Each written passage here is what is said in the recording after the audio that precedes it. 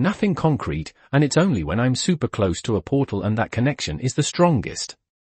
I stilled, looking at Aurora's puppet.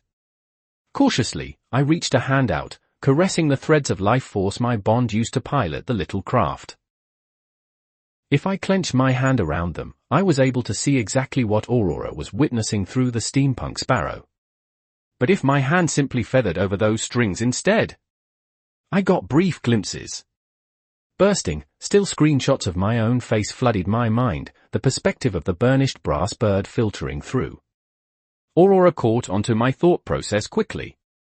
The tether between myself and this relic acts much the same under Tauren's influence, she said, speaking aloud through the clockwork bird so Severin could hear. He is able to influence my own tie to this craft with minimal effect. And perhaps? The Dinoir heir looked at the bird sharply. As part of his stipulations for allowing Lady Dawn to use this relic freely, Severin had requested we report all the workings of ether that we could discover from it to him. And it seemed Aurora was eager to pay off that debt. So you're saying? At least on the surface, I breathed out, it seems what might be affecting you is a tether of heartfire, which is my area of expertise. If you can show me what happens when you're near a portal, maybe I can.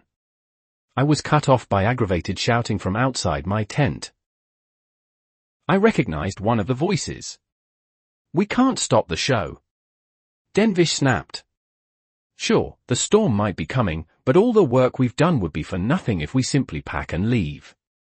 Would you rather all those outside get drenched instead? Another voice snapped back. I didn't know this one, but the edge to it made me rise in apprehension. We can reschedule to another? No, we can't, Denvish said sharply. Lady Shawn called in more than a few favors to allow this large of a turnout on the first showing. If we were to reschedule, how many wouldn't be able to attend? Or would refuse to do so, claiming their debts paid? Feeling a nervous build-up in my chest, I stood up, pushing open the flaps to my tent. Just beyond, the rising wall of the stage blocked my view of the seating beyond, but I could feel the hustle and bustle of men beyond with my mana and hearfire senses. The rolling hills of Central Segs-class stretched onto infinity in front of me, small forested areas interspersing the range. Overhead, the sky was dark with storm clouds. They must have rolled in over the past half hour or so, coating the sky in a blanket of deep grey. I swallowed, looking up at those clouds in the growing gloom. If it rains, I thought, realization creeping up, if it storms, I won't be able to play. My chance will be washed away with the rainwater. Denvish was red-faced, arguing fervently with another man I did not recognize. From the elegant attire he wore, I recognized him as another organizer of the event. What's going on? I interrupted, drawing the attention of both men. You're going to have to reschedule your little concert, Lord Darn, the man I didn't recognize said, brushing off his suit and giving me a polite bow. He had a hawk-like nose that stood out as he spoke. With the imminent storm, it's pointless to keep these people here any longer. I stayed silent as Aurora's clockwork relic fluttered out of the tent, landing on my shoulder. Severin came out a moment later, looking concerned. We can't afford it. Denvish bit out. All the favors Our Lady has leveraged for this single day can't be wasted. Don't fool yourself, Denvish, the other man said. If you would bother to check, you'd notice that blooded families are already leaving the little stadium. They don't want to get drenched by rainwater. I looked up, trying to hone in on my sense of mana. I cast my attention to the side, trying to get a feel for what was happening beyond the tall-backed stage of solid earth. The hawk-nosed presenter was right. Some people were already beginning to leave. Through the weave of ambient intent, I could sense their displeasure. Their annoyance. Their irritation. I sank into a nearby chair, grasping my head in my hands. I took a deep breath, feeling a wave of disappointment flush through me. I'd done nothing but practice my art for these past couple of weeks, anxiously awaiting the day I'd be able to play for the masses. I looked back up at the sky, grinding my teeth. The sky overhead mocked me with its shadow. You may try to show them a path, it said to me. But even the weather works against you. You'll never give these people another way. Sensing my plummeting mood, Aurora's relic form extended a wing to wrap around the back of my head in a gesture resembling a hug. I am sorry this has happened to you. But all is not lost, Tauren, she said soothingly. You will have another day to play for the masses. With a scowl on his face, Severin pushed his way toward the arguing event preparers. I heard him introduce himself, a roll of shock splintering through the irritated men. Each of them gave a deep bow as Severin introduced himself as the heir to Hybla de Noir. He started asking both of them questions about this venue, but it drifted past my ears. I could feel the people beyond leaving. They funneled out of the mini-stadium in quiet groups of 2s and 3s. And I knew these people weren't rejecting my message. I knew this wasn't my last chance to make a difference, that this was merely a setback on the road. But each footfall felt like a personal dismissal of what I planned to say. I felt resolve settling in my stomach. It coiled and churned there, slowly prodding me toward a course of action. What barrier does the sky hold for me? I thought, standing slowly. Why must I turn and change with the weather? I began to march, brushing past the 3 mags as they conversed about something. The hawk-nosed man noticed the direction I was trotting. He hastily broke off from the argument, trailing behind me. My lord, he called. You can't go up there. Not today.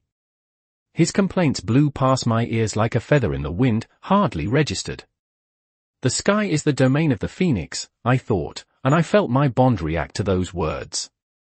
Where before she had been consoling, now she shifted to encouragement. She sensed a part of my plan. The winds belong to us. They are no barrier to me or my magic. In a trance not dissimilar to the one I'd experienced when I'd first played my intent-based music, I slowly ascended the steps behind the stage, ignoring the desperate calls of the hawk-nosed organizer. I had a concert to play. Chapter 120, Chapter 119, The Song of the Storm. 3,610 words. Beta read by Infinity 21. Tauren Dawn. I walked up onto the stage. A harsh wind whipped at my hair, the cool end of winter draft biting at my skin like a savage beast. You don't get to have this, the air seemed to say. You are helpless before the tides of nature. Nothing. A speck. Thunder rumbled overhead, a sign of the sky's anger as it preluded a storm. I glanced at the deep, dark clouds far above. They still mocked me. But the sky was the domain of the phoenix. The rumbles of the world would not cow me. I looked over the small stadium in front of me. 200 feet of seats thrust up from the earth were like statues awaiting a declaration of war. My eye scanned over the viewers, scattered across the even layout of the fields. Some were getting up to leave. Most of those people were of noble houses, and I could recognize a few of the house symbols. They nervously watched the sky, tension rippling through the air. They feared the rain. And why wouldn't they? A few mags turned as I stepped onto the stage. A slight glance told me that they were among the stronger men present, but they hadn't seemed to notice me. They were too intent on leaving. On escaping the coming downpour. Along the farthest sides, several East Fiacrans shivered in their clothes, watching nervously. This isn't just for me, I thought, spotting greed in the crowd. It's for these people as well. So they won't be shunned. I couldn't let them leave without a show. I pressed outward with a flex of my will into the ambient mana, the wind stilling itself as I imposed myself into the air. For an instant, the storm clouds overhead seemed to hesitate in their predilection of doom. The world knew. It knew that the sky above was mine. The milling mags stalled, their heads turning as one to regard me. A few reached hands to their weapons, clearly feeling threatened by my display. A few looked affronted that I'd drawn them from their escape. Some watched me with calculating gleams in their eyes. Their gazes brushed past me as I held myself firm. Look to me, my intent conveyed. I am a blot of white on a canvas of black. You can't ignore me. The contrast will not allow you. My aura was not that of violence. It was more akin to an explosion of paint in a room full of well-dressed men. Bright colors, ringing bells, drawing attention and standing out. No matter how hard one tried, they wouldn't be able to ignore it. That aura. I took it, molded it in my hands, and imposed it onto the world itself. Aurora's clockwork form expanded its wings, screeching into the air. Its echo reverberated through the dark sky, voices and demand stilling as the cry cut through it all. Everything was still. The calm before the storm, the instant between a lightning flash and a sonic boom. I took a deep breath, feeling my nerves clash inside. All eyes were on me. "You don't know me," I said, my voice spreading through the stadium. "But I am Tauren of named Blood Darn," I said, allowing my reborn sigil to stand proudly on my chest. "And today was supposed to be a day of music." "What are you thinking?" a voice called out, "trying to stop us from leaving when a storm is coming." "And we know you, Darn. Why else would we be here?" My attention, along with the majority of the crowd, shifted to the man who had made the outburst. His clothing was impeccable, his short, dark hair slicked back. A familiar symbol was plastered onto his coat. A jasper. Blood jasper, I recognized. Hopeful and I blew up one of their blithe warehouses as they worked with Blood Joan. I cursed internally. My optimism had blinded me. I hadn't expected someone to come and try to sabotage the event, at least not so early on. Aurora's puppet slowly refolded its wings, staring intently at the Jasper man. I'd wager he was sent to disrupt anything I was trying today. From the gleam in his eyes and the angry mumblings of the many men and women around him, it seemed his plans were working. I wouldn't allow it. "You think you know me," I said lowly, allowing the slight tinge of menace to carry through the crowd. "But most of you are here not for what was advertised." I paused, scanning the many men and women beyond me.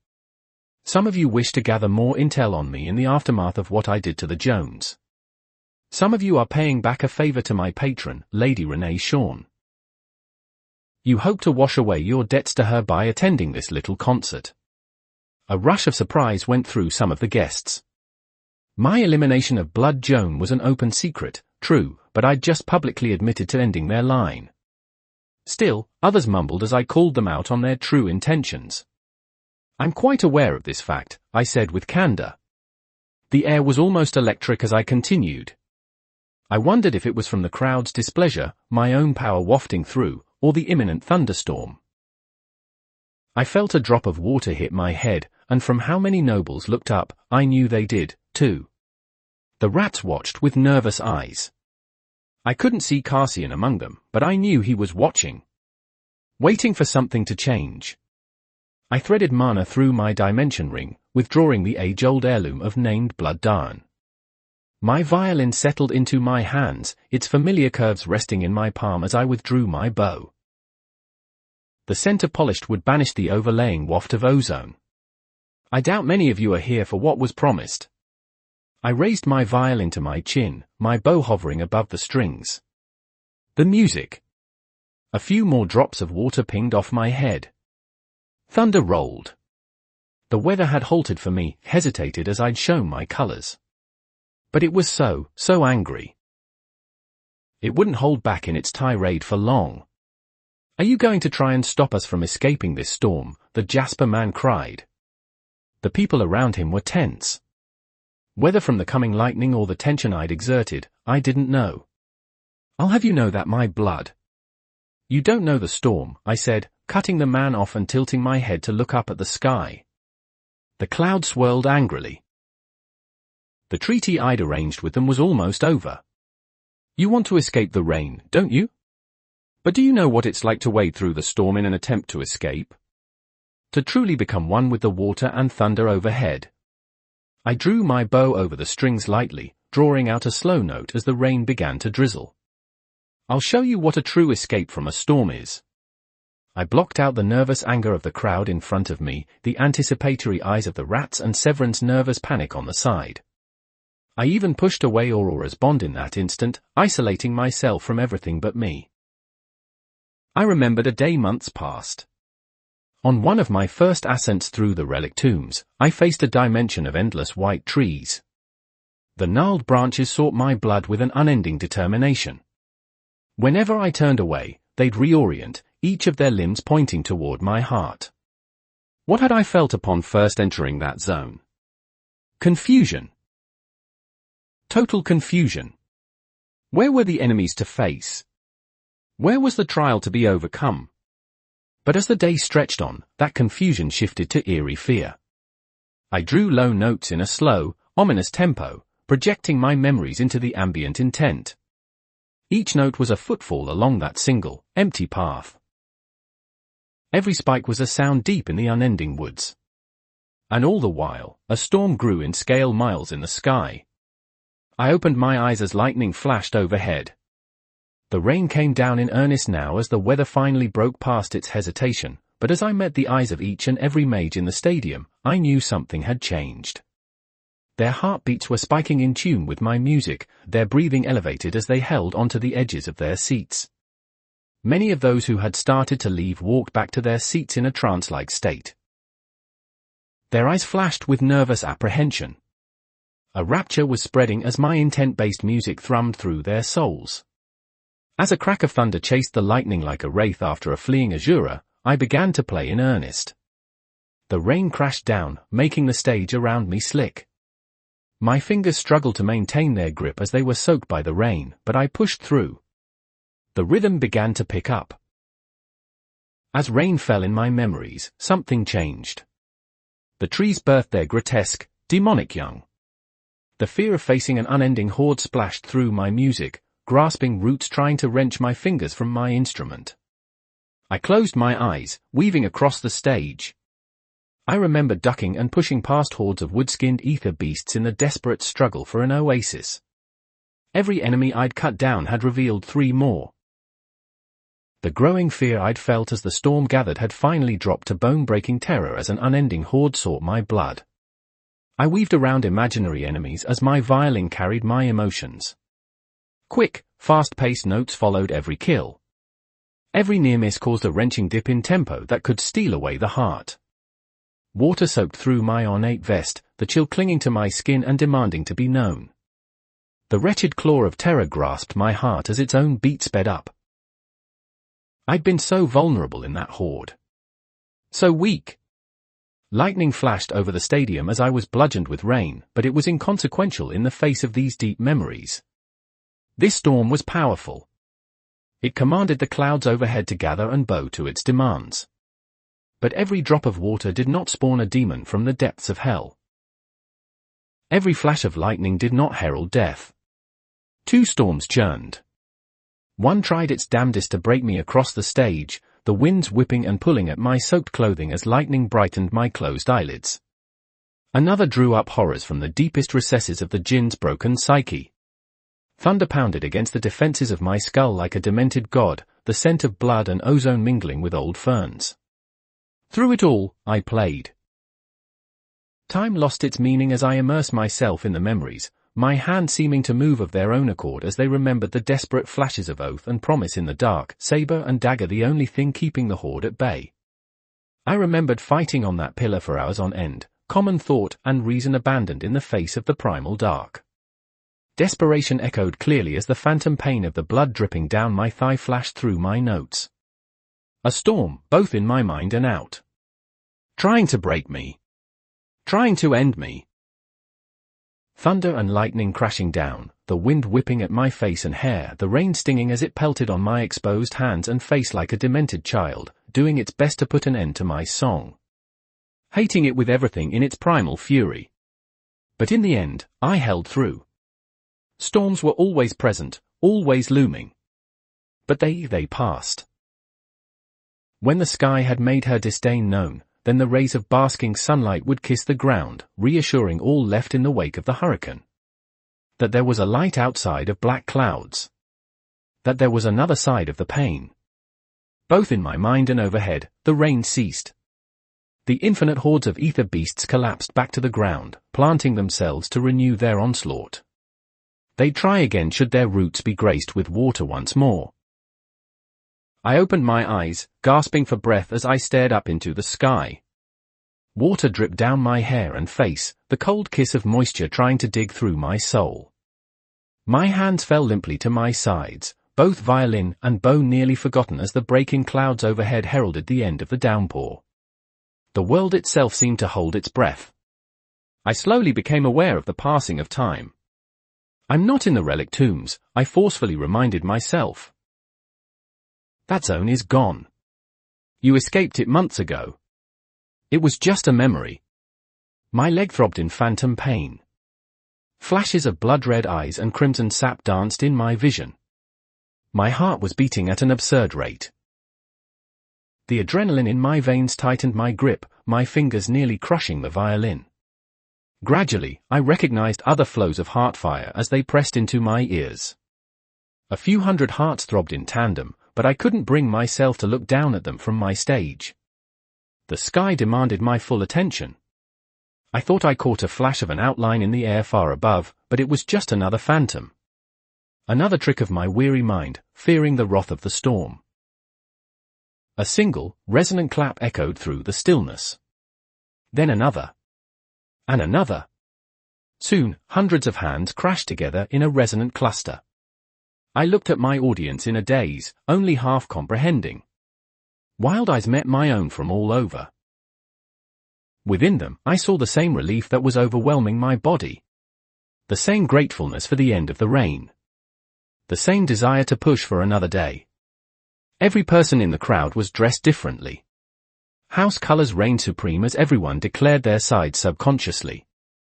Even drenched to the bone with water, I could make out distinct, flowing patterns in their garments. No doubt many had engaged in brutal politics with each other, ripping and tearing at each other's livelihoods like rabid dogs. Yet their hearts beat as one with the bedraggled East fiacrans to the side. For this barest moment, the rich and the poor felt the same thumping adrenaline coursing through their bodies. The highest and the lowest had a moment of convergence. They understood each other, if just for a moment. Speaking a language that transcended words. I raised my arms higher, holding my violin to the sky like an offering to the gods. The applause reached a crescendo, thundering beyond the passing storm. Energy pulsed through my veins as a flex of the ambient fire mana around me warmed the atmosphere enough to ward away the chill that had set into my bones. The show was over. I tended to my violin with the utmost care, quietly undecided about whether it was a good idea to play in the rain or not. I squinted as I inspected the ether beast hairs. The rosin is gone, of course.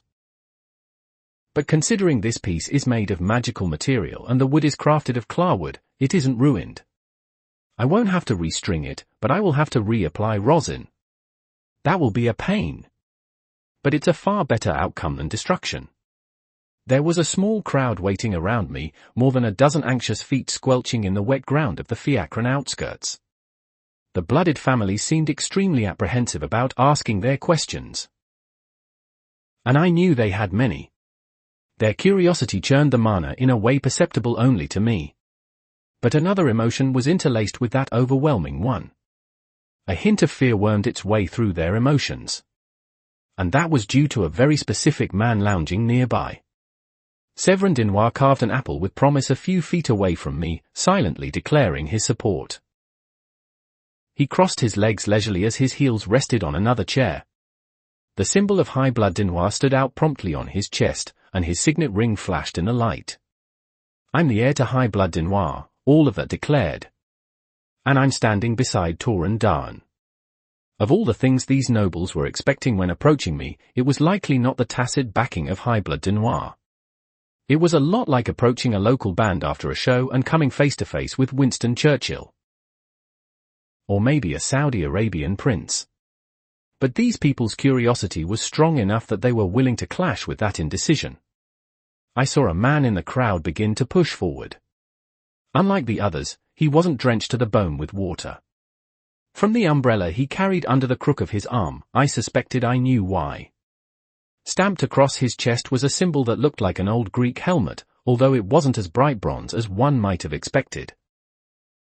It was a dark, dusky color. The man's hair was a similar dark gray, slicked back and shaved at the sides. He parted the crowd imperiously, his broad chin held high among the other nobles here. From how they let him pass, I knew immediately he was of a higher standing than most present. I cautiously stowed my violin away, promising myself I'd tend to it later. I hadn't met this man before and I needed my mind in a place of politics. Tauren of named blood Darn, he said, bowing slightly as he approached. My name is Renton of Highblood Morthelm. I'm pleased to make your acquaintance. I must congratulate you on a spectacular show. He held a calloused hand out to me, something calculating in his orange-flecked eyes. I took it casually, shaking respectfully. A pleasure to meet you, Lord Morthelm. I felt his grip strengthen subtly, the muscles in his hand tightening with mana-enhanced force. I matched it with a slight smirk before he took his hand away, the barest note of discomfort on the broad man's face. There were slight red imprints where my fingers had clasped his meaty ones. And you'll find that there's more to magic than you think. My music is just one of those, I added. Try to play those kinds of strength games with me, Lord Morthelm, and you'll get burned. You're going to have to work this from a unique angle. One you've never tried before, I thought, slightly amused. I recognize your blood name from somewhere, I said, tilting my head. Severin watched the exchange with a cool, teal gaze like a hawk, quietly biting into his apple slice. But it's slipping my mind. Lord Morthelm chuckled slightly. He had a powerful build that rumbled with even this slight laugh. Many, many years ago, my predecessors were allied with named blood Darn. We were close as blood. He cleared his throat. At least until your unfortunate fall from grace. But things seem to have changed, he continued, giving me a knowing nod. Blood Joan no longer exists. Aurora's clockwork bird drifted in from the skies, circling several times before landing on my shoulder. It puffed a burst of purplish-orange mist, whirred and clicked a few times, then settled in like a lifelike sculpture nesting down.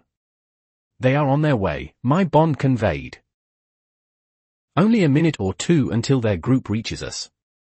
Thanks, I thought to my companion. The Azuran shade had an advantage in reconnaissance that outstripped anything I could normally do. I'd used that to my advantage and asked her to keep an eye out for a few select people. After what the Jasper man had done earlier today, I was expecting interference. How much of that does she actually control? I wondered. It's so incredibly lifelike. Even the little mannerisms and tics are indistinguishable from a real bird. It's very unlike an actual puppet. You may have left the physical stage, Tauren, Aurora whispered into my mind, but this is a performance as any other. Keep that in mind. I will, I acknowledged. I doubted Lord Morthelm's desires were as clear-cut as wishing to reform old alliances. Everything was about politics once you went high enough. The middle-aged highblood looked at the settling clockwork bird on my shoulder with intrigue. Then the steampunk sparrow turned its eyes each like a turbulent sun on him. I saw him gulp imperceptibly, then intentionally focus back on me. Blood Joan didn't vanish, I said lightly, a slight smile on my face.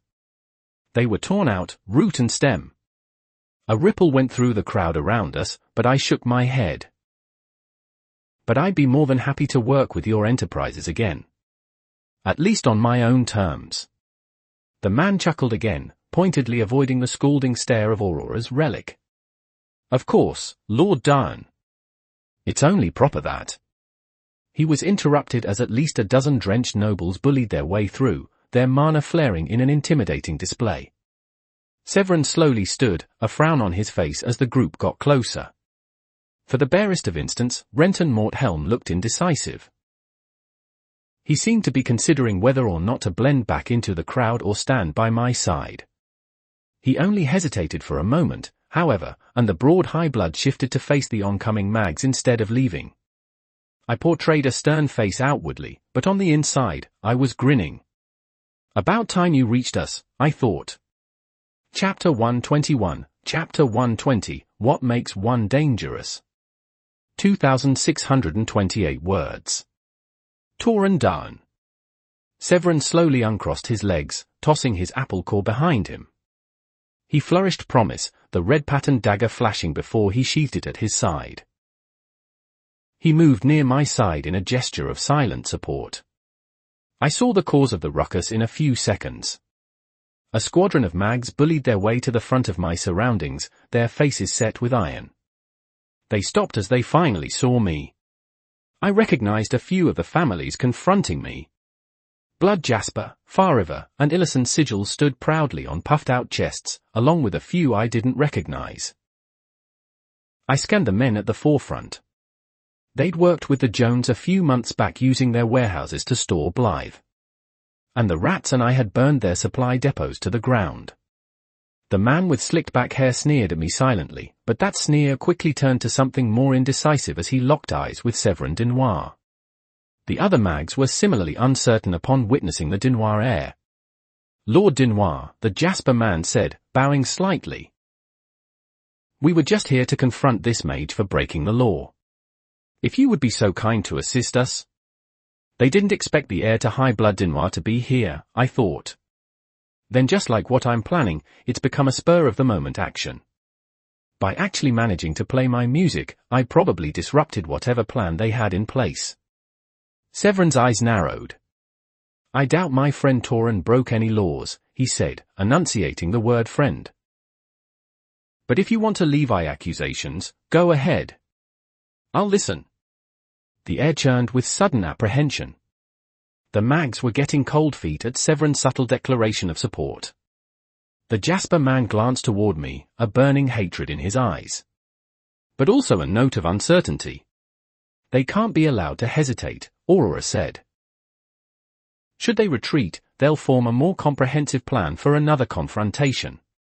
Spur them onward. Make them reckless. I tilted my head.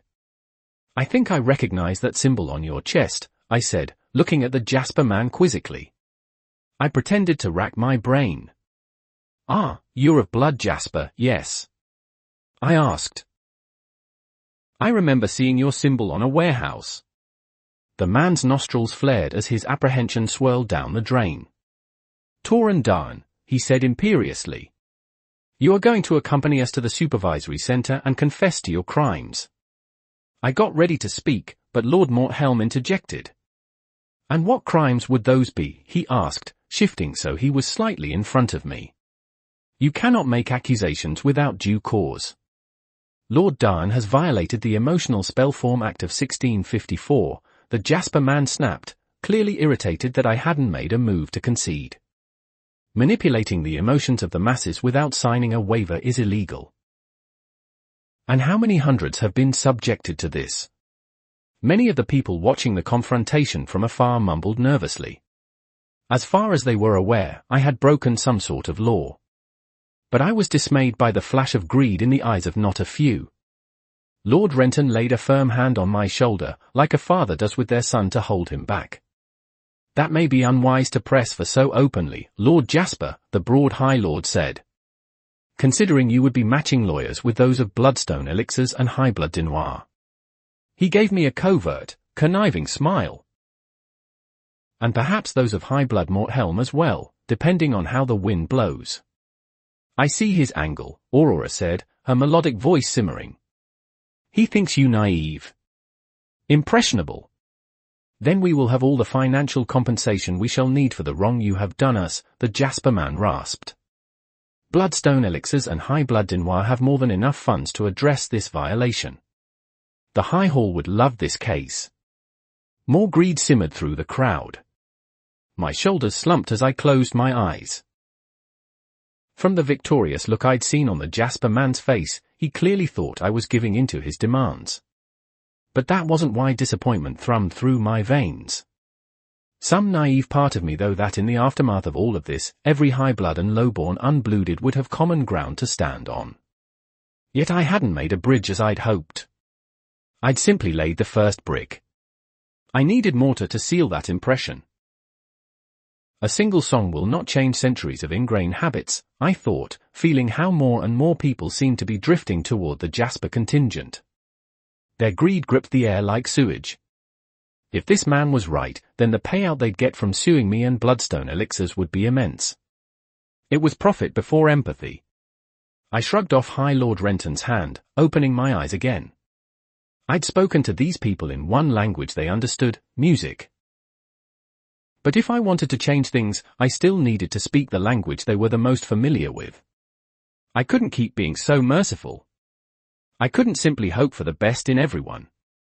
Poor Ming Jasper. I watched as the arrogant teen's shoulders slumped, an aura of defeat washing through him. Around me, the crowd was getting boisterous. Quiet mumbles of possible payouts, opportunities to press legal action, and more bubbled like a viscous sea. That's right, I thought, grinning widely. You thought you could just waltz in with your little gang and destroy my operations? Attack my reputation? There are consequences in this world, boy, and you're going to lament this day. I would admit that I'd been impressed by the display the Darren boy had put on that stage. He'd somehow managed to play his instrument despite my attempted sabotage, leaving our plans in disarray. For weeks, my companions and I had spread rumors among the noble circles of Fiacre. This was the mage who destroyed Blood Joan without any sort of legal backlash. This was the man who invaded our stable structure.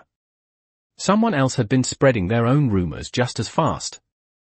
I suspected it was bloodstone elixirs, but upon seeing the infamous Severin Denoir, I had to reprise my suspicions. My allies and I had quickly scrambled to make this move a reality in the aftermath of the boys' little music stunt. But for all the difficulty I'd experienced in trying to sabotage this event beforehand, it had been so remarkably easy to figure out how in the aftermath. He shouldn't have pulled on our emotions, I thought. I remembered the phantom terror he'd made me feel. I shivered imperceptibly as my boots squelched on the wet ground beneath me. He shouldn't have made me into a coward. Fear wasn't for men such as me. That, above all else, was what made me vow to break this arrogant brat. It was just a storm, I thought. There was nothing more to it. Nothing greater at play at all. That fear wasn't mine. The boy looked at me with those bright, orange pupils. His shoulders were still deflated, his posture weak. But something in those eyes made me hesitate. What am I worried about? I chastised myself. He's clearly beaten.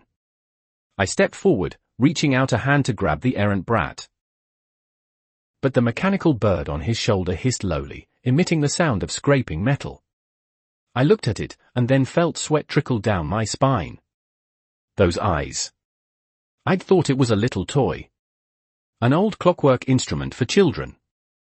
After all, Toran Darren was only 17 years old, still a child trying to play among his betters. But that construction didn't look like a toy anymore.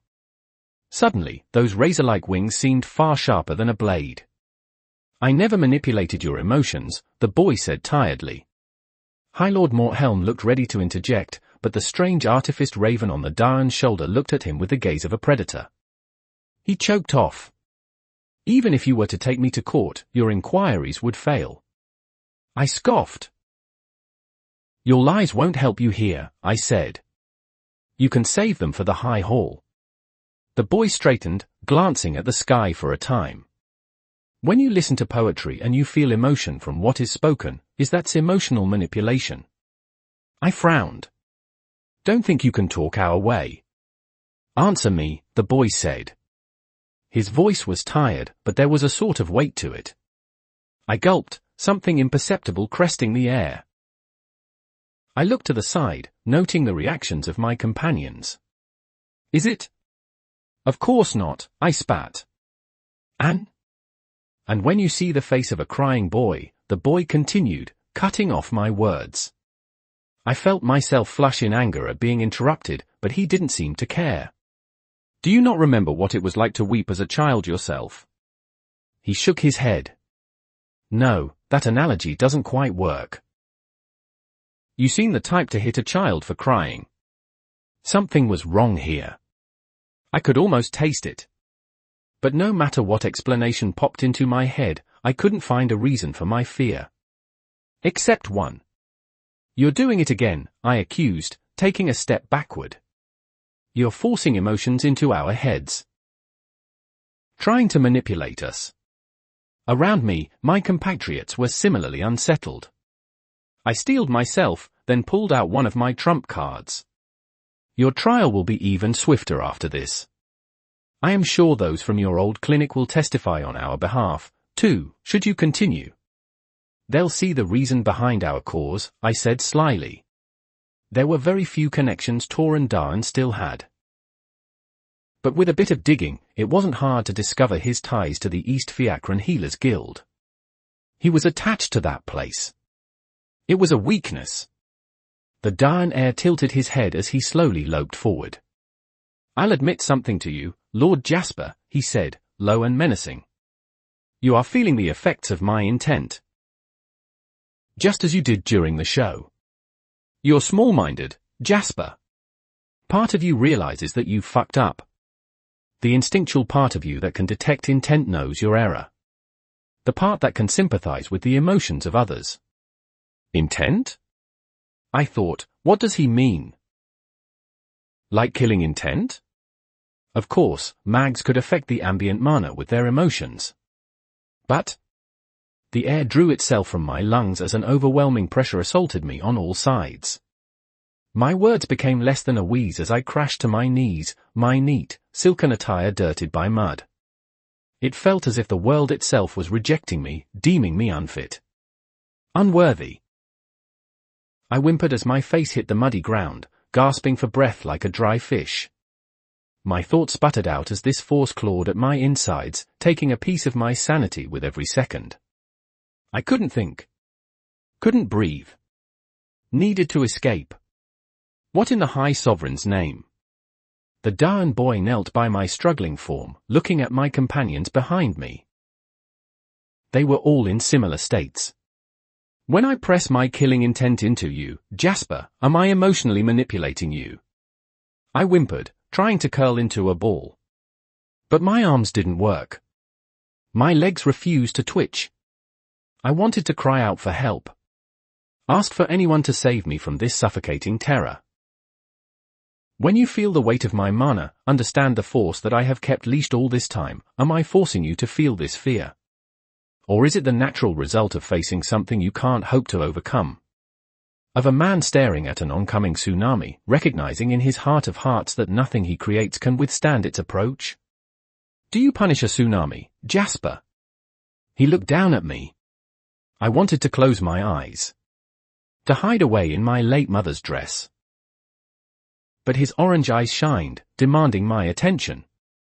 They drank in my soul like mist. I'm not wealthy like you are, he said slowly, like he was talking to a child. I don't have an estate. I don't have businesses to maintain. And I don't have assets for you to seize. He cocked his head. Distantly, I was aware that the entirety of the small plaza had gone silent, everyone watching this with choked attention. With rapturous fear. And you might think this a weakness. I don't have the resources of Blood Jasper. I can't call a dozen people to harass and intimidate others like Blood Fariver. And unlike Blood Illison, I can't distribute drugs from a warehouse. That sounds like a weakness, doesn't it? The boy tapped his fingers on his bent knee, savoring my terror. I wanted to tell him that I was wrong. That he was right. That I was sorry. Anything so that he would just let me go.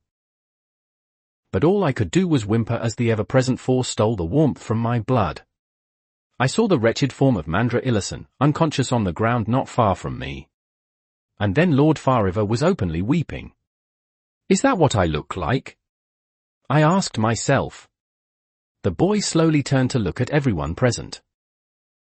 But I encourage you to think about it differently.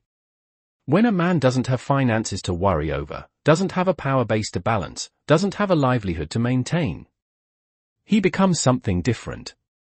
The boy the monster, traced a hand over the symbol of Blood Darn on his breast. He becomes someone with nothing else to lose. The thing lowered its head to whisper in my ear. Blood Joan killed my brother, he said quietly.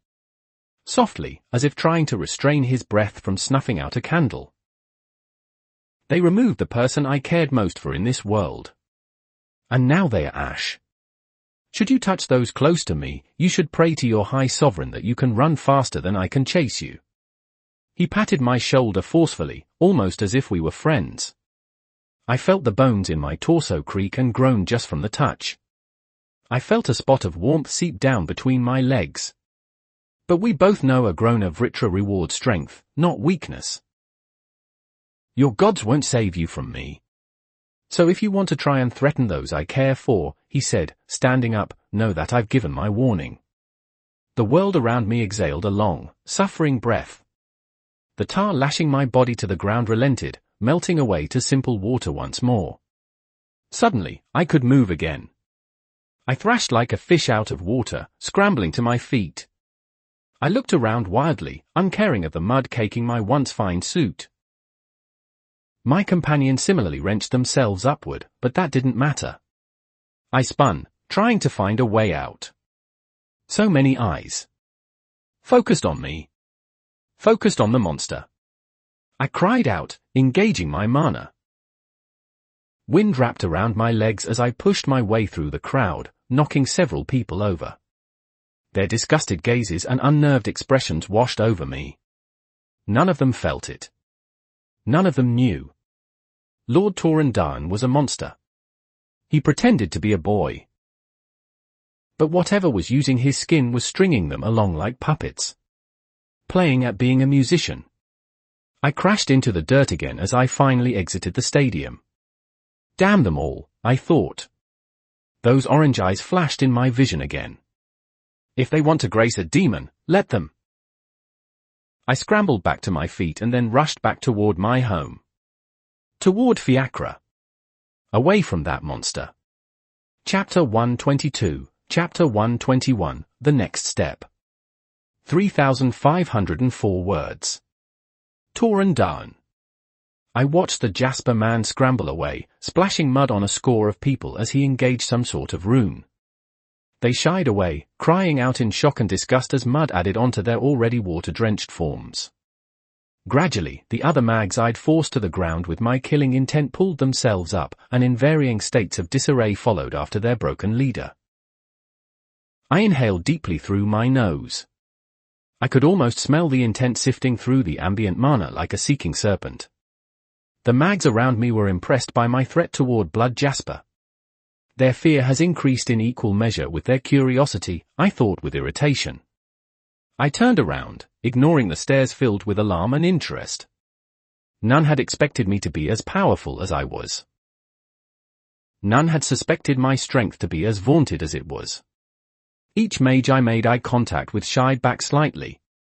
I'm still releasing a bit of my intent into the air, I realized a bit too late. And as I pointed out to the Jasper man, part of them can subconsciously sense it. I may have been more forceful with my display than I originally intended. The Jasper man threatening the clinic had touched a nerve. And you gave a hint at the source of your strange musical ability, Aurora said. They will be wondering how truthful you were. I hated what I'd just done. Before my concert, a part of me hoped that all it would take was my unique music to influence these people. But I couldn't have been more wrong. The language they knew the best was strength. Brute force were their letters and fists their words. Sure, I'd shown them something unique. But in the moment, it was fleeting. So I spoke their language. I flexed my magical muscles in front of someone who was far weaker than I, forcing him into submission with might rather than mind. It is a push and pull, Aurora said. She could feel my disappointment. My quiet anger. A carrot and a stick. This is true for all things. There is always a positive and a negative that must be engaged with. She paused. Though there is truth in your own worry. That you may become what you hope to eliminate. High Lord Renton Morthelm was staring at the spot on the ground where the mag seeking to confront me had collapsed. His eyes were shadowed, but the hand he was gripping his umbrella with was white from his tightened grip. As I stood beside him, facing my tent, I felt I had more to say. I'm not so easily manipulated, I said. My voice came out tired. Strained. I see more than you think, Lord Morthelm. I told you earlier I'd be happy to work with your enterprises again should it be on my terms. And I meant on my terms. He finally looked at me. While many of the others around held anxiety and interest openly, I recognized something deeper in this older man's face. I suspected he'd been playing this game of politics for a longer time than most. He glanced at Lady Dawn's clockwork bird one more time, then focused on me. I could tell he recognized the ploy in what had just happened. He knew, at least to a degree, that I'd baited those men into confronting me.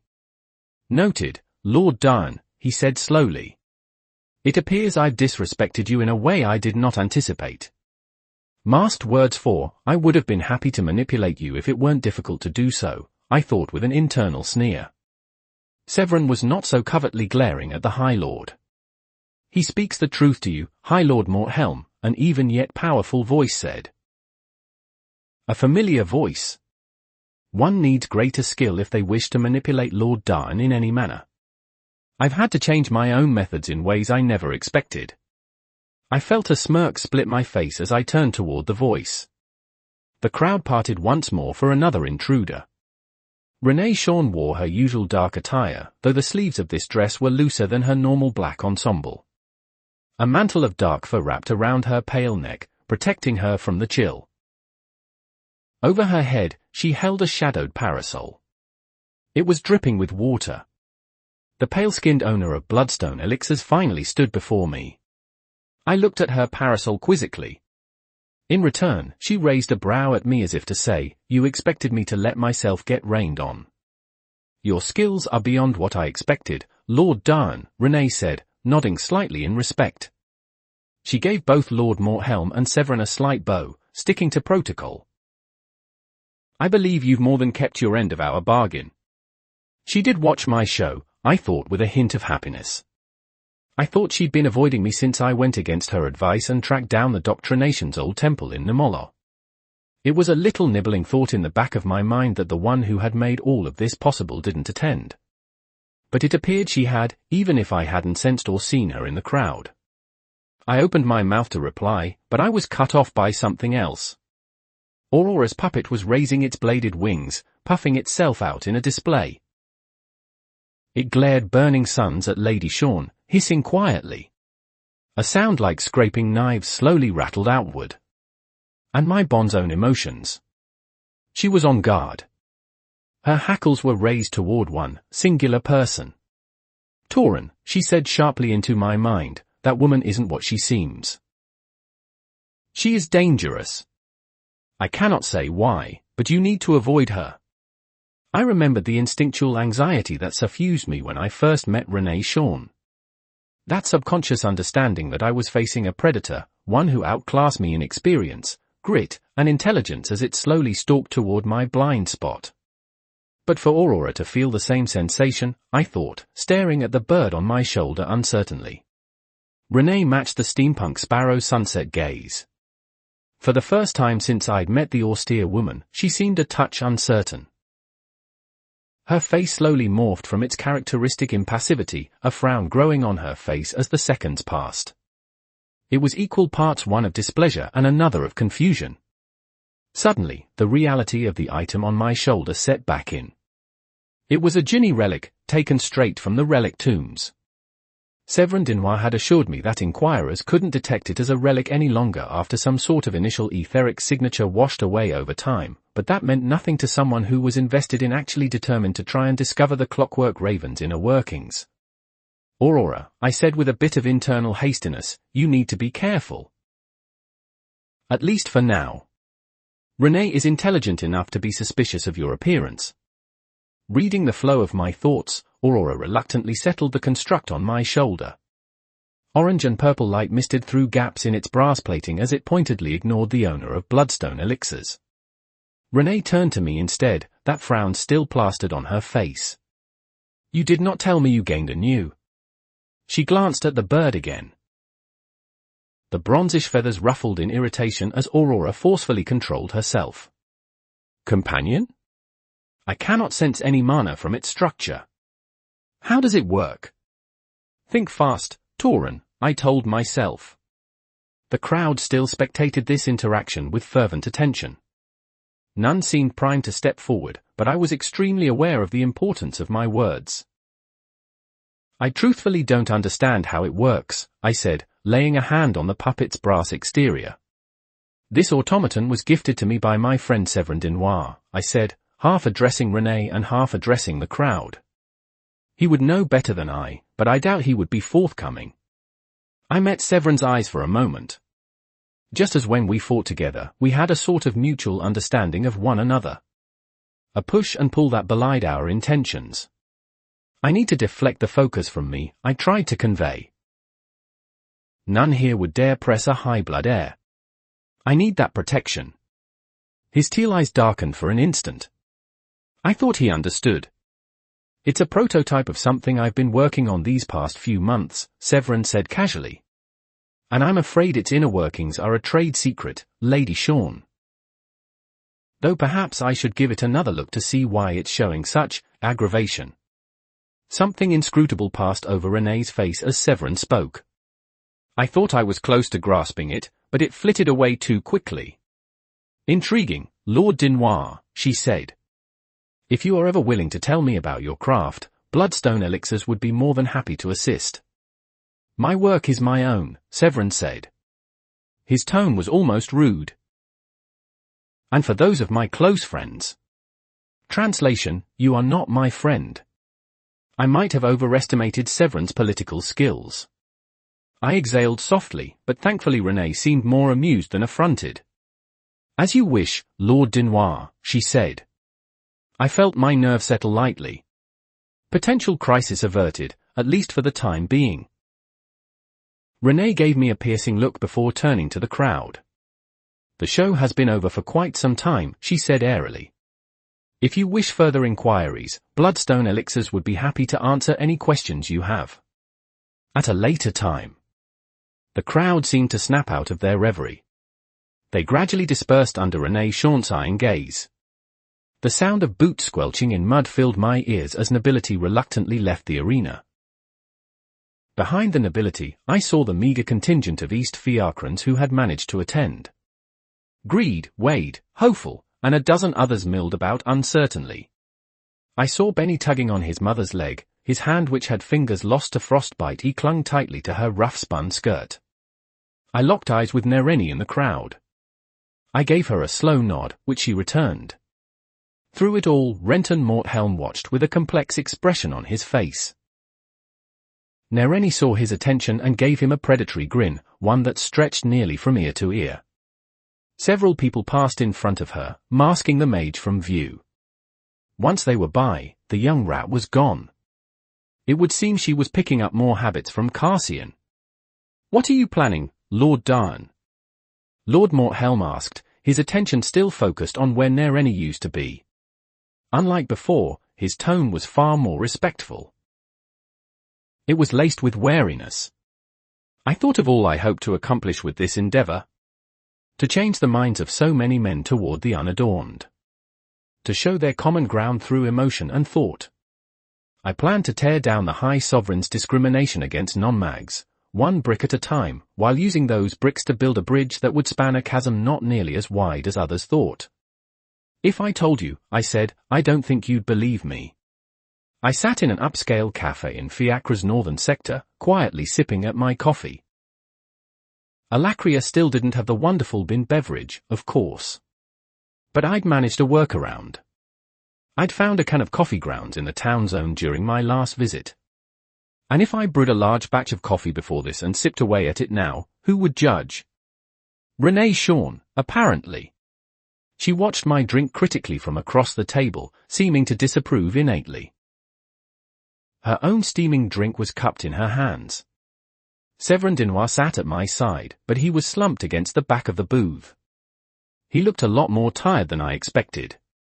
All in all, it was a strange mirror of my first meeting with Renee Shawn. Though there was now a clockwork raven perched on my shoulder. "I do not recognize the drink you indulge in," the stern, pale-skinned woman finally said. Internally, I grinned.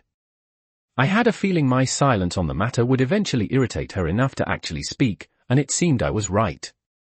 I usually recognize most drinks served at these establishments by scent alone. And yours is more bold than what I am used to. I closed my eyes, taking a deep breath through my nose. The coffee in my mug was black, without sweetener or cream. The rich, aromatic scent misted from the edge of the liquid with smoky undertones.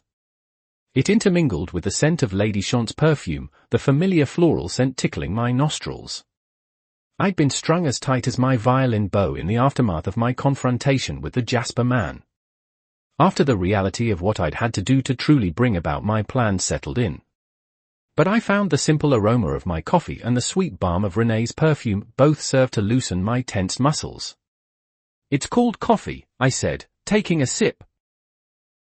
It was bitter and earthy, but the acquired taste was something that grounded me in the moment. It's somewhat similar to tea, but you steep ground-up beans instead of leaves. I opened my eyes after a moment, feeling myself relax slightly. Lady Chant raised a hand. I stared at it blankly for a moment. "You took liberties with my own beverage the last time we met," she said seriously. "You're going to compensate me." It took me longer than I would have liked to admit to figure out what she was referencing. I'd heated her tea for her, taken a sip, then handed it back.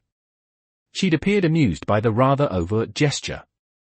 I felt blood rising in my cheeks, but with an effort of iron will, I shoved that reaction down. Instead, I floated my own cup over to her with a careful application of my telekinesis. She took it in her lithe fingers with grace, swirling it lightly. She peered into the dark depths of the drink before taking a sip. I very pointedly ignored the raven puppet stare from the side. And Severin's deadpan disappointment.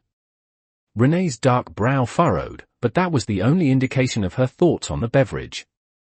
"I must admit, Lord Darn," she started slowly, "this drink is unique." I chuckled lightly, then latched back onto it with my telekinetic emblem, settling the mug back into my hands. "It's an acquired taste," I said honestly. I took another sip myself. "I didn't expect you to enjoy it." "Perhaps it is," she acceded. She looked at me through her shadowed hair. "How do you feel in the wake of your performance today?" I let my head fall back against the lush cushions of the cafe booth. It was a more upscale location than I'd been in before. At least this time, my clothing matched the locale. I traced the engraved patterns on the ceiling with my eyes. "It was more exhausting than I expected," I said honestly. "The show itself," Renee asked, "or the crowd?" I felt my hand clenching around the handle of my mug. I had to forcefully let it relax. "I don't know what I really expected," I said a bit morosely. "But things aren't going to change after a single song." Renee sipped at her tea. Her demeanor changed slightly as she visibly considered her response. As my own exhaustion bled through my words, the dark-haired woman let the slight edge of playfulness seep out of our conversation.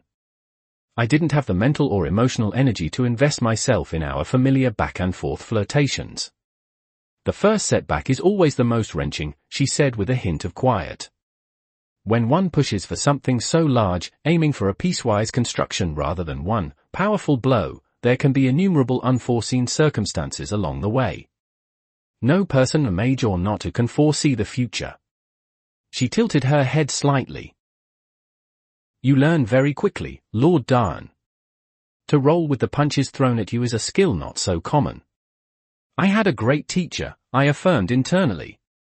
I wasn't sure there was anyone I knew who had faced more than Aurora and made it through the other side.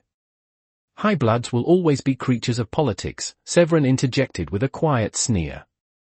"In everything they do, it's always a balance of profit and loss. You can try all you want, Tauren, but this is more than a punch you can roll with." He pulled himself out of the booth, locking eyes with me briefly. "I'll be waiting outside. I need some air." The white-haired young man trudged toward the exit, a hunch to his shoulders I'd just begun to unravel from my own. He hates high-blood politics, I thought.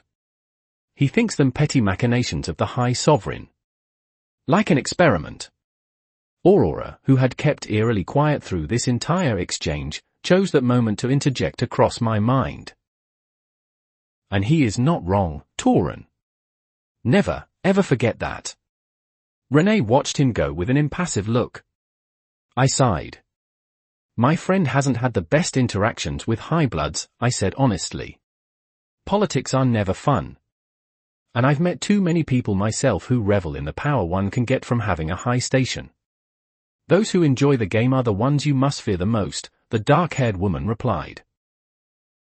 For they are motivated not just by the need to assure their well-being, but also the thrill of the chase. The triumph of minds. The table was quiet for a brief time. And do you enjoy the game? I asked pointedly. I immediately felt I had made some sort of mistake. Pushed too far. Or prodded something raw. Renee set her tea down slowly.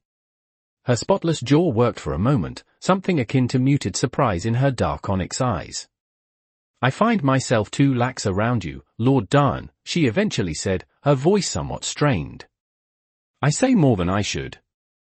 I stared at the steam rising off Renee's tea, trying to think of something to say.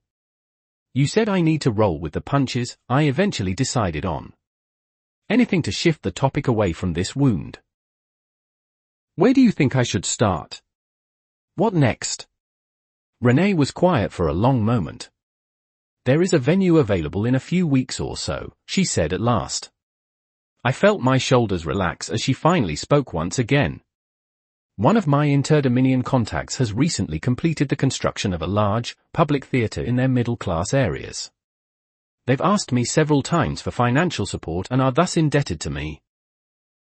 For its opening act, I could think of no better performance than yours. I hummed. That sounds nearly perfect, I admitted. From how she presented it, this venue seemed exactly what I was looking for. The middle class of Alacria, while headed primarily by mags, still had substantial numbers of unadorned. It would be a good mixing ground for mags and non-mags. I started to raise my coffee to my lips. And where is this theatre? In Eansgar. My hand halted in its tracks, my coffee splashing slightly. A drop managed to peek over the rim, and then slide down the edge of the mug. The dark dot slowly traveled down the microscopic rivets of the porcelain, before finally splashing to the table below. Eansgar. I'd been planning to visit there soon regardless. After all, it was the closest access point to the Redwater. And at the headwaters of that river was Martha's current base. I met Lady Chant's eyes, and I found I could not read them. There was a wall of ice in those pupils infinitely wide. I hesitantly set down my cup of coffee. How much does this woman know about my plans? About Mardyth? About my grudge against him? It seemed too perfect. It could be a coincidence, maybe. But in the short time I'd interacted with this woman, I'd learned that every action was deliberate. What was it she had said upon splitting that crowd not long ago? One needs greater skill if they wish to manipulate Lord Darn in any manner, she'd said. I've had to change my own methods in ways I never expected. The words Cassian told me when I'd first received oath and promise bounced around in my head. She so smoothly achieved both of our desires, he'd snarled. The one time I'd seen the rat without his mask was when he told me about his interactions with this woman. It was seared into my memory nearly as deeply as Cassian's own burns. Do you understand the difficulty of that, Torin? I shook my head, recognizing I had no valid reason to refuse. I'll see what I can do. Inside my mind, Aurora seethed. Chapter 123, Chapter 122, Pieces. 3,127 words. Torin Darn. I left the cafe feeling a warmth in my stomach and a chill in my heart. I'd worked out a time and date for my appearance in the newly built Crimson Pool Theatre in central Eansgar with Renee, going over merchandising and plans for the event. After all, she still needed to make some kind of profit. I looked up at the sky as I left. It was still cloudy, and the stones under my feet were still wet from the storm. A nearby canal was rushing at a faster pace than usual as the system naturally flushed the excess water down its length. Whenever storms hit, the canals became far more dangerous. Severin, who had been leaning on the doorway to the cafe, slowly walked beside me. I didn't say anything, still thinking about the way Renee had shifted me into place in Eansgar. How much did Lady Shawn know of Mardyth? And how planned was my little show in Vetcher's central city? We walked in silence. I didn't know where I was going, exactly. I strolled aimlessly along the canals, watching the waters churn and rush. As I meandered toward the more business-oriented area of North Fiacre, I spotted a flat pane of pure mana projected in front of a storefront. A short, repeating few seconds of video played on it. As I neared it, I felt the artifact pushing words into my mind. A revolutionary display. It said in an announcer's tone. Music through magic is Tauren Daran Fiacre's next rising star. The little pane of mana showed the aftermath of my concert not a few hours ago. I was holding my violin and bow to the side as water streamed off of me, my arms raised to the sky in offering. My burning pupils focused on the clouds instead of whoever had captured the video. It seemed Renee Shawn worked even faster than I anticipated. I hadn't even registered that someone had been recording my performance, but it made sense. I stared at it for a while, Severin Dinois by my side. She works fast, I said, crossing my arms. Severin turned to me, giving me a pointed frown. You were a lot more familiar with Renee Shawn than the last time we met. Of all the people you could have chosen, why her? He said it in good humor, but I caught the undercurrent of irritation that lurked beneath. Before I could respond, however, my bond spoke through her puppet. He neglected to inform me of that aspect of their relationship as well, she said. And I could not pass her emotion over our bond. Indeed, he could have focused on any other woman. I sighed, rubbing my forehead with my hands. Something about Renee Shawn had deeply rattled my bond, yet I did not understand what. I thought over my interactions with the dark-haired woman. Flashes of her floral perfume and deep, red lips were at the forefront of my memories. Her predatory smile as she sipped her tea. It was true that I'd found many women attractive in Alacria. Magic had a habit of accentuating the physical aspects of the body favorably, something that was easy to see here. Yet I'd never made an effort to pursue anything romantic or anything more shallow than that, either with any person in this world. I was able to pinpoint when our interaction shifted with relative ease. After our confrontation in the depths of Trelz's clinic, something had changed between us. I'd found myself attracted to her care for even the lowest of people. I remembered how she'd marched up to me as I accused her of indifference, her passion leaking through her cloaking artifact. So that I could taste its shorty. How many other people truly recognize the value of even the smallest life?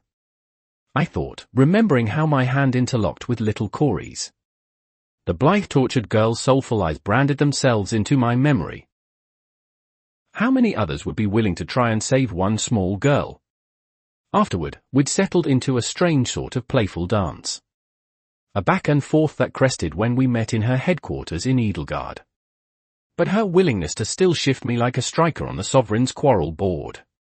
I don't think I should be justifying my taste in women to either of you, I said with a note of irritation. It's perfectly understandable from my perspective. Severin huffed out, but Aurora's puppet form shivered in agitation. If you're so content with your taste in women, Severin said, what's got you so ruffled? I tapped a finger on my arm, staring at that mirror image of myself in the recording artifact. My eyes were glazed over, looking to the sky with an expression of near emptiness. The renewed sigil of named Blood Daran stood out prominently on my chest. After we parted in the relic tombs, there was a lead I needed to track down. I looked at Severin from the side of my eyes. You know my ongoing quarrel with the Vicar of Plague? He's gone now. But he won't be forever. So I've been tracing his path of experimentation and destruction. I tilted my head, attuning myself to the surrounding heart fires. But I'm not going to say anything where I'll be heard. I looked up to the nearby rooftops.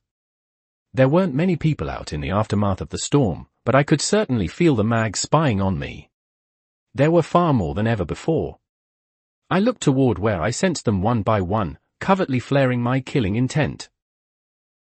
I'd grown skilled enough to direct it in sparse, segmented sections.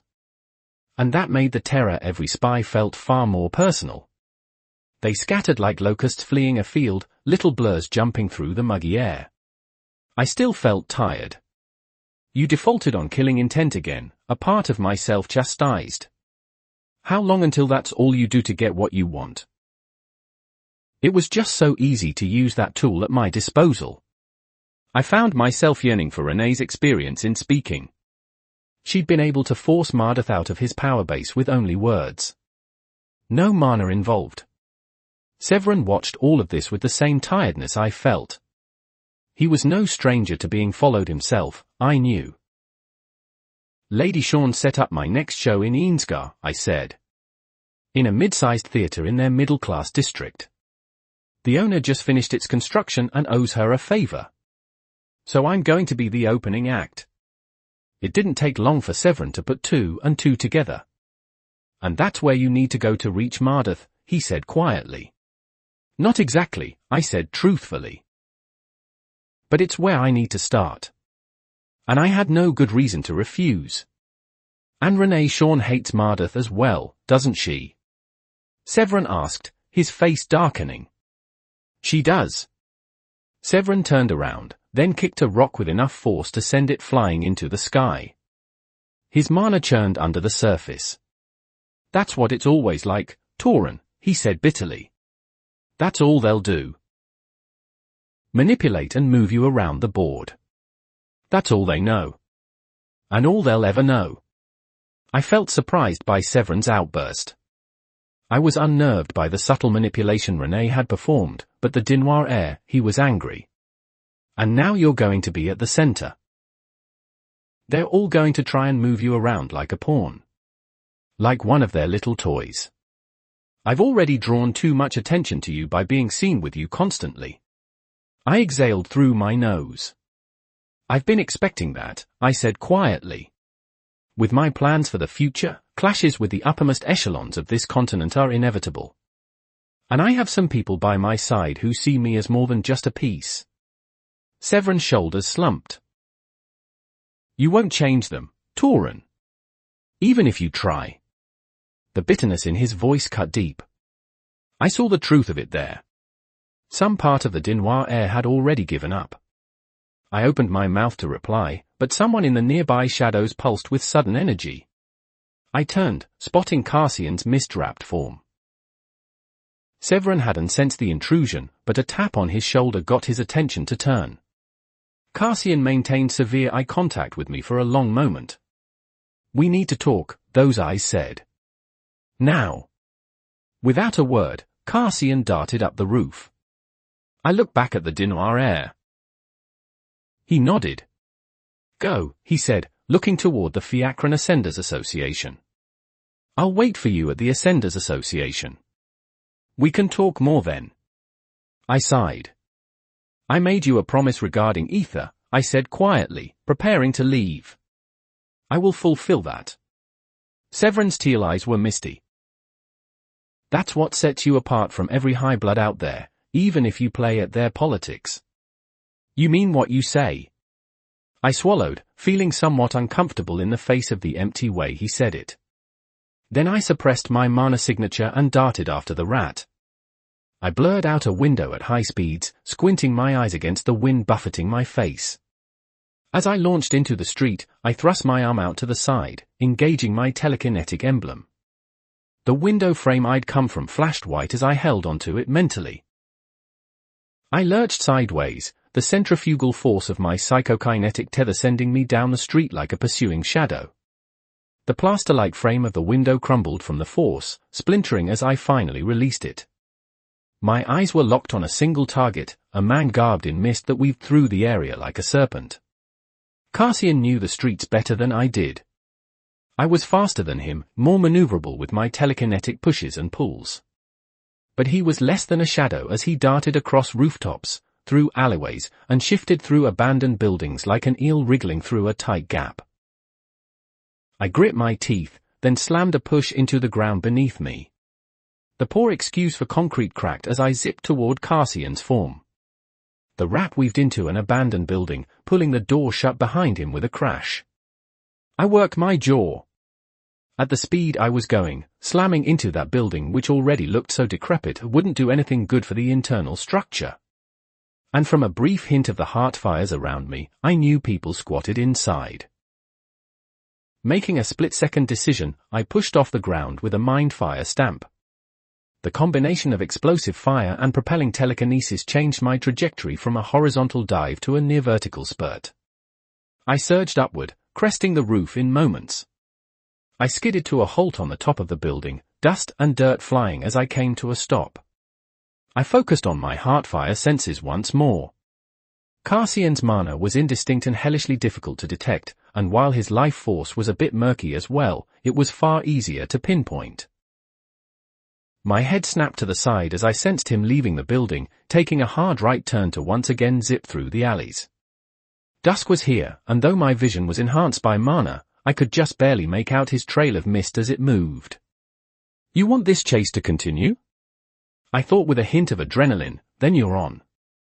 I jumped off the roof, using a telekinetic pull on 2 adjacent buildings to send me flying over the streets like a slingshot.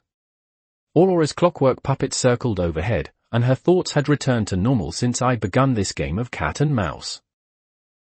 A blast of fire exited my feet as I used the force to reorient slightly, my eyes focused on the fleeing Cassian. The people of East Fiacre stared upward in wonder as I darted over them. Where before they might have shied away in fear, my face had long become recognizable. The patrolling mags of bloodstone elixirs, however, cried out in shock as I blitzed past them. East Fiacre was looking better. It seemed I thought that every time I came through here, but it was true. In the time since Mardatha's expulsion, people had slowly begun to return to their daily lives. And for once, I thought I sensed something in the populace beyond mute acceptance of their circumstances. Anger. These thoughts came and went in a flash as the street blurred beneath me. Mana thrummed in my channels as I neared Cassian's fleeing form. I felt myself smile as I raised a hand, just about to tag his back. My instincts flared at me as something erupted from his trailing cloak. A misty, nondescript humanoid form was suddenly face to face with me, a shadowed knife lurching toward my throat. I hastily pulled on the ground beneath me as the mist clone swung. My back bent at an impressive angle as I avoided the attack, then used the momentum to deliver a devastating sound-shrouded roundhouse kick to its side. My attack carved right through Cassian's summon, a trailing fog following the path of my attack. The vibrating particles of mana I leveraged made the clone disperse in a puff. But in the brief time my vision had been clouded by that clone, the rat had escaped my senses. I ground my teeth as I stood in the middle of the street, my quarry nowhere to be seen or sensed. "Aurora," I thought, "what do you see?" "Look for yourself," my bond said over our thoughts. "The tethers of life force that suture me to this puppet are available to you as well." At her permission, I reached a hand out to the side. Those vibrating strings of heartfire are my heartfire, but somehow not anchored my bond soul to the clockwork raven overhead. And as I grasped those tethers, at first, the images came in nauseating flashes. One moment I was looking at the ground, and then I was soaring in the sky. Then I was on the ground again, my mind struggling to process the back and forth. I shuddered, then called my own life force into my hands. The orange-purple light helped give me more control of what I saw as the vision stabilized. Aurora's puppet, which had been soaring overhead, suddenly became open to me. I looked through burning eyes at the wide swaths of Fiacre below, the wind whistling between my brass feathers. And few hunters could match the senses of a bird of prey. The puppet's eyes tracked over the streets, the vision bearing pinpoint precision beyond anything I could manage. Even from several hundred feet in the air, I could make out the smallest of pebbles on the streets below. And if I focused? There! I thought, catching a note of mist. Cassian had turned northward, heading toward the old Doctrination Temple. I released my hold on Aurora's tether, my hands tingling from where my heartfire had surged. The orange-purple light faded from my fingers. "Thank you," I thought to my bond. Then I was off again, heading directly toward the temple. It didn't take me long to reach it. In fact, I was already waiting on the roof when Cassian's misty form trailed up the side. "You're slow, Cassian," I said while smirking, the setting sun casting a deep, purplish-pink color through the retreating storm clouds overhead. "I made it here first." The mist surrounding the rat dissipated slightly, revealing him in his masquerade mask and bandana. My smile slowly faded as I locked eyes with my second mentor in this new world. "Do you know what you brought to these people, Tauren?" Cassian asked, gesturing to the town around us. "With what you did today." The Doctrination Temple was the tallest building for a mile around. It constantly tried to justify its own existence with its grand windows and arching columns. But it also provided a perfect place to look down on everything and everyone nearby. "I've started something good," I said honestly. "You've seen what my music can do. If people can start to understand each other, then there's an opportunity for growth. For improvement." Cassian walked to the side, looking down at the ground below. "That's what you think, Tauren?" A long, unsettling silence stilled the air. My adrenaline, which had finally started to fade in the aftermath of this chase, began to course through my veins once more. The man turned back to me. His mask, which depicted the long snout of a rat, seemed more menacing in the low light, like something out of a horror film. "First, Mardath followed you here," the rat said, slowly loping toward me. At the mention of that man, my hands clenched. But I stayed silent. "Then he brutalized the innocent people. And in the aftermath, you brought Renee Shawn to our doorsteps. Now her mags patrol these streets. They keep law and order, yes. But you would be a fool to think they have no other orders." I opened my mouth to reply, but Cassian's tone pitched low and menacing. "And now mags are sent here every day as word of your exploits and relationship spreads abroad. Bloods of all shapes and sizes want to know the origins of Tauren Daan. And so they infiltrate this place, harassing unadorned and enforcing their own will. Until we make them stop." My mouth clicked shut. "Are you really doing this for the people of East Fiacra?" Cassian asked, "or just to assuage your own guilt for all the suffering you've brought?" My lips curled up into a sneer. "That's an interesting thing for you to ask, Cassian," I said, trying to keep my anger under control. "Considering your entire vendetta against Blood Joan. How many times did you draw the attention of the higher-ups in the area toward this place because of your reckless robberies?" Something flashed in Cassian's hand, steel glinting against the last glimmers of light. Mist poured out from under his cloak, the lilting fog kissing the stones underneath our feet as it spread. But I could immediately tell something was wrong. Cassian's mist had always distorted my senses. Even as I improved in skill, I'd struggled to pinpoint his mana signature, and to a degree, his heart fire as well. But as this mist slowly coated everything on this rooftop, my senses weren't just dampened. As the fog enveloped me, everything became a confused blur. My heart hammered in my chest as I tried to understand what was up and what was down. I spun on my heels, revving up my telekinetic shroud, just in time as something sharp blurred straight toward my throat. Chapter 124, Chapter 123, The Mist. 3,165 words. Tauren Daan. I barely managed to push aside the attack as it tried to clip my vitals. I stumbled, my senses going haywire as this strange new mist enveloped me from all sides. My senses constricted as if I were shoved into a tiny box, all light, sound, and touch abandoning me and leaving me dry. Empty. I gasped as something hard impacted my gut. My telekinetic shroud splintered but didn't break. I was thrown across the roof, rolling over the concrete. The mist swirled, casting me in even deeper darkness. What in the hell? Tauren. Aurora's voice thundered through my head. But it was muted like a dozen blankets covered my ears. This mist is. I raised my hand to ward off another attack, deflecting a flying knife with a backhand on pure instinct. But something I hadn't sensed smashed into the back of my knee, making my stance buckle. I stumbled forward, and I got the first glimpse of something solid in the fog. Cassian's masked face appeared for the barest of instants.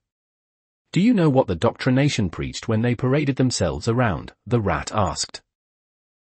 His voice came from every direction, assaulting my enhanced hearing. His fist wrapped in the same swirling mist that was robbing me of my senses, connected with my jaw in a pulping uppercut. I tried to roll with the punch, but my broken stance made me lean into the attack instead. The shroud around my jaw crunched as my teeth clacked together.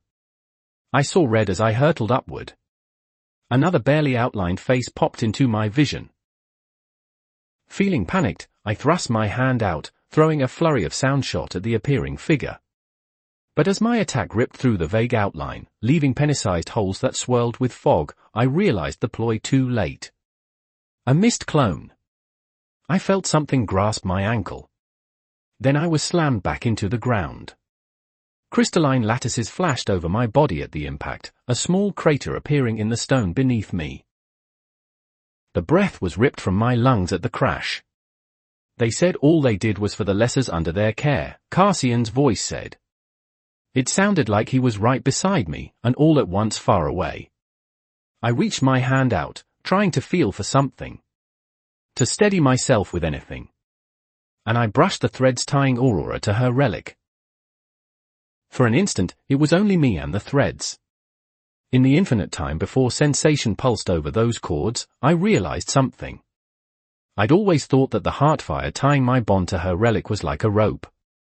Aurora piloted her craft like a puppet master, these whips of heartfire her puppet strings. But that wasn't true at all. In that moment where I could feel nothing else, the warmth in those intangible cords conveyed the truth. They weren't puppet strings. They were veins carrying blood. A highway for sustenance and ether. I felt understanding on the tip of my tongue. A truth I was just about to. Sensation returned to me like a heat wave. Sight and sound and surety washed over me. The weight I'd felt on my telepathic tether to Lady Dawn vanished like fog under the glare of the sun. "Move forward, Tauren," Aurora said. Even as my hands left the relic's threads of veins, our connection was no longer burdened by the mist. I scrambled to the side, narrowly avoiding another attack that impacted right where my head would have been.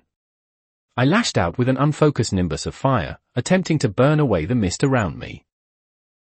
Except it didn't. The mist seemed to move on its own, subtly avoiding my scalding fire, then surged back into place once my spell puttered out. "This is El's higher mist," Aurora said over our tether. "I do not know how this rat has gained access to such mana arts, but for now, it is irrelevant. You must escape this covering. It will continue to rob you of your senses." And my bond cut off, then quickly spoke again. "Duck, then counter to your right." Following her instructions, I dropped, then threw a sound-clad fist toward my right side. Another mist clone was disemboweled as my hands traveled through it. "I thought you could only sense what I do," I thought, my eyes darting around the mist. It seemed endless. "That is true," my bond's voice said against my ear. "But I know to pick through the contrast and spot things you may have missed. You claim to be better than the doctrination," Cassian's voice resounded around me. "Yet you do the exact same as them. Drawing in other powers. Using the authority of someone beyond you to justify it. Claiming it is all for those beneath you."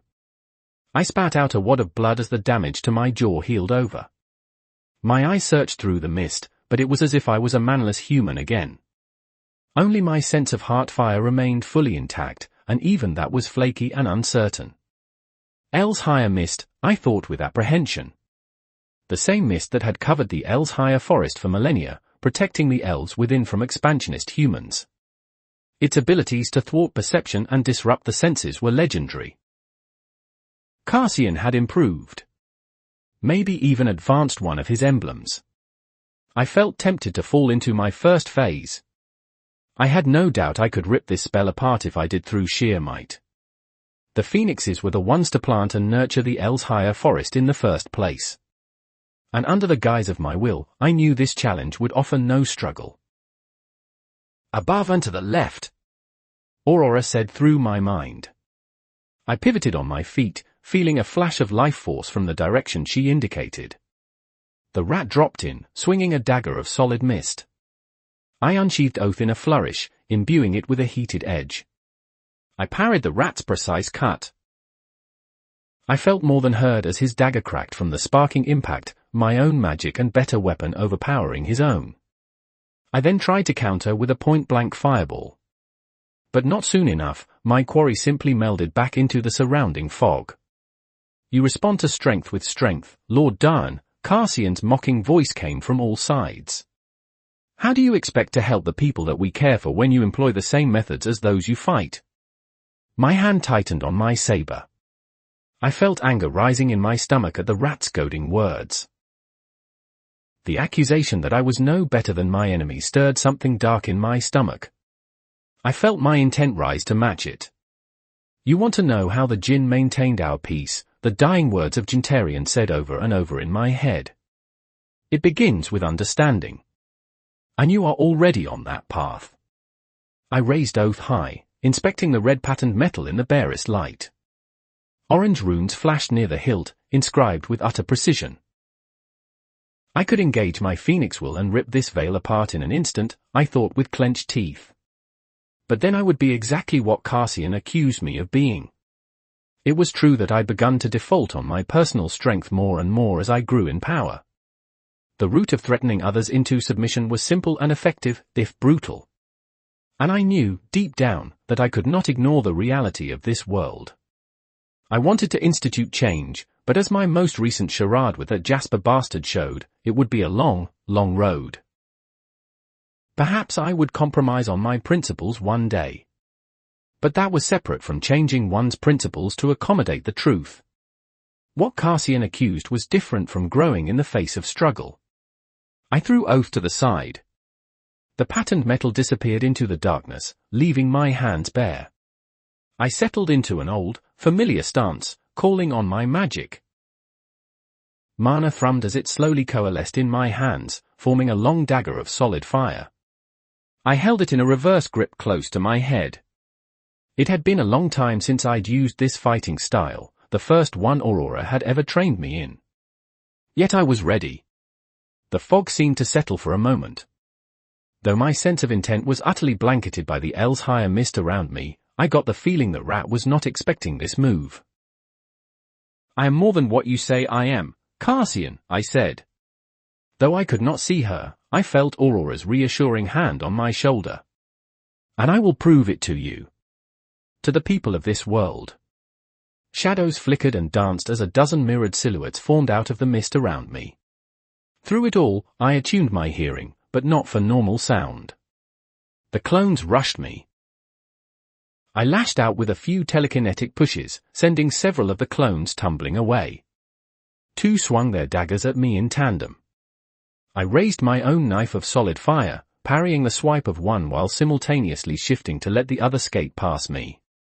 I grabbed the formless arm of the mist clone that had missed, then threw it at the other even as it tried to reposition itself for another swing. Behind you to your bottom right, Aurora said in my head, her voice stern. I jumped to avoid another clone lunging for my ankles, then lashed myself downward with a telekinetic pull to avoid an uncountable number of wind blades and water bullets arcing toward me. I coalesced a shroud of sound over my shoe as it smashed through the mist clone that had failed the tackle. When my feet hit the ground, a deep, rumbling vibration traveled through the roof as my sound mana smashed atom after atom together. The sudden shaking made many of the clones stumble. I launched myself forward with a mindfire stamp toward where I sensed the flash of life force weaving through the mist. I trailed burning embers as I blurred forward, my flaming dagger poised to cut at the rat. Cassian's eyes flashed with surprise as I came upon him in the mist, my weapon ready to carve him in two. He raised his twin steel daggers in a deft parry, my mana sparking at the impact. I know more of you than you think, I whispered, grabbing his arm quick as a snake. I maneuvered to the side, slashing upward with my flaming dagger in a reverse grip. Cassian bent awkwardly at the waist, trying to avoid the attack, but I was too fast. After my first sculpting, no normal man could contend with me in physical combat. A mist clone grabbed at my arm as it seared toward Cassian's face. Another tried to drive a knife into my back, the weapon splintering on my telekinetic shroud. And still another tried to wrench my leg to the side. But it didn't deter me. My flaming edge cut upward, slicing across Cassian's masked face. He stumbled through the mist, his heartbeat rising rapidly. The rat covered his face with a hand, breathing heavily. His mask fell in 2 pieces to the ground, seared perfectly in 2. Cassian's burn-scarred face looked up at me, an expression of raw fury plastered there. I pulsed outward with a nimbus of vibrating sound. The distortion dissipated every mist clone grabbing onto me. I settled back into stance. "You think I'll become what you were," I said. "A man seeking vengeance above all else. Where your values and morality slowly slip to the side, skewed by your hatred." I saw a reflection of myself in Cassian's eyes. He'd ventured into the relic tombs, looking for glory and fame. And once his conceptions had been shattered by Dawna Jones' cruelty, he'd shifted more and more toward the methods of his enemies. Covert attacks. Political moves. And stealthy cunning. Where did the care for the unadorned of East Fiacre start and where did it end? How much of it was justification for his relentless campaign against those who had wronged him? Was he a protector, or a tyrant? In the instant of Cassian's mask falling free, I understood him. He breathed heavily, seeming to draw the mists into himself, then back out again. My makeshift dagger glowed. Cassian launched himself back at me, his steel daggers flashing. As he closed in, a mist clone erupted from his body that wore a familiar face. I saw the face of Benny's mother as she wielded a dagger, poised to strike through my chest. I exhaled steam, then carefully guided the mist clone out of the way. Cassian's arm erupted through his spell, seeking to rip out my stomach. I grabbed it again, then threw him across the roof.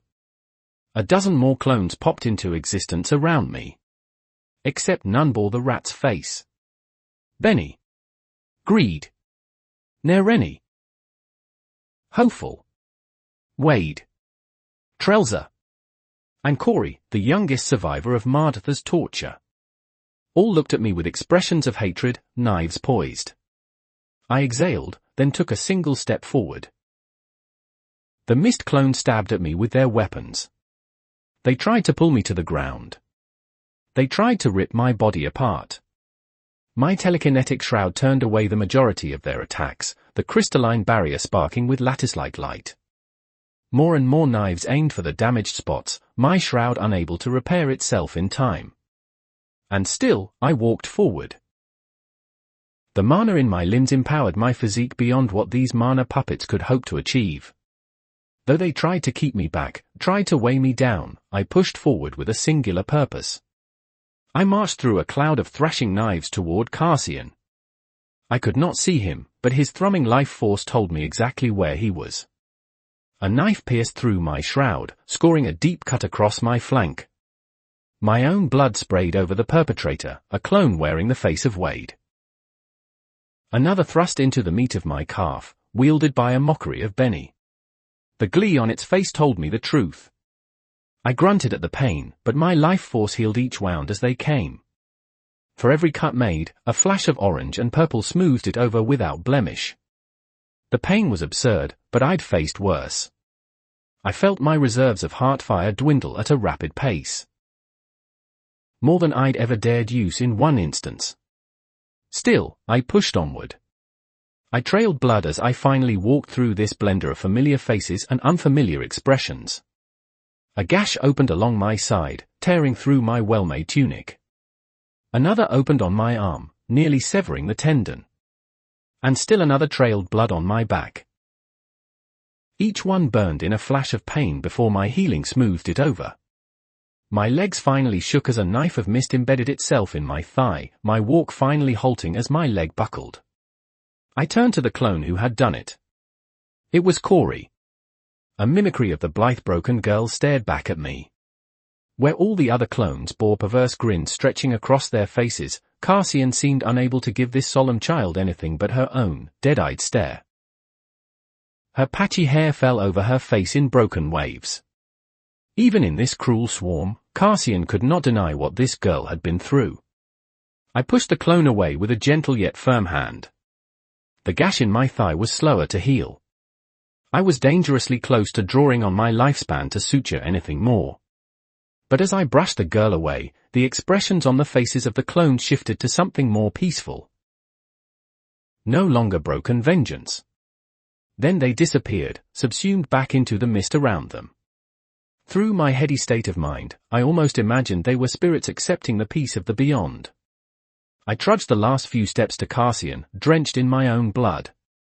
My clothes were in tatters, the unending stream of knives having whittled my once pristine garb down to little more than rags. Footprints of crimson traced the reckless path I had walked, each progressively more gruesome. My breathing was short and weak as I finally reached the rat. I felt hazy from blood loss. Though I'd regenerated each wound, the compounding effects were making my consciousness stilted. My heart fire flared dangerously in my chest. Cassian pressed the tip of his knife against the underside of my jaw. There was no telekinetic shroud to block it any longer. A single drop of blood trailed down my throat, and the cut didn't heal over. I could kill you now, Dicathian, he said slowly, his burn-scarred face shadowed. End the threat you would be. Then he stood rigidly, his eyes darting to the side, attempting to look at something behind him. But he couldn't afford to turn his head. Oath hovered behind Cassian's neck, the metal held aloft by my telekinetic emblem. Its edge trailed blood as the tip bit into the rat's spine. The first thing you taught me, I said tiredly, raising a hand and gripping Cassian's dagger in my fingers, was the art of misdirection. The sharp edge of Cassian's knife cut deeply into the meat of my fingers as I pulled it away from my throat. The rat seemed stunned by the entire interaction, his burned face displaying something besides anger. I won't let myself become what you were, I said hoarsely. Darren Auden thought me a monster. But I would not let myself become one. I won't let my principles break under the weight of this world. No matter how heavy. I swear it. The chains on my arm flashed a deep red at the words. Cassian stumbled back a few steps, something unreadable in his eyes. Was that fear? Or maybe regret?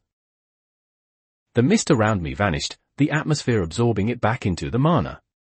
Cassian opened his mouth, then turned away. He leapt off the roof of the Doctrination Temple, disappearing into the night. I watched him go with sorrowful eyes. Every inch of my body ached, traces of phantom cuts from the faces of those I cared for seared into my memory. My fingers leaked blood in a steady stream. The unseen world washed my vision. I turned limply to Aurora, opening my mouth. Then I topped forward. The shade caught me in gentle arms, lowering my aching form to the ground with care. She brushed a few strands of hair out of my eyes as my consciousness wavered. Children, she said with a note of sadness in her voice. Children, the lot of you. I coughed. Maybe we are, I said, feeling tired. The stars slowly showed themselves as the storm clouds finally fled. Maybe we are all just children. Chapter 125, Chapter 124, Veins. 3,510 words. Torn down. I trudged through the second layer of the relic tombs, my feet dragging behind me. Every eye seemed to hold shadows as they spotted me, but I was too tired to care. My heart fire pumped weakly in my chest, the excess energy wrung dry by my dangerous use of it not long ago. I'd changed into some clothes that were more fit for ascents, namely some loose grey pants and a tight-fitting maroon shirt. After all, I couldn't walk around drenched in my own blood. Aurora's relic had reverted to its brooch state and was pinned to my shirt. I'd needed to retrieve the life force I'd imbued there for a measure of relief. My aches weren't as bad now, at least. The unseen world clouded my vision. As I walked, Lady Dawn kept a steadying hand on my shoulder, making sure I wouldn't fall.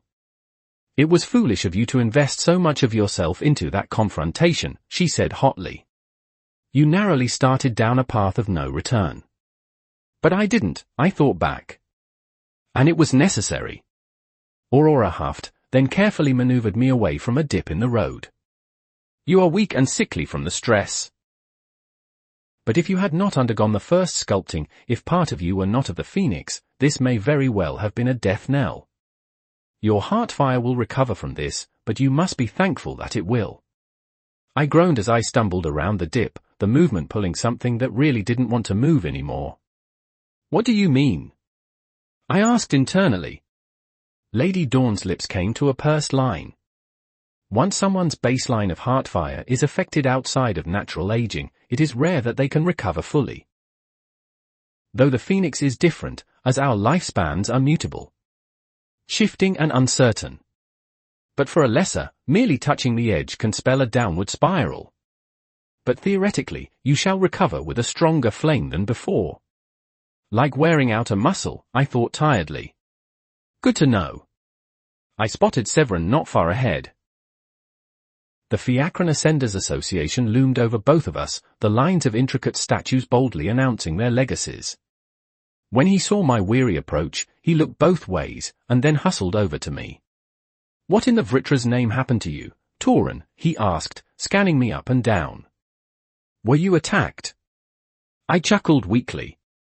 I'll be fine, I said, waving away his concern. What gave it away? The bags under my eyes? Severin scoffed. You look like a stiff breeze could knock you over. Who attacked you? Was it that rat fellow? My vision flashed to the rat's broken mask. His fury-burnt eyes. And how something in him had shifted as he ran. I'll be fine, I said again with a little more bite. My fight with the rat meant more than just a battle between two men. It was symbolic of my own will to preserve the bare-bones peace of East Fiacra, as well as my own promises for the future. My oaths. Severin was not convinced. He was tapping his finger on his bicep with a look that showed he was clearly worried about me. It was a look painfully reminiscent of Norgan's. I felt Aurora's steadying hand on my shoulder. Her disapproving stare. I took a deep breath in, letting my lungs fill with air. Then I exhaled, imagining my anxiety misting on the wind like steam. If I wanted to keep my oaths, I needed to be in the right state to follow through on my word. No. You're right, Severin. I'm not in fighting shape right now. It stung to admit that. Especially as I'd grown stronger, I'd taken solace in the surety of my combat abilities. Admitting any sort of weakness was like ripping off a scab that would never heal. I can change the destination of the ascension portals before we enter to somewhere familiar if you don't think you can fight at your regular ability, Severin said quietly. Or we can do this again another day. I let my shoulders slump. No. I need something to keep my mind occupied right now. If there's a time for me to test this strange connection you have with the portals, it's now. The Dinoir heir looked unsure, but he nodded. I understand. And from the expression on his face, I realized I believed him. I didn't know much of the white-haired striker, but I had the feeling we were more alike than either of us realized. The town zone, for the first time I'd entered it, was unchanged from my last visit. Rows of suburban homes sat contentedly aside Alacrian apartments, all looking serenely into the endless expanse of rolling hills. Severin had covertly activated his spell form before we'd entered the relic tombs, changing our destination and avoiding fighting through any sort of zone. I traced the asphalt road in front of me, watching as it wound far into the distance. Severin Dinoir stepped up beside me, looking at that same endless black line. I won't let myself become what you were, I'd told the rat. I won't let my principles break under the weight of this world. What you told the djinn about your tutor, I said blankly, remembering what Severin had said while kneeling at the last ancient watcher's feet, about her being taken away for the Vritra's experiments. How did you discover that was why she was taken? The white-haired striker was quiet for a long time. Her name was Abigail. A wizened, cranky old woman who refused to budge on even the barest of things. It was she who taught me about Alacrian history. About politics. And about the relic tombs. The man was quiet for another second. A soft breeze blew through the area, carrying the deep green scents of freshly cut grass and morning after dew. When I was little, I rarely saw my parents. It was only Abigail and a small room where I was grilled on everything. Severin clenched and unclenched his hands. Then they came for her one day. I remember it. The sun overhead might be fake, but it shone all the same. Not a cloud in the sky. A dozen of Tigrin Selim's researchers knocked on our door. My mother, Lenora, brought them in for tea. As was my duty as heir, I watched. I was supposed to observe and learn. The talk was simple at first. They asked how our finances were doing, what we aimed for in the future. And through it all, my mother was a master politician. She deflected their questions, buried their avenues of attack under layers of subterfuge, all with a kindly smile on her face. The researchers were left thinking they'd won each and every exchange, only for my mother to have swindled them out of what I knew was far more valuable information. The Dinois heir ran a hand through his brilliant white hair. It was an unkempt, wind-swept mop, and though he wore it well, I could tell it wasn't cared for in the same manner as other high-bloods I'd seen. For the first time, I noticed the bags under his eyes. The stubble along his jaw seemed a bit more untamed than usual. But then the researchers asked for a single thing. A person. Abigail, I exhaled. They wanted your tutor. I don't even know what they wanted her for, Severin said sorrowfully. But you know what the kicker was? Where before my mother had fought tooth and nail with her wordplay, when the researchers asked for my tutor, who was practically a member of the family. My mother gave her up without a beat of hesitation. I felt Severin's emotion through the ambient mana. His intent leaked in slow, undulating waves. The effects of long-held scars imposed themselves on the world. I felt my own emotions rise in tandem, an inverse to the effect of my magical music. Someone had been taken from me unjustly too, hadn't they? A brother. I still remember the look on Abigail's face as they shackled her, Severin said quietly. Not of betrayal. Or disgust. Or terror. Just broken acceptance. Like she knew it was going to happen to her. All while Mother and I watched. Severin turned to look at me directly. That's why I hate our politics so much. Only so far as the direct family can stay in power will we exert ourselves. But the moment something is deemed worthy of discarding, no matter their contributions, they'll be thrown to our gods as a sacrifice. The air was still for a long, pregnant pause. I found myself staring at the small, quaint grave Severin and I had dug for Gentarian. It was a sad, empty resting place for the last remnant of such an affluent civilization. I'm sorry that happened to you. And to her, I said. I knew it was an empty gesture. My sympathy changed nothing. But I knew how impactful having a shoulder to lean on could be. It happened over a decade ago, Severin said quietly. I've long accepted it. But I feel as if I'm no closer to stopping it from happening again. If this were to happen to Kara, what could I even do to stop it? Those words hung in the air. It seemed to me that the Dinois heir was desperately trying to keep his younger sister from the truths of this world. How would he feel if he realized she knew them already? At last, I spoke. I'm going to ruin one of the High Sovereign's greatest plans. He desires to take someone from a land far, far away from here and use them as a wildcard to break his stalemate with Lord Indrith. And there's someone I need to kill to make that impossible. I turned to look the Dinois heir in the eyes. But I can't afford to become what I fight. I need to know the actions of those I face, so I can compare them to my own and know myself. If you ever start to become like them, Severin promised, a hand on my shoulder, I'll be the first to tell you. I felt Aurora's mind brush my own. He will not be the first, no matter what he desires, she assured me. Know that I will always be a guiding light on your shoulder. Thank you, I said to both the Dinois heir and my bond. I pulled myself to my full height, pushing past the exhaustion seeping into my every cell. Let's see if I can figure out that spell form of yours now. before we get too weepy. Severin smiled sadly. Sounds like a plan. The portals, as ever, were just at the end of the road. The shimmering panes of purple beckoned us both forward. I traced the familiar runes along the edges of the stone frame with my eyes. Absently, I fiddled with the signet ring on my finger. When I changed the sigil of named Blood Darn, I'd naturally had the ring altered to suit. Severin stood in front of the portal, giving me a look.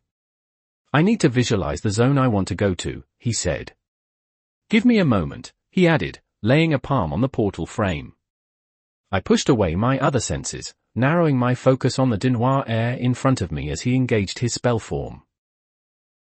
The rune on his chest, which was usually invisible, lit up with a silverish light, which shifted to strange shades of purple. The portal didn't visibly change as silver motes flowed down Severin's arm, but I hadn't expected it to. I walked forward slowly, focusing intently on the man. Do you see anything? He asked, his voice slightly strained. Keeping this active is tiring. In a strange way. I furrowed my brow. No, I can't see anything.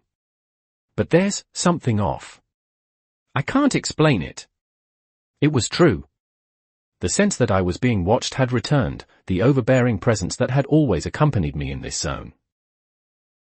It had vanished after the death of the djinn, but somehow Severin's spell form had pulled it back. But beyond that, there was something different about this attention. I wasn't the focus. The focus was. Hold on, I said, backing away. I need to test something. On a hunch, I walked a ways away from the portal. Severin was visibly straining, but he held on remarkably as I tested the distance. As you suspected, Aurora affirmed. The presence around us changes in proximity to the artificer. And what did Gentarian call that presence? I thought, racking my brain. The collective? I walked back to the Denoir air, who was visibly sweating at this point. He panted lightly, the exertion from keeping this spell form active more than anticipated. I needed to change my tactics. I fell into the first phase of my Phoenix will. Soothing warmth ran along my mana channels as untapped knowledge seeped into my brain. The chain on my arm glowed a deep red, superimposing itself over my clothes. And the heart fire of myself and Severin became visible. My own chest flashed with orange and purple, while the heart of the white-haired striker pulsed a deep red. But something else became visible to me, too. A line of burnished red heartfire trailed from Severin's spell form. Not to the portal, as I'd expected, but up into the sky. It seemed to become indistinct and formless the higher it went, yet I had the distinct impression it was connected somewhere else. An anchor? I thought, stepping forward. It flared and pulsed in tune with the Denoir air's heartbeat. No, I thought, remembering the barest insight I'd gained while fighting Carcian. That moment where I'd brushed Aurora's puppet strings flashed in my mind. This is similar. It's not just a tether, I thought, brushing my hands through the strings.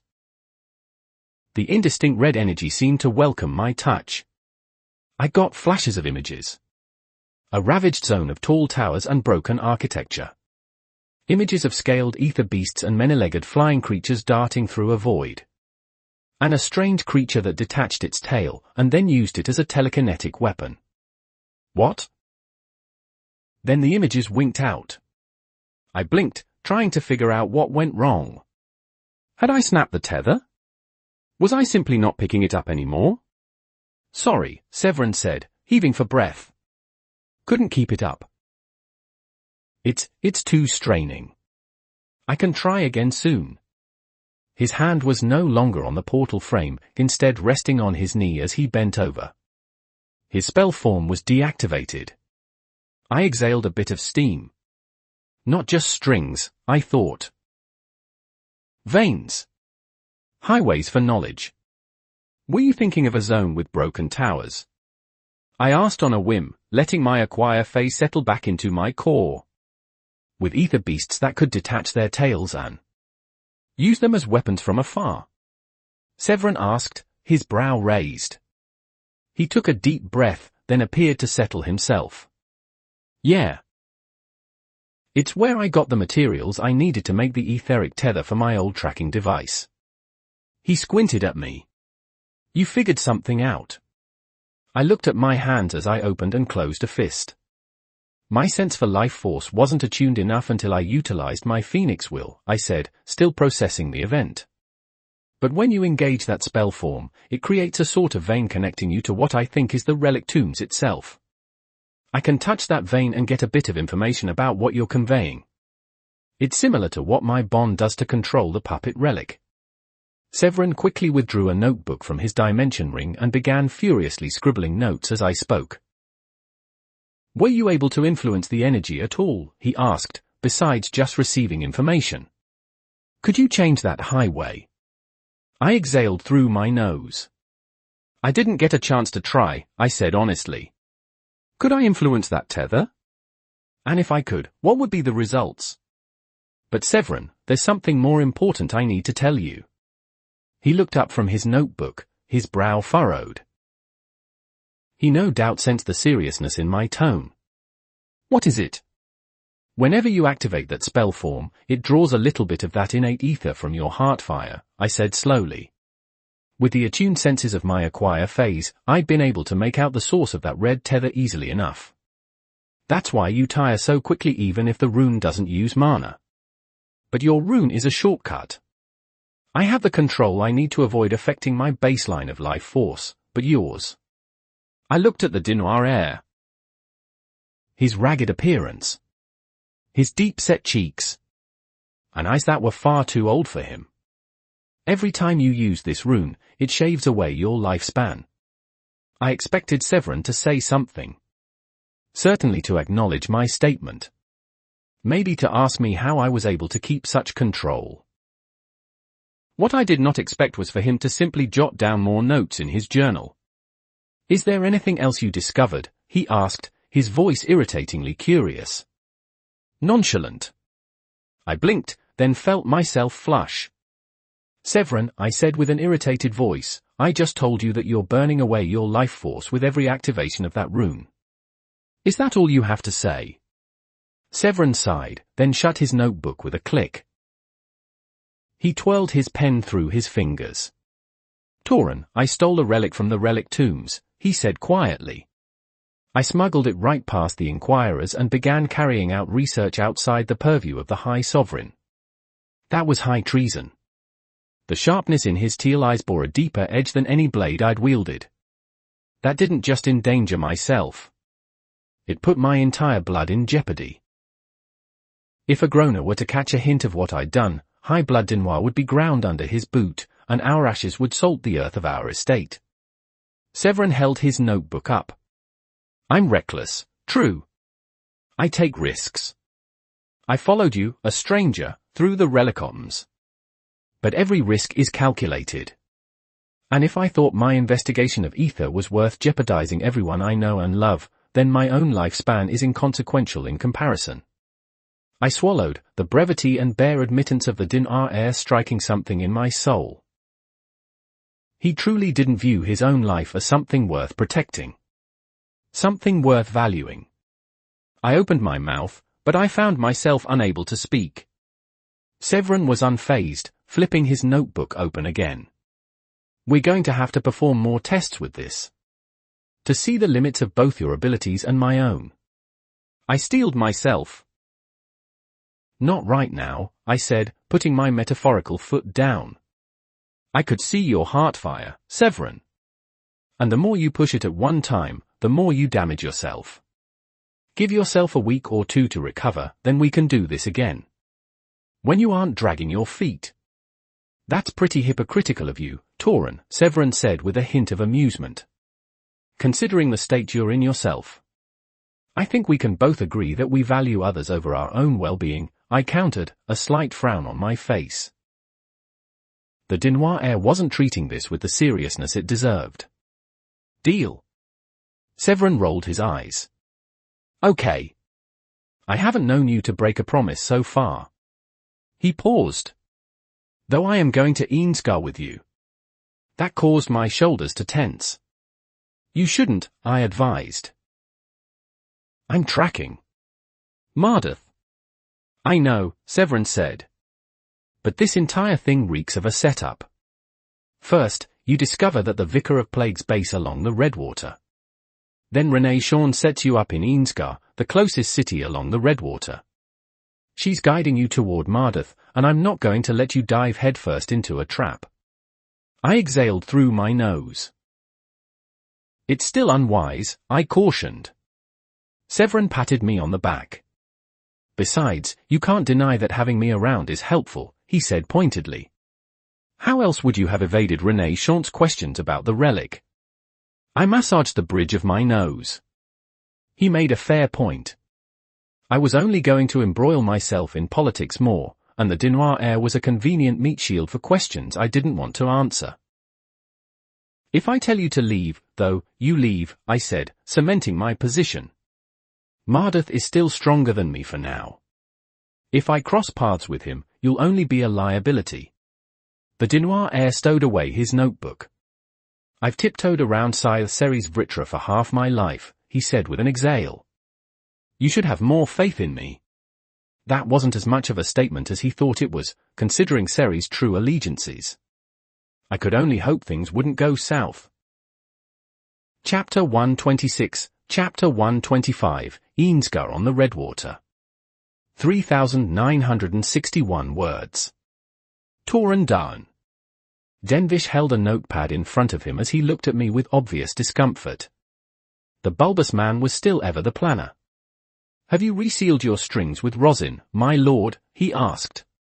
I looked over my violin, inspecting the ether beast hairs. I have, I replied. The planner shifted uncomfortably. May I ask another thing, Lord Darn? I sighed. Ever since my display of power in front of the Fiacran Bloods outside the canal-bound city, Denvish, who I'd since learned was assigned as my personal planner for these concerts, had been remarkably shifty and nervous. I couldn't decide if I preferred this or his constant badgering, and the indecision made me equally uncomfortable. You may, I allowed. The guest roster has been entirely filled, Denvish said slowly. You should make sure you know the basics of every family here, he started, then caught himself. I mean, it would be in your best interest.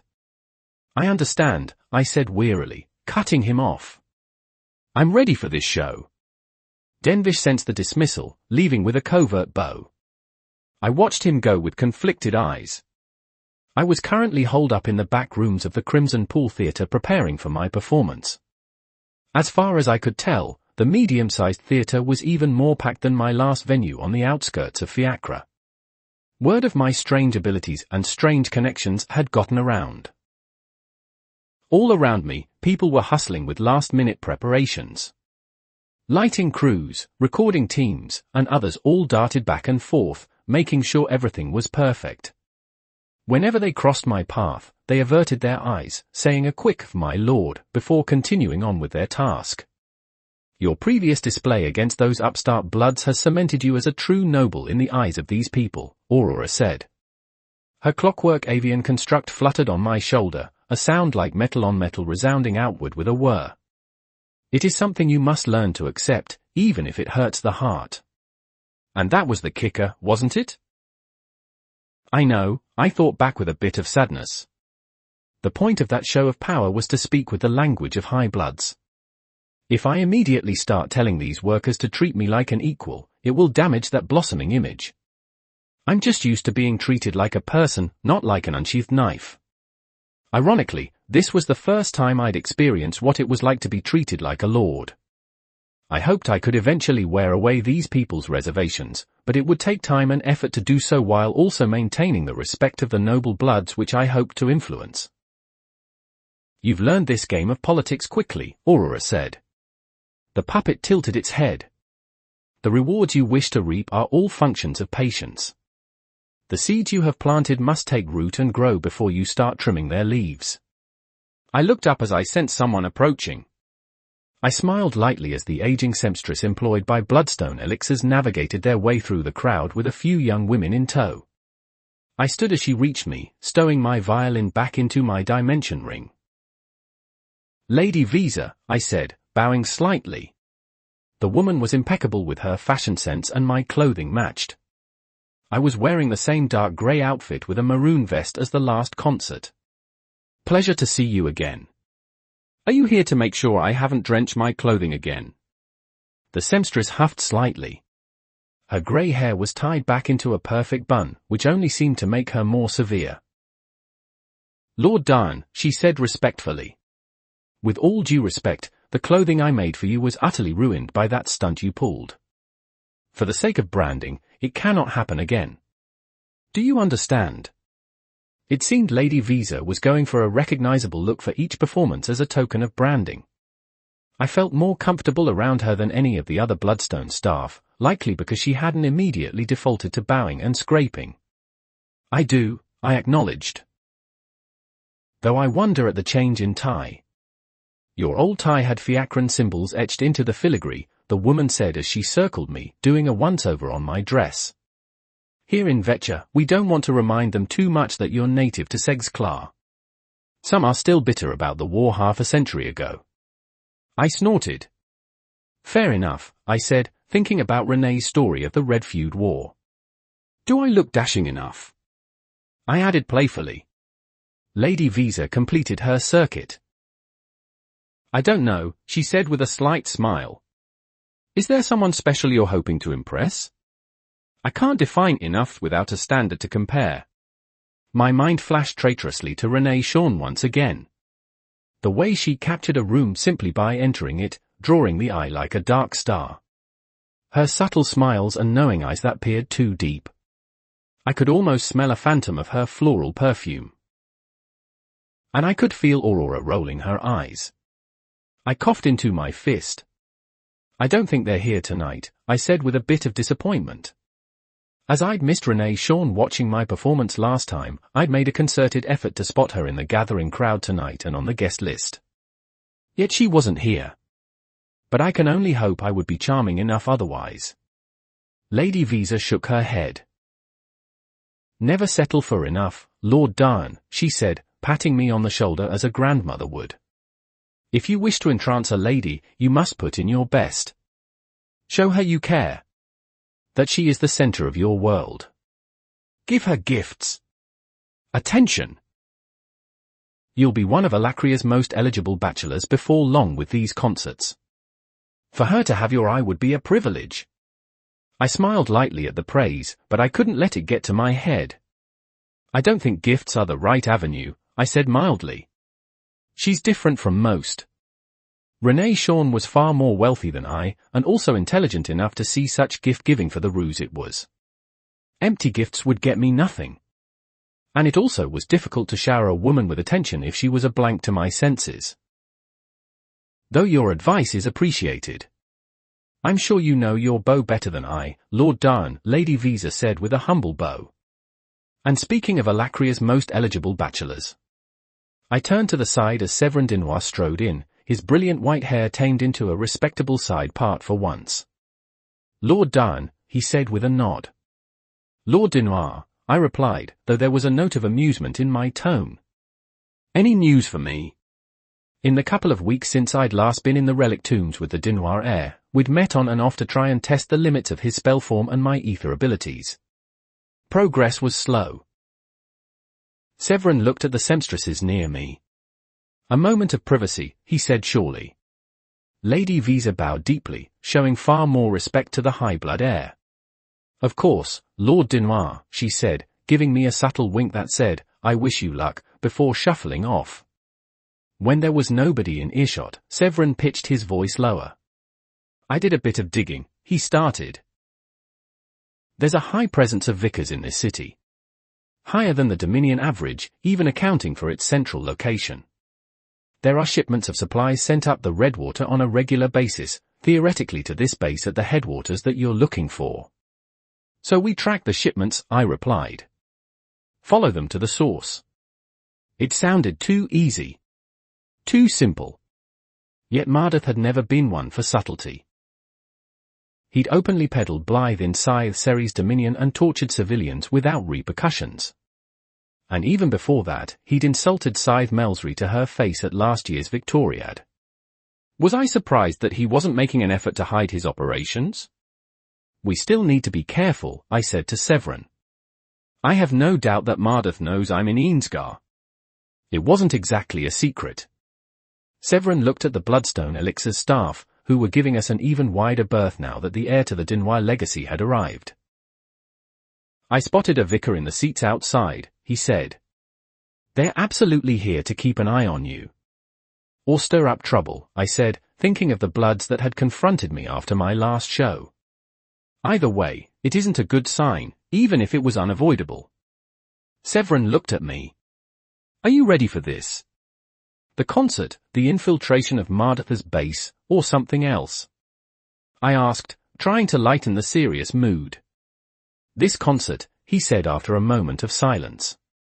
I know I'm not the most believing in your cause here of being able to make high bloods understand, but... I waved a hand in light dismissal.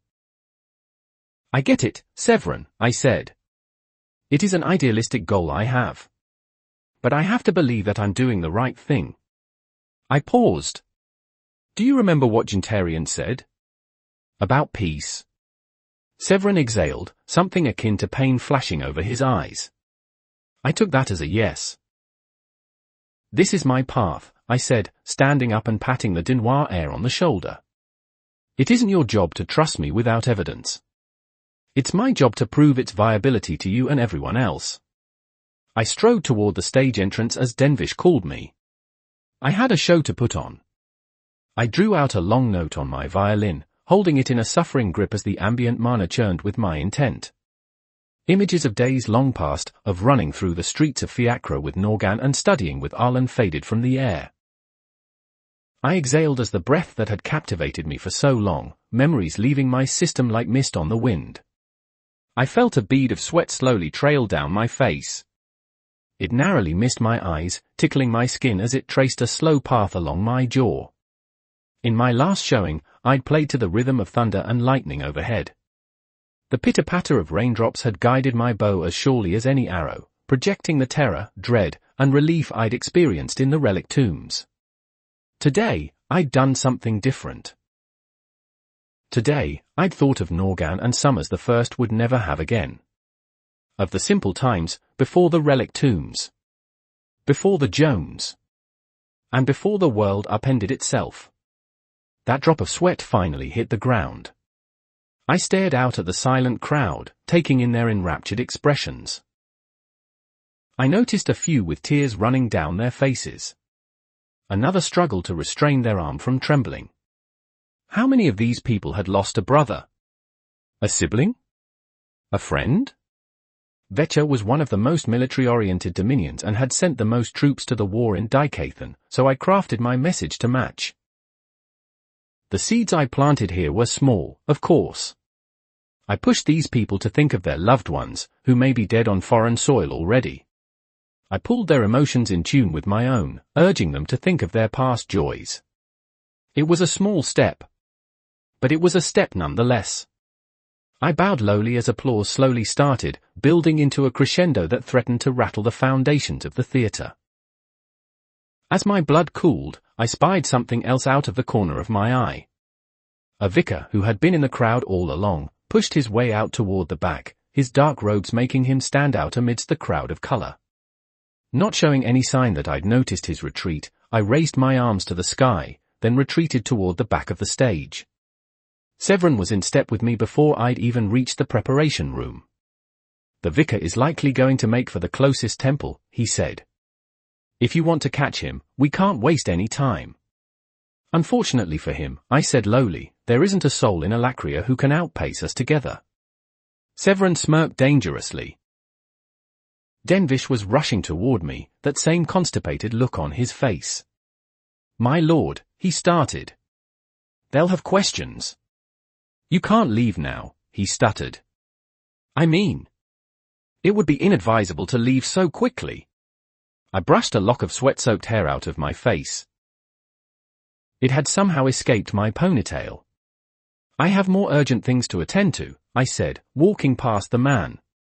Then I paused, turning to the flustered bubble of a man.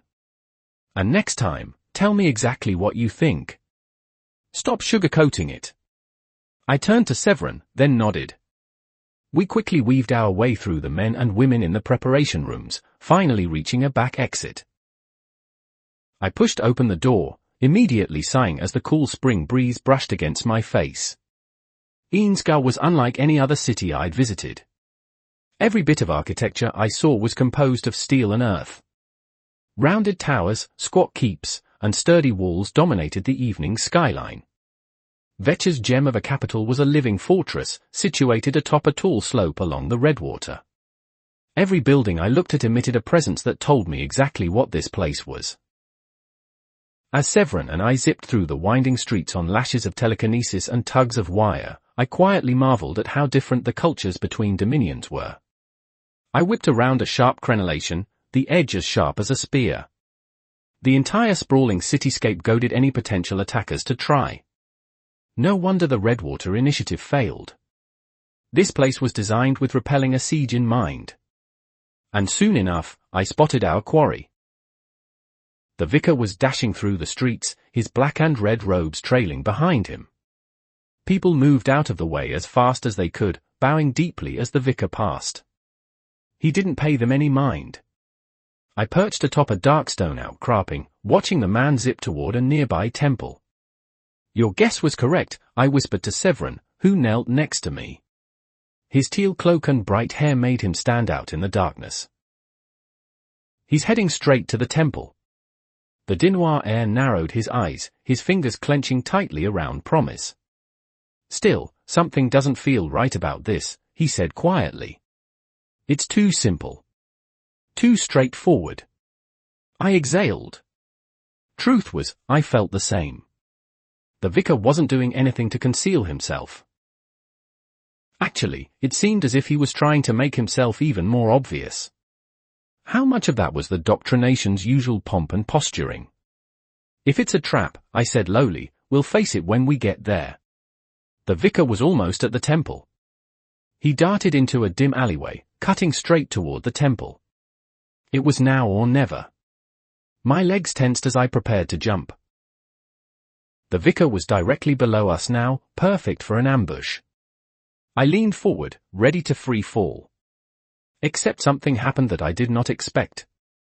The deep shadows in the alleyway seemed to shift strangely, and the vicar was jerked to the side and out of my sight. His mana signature cut off abruptly. I stood up in shock, trying to comprehend what had happened. The vicar was gone, but it didn't seem intentional. I exchanged a glance with Severin, then finally stepped off the roof. My clothes fluttered in the wind for a few seconds as I plummeted, then cushioned my fall with a push of telekinesis. Severin tapped down a split second later. The shadows writhed with dark power, mana pulsing familiarly. And I saw the vicar. He was entangled in a mishmash of solid black wind, everywhere the tendrils touched draining him away. He couldn't even scream as he died, a dark corded tentacle piercing his lungs. The vicar gurgled as his body withered. Time seemed to accelerate as his body broke down in real time, the tentacles constricting as their prey succumbed.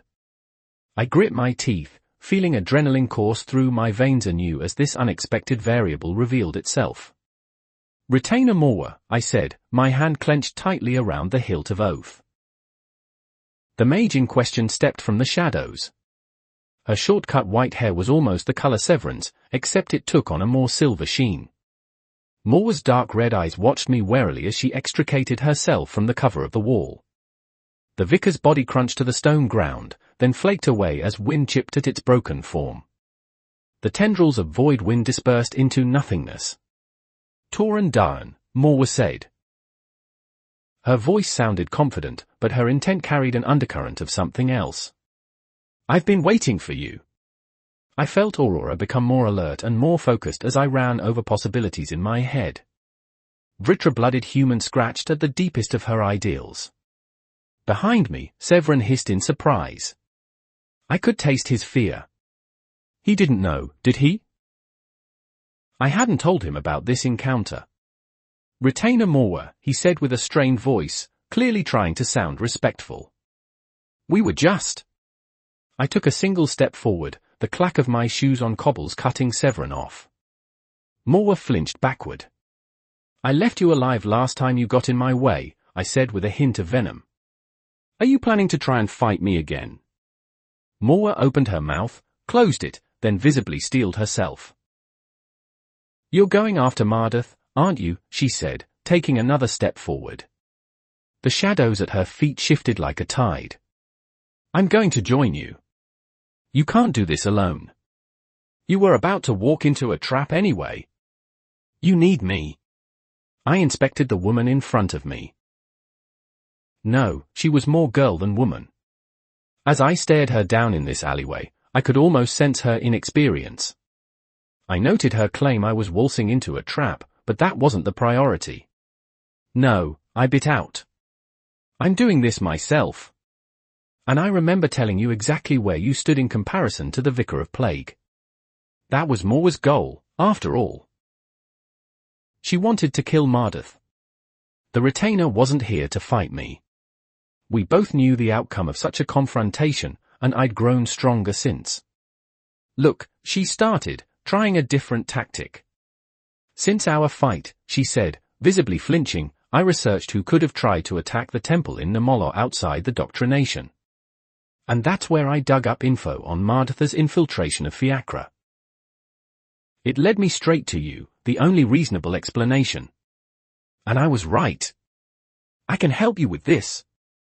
I hadn't given the retainer my name after our clash, but what she said added up. Still, I couldn't afford to have someone I barely knew accompany me to infiltrate Mardath's base. Severin and I coordinated on a seamless, instinctual level. Morwa? Morwa would be a liability. I turned around, ignoring Severin's clenched expression. No, I said, turning around. I need certainty on this mission. I started walking away, internally mapping out the route toward the Redwater's start. It would be a week or so of traveling regardless. Every dominion was massive, each easily larger than Texas on Earth. The Redwater was about half the length of the Mississippi. I was stopped by a hand gripping my arm. Small fingers clasped my wrist, holding it tightly. I turned around, glaring at Morwa. Her position as a retainer represented one of the things I hated most about this continent. The epitome of the poison urn that Agrona had created, where the most venomous creature claimed its spot at the top. The ambient mana churned with my concealed irritation. The girl flinched. I could taste her fear in the air. I felt it in my bones and in my core. Yet even as she wilted under my stare, she only clasped my wrist tighter. Please, she said, almost begging. I need to prove myself worthy. I exhaled. Morwa was terrified of me. But something else scared her even more. What do you want to be worthy of? I asked, my eyes piercing her own. She looked away in shame, but didn't release my wrist. Aurora understood before I did. Not what, she said to me as the unseen world washed my vision. The phoenix circled the nervous retainer like a hawk, gliding across the earth as she inspected the girl.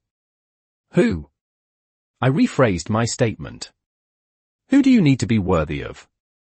I asked instead, my voice softer but still commanding. The silver-haired retainer swallowed, not meeting my eyes. Her mana wilted. You should take her with you, Tauren, Aurora said, resting a hand on my shoulder. Why? I thought back. I thought you hated Vritra half-breeds. Lesherans, as you called them. The phoenix stared into Morwa's defeated eyes. I do, contractor, she replied. But this is no Lesheran. This is a scared girl who wants to please her mother. I looked at Severin. He had seen many strange things while accompanying me on our adventures, but this seemed to strike something on a deeper level. He looked between the unsure retainer and me quickly, trying to assemble the pieces in his head. What do you think? I asked the high-blood heir. It wasn't just me on this mission. Severin had a stake in this as well. Morwa looked up hopefully, her eyes darting to Severin. He seemed utterly unprepared for the question. I don't know what to think, he said slowly, considering we don't know what retainer Morwa could bring to the table, he said diplomatically. His eyes, however, demanded answers from me. The Vritra-blooded mage puffed herself up more. I can help, she said quickly. I've built a network along the Redwater for several months that can help you reach Martha's base quicker. My intel is what led you here in the first place, after all. And I am powerful. I can help in a fight. Severin looked at me questioningly. An unspoken conversation flashed between us.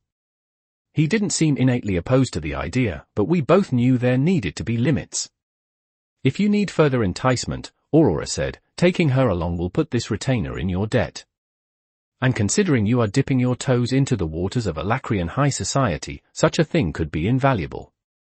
I sighed, carefully extricating my wrist from Morwa's grip. My bond was right.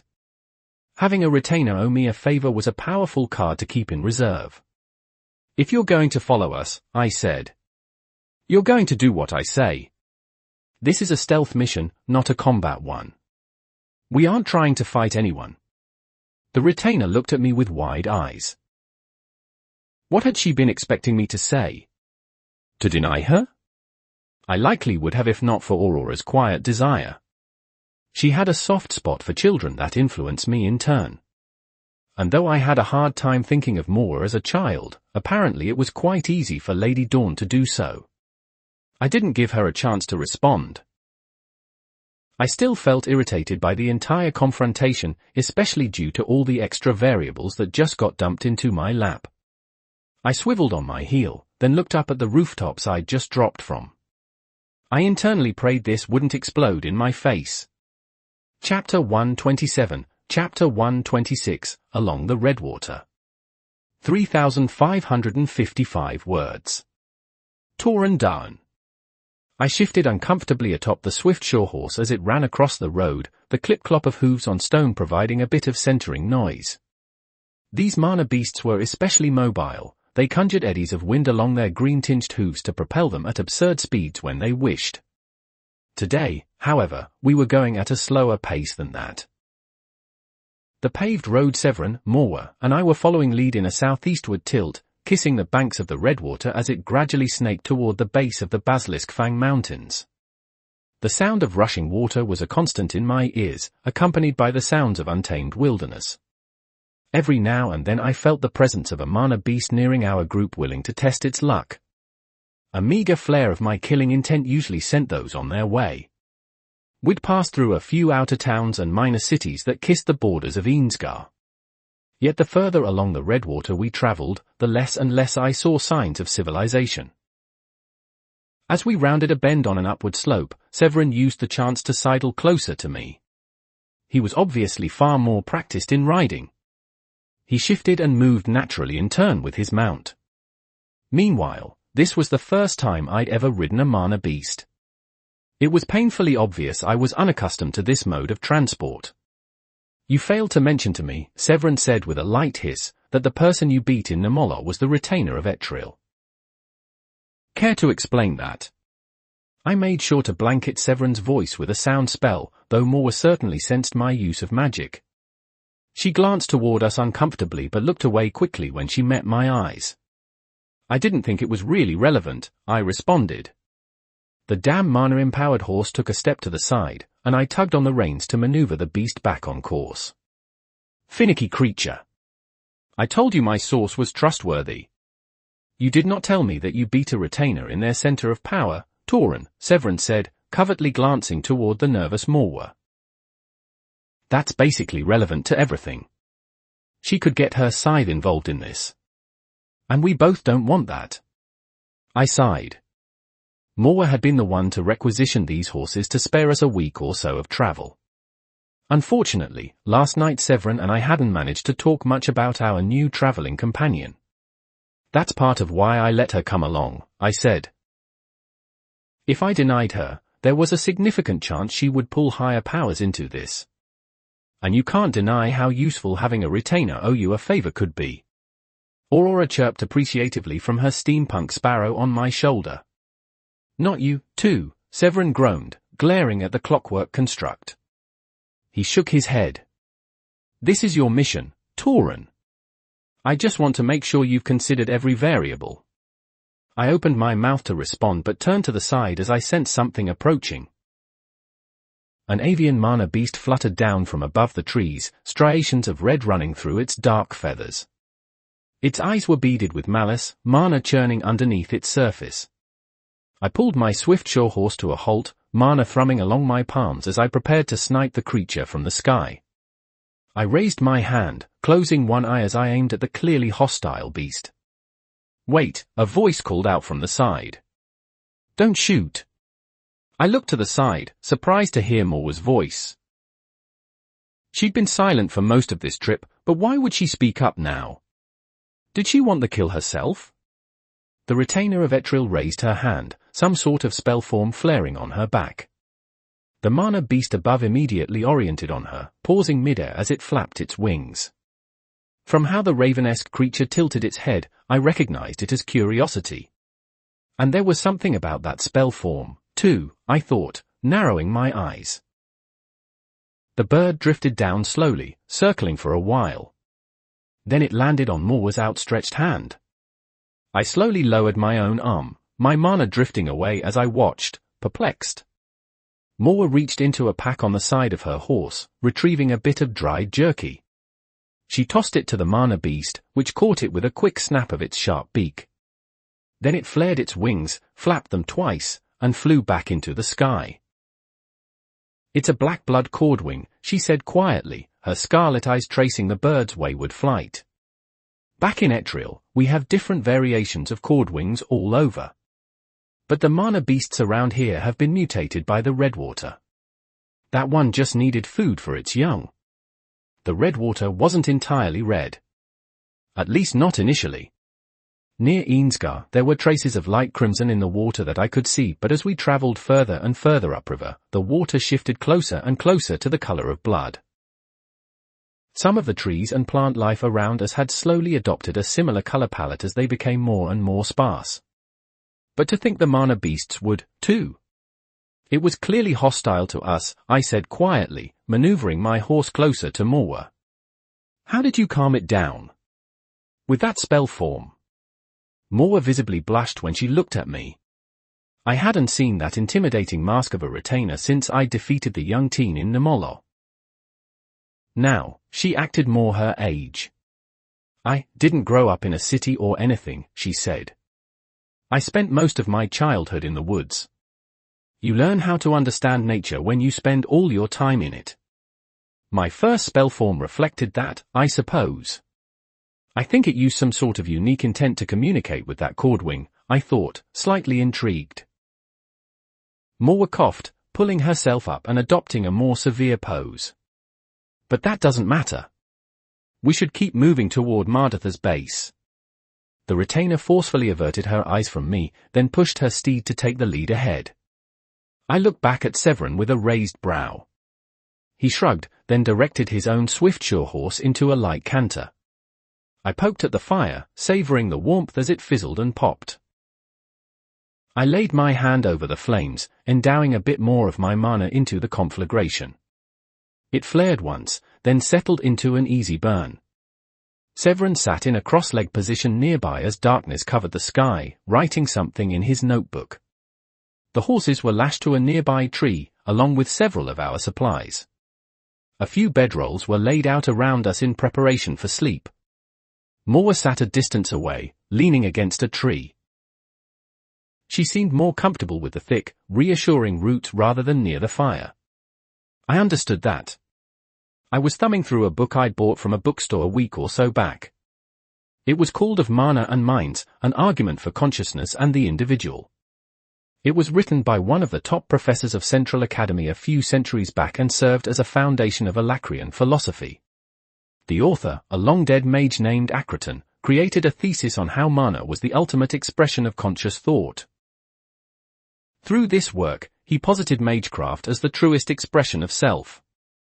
For while all others were bent to the whims of the world, mags made the world bow to them. Fire and water and wind and earth shifted at the whims of those who controlled mana. Lightning could be harnessed by those with the aptitude. Even gravity gave way to the hands of those with the necessary insight. I underlined a short paragraph, then scribbled a question on the sidelines. If mana is what makes one truly human, then what of men and women whose cores are pierced? I wrote. Are they suddenly no longer human? If I asked this question to Accreton, I suspected the answer would be yes. But the way to argue this book's shortcomings to another would come from understanding their point of view. The arguments and ideas posited here were well thought out, but they were still flawed. This text represented the backbone of Alacrian prejudice against the unadorned from an angle unrelated to the Vritra. And so I dedicated my free time to deconstructing books such as this. I sighed, feeling weary of reading. I snapped the book closed, stowing it away in my dimension ring. Back on Earth, my primary source of reading was fantasy novels, stories of other worlds and fantastic powers. I would never be able to enjoy those in the same light again. The sense of escapism was gone, ground away under the brutal reality of a true otherworld. Yet still, my love for books remained. Something deep in my soul marked me as a bibliophile, and Alacria had so much to read and not enough time. Aurora's relic wheeled around the small clearing we'd found ourselves in before settling itself onto my shoulder. When I closed my eyes and focused on my ears, I could hear the timbre of heartfire thrumming from her threads. Severin and I had made little progress in investigating his spellform's connection to the relic tombs. Mostly, we'd discovered what I couldn't do.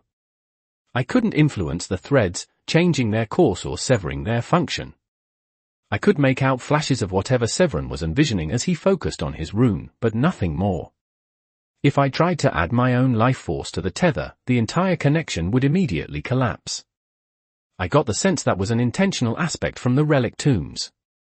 I was purposefully denied the ability to manipulate the relic tombs at all. I thought of what I was going to face here, soon. I hoped Mardath wasn't present at his base when we made it there. I didn't think I was ready to fight him, yet. Besides, the intent of this was to unearth his plans. Stealth would be king. I was confident in hiding my mana signature. In fact, it was one of my most underutilized gifts. By constantly following Aurora's guidance in maintaining a grip on my internal energy during assimilation, I'd gained tremendous control over my mana. This translated perfectly to keeping my power contained and my presence low. But Severin and Morwa? I didn't know about their stealth capabilities. If it came down to it, I expected I would have to go on ahead without them at some point when security became too tight. As I was running through possibilities in my head, I remembered my last clash with Morwa in Nimolo. She'd been guarding that massive crystal of basilisk blood. From how she spoke, she seemed to assume it was somehow integral to Mardatha's plans. Morwa, I said aloud, looking across the fire toward the tense retainer, what did that massive crystal of basilisk blood have to do with Mardatha's experiments? I could guess he was gradually mixing that crystal with his blade, but not much more than that. The retainer stiffened uncomfortably. I don't know. Basilisk blood is an extremely good conductor of decay-based mana arts. I assumed it had something to do with that. But it doesn't really matter now, she said, sulking slightly. I furrowed a brow. Why not?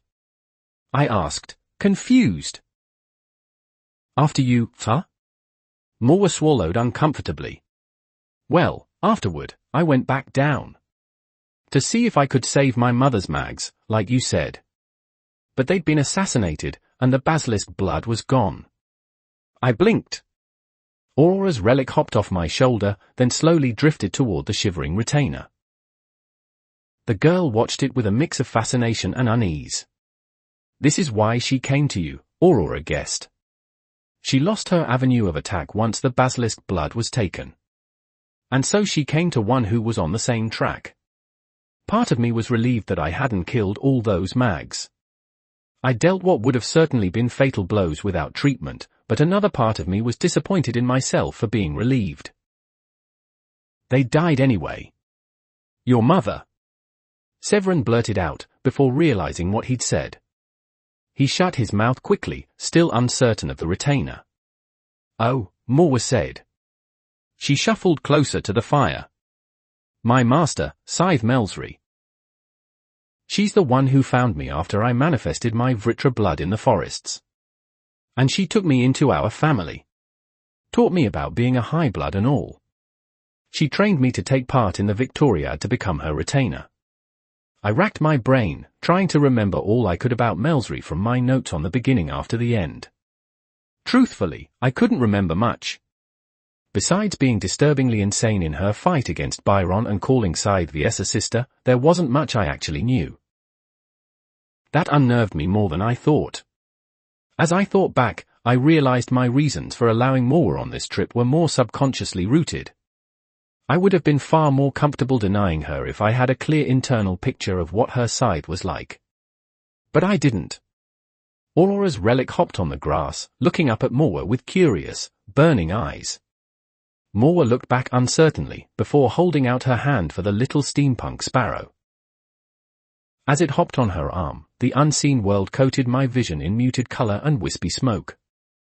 I did not truly understand why I vouched for this Vritra half-blood, Aurora said in my mind and from her shade. I provided logical reasons, true, but those were not the core. But I see clearly what I only understood through a haze before. I could feel the complexity of her emotions as they wafted over our bond, like the scent of freshly baked bread from an oven. She wishes to please her mother, Aurora said with an almost pitying tone. This Morwa does not merely wish to ratify her retainership by striking down Mardath.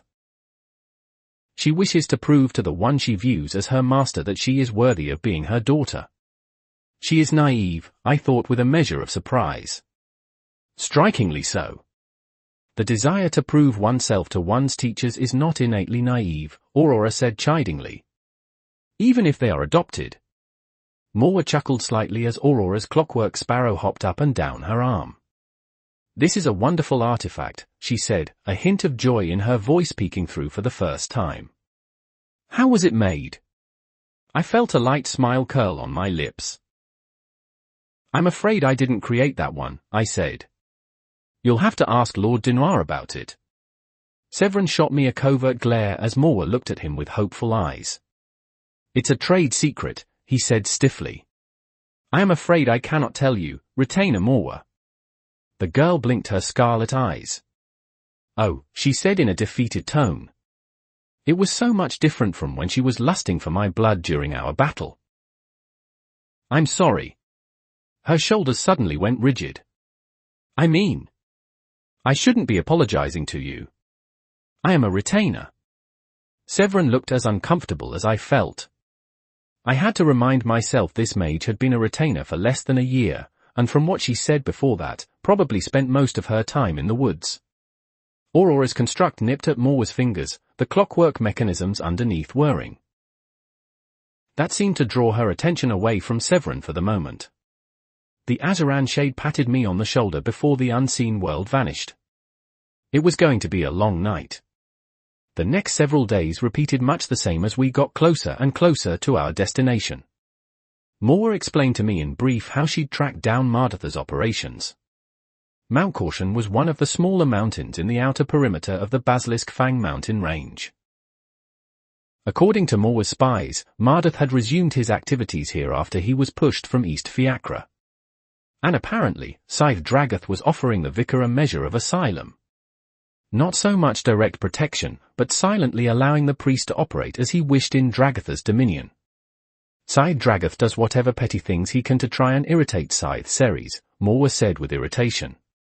As the days wore on, the retainer had become far more open and sociable. It's all stupid posturing. Mother the retainer caught herself mid-word. I mean, Scythe Melsry says we're all supposed to be a family. The last of the Vritra in the world. So we shouldn't fight amongst ourselves. Scythe Ceres always leaves the rest of us alone and keeps to herself.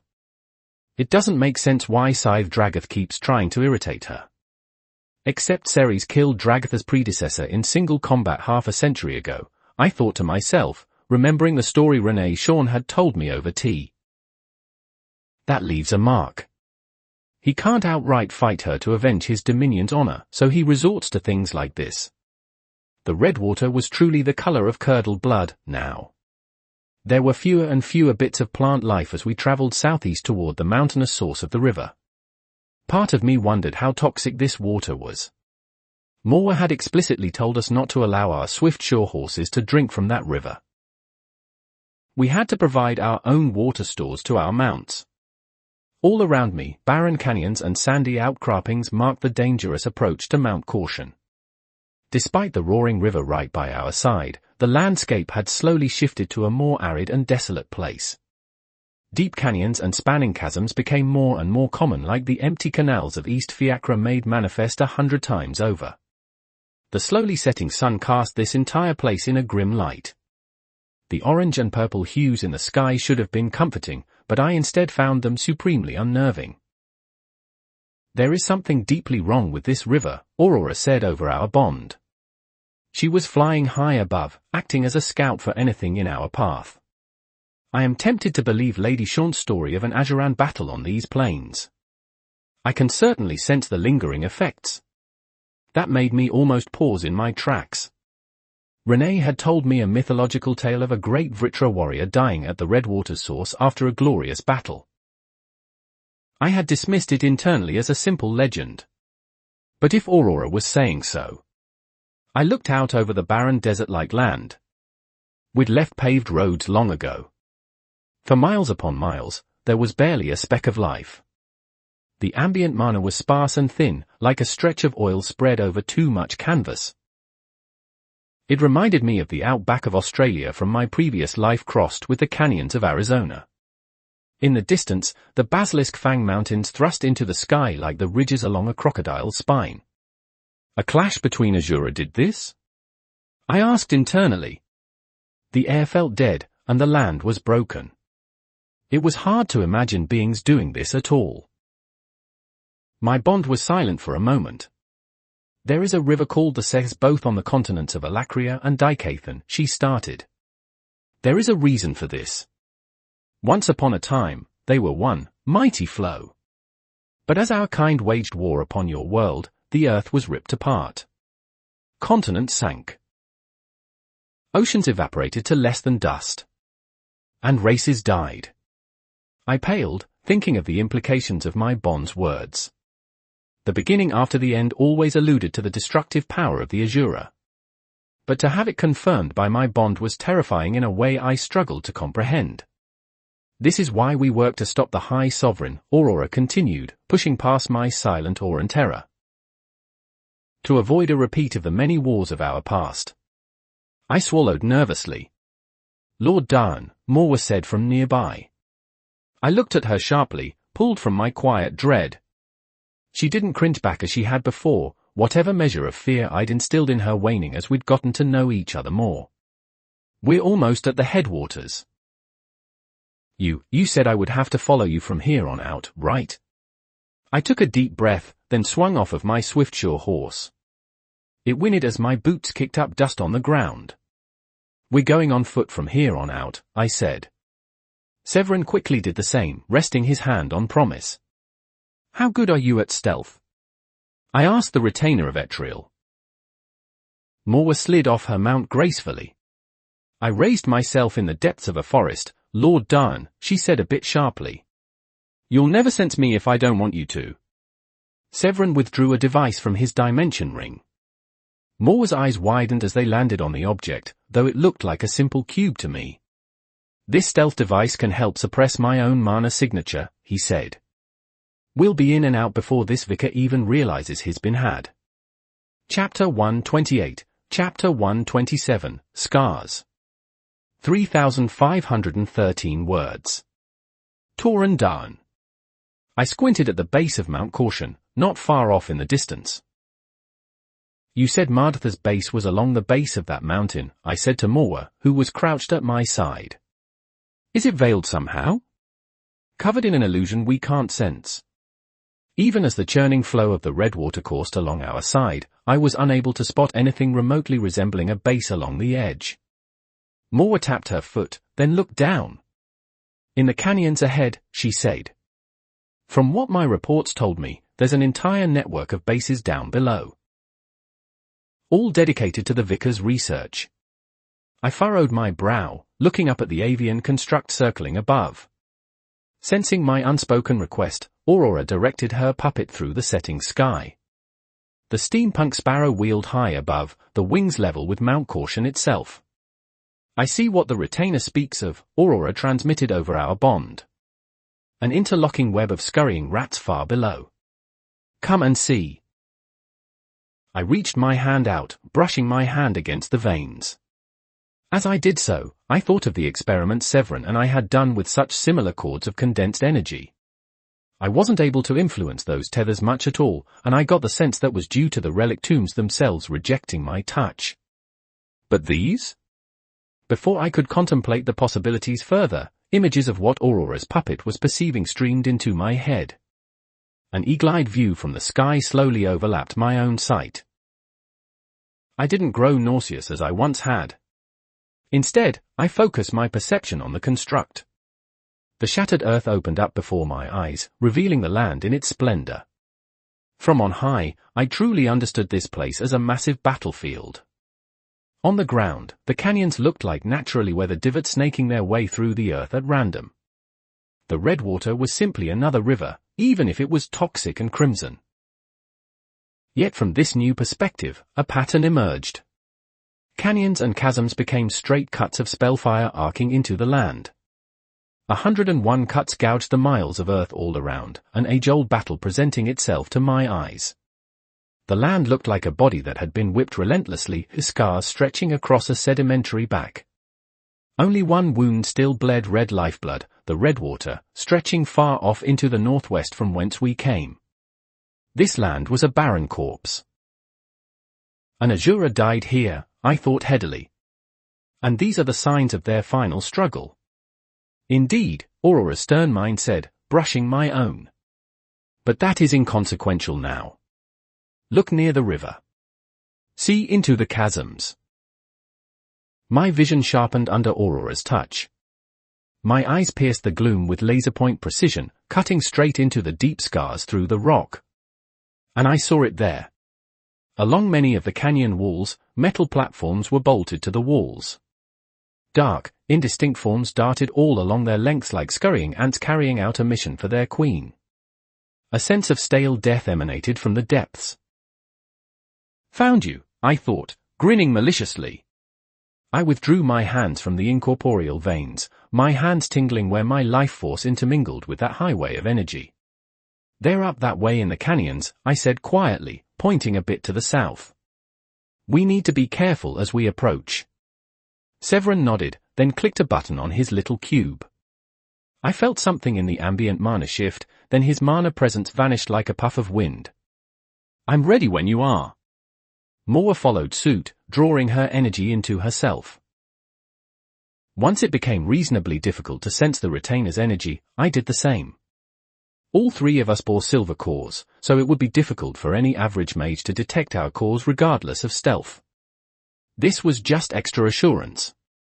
I withdrew the damaged metal Vickers mask from my dimension ring, the same one Moa had scarred with her powers. I let it settle over my face, the new straps easy to tie back. Let's do this. We approached the edge of the canyons with speed, the wind at our feet. As I got closer, the mana signatures of the many Vickers became easier and easier to sense. Their blaring presences pulled me onward like a beacon till I was crouched over the edge of a chasm. I peered down. A catwalk of dark metal was bolted to the side. Far below, I could see the reflective glint of crimson water coursing slowly through the base like rivulets of blood. No doubt the Redwater bled some of its source into these ditches. Aurora's construct had shrunk from the size of a hawk to that of a sparrow as it clung to my shoulder, peering down as well. I looked along the catwalk, spotting a vicar up ahead as he walked at a sedate pace. He wore a hood up high that shadowed his face from my sight, even though the sun had already set. His black robes couldn't quite conceal his deathly pale skin. Where Renee Chant's skin was light as death, it still somehow seemed healthy and full to my eyes. Yet the arms of this priest looked like that of a living corpse. Severin moved next to me, but I held my hand up for the two of us to wait. The vicar passed underneath us, his boots clanking as they plodded over the metal. Once he passed, I whispered, follow me, making sure I tethered the sound to our area with my magic. I let myself fall. The wind rushed past my masked face as I plummeted toward the deep crimson water below. As I passed the catwalk, I quested outward with my telekinesis, a flare of white appearing on the railings of the metal. It creaked just barely as I pulled myself, arcing underneath the platform. My boots impacted the wall without even a hint of noise, my psychokinetic pulls keeping my soles lashed to the stone. Severin arced down next. With a blur of red, Promise embedded itself into the wall next to me, trailing a taut thin wire. Severin swung in a bare instant later, holding onto his hair-vant wire as Promise's blade kept said wire anchored to the wall. Moa was the last to reach us. While she wasn't nearly as graceful as Severin and I, a few tendrils of solidified void wind managed to worm their way into the rock nearby. I looked at each of them in turn, before whispering, we're going to follow. The vicar hadn't gotten far ahead of us, but the way he walked with purpose clued me onto him as a target. As he strode over the metal, I began to walk along the wall underneath his platform, keeping every noise I made muffled and quiet. Moa followed at a similarly sedate pace, yet the Dinoir heir had to let a bit of distance build before quickly removing his dagger and throwing it out again, using that strange wire technique of his to make it change direction midair to embed into the wall once more. Even as I muffled every sound my companions made, the slow gurgle of the water beneath us would have masked our presence well. But as we slowly trailed this priest, another sound began to scrape at my eardrums. A horrid, familiar sound.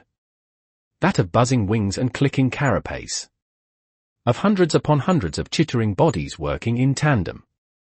The vicar reached a fork in the canyon. A long, thin pathway opened into the rock at our side that stretched all the way to the canyon floor. Yet overhead, a slathering of stone made this into a cave. I hesitated for barely a moment before continuing to track this mage from below. The walls of the canyon were lined with lighting artifacts that cast a deep, orange glow across the chasm walls. Shadows danced in our wake as we slowly trailed the man. And as we entered this cave, the number of mana signatures I sensed picked up exponentially. And so did the buzzing. I felt my breath leave my lungs as I finally spotted what had been making that horrid, incessant buzzing. One of the first brushes with death I'd experienced in this world had been when I'd came face to face with an acid beam hornet nest. The acid beam queen kept her entire brood under an awful hive mind, coordinating each and every mana-enhanced insect with the force to decimate a squadron of mags with ease. Every hornet could eject acid from their stingers that could eat through even the strongest of mana shrouds, then dissolve those underneath to nothing more than a puddle. And so I watched as dozens of captive acid beam hive mothers were lashed to the cavern walls by thick, glowing chains. Their writhing abdomens were hideously large, the mottled green carapace weak and bulbous. Thin tubes of clear material pumped red liquid from the rushing tributary below into vats. Vicars darted back and forth, dunking massive metal syringes into the reserves. I watched as they drew back the plungers. It looked like a man extracting blood from a vein as the vacuum tube slowly filled with crimson liquid. I watched as a hooded priest strolled over to one of the captured hive mothers. The man watched the mana beast shake and squirm, its mandibles chittering in fear and wrath. He seemed to savor the moment, the massive syringe of red water in his hands. Then he plunged it into the creature's abdomen. The needle pierced the fleshy exterior with a disgusting squelch, sinking deep. The creature screamed loudly, but it immediately cut off as a vicar thrust something into its mandibles that blocked the sound. Horror trickled through my veins as I watched the massive abdomen slowly change from deep green to a mix of bright emerald and deep bloody red. "Someone come over here," the vicar said in a rancid voice. "We need to bleed this one of its contents. Martha's going to make the best blithe any of you heathens have ever seen with this new method." A few more men stepped up, their forms casting mutated, horrid shadows in the low light. Long, wicked knives flashed under their sleeves. I felt a mana signature near me flare slightly. My head whipped to the side, seeing Moa's face seething with deep anger. Around her, void wind popped. Evidently, the lead vicar could feel it as well. He paused, holding out a hand to halt the other vicars. "Wait." I sensed something off. I snapped a hand out, laying it firmly on Mora's shoulder. She made eye contact with me, hissing. "They're torturing them," she said angrily. "They shouldn't be caged here." Mora has a soft spot for mana beasts, I reminded myself. Keep that in mind next time. The vicar slowly walked over, a hunch to his shoulders that told me he was sniffing for blood. "You need to restrain your mana," I hissed. "We can rip this place apart later. Right now, we can't let ourselves be discovered." I was surprised by the words I uttered. I had no love for acid beam hornets. In fact, they were one of the first things to haunt my nightmares for months. There were very few things I despised so utterly. Yet even these hive mothers did not deserve the tortuous treatment they were getting. Mora slowly regained control of her mana, though the short-haired girl glared at me all the while. The lead vicar paused, tilting his head as Mora finally withdrew her power. His hood fell down, revealing a balding, corpse-like head with eyes too large for the sockets. Two small, onyx horns thrust from the sides of his empty scalp. "Jauta, Your Holiness," one of the other vicars asked, an impatient one with a long knife. "May we continue?" Jauta's eyes darted around, trying to catch a glimpse of us. I pressed myself flush against the wall so that I was just out of his sight. I pulled Mora back as well, though Severin was quick enough to do the same. "Carry on with what you were doing," he said with a snarl. "I have something I must do." He stalked away, a fire in his steps that hadn't been there before. I watched him go hesitantly, wondering if we'd been discovered as I ground my teeth. But another spectacle stole my attention away. The man who had asked the question earlier giggled with glee, then moved toward the hive mother's abdomen with his long knife. He flourished it, observing the monster's soft belly. It had turned a disgusting mix of red and green. He drew his knife across the skin in a slow, methodic draw. He seemed intoxicated by the action as his fellows followed suit. Red-tinged green acidic liquid spilled out, familiar to the acid beam venom I'd faced once before yet also distinct. Mora's shoulder shook under my firm hand as the hive mother was slowly bled. It tried to scream, thrashing at its bonds in pain, but whatever the vicar had done to silence it kept it in mute agony. I watched with clenched teeth, a strange feeling twisting my gut. I hated these things. But they did not deserve to be bled like cattle. Another vicar held a large funnel underneath the wounds, the greenish-red liquid dripping into a clear container. Once it was filled, he scurried off elsewhere as another vicar took his place with a large bottle. I ground my teeth. We need to follow those men. See what they're doing with that extract. Without giving the others time to protest, I began to follow underneath as I had before. All along, I racked my mind to recall all I knew of Blythe. I knew the base drug was somehow formed from distilled acid beam paper, but from the vicar's words above, I suspected whatever was being made here was far, far stronger. The waters from the redwater also weren't a usual ingredient in the concoction. I felt goosebumps rise along my arms as I considered what this meant. Acid beam paper only held trace amounts of the original acid. But these vicars were ripping the acid straight from the source. Above us, the diminished corpses of hive mothers lined the walls. Some were still alive, clearly being milked for their acid. Yet most looked like shriveled husks. I was forcibly reminded of juice pouches from Earth, where they'd slowly deflate as they were drained of their contents. The dull, dead corpses of the hive mothers looked much the same. More was seethed. We followed the vicar along his trek. I could feel his disgusting joy in his intent. The chasm split off one more time. This time, instead of into an underground ravine, this was a true cave. The vicar zipped inside, the darkness swallowing him. But we couldn't trace along underneath any longer. I looked at the ceiling of the cavern, gauging the distance. I waited until the mana signature of the vicar receded far enough. Then I jumped, twisting myself mid-air to anchor myself to the ceiling. Severin and Mora followed a bare moment later, though the poor Denoir was having more trouble keeping himself stable as opposed to the retainer and I. I stepped into the cavern, traipsing along the ceiling. and was immediately struck by a sense of wrongness. A clawing, pervasive touch brushed my core, making me shudder. Morwa had a similar response, her eyes blowing wide. Only the dinar heir seemed not to notice. "It is here," Aurora said, her sparrow construct which was tucked into a pocket on my jacket seeming to wilt in on itself. "This is the source." "What do you mean?" I asked mentally, taking a breath as I scanned the room nervously. "What is here?" That strange clawing presence, could I even call it a presence? That wasn't exactly right, was it? It tasted like dead air scraping against the roof of my mouth with rot. My bond didn't respond. Severin looked at Morwa and I uncertainly, then mouthed the words, "What is it?" I shook my head, pushing past my reservations. It didn't matter now. I had bigger priorities. I slowly shuffled forward along the ceiling. Morwa followed in stilted, jerky movements, her tendrils of void wind no longer graceful and fluid. The vicar with trailed happily poured the contents of his jar into a massive, translucent container. Swirls of red and green mixed like the turbulence of an ocean in huge vats. So much of that strange Blythe, I thought with horror. The massive container cycled through what looked like a distillery setup, a dozen different glass tubes and steaming plates leading toward a final vat. Theoretically, whatever was inside was the finished Blythe product. But what drew my eyes was not far away from those items. A familiar, massive chunk of scarlet crystal glinted in the low light. A stand had been created for the hulking heart-shaped reserve of basilisk blood. Something had been driven into the side.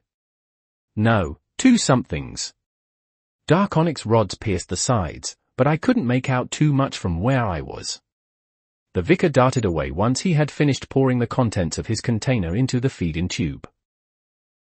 Once he was gone, I chanced a few steps along the ceiling, hoping to get a better view of the red crystal. Morwa had guessed it was crucial to Martha's plan somehow, and from how it was arrayed alongside the processed red-green Blythe, I had a feeling she was correct. My hand clenched on the hilt of oath as I took a step forward, but that strange, undeniable sensation gripped my core once more. My eyes were pulled away from the construction of chemistry to the yawning darkness of the cave beyond. "What happened here, Aurora?" I asked, licking my lips. "What aren't you telling me?" My bond didn't reply, only folding in on herself more. "There's something I need to investigate on ahead," I forced out. "I'm going to check it out. But this machine in front of us seems to be part of Martha's end goal. I need someone to investigate down below." Morwa shuddered. "It's strange. Welcoming and repulsive at once. It's calling to me, I think," she said in a horrified whisper. "I'm going with you, Tauren," she said. "I can't sense anything," Severin said slowly, his bright hair flashing in the light. "But if anyone here has a chance to decipher what that mechanical contraption is doing, it's me," he said, flaring his mana. That's right, I realized. My thoughts seemed to be pulled toward the darkness of the cavern beyond. I wasn't thinking at full capacity. Severin's regalia, scouring purpose, would tell him far more from a quick overview than anything either Morwa or I could do. "Okay," I said with an exhale. "We'll be quick." "Stay out of sight, Severin," I said, holding out a hand. He clasped it momentarily, before orienting toward the amalgamation of glass tubes and puffing fumes. I looked at Morwa, a sense of quiet dread percolating from my neck all the way down my spine. She looked even more unsure than I. I forced my indecision out of my mind, then darted along the ceiling. With each step I took, the cloying force redoubled.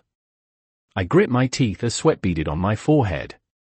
We ran for several seconds towards that source.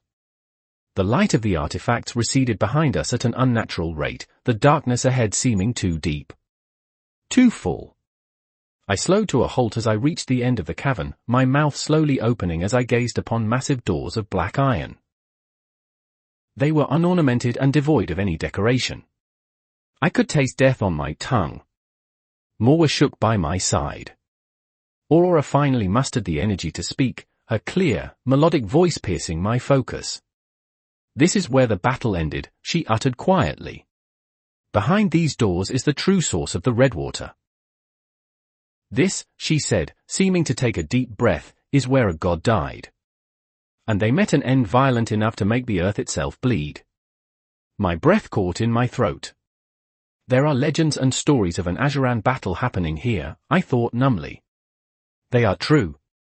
I saw the marks from the sky. Felt the death in the mana. And beyond this door, is there a body? And suddenly, I felt a new kind of fear suffuse my veins.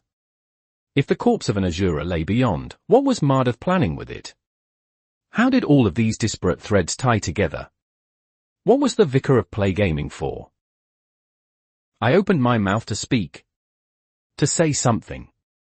Anything. But a flash of putrid, familiar mana ripped the words from my mouth.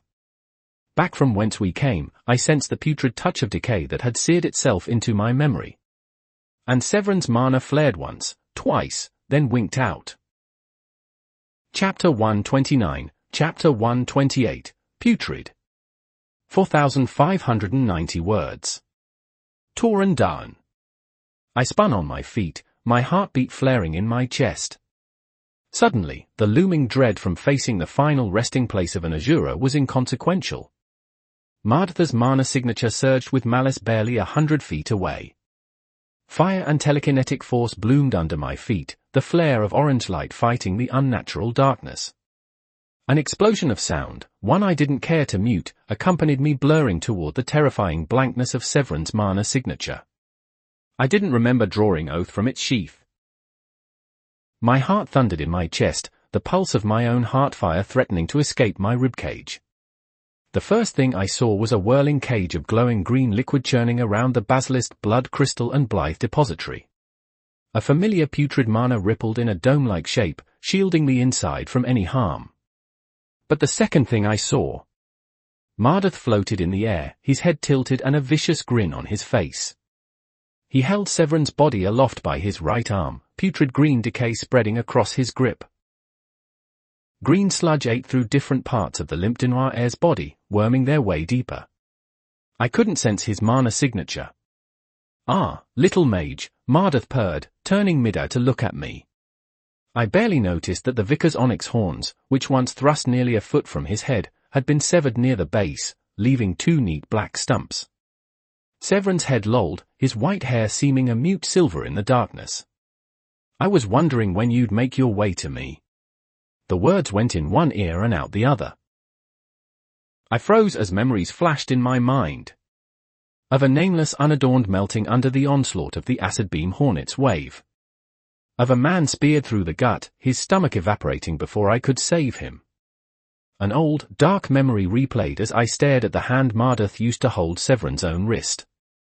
Kaelan Jones' dagger descended toward Norgan's sternum in terrifyingly slow motion. I remembered the steel drawing my brother's life's blood like a grim harvest. The hand-holding oath shook. The vicar above noticed. "Oh, this one is your friend, isn't he?" the vicar said, shaking Severin's body like a doll. Green lines slowly crept past the Denoir's elbow, tracing their way along his veins. "You remember what I promised you, didn't I?" he hissed with contained glee. "If you tried to stop me before I was ready, those you cared for would face the consequences." The vicar raised a disjointed, spindly hand, shifting his gnarled digits into the shape of a knife. As he did so, I could almost see his fingers become sharp stilettos. Kaelan Jones' broken dagger seemed to overlap Mardath's hand, poised to reap the blood of another brother. I pushed myself out of my frozen terror, feeling anger swell through my worry. Aurora's mind burned away my remaining indecision. I needed to save Severin.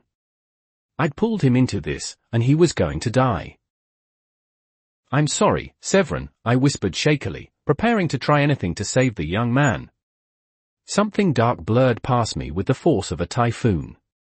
I stumbled as the wind disrupted my stance lightly. Moore rocketed toward the Vicar of Plague, her pale skin shifting to that of midnight black. She seemed to absorb the darkness of the room into herself as eddies of void wind carried her toward Mardath. Her normally scarlet eyes bled to deep yellow, but the rage in them overwhelmed anything else. Her change in form amped her mana even further. "Mardath," she yelled, "I've come for what was promised." No, I thought, engaging my acquire phase.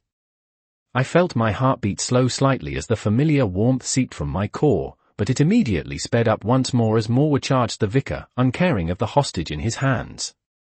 "Melsry's pet," the vicar said simperingly as Morwa arced toward him in the air. "You should have stayed in the kennel she created for you in Etriel, girl," he said maliciously, entirely unfazed by the waves of power wafting off the retainer. I rushed forward with a mindfire stamp, but Morwa would reach the vicar first. Mardath smiled toothily, his blind eye glinting with malevolence. He threw Severin's limp body at the charging retainer. "She's going to rip him apart," I immediately recognized. "She's not thinking straight." I thrust my hands out, trusting in Lady Dawn to help guide my magic as I skidded to a halt. Oath clattered to the floor as I ignored it, engaging my telekinesis emblem. I quested out with my mind, grasping the tumbling body with my mind. My emblem, predictably, smashed straight through the Denoir Heir's weakened mana defenses. I pulled downward for all I was worth, barely yanking my friend out of Morwa's path of decay. Sweat beaded on my brow from the speed of the action, but the hint of surprise on the vicar's wretched mug was worth the expenditure. Then Morwa hit him like a truck. A streak of wispy black carried the vicar and the retainer back through the cavern, far away from me. I leapt forward, catching Severin's body before setting him down. My eyes darted over the Denoir Heir's form, tracing his tendrils of heartfire and signs of weakness. I instinctively ignored the rampaging crash of Morwa's battle with the Vicar of Plague, instead sinking into the clinical observation of a surgeon. His other wounds are deep and dangerous, I thought, noting where divots of sludge had carved through Severin's flesh like a knife through meat. But those aren't the worst. The green acid is static. The worst damage was the Denoir Heir's right arm, where Mardath had held him like a toy. The flesh around his wrist had been melted to the bone, 5 distinct marks showing where the bastard of a vicar had grasped my friend.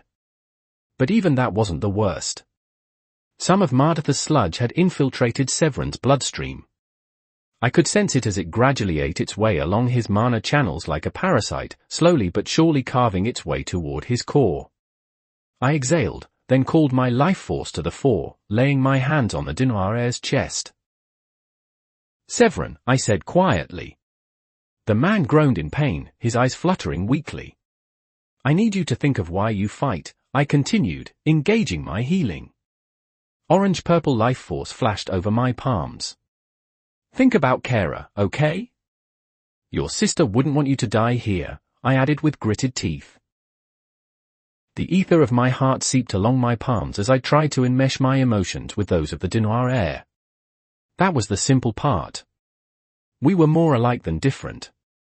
The thrum of my heartfire clicked easily into place as I synchronized myself with him. His own heartfire flared in response, the heat driving away his wounds. His body began to mend along his ribs and thighs, where that horrid vicar had taken gouges from his flesh. But when his own fire met the scalding mana of Mardath's scourge, it faltered for the barest moment. "You aren't going to let this beat you," I said through his teeth. "You've denied your fate once. What's one more time?" I said, calling with voice and ether at once. Severin's red life force began to push back the taint of the vicar. Before, it had reached past his elbow. Yet through our combined efforts, the green infection that showed through his veins and mana channels gradually receded. "Mardath," Severin choked out, his horns. He said with fitful breath, his teal eyes unfocused. "They're in the crystal. Nailed to the blood. Don't know why." "Save your strength," I snapped, the chain on my forearm flashing. "We're almost through this." "Yes, yes," I thought, feeling a sense of victory as all else fell away. I was making it. I was succeeding. Severin would make it out of this fine. He wouldn't die as Norgan did. Something hit me in the side of the skull, hard. My telekinetic shroud creaked from the blow, crystalline fractures spreading along the side of my head. I tumbled away from the prone form of the white-haired striker, momentarily disoriented by the sudden change. I rolled, growling as I pulled myself to my feet. I'd been so focused on healing my friend that I hadn't sensed the vicars streaming into the cavern. At my side, a dark spike of blood iron dug into the ground from where it had rebounded off my protections. Behind me, the green dome shield protecting the Blythe distillery cast me in shadow. The vicar with short onyx horns Jortat held a longbow in one hand, a sneer on his lips as his companions filtered into the cavern in front of him. The weapon in his hand was intricate, the limbs of a familiar red, crystalline material. "You're arrogant, Lord Darn," he said, "to think you could break into Mardatha's base of power so easily." I snarled, plasma burning around my hands. Oath levitated from the ground back into my palm. "Tauren," the voice of my bond said in my head. "You need to get rid of these men quickly." The artificer ails. My eyes darted to Severin's body near my feet. The steampunk sparrow crouched defensively over my friend's prone form. Once my healing had stopped, the rot of Mardatha's mana had redoubled in its efforts to spread toward his core. The green vein stretched up to his elbow once again. "Fuck!" I thought with desperation. I felt flashes of mana as Mardath and Moa clashed outside, their battle shaking dust from the cavern ceiling. I couldn't heal someone and fight at the same time. The necessity of shifting my thoughts and emotions to align with their own was incompatible with the mindset I used to cut down my enemies. Jorta drew back the string of his bow, and a shaft of blood iron formed there in barely an instant, settling against the twine without a sound. The dark metal was wicked sharp, glinting in the darkness. I could barely see it in the shadows. It zipped toward me at an absurd speed. I growled, smashing the bolt out of the air with oath. The contact shuddered up my arm, making my hands tingle. "He's powerful," I thought angrily. A few vicars darted toward me, trying their luck. I raised my hand, a concentrated sphere of fire mana glowing around the tip of my finger. Sound mana edged around the sides, amping the vibrations even further. Plasma seared from my hand, burning holes through the priests that dared to try and rush me. They fell limply, but I was forced to jump forward to swat another bolt of blood iron out of the air as Jorta tried to shoot Severin. "Bastard," I thought, throwing a condensed sphere of fire at the vicars surrounding me. I lashed out with spell after spell, ripping every mage apart. I might have hesitated with anyone else. I wasn't a killer at heart, and death was so final. Yet these vicars held the same place in my mind as the Jones. They were leeches on the lifeblood of every good man and woman on this continent, slowly draining them dry. My hands barely faltered as men died. Would I regret this slaughter later? I didn't know. It would take less than a minute to tear all these mags to shreds, Jorta included. If I could afford to move from this spot, it would end even faster, but I had a friend to protect. The vicar's blood iron arrows struck with the force of a dozen hammer blows, but they couldn't protect him from me forever.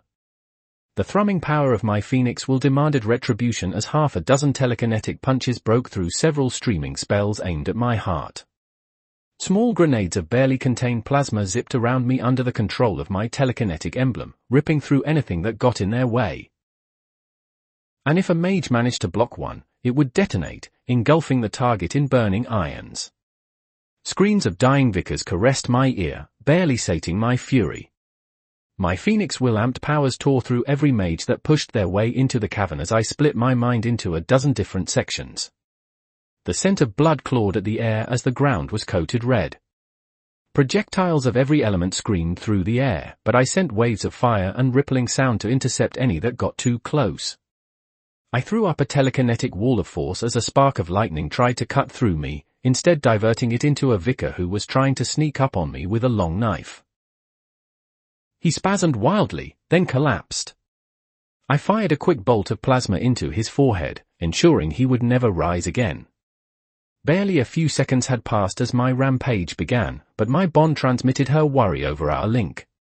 My head snapped down to Severin's body, which I'd stood guard over like a sentinel. The green veins that had spread up his arm were nearly at his shoulder. And I couldn't heal him. Not while also protecting him. I screamed my fury, the mana fluctuating with my intent. For an instant, every single dark-robed vicar faltered. Even Jorta, who had contemptuously hung near the rear while firing intermittent blood-iron arrows, stumbled as a wave of killing intent thrummed through the room. But it wasn't simple killing intent. I threaded my hatred for the doctrination through each wave, unconsciously conveying the depths of my fury. These vicars saw their deaths. The blood seeping into my shoes rippled in undulating currents, small drops rising as my power distorted the air. "Cut off the arm," a weak voice said as my rampage continued. I looked down at the Denoir heir as his lips moved, but the entire cave rumbled as something crashed against the cavern walls outside. "Do it," he said weakly, the green veins almost past his shoulder. I didn't have time to waste. I drew my fingers over Oath's blade, imbuing it with a searing edge. Then I brought it down on my friend's shoulder. He screamed as the red-patterned saber sheared through the limb. The fiery edge seared the wound shut, but my friend almost immediately fell deeper into the effects of shock. I grit my teeth, unable to tend to his wound. My arm snapped up, catching a blood-iron spike as it sought to pierce my eardrum. My arm jerked from the force. If I weren't in my acquire phase, I wouldn't be able to deal with these at all. My hands tingled, some sort of poison wrapping the iron. My heartfire flushed that away without issue. I snarled, my eyes searching through the bodies of the vicars around me for a certain heartfire. One that was tinged with the blackness of Vritra blood. The assault had relented slightly as the number of my assailants dwindled, but my anger had only grown. I cocked my arm back as I spotted Jorta, a sneer on my lips. His face paled as he seemed to finally recognize the position he was in. He'd evaded all my attacks by the luck of being outside my range. But my range could change. Spells splashed ineffectively across my telekinetic shroud as I lined up my sights. The Vritra-blooded vicar ducked behind a few of his compatriots, no doubt hoping their meaty bodies would protect him. As my enemies sensed the build-up of my power, they began to stumble backward. I concentrated on my emblem, shifting my telekinetic range into a narrow area in front of me. A long tube of pushing telekinetic force flared into existence in front of my face, exactly like I'd done to kill the Leviathan as it corded around the Empire State Building, even if it was less powerful. I threw the spike I'd caught, using Jorta's heartfire as a guide. The blood iron accelerated like it was in a railgun. One moment I was holding the black spike. The next, blood sprayed as a hole opened in every single body that dared to block my target. Jorta coughed black blood as a hole the size of a soccer ball opened in his stomach. He toppled backward, bleeding out slowly. The blood iron spike disappeared somewhere into the cavern wall. I wiped a bead of sweat from my brow, then knelt back by Severin's side. He groaned slightly, the smoldering cauterization of his shoulder sizzling noticeably. I grit my teeth, then laid my hands on his chest again. I began the arduous work of trying to seal over his shoulder. Guilt bloomed in my chest as I recognized why this had happened. Severin didn't need to accompany me on this mission. "I'm sorry," I said weakly, tuning out the scent of scorched flesh and how heartfires winked out every second. "This is my fault." The scorched flesh along Severin's shoulder receded gradually as my healing worked over the skin. "I get it now," the Denoir heir muttered groggily, clearly not lucid. "How you can tether things. What you're supposed to do." I grit my teeth. "Be quiet, Severin," I said. "Save your strength." No, he said, raising his soul arm up. He grasped Aurora's puppet with a surprisingly deft hand. She squawked indignantly as he pressed the construct to my chest. "It's a river of energy," he said, seeming to suddenly gain clarity. His teal eyes flashed as they opened fully. "You don't change what's on the river. Only its source." I opened my mouth, unsure as to what he was trying to say. Then a final crash thundered through the cavern, shaking the ground and making me stumble. Moa tumbled back into the cavern, her body riddled with bruises and bleeding from innumerable cuts. She cracked into the stone, then tumbled near to my feet. Green poison writhed across her black skin, barely held at bay by small eddies of void wind trying to force it back. The retainer's eyes flashed from their gold back to scarlet, before hardening into gold again. She groaned in pain, trying to pull herself up. Her dark dress was an utter mess, parts melted into each other. She coughed up a mouthful of blood, then collapsed back to the ground. I knelt quickly, trying to heal the young retainer on instinct. She groaned as my life force caressed her own. But I was ripped from that reverie as Mardath floated back into the cavern. His robes were similarly decimated, and several bruises stretched along his body. He surveyed his devastated troops, snarling angrily. He turned to face me as his wound slowly healed with a wash of putrid green sludge. "You've proven yourself the largest thorn in my side I've ever experienced, little mage," Mardath hissed. Morwa groaned at my feet as she struggled to fight off the poison in her body. "I should have killed you when I had the chance the first time. Your death is going to be slow and agonizing." I squared my stance. If this was going to be my final battle with Mardath, then that was how it needed to be. But even now, I could sense the difference in power between us. He seemed weaker somehow from how he'd severed his horns. "Aurora," I thought as the vicar floated closer. "I need to go deeper into my phoenix will if I want to win this," I added, standing guard over the bodies of both Severin and Morwa. "You're not ready, Tauren." Aurora snapped back, her construct fluttering from Severin's hand. It flapped in front of my face, seeming to scold me for my actions. "It will rip you apart. You're close, but you can't. Escape needs to be your prerogative." I glared at the little clockwork construct. Mardath floated ever closer, seeming to savor my growing desperation. "I can't leave them." I snapped at the bird, only realizing as I spoke that I was talking out loud. "They'll die here. Because of me." I heaved for breath, the red chains on my arm flaring and retreating in tune with my heartbeat. I could escape here by myself if I tried. I was certain of that with my current level of power. I needed to dive deeper into my will, but my obstinate bond was denying me. "They'll die regardless," Mardath said, though he hung back, grinning as he watched me break down slightly. He was like a cat, savoring his trapped rat. "Tell me, how do you want them to wither?" The unseen world coated my vision, revealing Lady Dawn's stern, angry form. "Then what will you do?" Aurora snapped back. "Die with them? My priority is you, my son. I will not allow you to kill yourself here. I will do what I must to keep you alive.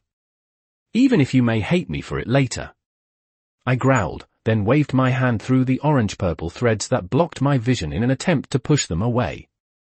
My eyes flashed with what the construct saw, but I couldn't sever them. "Source," Severin croaked at my feet, his hand clutching my pant leg. "The source of the threads." He knew about the threads connecting my bond to the relic, of course. I'd told him about them long ago. But what was he trying to say? I went rigid, my mind flashing as I looked down at the striker. His teal eyes were feverish and hot, boring into my own with hidden meaning. I remembered what he'd said earlier before he'd thrust the relic at my chest. "The source," I thought, reaching out on instinct with my hands. The threads connecting the puppet to my bond shade split into nearly a dozen threads as they connected with the tips of her fingers. I wrapped my hand around their invisible cords, tuning out even how Mardath was slowly lowering toward me. Aurora controlled the relic, true. But as far as I was aware, her shade was only a manifestation of her center. Not the ultimate source.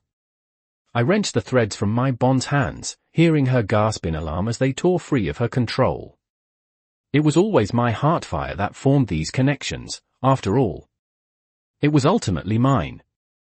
Holding the frayed ends of this connection, I looked at the wispy ends of these energetic veins. The ends bled orange-purple light, and I was certain they were finally visible to the naked air. Mardath paused in surprise, and I utilized that chance to take a gamble. To change the source. I thrust the severed heartfire threads into my sternum. They phased into my chest without resistance, some part of these veins understanding my intent. They snaked and twisted with a life of their own as they thrust into my silver core. The phoenix feather in the nexus of my power, which glowed with the exact same light, reacted, thrumming outward. The threads wove around the feather in a gentle embrace, brushing against the plume with the caress of a mother. Aurora's shade gasped in surprise as she began to glow, her form becoming indistinct. She looked at me with those wide, burning eyes. I smiled, sensing instinctively what was about to happen. Mardath realized the depth of my actions too late. He blurred forward, his face cast in a snarl that showed his rotten teeth. He thrust a hand out, green ooze erupting from his palms in a cascading wave that sought my soul. Something massive and glowing white-hot blocked its path, the attack sizzling away on contact. The Jinn relic grew as Aurora's shade vanished, metal unfolding from nowhere as a grand transformation took place. Wind churned in the small, dark cavern as space was displaced, the brass clockwork sparrow growing exponentially in size. Mardath was pushed back as he put his hands in front of his face, bracing himself against the flow. I had to avert my eyes from the glowing heat as the relic transformed. And when I opened them, I was cast in the shade of something massive behind me. The steampunk sparrow had changed, morphing from the size of a songbird to something that could rival the azura. Metallic feathers the length of my arm ran along its pristine form, and light the color of a waxing dawn shone from the cracks. A powerful grinding noise churned from within the construct. Above my head, a bronze-colored beak sharper than oath glinted, large enough to swallow a man whole. Eyes like molten stars banished the darkness. I laughed headily, feeling a rush of dizziness as my aquire phase shifted back into my core from exhaustion.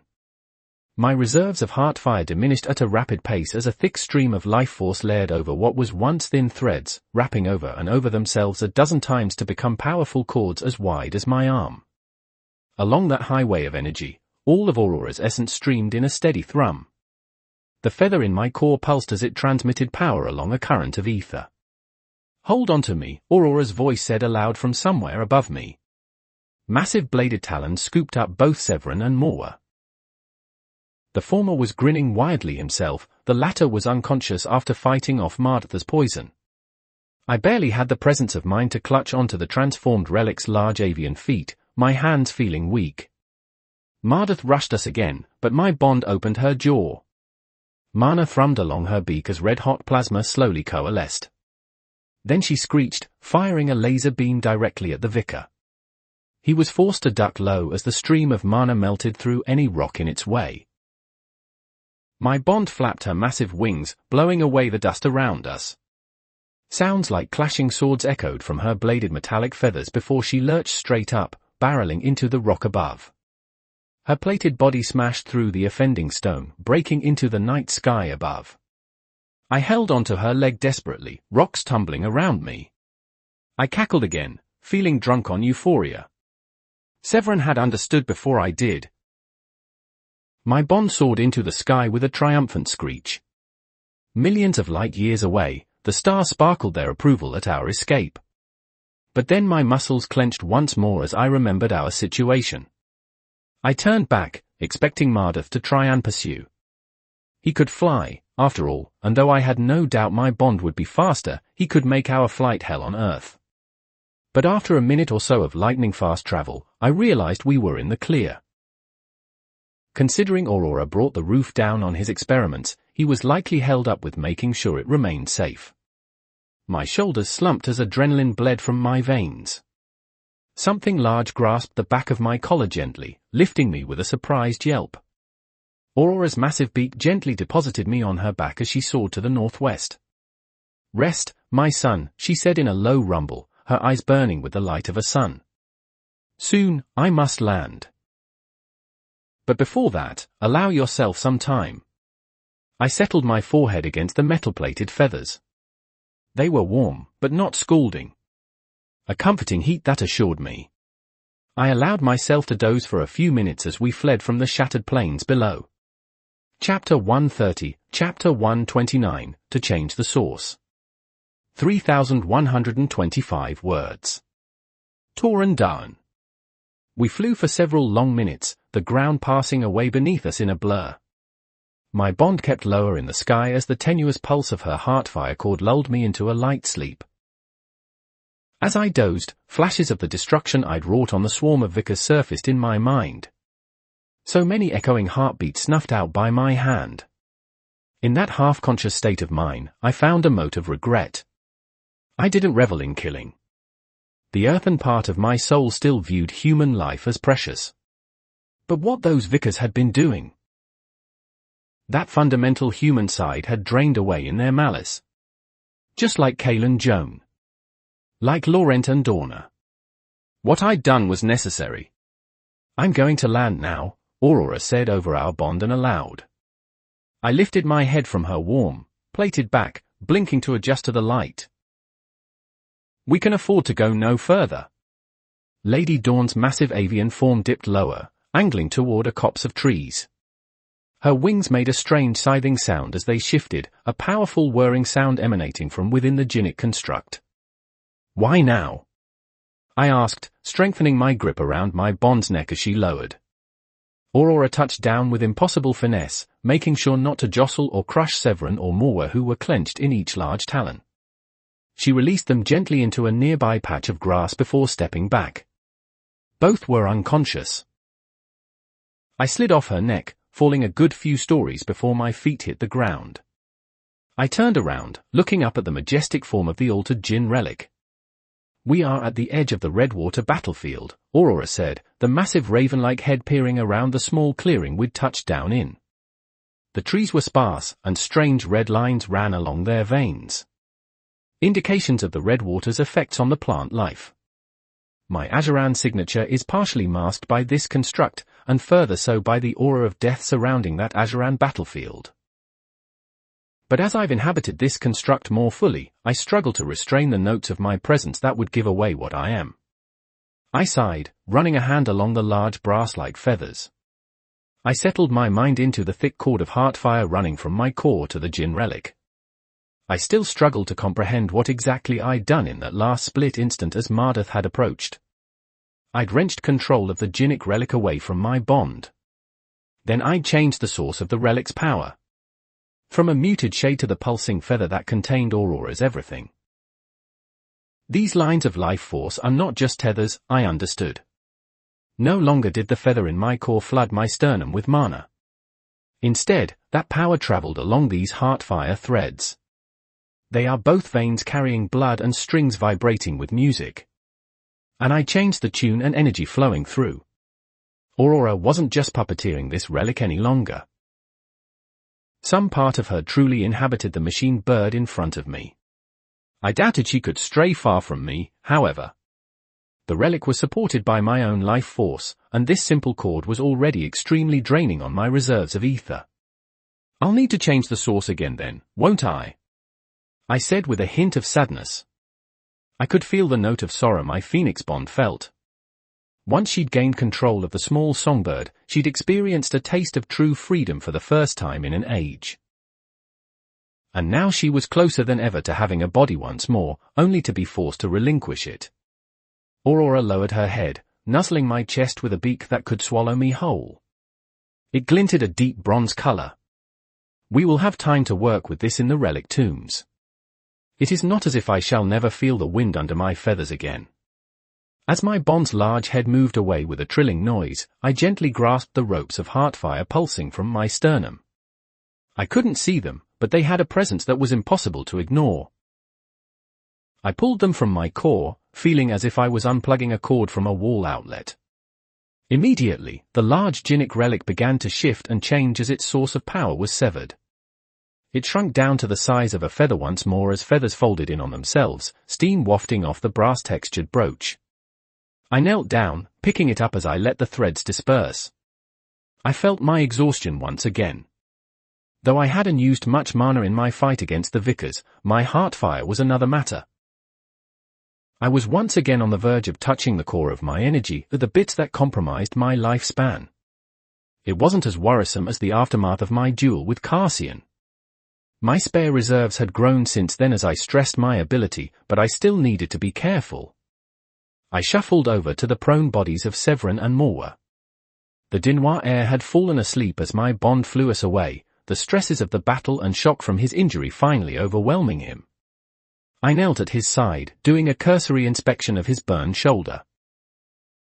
I didn't know if I could regrow my own limbs, but I was absolutely certain I wouldn't be able to give my friend another arm. I felt guilt clench in my gut as I recognized what he'd lost in this foray of mine. I did a bare check of his wounds once more with my healing, poking and prodding at the stump of his shoulder. When I was sure he was relatively at peace, I shifted to look over Morwa.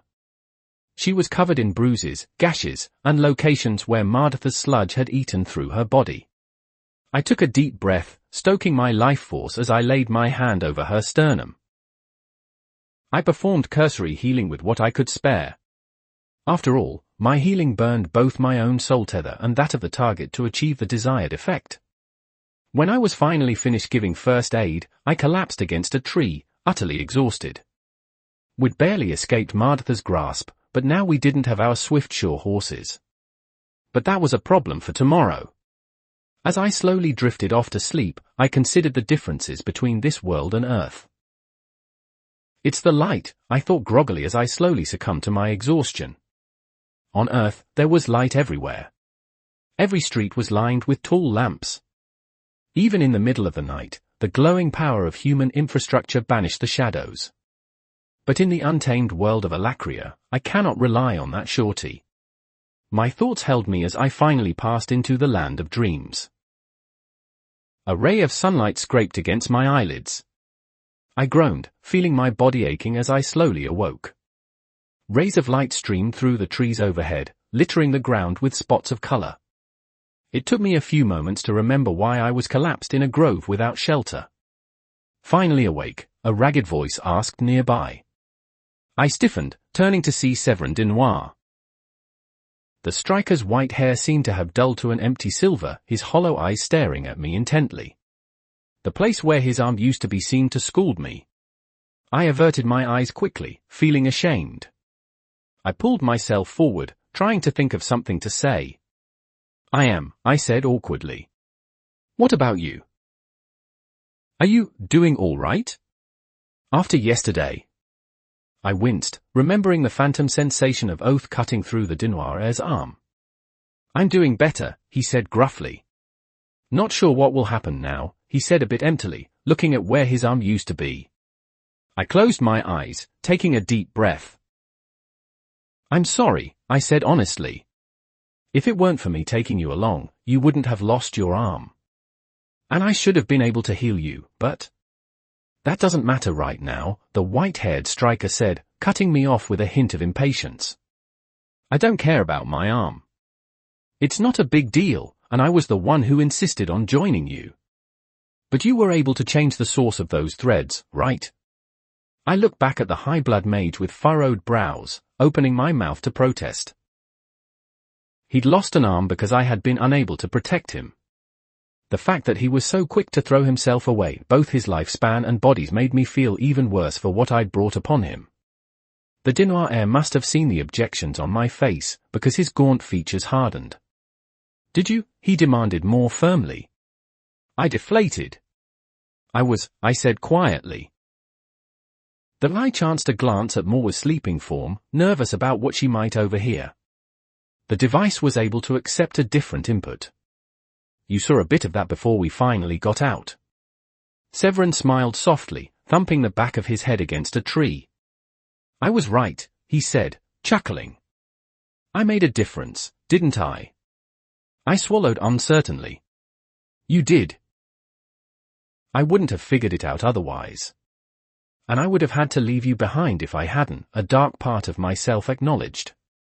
Mardath destroyed your dagger, Severin said, shifting his stump of a shoulder.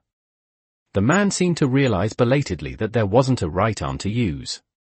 He sighed, groping at his belt awkwardly with his left hand. He pulled a vial of something shimmering green and red. But I managed to take this in exchange. I blinked, mesmerized by the swirl of neon green and deep scarlet. That's Blythe, the de Noir said solemnly. Before I tripped that shielding mechanism, I managed to get a sample of the distilled product. I also got a bit of raw information about the machine from my regalia, scouring purpose, but it's not enough to put all the pieces together. I looked from the striker to the vial and back. I wanted to ask something, but the words halted on the tip of my tongue. My mouth felt like it was filled with cotton. Did I have a right to even ask what I wanted to? After what he's already sacrificed. I can figure out what this Vicar of Plague is trying in full, Severin said, filling in my thoughts, but I need time and resources. I rubbed my nose with my hands. I can't ask you to help me anymore, I said. Two sides of me warred. The pragmatic part recognized how helpful Severin could be. But the part of me still reeling with the effects of my actions was louder. Not after what happened here. I got you. You didn't cause any of this, Severin snapped, shifting his shoulder. It was that vicar, Mardyth. He poisoned me, not you. And I insisted on joining you, on helping you. I'll be damned if I don't follow through on my word. I might not have the dagger anymore, but we both know the weight of a promise. He is right, Tauren, my bond conveyed gently. You are not at fault for his injury. I felt her emotion settle. She hadn't always liked Severin, especially after he established conditions for her use of the Jinnik relic. He is a good friend, my contractor. A better ally than any could have expected. Do not shun such warmth. I closed my eyes, running over what I'd seen in the chasms. Images of the vicars bleeding the acid beam hive mothers for their innards flashed into my mind. Of the large heart-shaped crystal of basilisk blood. How did the waters of the Redwater, Blythe, and basilisk blood all work together? How did the experiments he'd done on the unadorned of East Fiacre tie into all this? You said that Mardyth's horns were embedded into the crystal of basilisk blood. I said, trying to find a common thread in all of this. I know that the Vritra's horns act as a sort of focus for mana. But I don't get why he'd sever such important symbols of himself. You can think on it until you go mad, Severin said with a sigh, pocketing that vial of Blythe again. But you still don't have all the pieces of the puzzle. And maybe I can figure this out, but I don't have all the tools I need. Pain is what drives us to our greatest heights, Mardyth's phantom voice rang in my head. What in the hells was he planning? What tools are you missing? I asked absently, trying to untangle this impossible knot in my mind. Seeing the center of Mardyth's operations had only instilled in me a greater sense of dread. I still have many months until he would act, don't I? I tried to reassure myself. The threat of Ceres Vritra was more than enough to keep him at bay for the time being, wasn't it? I had time to stop whatever this was. I have a set of diagnostic chemist's tools stashed away in the Denoir Relic Tombs estate, Severin said, seeming to force the words out. I'll need those if I want to dissect the purpose of this Blythe. But I can't go there. I looked at the Denoir heir with a bit of surprise. Aren't you the heir? I asked with surprise. You should be able to waltz right in. Severin slumped. His teal cloak did a good job of covering the gaping hole where his arm used to be, but not enough. I've been pushing against my parents' agenda for me for years, he admitted tiredly. Being an ascender created a perfect cover. I was outside their politicking. Ascenders have special political exemptions that I took more than full advantage of. But if I stroll up without an arm, I'll never be able to use those excuses again, he said tiredly. I'll be another pawn. My throat clenched as Severin seemed to realize the full implications of his injury for the first time.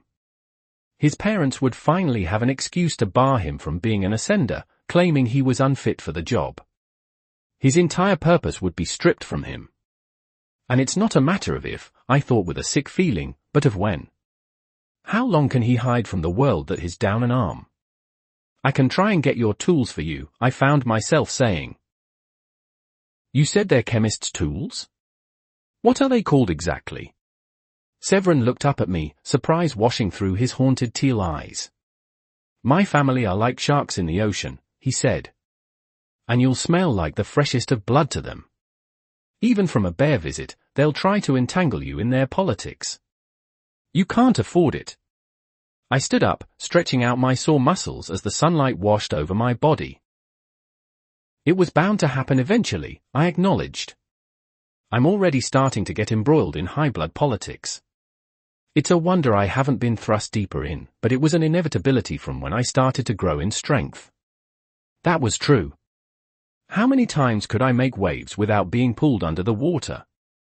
Besides, the Dinoirs were the kind of people I wanted to change the most. And I would not leave Severin out to dry. He seemed stuck with indecision, wavering between accepting my offer and taking the plunge himself. So I made one more push. You've sacrificed an arm for this cause, Severin, I said solemnly, holding out a hand to the sitting striker. Even if you don't think it's my fault, it's a sacrifice. Let me do the same. That seemed to clear the fog from his eyes. He reached out his remaining arm, clasping mine in a firm grip. I pulled him to his feet, nodding in acknowledgement. We're going to figure this out, Severin, I said earnestly, by whatever means. He shook slightly, an emotion I couldn't discern crossing his eyes. We will, he said weakly, though his grip around my hand only strengthened. We will. The moment was broken as shuffling echoed out from where Moa was sprawled. Her skin had long reverted to her pale base form, and I saw as scarlet pupils and not shining topaz peeled themselves open. They darted around in a panic, the retainer pulling herself into the fetal position. Her breathing heightened as her heart fire thundered with fear. Where is she? Croaked. Where am I? I swiftly walked over to the prone form of the young Vritra-blooded girl, feeling her panic in the mana around us. You're safe, I said softly, raising my hands in a non-aggressive manner as she spun on me, void wind popping weakly along her fingers. We escaped from Mardath. We're a ways away from those shattered canyons now. You're okay. The girl wavered, something wet and shining building behind her eyes. She slumped, her mana puttering out in her hands. She croaked weakly, I lost. I exhaled through my nose, edging closer before kneeling so I was at eye level with the young retainer. You did, I said solemnly. I didn't know what else to say. The unseen world led itself over my vision as Aurora looked down at the Vritra-blooded girl. Her mouth was drawn to a thin line, yet her burning eye shone with sympathy. Tears began to streak down the pale girl's cheeks as she trembled, wrapping herself in her arms as if to ward away the cold. Then they're right, she said, her voice cracking. He's stronger than me. I don't deserve her. I don't deserve to be her retainer. I felt something in my chest crack as Moa trembled, seeming lost. I inched forward, laying a comforting hand on her back as she sobbed. I grit my teeth, feeling a familiar emotion rising in my stomach.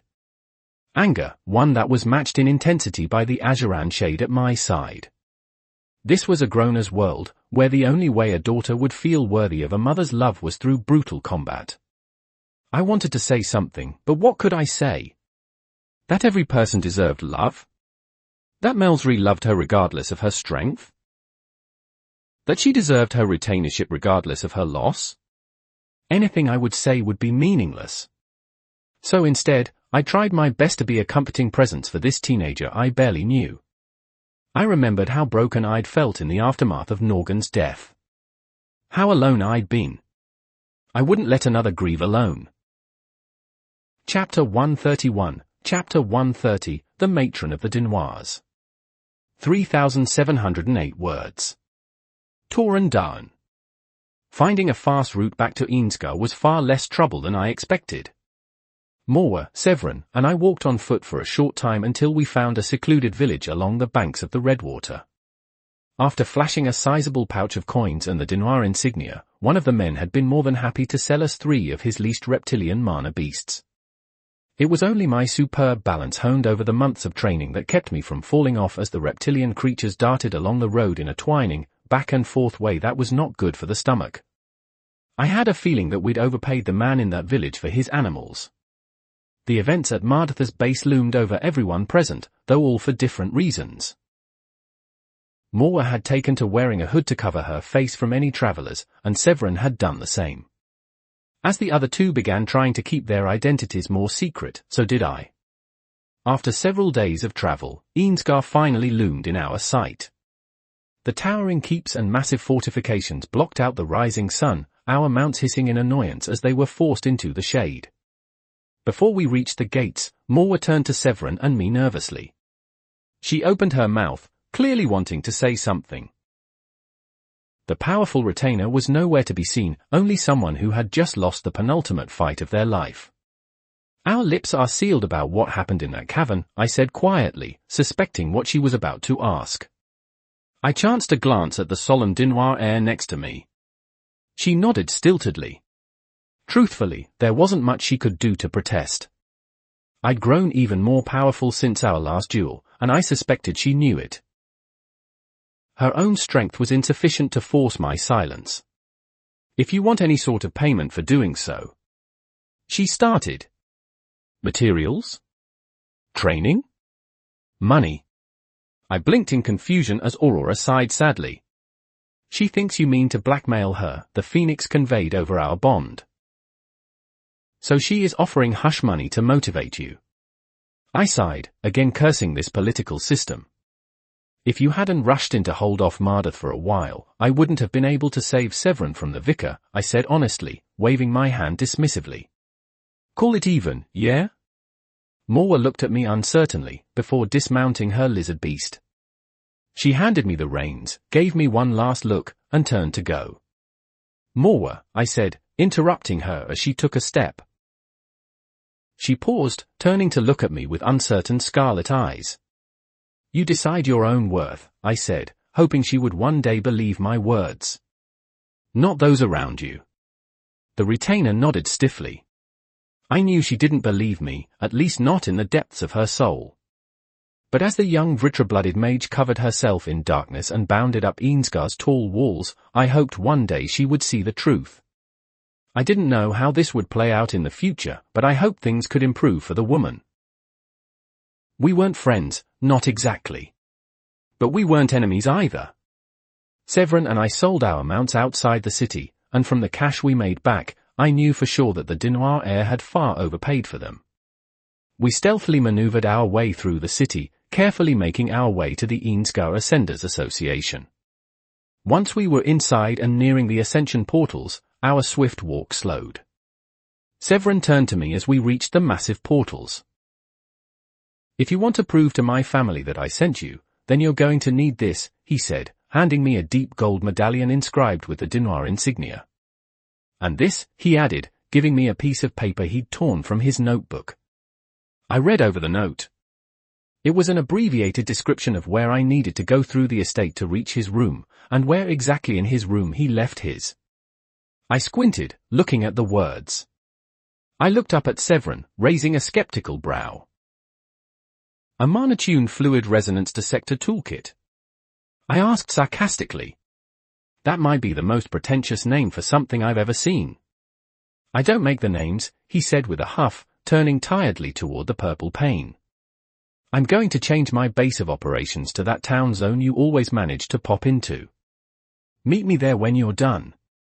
I could just barely feel the mana react as he used the spell form on his chest to alter the portal's destination. I covertly glanced around, but nobody seemed to be focusing on the two of us for too long. Even though there was no visual representation of Severin changing the destination, one couldn't be sure. He glanced back at me as his heart fire fluctuated under the strain. He hesitated long and hard with his next words. If my family refuses to help you further, tell them to remember Abigail, he finished with a bitter tinge.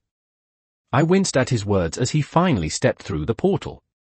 I had the feeling that a reminder of the Dinoir's old tutor would be like a slap in the face to any questions they might have. Are you ready for this, Tauren? Aurora asked. Ready as I'll ever be, I thought with a sigh, before stepping through the portal. I'd made a distinct effort to touch up my appearance before approaching the Dinoir Relic Tomb's estate. I wore my nice maroon vest that prominently displayed the reforged sigil of Blood Darn on the breast and back. The symbol of a dagger through a flaming heart was accentuated by orange filigree running along the trim. The feathered brooch-shaped Jinn relic was pinned on the opposite side, adding a splash of bronze. I wore dark, breathable slacks and a lighter dress shirt that was rimmed with orange lining. My strawberry blonde hair was tied back into a short tail that barely reached my collar. Oath was sheathed at my side, but it was more for formality than anything else. I stared up at the tall metal gate that barred my path. A solid stone wall wrapped the entirety of the estate, blocking me from peering inward. And from the wards I could feel, they also dampened any attempted mana sense within. I palmed the golden insignia Severin had handed me, then stepped forward and raised my hand to press a button that presumably acted as a sort of doorbell. And so I was startled when a voice came from the side of a mana-powered artifact, emanating out evenly. Tauren of named Blood Darn, a stoic male voice said. State your business with High Blood Denoir. I blinked, focusing on the artifact that had emitted the noise. Beside it, I saw a glassy surface that reminded me of a security camera. Could it be? I held up Severin's insignia to the glassy panel. I've come on behalf of my friend, Severin Denoir, I said evenly. He needs me to retrieve a toolkit of his. The speaker was silent for a second. Please wait for a moment, Lord Darn, that same voice said again, though far more respectful this time. We shall send someone to fetch you. I crossed my arms, waiting for a minute. Before long, a pair of mags left the estate, walking in steady strides towards the gate. I turned my head toward the door as I sensed two exceptionally powerful thrumming heartfires meandering their way toward the walls. I looked at the metal barring my path, hearing the thump-thump-thump of life force beyond. The doors opened wide, revealing two mags waiting for me. A brute of a man stood head and shoulders taller than his companion. He had crimson hair cut choppily, and his face seemed perpetually set in a scowl. His sculpted shoulders looked like they took personal offense at the existence of doorways as a concept. A large mace was strapped to his side. The other man immediately seemed more welcoming than the mace wielder. His brown hair was combed neatly back, and a thin sword rested leisurely at his waist. Hello, the brown-haired swordsman said. My name is Arian, and this lug of a mage is Tegan. We're going to be escorting you inside, Lord Darn. The two mags who guarded Kara on her ascents through the relic tombs, I thought as my lips evened out. I stepped forward. Is it standard procedure to send the strongest mags you have to escort someone to pick up a? I fished in my pocket for the paper Severin had given me. Tegan visibly narrowed his eyes in suspicion, while the only reaction from Arian was for him to gently brush the pommel of his sword. When I retrieved the paper, Arian relaxed. A mana-tuned fluid resonance dissector toolkit. I read aloud. I proffered the paper out to Arian, hoping he'd see it as a sign of goodwill. For some reason, they seemed skeptical of me from the get-go. I've been running around with their heir for months, I thought, and now I finally show up unannounced bearing his insignia. They might think I stole it from him. Arian took the paper with a nonchalant air, then skimmed over it, his eyebrows rising with every word. He looked back at me when he was done. Well, I can certainly say our friend Severin Denoir wrote this, he said with a hint of amusement, though he did not return the paper. Come on. Could I have that back? I asked firmly. It was my only insurance that proved Severin had sent me to do this. Arian shrugged, then handed the paper back. We're going to need to see your weapon, though, he said, his eyes darting to Oath at my side. I felt an instant flash of hesitation. Was I being corralled into some sort of hostage scenario? It is merely for appearance's sake, Aurora assured me. You could have a wealth of weapons stashed in your dimension ring, yet they do not ask to search that. Always politics, I thought, unlatching my saber from my belt. I tossed it to Tegan, whose only facial expression seemed to be that of a man with a brick rammed up his behind. The striker caught it deftly, and his expression flickered with surprise as he felt the weight. He unsheathed it carefully, inspecting the pristine red edge, all except for that one singular chip. You must take better care of your weapon, Broken Blade, Tegan said gruffly, sheathing the sword. Basilisk blood alloys are rare. Trust me, I said, thinking of the massive leviathan in the undead zone. No matter how well I maintained my weapon, it was going to come away with damage after what I put it through. Tegan looked at me speculatively but didn't inquire further. He turned on his heel and began marching toward the estate, which I could now fully see with the gates opened. Arian followed after with me in tow. "So, will one of you grab the—" I tested the words on my tongue, fluid dissector toolkit. "No," the brutish Tegan said. "We will take you to the antechamber, and you will be made to wait for a long time." I closed my eyes, exhaling my irritation. I knew it wouldn't be that simple, but it was nice to have confirmation anyway. "You are a brutally honest person, aren't you?" I said sardonically. "There is no such thing as brutal honesty," Tegan retorted, not turning around. "Only the truth." "I think that's a very reductive way to look at the truth," I said, only half paying attention to the conversation. The courtyard around me was dotted with fountains, blossoming plants, and more. "Tegan here has a bad habit of using his words like a sledgehammer when a chisel would be more effective," Arian said diplomatically. Tegan glared daggers at his companion, but the swordsman seemed unfazed. Though what he said was true. Those who come to meet High-Blood Dinois are always made to wait. "I didn't come to meet with High-Blood Dinois," I countered. "Just to pick something up for a friend." "So you claim," Arian said sympathetically. "But on matters of the air, it's always forwarded to the top. Fetch quests could never be simple, could they?" The antechamber was even more lavish than the courtyard outside.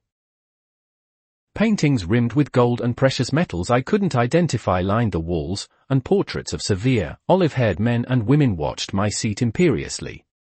Every single eye of the past Dinois seemed to calculate my movements, holding them in internal balance. I turned a page in my book, of Mana and Minds, an argument for consciousness and the individual. I scribbled down a footnote at the bottom as I read over another paragraph. I was almost through with this book, and I'd have to get another soon. I found myself increasingly disgruntled by the ideas put forward in this text. At heart, I was a staunch individualist, and that was what the author, Professor Ackerton, claimed to champion as well. Yet his arguments for mana marking someone as what my layman's eyes viewed as an equivalent to Nietzsche's Overman fell short when one took into account what could be done without mana. The Empire State Building dwarfed any structure built in Alacria I'd yet seen. People on Earth, without mana, had managed to become interconnected and thrive far beyond the mags of this world, even with their artifacts and godly abilities. It was clear that mana was not the end-all be-all of success and power for society. But how do I prove that to someone without using my otherworld knowledge as a crutch? I asked myself, tapping my pen against my chin.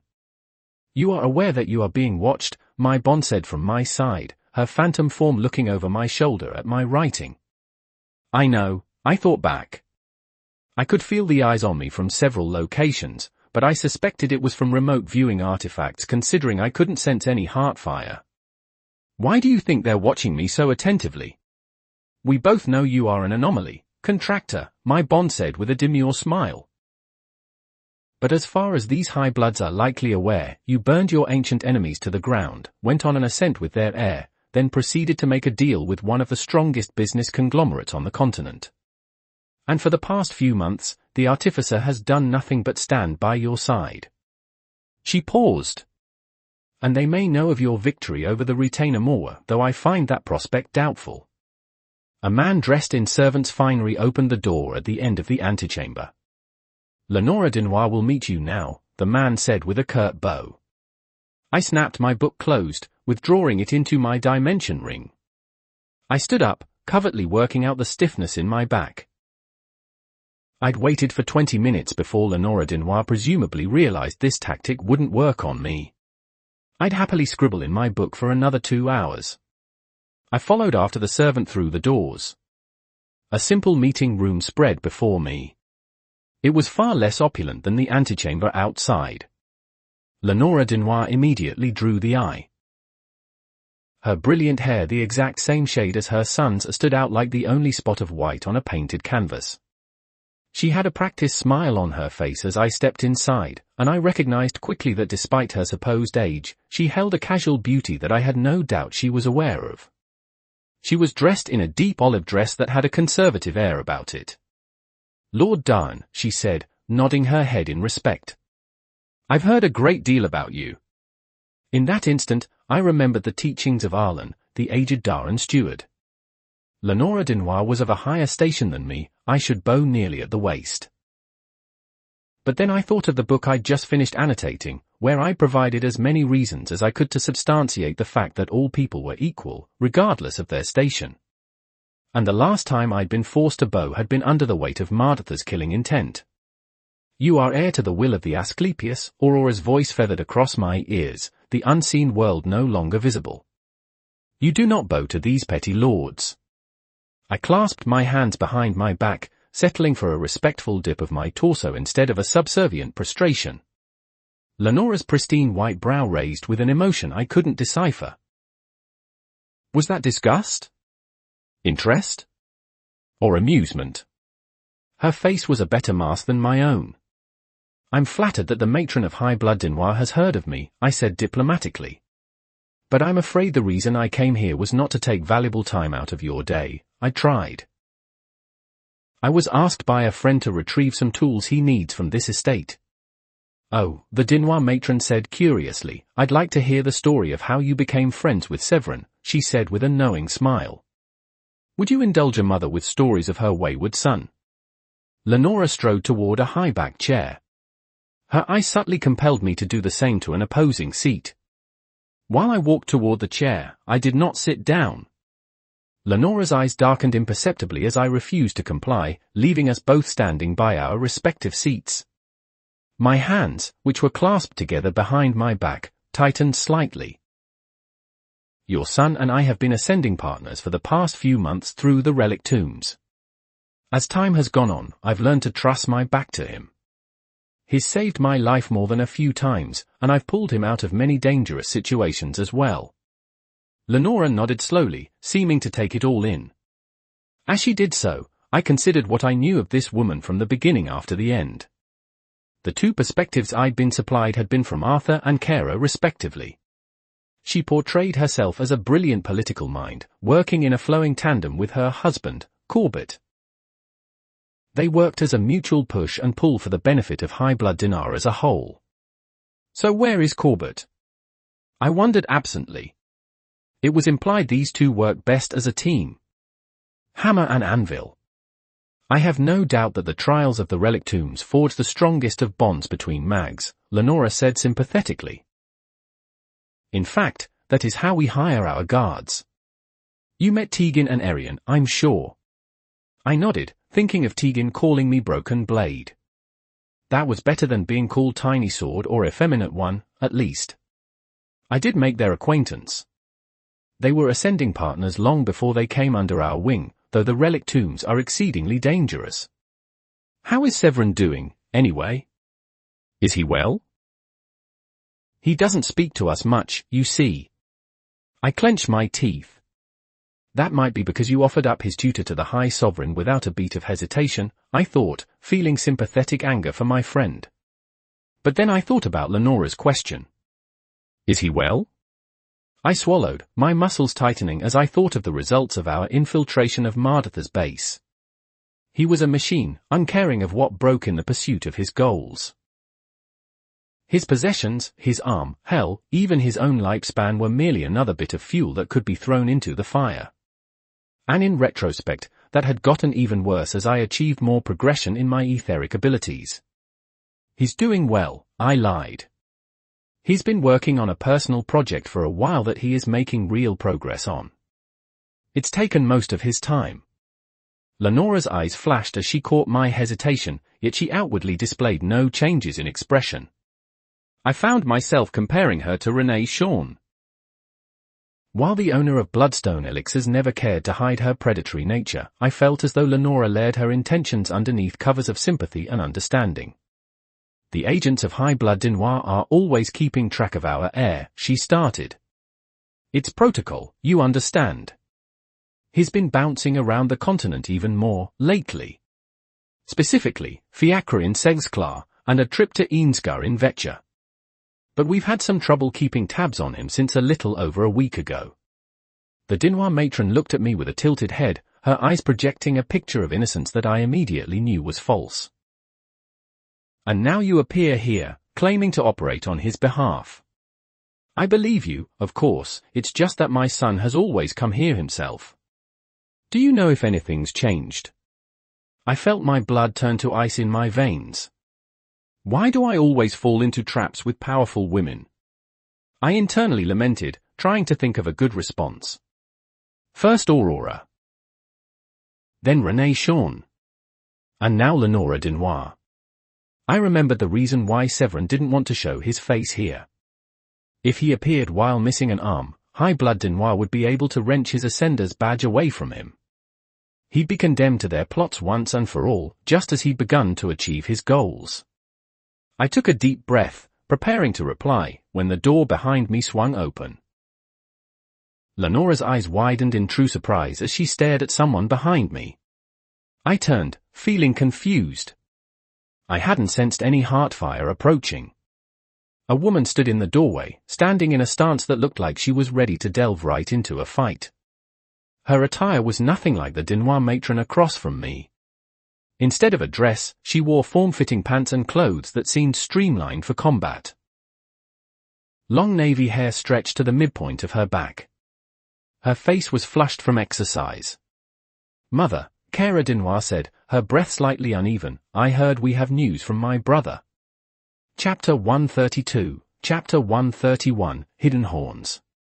3,860 words. Cara Denoir. My eyes darted around the family meeting room, and I immediately felt a dash of dismay as I realized Severin wasn't there. But someone else was meeting with Lenora. A lithe, handsome man in sleek, elegant clothing had turned to look at me with an inscrutable expression. My eyes caught on his well-groomed reddish-blonde locks, which were pulled back into a neat tail. There was a single streak of deep red that faded to an almost pinkish silver that wove through his hair. His eyes seemed to simmer like hot coals. On his breast was a sigil I recognized almost immediately, that of named Blood Darn. Tauren Darn, I quickly realized. He was the man report said my brother had been accompanying for the past few months. His hands were clenched tightly behind his back, and from the set of his jaw, I imagined whatever talk he was having with Lenora was not going well. "Ah, Cara," Lenora said, feigning welcome. But I'd known her long enough to sift through her mask to see her alarmed irritation at my intrusion. "I was asking our guest about your brother, true. But right now." Tauren took that opportunity to quickly take something from his pocket. A piece of folded paper appeared in a blur, and he held it out to me. "Lady Cara," he said quickly, cutting Lenora off. "Severin's told me a lot about you. Your brother asked me to pick up a bit of the equipment he left behind. Do you know where this Marnatune Fluid Resonance Dissector Toolkit can be found?" I took the paper from Tauren hesitantly, reading the lettering. It was written in Severin's dry tone and handwriting, and it described accurately where to find this toolkit. I chanced to look at Tauren again. His eyes quietly asked for my help. "I know where that toolkit is," I said, taking a risk. "If you follow me, I can take you to it," I added, holding the paper to my chest. "You can tell me what Severin said about me on the way." "Deal." Tauren's eyes displayed quiet gratitude as moved toward me, distancing himself from my predatory adoptive mother. "Cara, dear," Lenora said sweetly, "aren't you still preoccupied with your training? Do you have the time to do this?" I looked at my adoptive mother's pinched expression. By barging in, I'd inadvertently ruined whatever trap she'd maneuvered Lord Darn into, but that didn't mean she was going to let us go without a fight. "My mentor left a while back," I said diplomatically. Scythe Ceres had left in a bit of a rush not long ago, leaving me tired and worn from our sparring.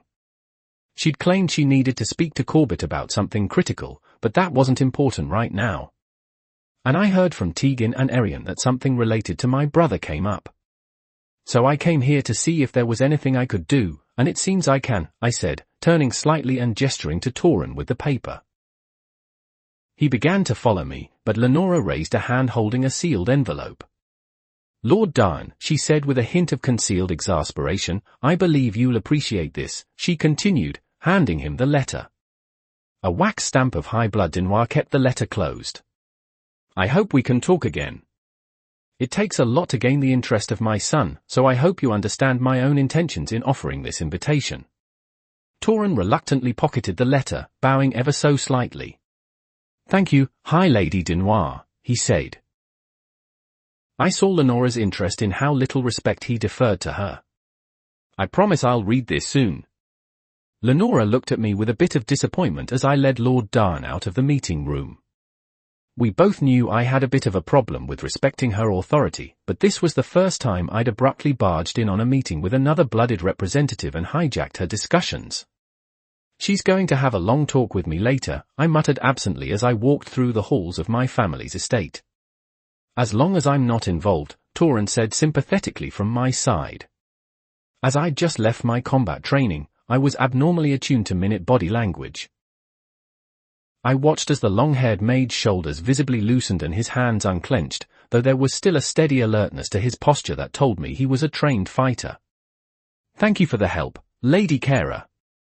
Your brother warned me this would happen, but it seems I'll never learn without experience. I'm Torin of named Blood Darn, by the way, he said, offering a hand. I noticed the start of a deep maroon chain inked along his palm.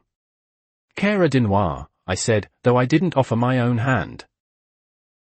Sorry for not shaking your hand.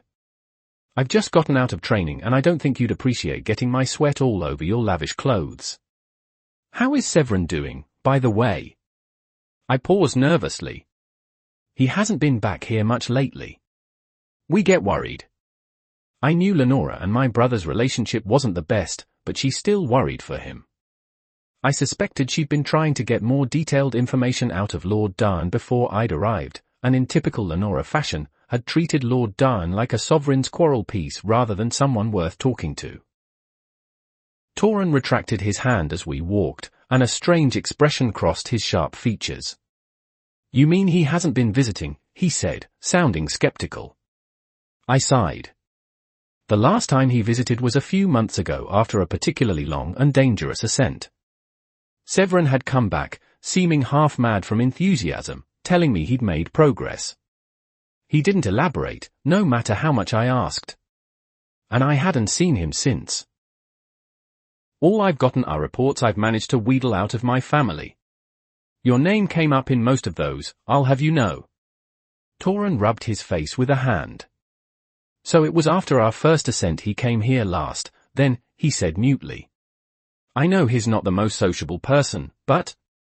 Is that how you became friends? I found myself asking, paying close attention to Torin as we turned down a hallway. By ascending together. My brother was irritatingly sparse on details of what he was doing in the relic tombs, no matter what I tried. It drove me halfway insane how he avoided talking to me. But maybe I could learn more from this ascender. Torin's smile held a hidden story. He saved my life a few times, and I helped him out of more than one rough spot, he said, though I had the feeling he wasn't telling me everything. After a while, I found myself in the privileged position of being his friend. I worked my tongue in my mouth, slowing my pace slightly to give myself more time to talk. Is that all you've been doing? I asked. Going on ascents together? I've heard a lot about you, but not much. And most of the reports on Torin Darn I'd managed to glance at were second-hand information. He had a habit of scaring off anyone who tried to covertly approach him with his power. No, it isn't all we've been doing, Torin said honestly. I'm sure you've heard a bit about me from the reports, but Severin's been helping me navigate dipping into politics. And now? The Darn mage stopped in the hallway. He seemed to visibly hesitate, contemplating his next words. I looked at him with a frown on my face, feeling a creeping foreboding inching up my spine. I felt a subtle wash of mana as Torin clenched his hand, a spell passing over us. I've raised a sound barrier, Torin said with a sigh. Severin needs this toolkit for something big he and I are working on together. Something that has huge stakes at play. He's managed to get a hold of a dangerous substance that he needs to dissect. I felt my breath catch. When Severin had last visited, he hadn't said much, but I could fill in the details. He'd made progress in his pursuit of ether. And considering his one-track accompaniment of this mage in front of me, did that mean that they'd managed some sort of breakthrough together? I had so many questions rolling in my head, the implications piling up. But the next words Toran said took the breath from my lungs. And I didn't tell your adoptive mother this, Toran said slowly, yet she was able to pick up on my hesitance about it. But I think if anyone has a right to know, it's you. He looked at me, his eyes like hot coals holding mine like a vice. Severin was hurt badly in our most recent outing. He's recovered, fine, by now, but it's permanent. I came here because he couldn't afford to see your adoptive parents. He'd lose the protections he relies on so much. My questions about Ether and the intricacies of the relic tombs fled my mind at Toran's words. I imagined my brother broken and hurt, camped out in some inn or in a field. I leaned against the wall for support. Is he? I swallowed. Does he need medical attention? Toran raised a hand, and his fingers flickered with a strange sort of light. It shifted between hues of fuchsia and magenta, splashed through with streaks of deep orange. The color of a waxing dawn. He doesn't need medical attention. He's had the best medical care possible, the mage said, snuffing out the strange light. But he won't be able to avoid this indefinitely. He paused, finding his words. I thought someone should know beyond myself, and I know how close you two are. I breathed in sharply. Toran was closer to my brother than I'd expected if Severin had told him any details about our relationship. Yet I felt woozy and uncertain, questioning what would happen next. I forced myself to straighten, turning to continue walking down the hall. Why won't Severin talk to me? I thought angrily. I hadn't even heard from him in months. And the only way I learned he'd been hurt was through somebody else. Did he think I couldn't handle it? What is this substance that my brother is working with? I asked quietly, trying to find some reason for all this. The Darn mage was quiet as a grave. As my feet took us subconsciously to Severin's old room, I turned back to him, inspecting his visible hesitance. Is it about Ether? I wondered. I opened my mouth to finally voice the question that had been stinging the back of my throat for what felt like an age. Hey, Kara, a voice said from ahead, snapping me out of my thoughts. What are you doing with our honored guest? I turned with surprise to see Severin's brother, Louden. His olive hair was in characteristic disarray, and he had a carefree smile on his face. He was standing inside Severin's doorway, blocking our way inside. Further down the hall, Tegan and Arian watched apprehensively. Louden, I said stiffly. My other adoptive brother had always been loose and dismissive of his duties, especially as Corbett and Lenora tried to saddle him with more in the absence of Severin. We rarely talked, and when we did, he had a quiet mocking to his voice. I'm escorting Severin's friend to pick up something, I said, feeling nervous. Could you step away from the door for a second?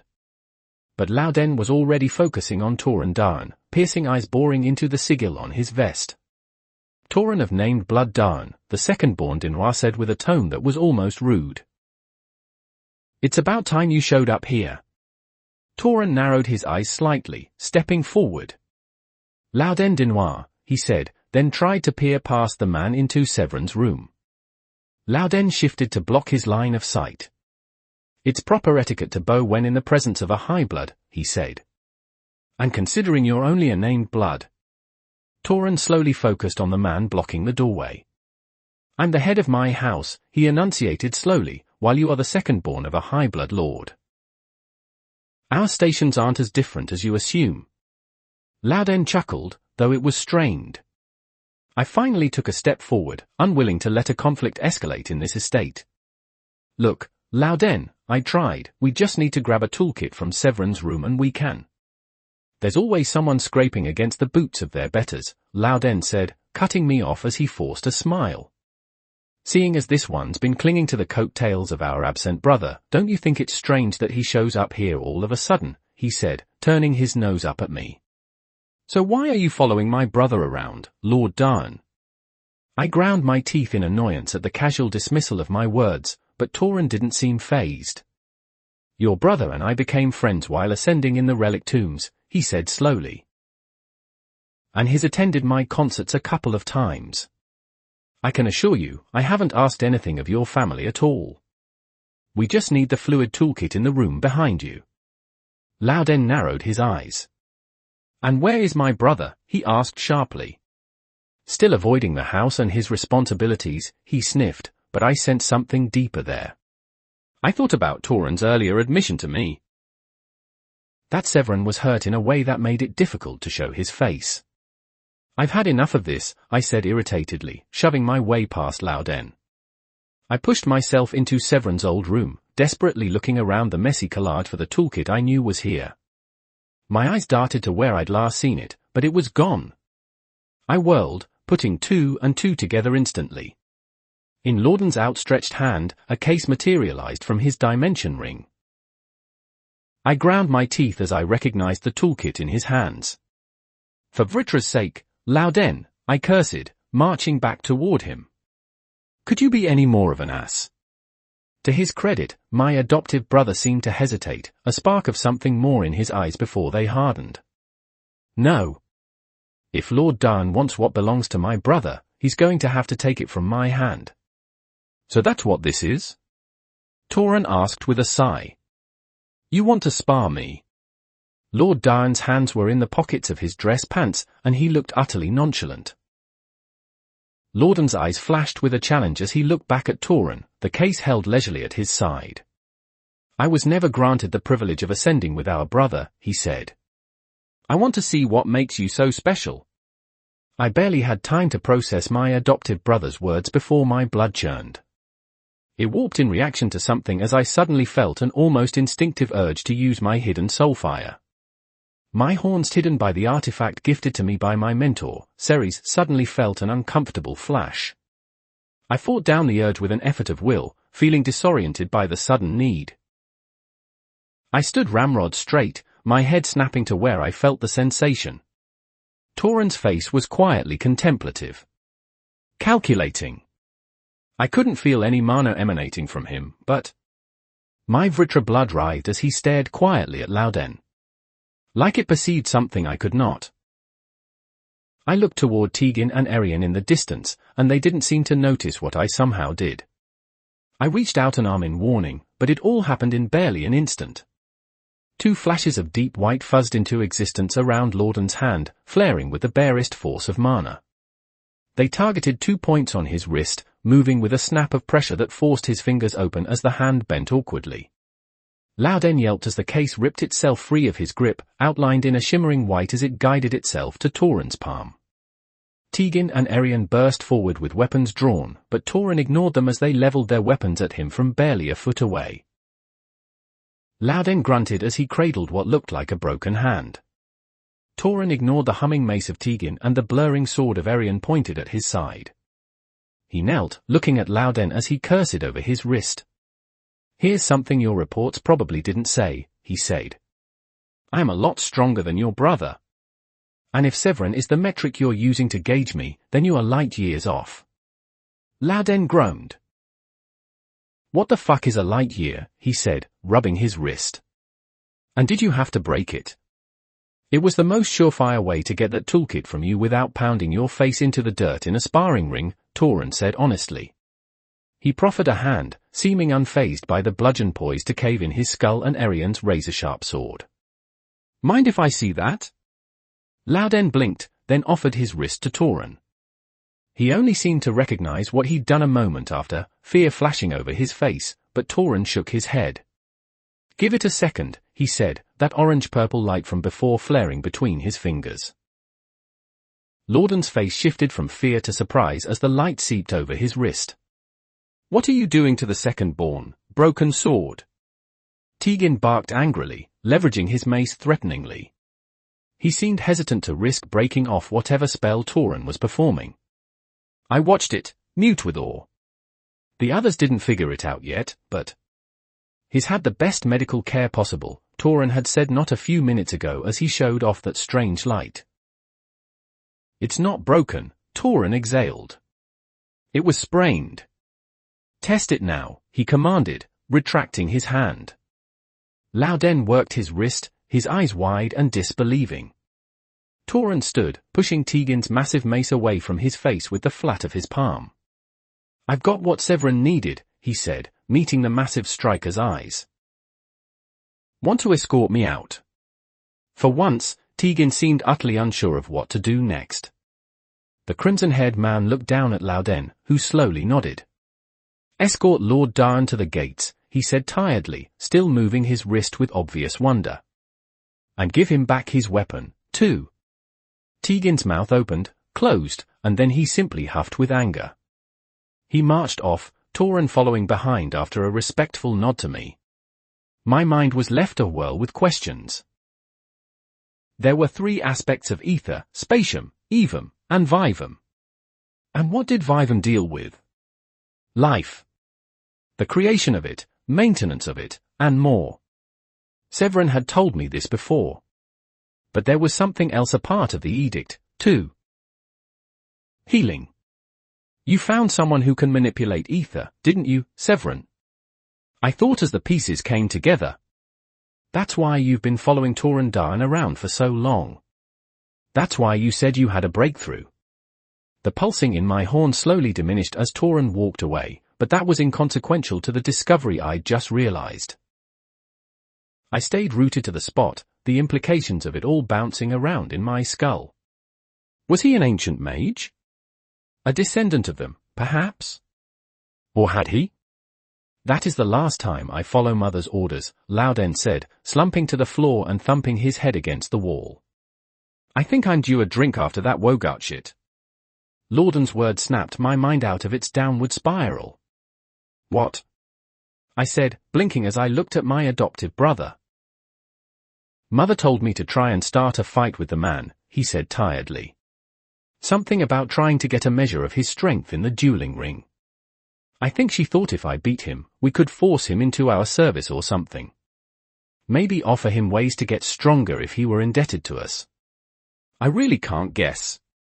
You know how she is about politics." My mouth gaped at the admission. "Lenora did what?" I said, raising my voice a bit louder than intended. Louden winced, but it was Arian who spoke up next. "Or if he beat you, we could also bind him into a contract, too, by claiming malfeasance," he said with a huff. Which, according to reports, was the most likely outcome. Louden flushed. She expected me to lose to that upstart named Blood. At my pointed glance at his hand, Louden scoffed. "Please, Kara." He got me by surprise. If we'd been in a real duel, I would have wiped the floor with him. He twisted his wrist absently. Arian's lips drew to a thin line. "What?" Louden demanded, seeing the mage's skepticism. He was able to sense Tegan and me through the wards outside the walls, he said slowly. He turned to look at us the moment we started walking toward him. All the way from the estate building to the gate. He was aware we were coming. I blinked, and Louden blanched. Those were the best wards money could buy. They obstructed mana inside on a level that would make even the scythes jealous, giving everyone inside a level of privacy that was rare. And if Torin could pierce through those so casually? "Oh," Louden said a bit stupidly, looking down at his hand. "You don't think he was bluffing when he said he was stronger than Severin," he added, seeming to realize just what sort of situation he'd avoided. Louden had always pushed himself to be a match to his brother in strength, yet we both knew he wasn't there yet. "And there is information only Corbett and Lenora know," Arian continued, looking down the hallway toward where Torin had just left. "Something about Torin clashing with the doctrination in Fiacra. I've only heard rumors, but that's what really sparked their interest in him." Louden sighed. "I'll split that drink Mother owes me with that asshole," he said. "Now that dear mother and father have their sights set on him, he's like a Wogart in a pen. Poor bastard." "And even if you didn't manage to spar him," I said, feeling a rush of something cold in my stomach, "you got to witness something even more amazing when he fixed your hand." Healing spell forms existed, but they were incredibly rare. Nearly 1 in every 10,000 mags managed to awaken a spell form that could effectively regenerate another's wounds. That was likely what Corbett and Lenora would suspect had happened. They'd jump at the chance to have a personal healing mage, and the speed and seeming efficiency of Lordan's treatment would make his spell form regalia level. If his spell used mana, that is. I needed to have a talk with Severin, and soon. If Ether could not fix whatever had hurt him, what in the High Sovereign's name had he done to himself? Chapter 133, Chapter 132, The Ball. 3,362 words. Toran Dahan. I took oath back from the bulky Tegan as I reached the edge of the estate walls. He seemed reluctant to hand me my weapon, more from general wariness than any sort of greed. I have been ordered to tell you that the Matron Dinoir wishes you the best in your future endeavors, he said brusquely, and that she hopes you will accede to her offer.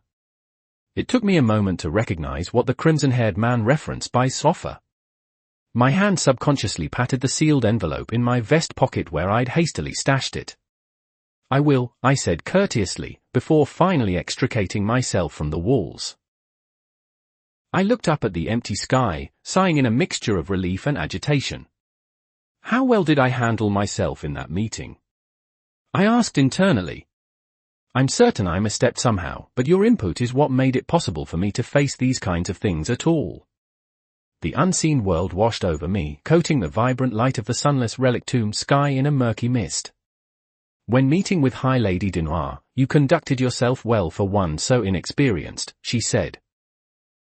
You maintained a respectful and even air throughout, never saying too much or too little, all the while staying focused on your ultimate goal instead of letting her pull you along. Though it would have been more advantageous to smother your anxiety and tension to her eyes. We both know she felt a level of wariness speaking with you. It emanated in wisps over her intent, yet that was the only outward display you could decipher of her true thoughts. It gave her leverage over you. Power. I sighed as I plodded down the well-maintained streets of the upper-class high-blood estate area of the relic tombs. It's hard for me to smother my emotions, I admitted. Especially as I've grown into my intent-based music and grown more adept at empathizing with others to heal. Putting up a mask becomes difficult. The irony of the situation was not lost on me. My personality drifted toward genuine honesty, but my entire presence in Alacria and the secrets I held constituted a larger lie than any others could comprehend. Aurora's shade hummed. Ultimately, there was no simple way to avoid the glaring question of the Dinoir heir's absence. And Lenora Dinoir treated you, if not as an outright adversary, then certainly as an opponent in a contest of wills. That you responded in turn is not innately wrong. The ghostly phoenix looked at me intently. Though I question if it was a wise decision to heal the wrist of the second-born son. I haven't been sparing in displaying my etheric healing abilities, I responded, turning down a mostly empty street. Here and there, guards patrolled the walkways and mags walked in pairs. I seemed to be the only one out and about alone. I wasn't heading in any particular direction. Eventually, I'd need to work my way through the relic tombs to reach the town zone again to deliver Severin's toolkit, but I needed time to process this most recent encounter. Some spell forms can enable someone to heal others, though they're exceedingly rare. More rare than emitters are on Dikathan, I suspect. Those who witness my abilities will likely suspect that to be the cause. I wondered about the lack of powerful healing magic in Alacria. Many spell forms granted mildly enhanced regeneration, but the healing of others was a rare gift. Is the Jinnic blood in the people of Alacria more diluted than it is on Dikathan? I wondered, recalling what allowed healing mags to operate on the other continent. Or is the Vritra lineage in most humans somehow clashing with the peaceful nature of the Jinn's blood? My phoenix will and former basilisk blood had been less water and oil and more water and alkali metals. I wondered if a similar reaction occurred that denied Alacria the development of emitters. That train of thought brought me back to my confrontation with Lauden Dinoir. Outwardly, he was cocky and brash, but his intent blazed with discomfort and reluctance. Lenora was able to subconsciously rein in her effects on the ambient mana to a degree, but her son was not so practiced. He was likely put up to the task of engaging you in a fight, Aurora said, watching a ball-like mana beast pull an elaborate carriage down the road. The insignia of a high blood I didn't recognize was emblazoned in a bright blue color. Another covert political ploy. That was why I moved to end the confrontation before it could be brought to an actual sparring ring, I acknowledged, stepping out of the way of the boar-like beast. I was able to get the toolkit and leave without being forced into some sort of duel. And you satiated their desire to understand your abilities by displaying your healing prowess, Aurora said with a hint of pride. So they would not pursue the issue further. I coughed into my fist. Yeah. That's what I was trying to do. My bond looked at me with a raised orange brow, sensing my embarrassment. That wasn't the point of it at all, she said, sounding more amused than disappointed. I sprained the man's hand in his own home after he was probably set up to fight me, where I would have probably broken a whole lot more of his bones had it played out, I thought to my bond, wincing internally. I felt like kind of a dick for leaving him like that. Aurora shade sighed in exasperation, though there was no heat in it. I wouldn't have bonded you if you were not an empathetic man, Tauren, she said with a huff. But? I need to ask something. I slowed to a halt in my walk, looking intently at my bond. She had a look of deep concentration on her dusky purple face as she visibly measured her words. You said that Cara Dinoir was one of the great points of view for the beginning after the end, she said slowly, her melodic voice becoming something more intentionally monotone in its seriousness. That she was one of the great observers of this world's eventual course. I need to ask, is she as you expected? Does she do credence to your knowledge? I let the question churn in my mind for a long time. Aurora was still coming to terms with the source of my future knowledge. Not so much that it had come from a novel, but from the existential questions posed by the fact that someone had put her world to the pen. We both asked ourselves how our fates were destined to go, or if there was a point to all of this. And I wasn't sure how my answer would be received. I'm not entirely sure, I thought after a moment. Cara was depicted with a rebellious streak against her adoptive parents, and I took advantage of her interruption on the assumption she would chafe against Lenora Dinoir's schemes. The Batman gambit played out as expected, but... Aurora raised a hand, interrupting me. I do not know what a Batman gambit is, contractor, she said, the words as serious as if they were uttered by the Dark Knight himself. Despite the grim circumstances, I chuckled lightly at the irony only I would ever understand. A Batman gambit is a plan that revolves entirely around people acting as you expect them to. Like exploiting a flaw or character trait and having someone dig their own grave through hubris. Or in more simple situations, expecting a rebellious adopted daughter to push against authority and playing into it. I shook my head. Regardless, just because I read about a character on a page doesn't mean I fully understand them. I felt myself fingering my dimension ring, my thoughts drifting to all the comments I'd scribbled on the side of Mana and Minds. Words on a page could never truly encapsulate all a person was thinking and feeling. Books showed fleeting glimpses, important glimpses, true, but it was not a supplement for true understanding. The understanding I gained of all the people of this world, I started slowly, saying the words as they came to my mind, is like a man's understanding of the world if he only viewed the shadows people cast, I said, thinking of the famous hypothetical of Plato's cave. I've got the inklings of what people think and feel, and maybe that's quite substantial knowledge. I looked down at my hands. Cara's intent was well masked by her control of power and the cloaking artifact she used to hide her horns, I thought, but those bare instances of emotion I caught over the web of ambient energy were so much more real than any words I've read. Especially when she spoke of Severan's absence. I could almost taste the pain and loneliness she felt as he left her in the Dinoir estate, trapped like a songbird in a cage that desperately thrived for freedom. Words on a page simply could not compare. And Severin, I thought, my mind truly wandering now. Severin can't afford to keep himself away from his family. I'd recognized the signs, but only when Cara told me of his absence did I truly put the pieces together of what was happening. Severin was withdrawing himself emotionally from everything that he was fighting for so desperately. And now that he'd lost an arm, he had more than enough justification to lock himself away in the town zone to research and test until he burned the rest of his body to ash on the pyre of progress. After all, the Dinoir heir who already despised high blood society would be far more content to conduct his research in the safety of the relic tombs. I needed to get him to meet his sister again, so he could remember that there were things worth experiencing outside the shelter of the tombs. I suppose, under the light you provided, Aurora said contemplatively, your knowledge of the future is not nearly as intimate as I once believed. An unseen breeze caressed her beautiful red locks.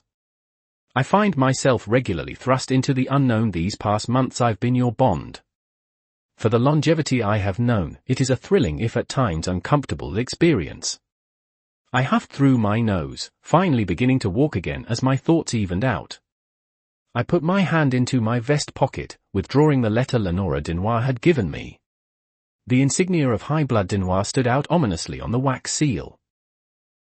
Speaking of new experiences, I thought to my bond as my fingers brushed the wax, I think whatever is in here will certainly be another one.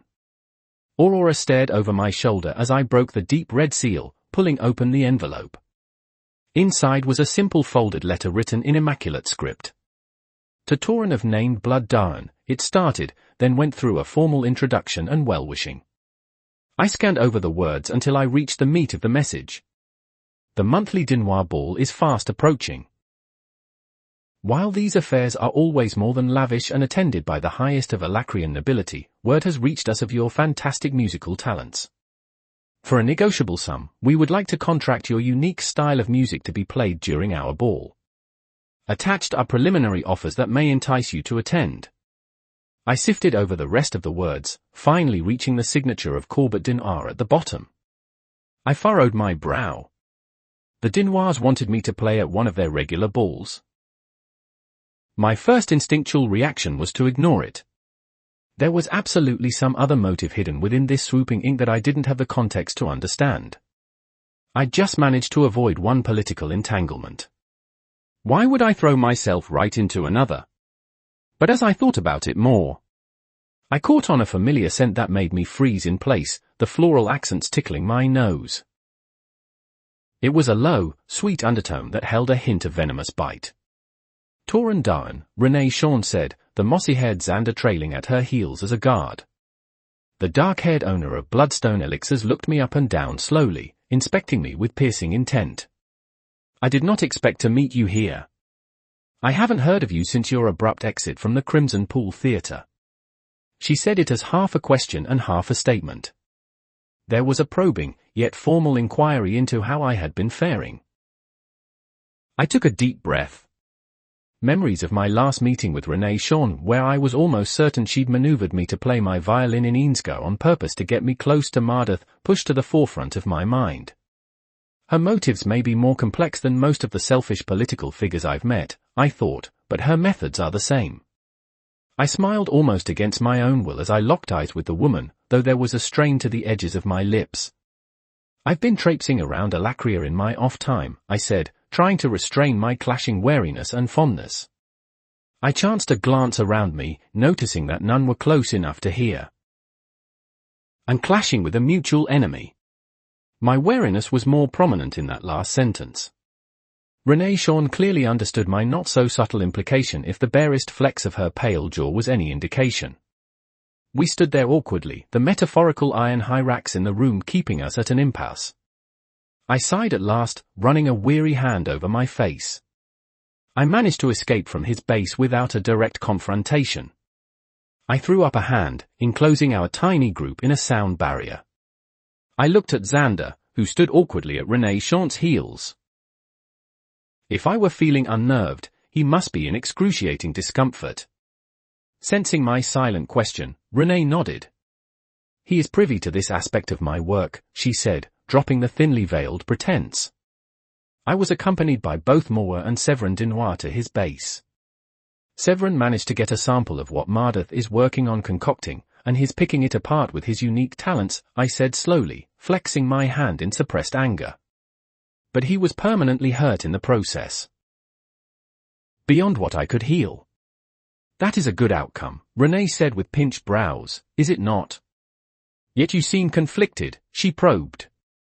I was maneuvered into place like a piece on a board, Renee, I said bluntly, my anger at Mardeth tainting my tone. Even if we both acknowledge that it was to my own benefit, that doesn't change the fact that I was a sovereign's quarrel piece. And I don't even know if I succeeded in what you wanted me to do there. I know I'm naive in some ways, yet I thought that our agreement to work together would put me beyond these things. Renee's lips thinned to a line.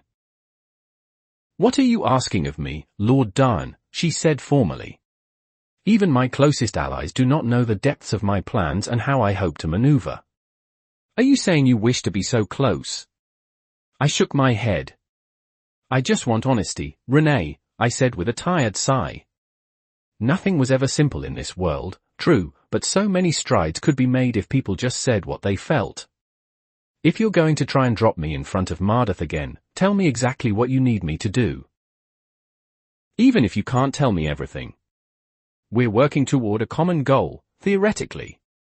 I'd be more than happy to sever that accursed vicar's head from his shoulders, even if you put me in the exact position I need to be.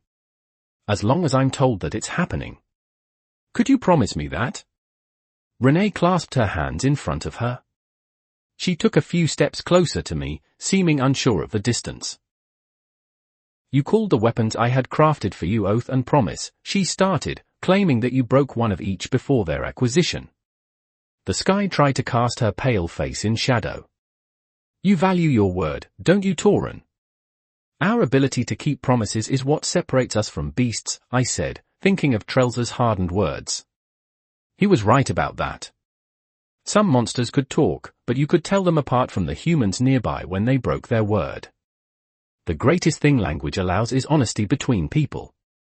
Renee hummed contemplatively. I disagree with you, Tauren, she said, tilting her head. The greatest thing language allows is understanding. But perhaps honesty is an offshoot of that. She visibly hesitated.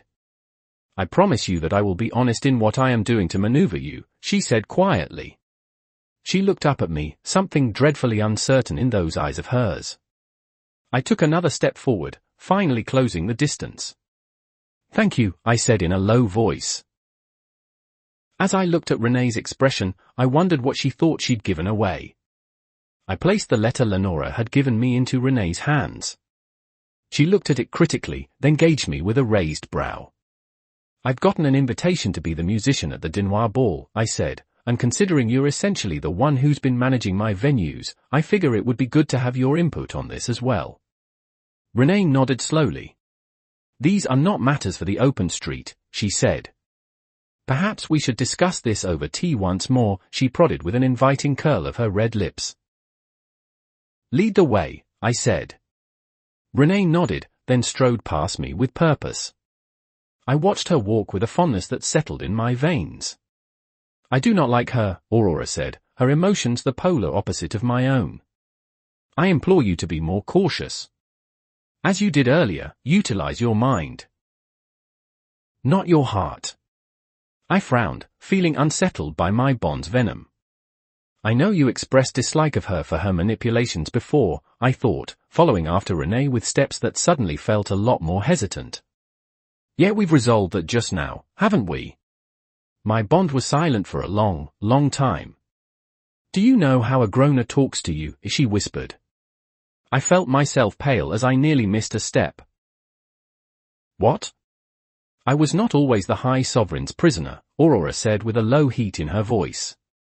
He's open about what he is. He is a manipulator. A game player. The top of the board. But when you speak to him, you feel as if he is on your side. Things will work out in your favor through his actions.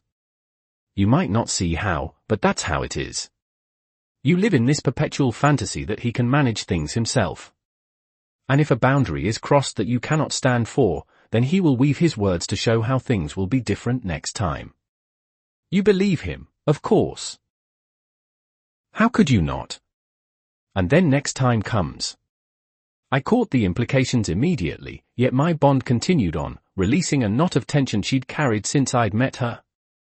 And when you protest once more, his words convince you that you are the one at fault. He could not have wronged you.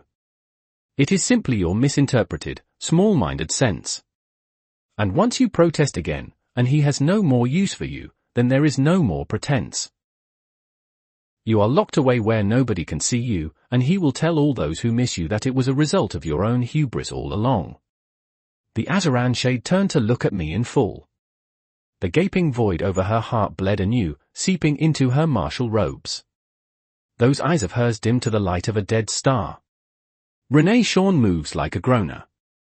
Chapter 134, Chapter 133, Wasting. 2,335 words. Séverin Denoir.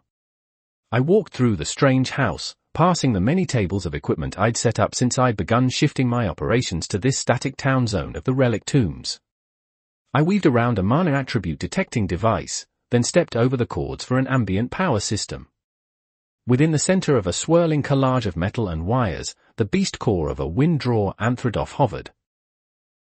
While alive, these wind-aspected mana beasts would inhale through their obscenely large gullets.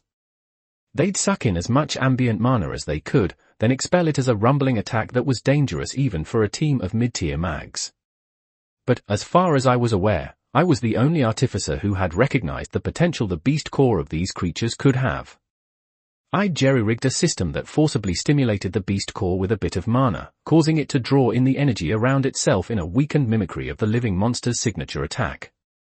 But the mana wasn't expelled as a sound attack. As the ambient mana neared, a gravity-imbued artifact helped siphon it towards storage containers, where a collection of other small artifacts distilled the substance into drops of pure silver liquid. My system for passively gathering mana for my experiments was revolutionary. At least it would be if I released the method to the public. There were many systems that attempted to do similar things, but they almost always required a mage to stand nearby and utilize their active control over mana to finalize the gathering process.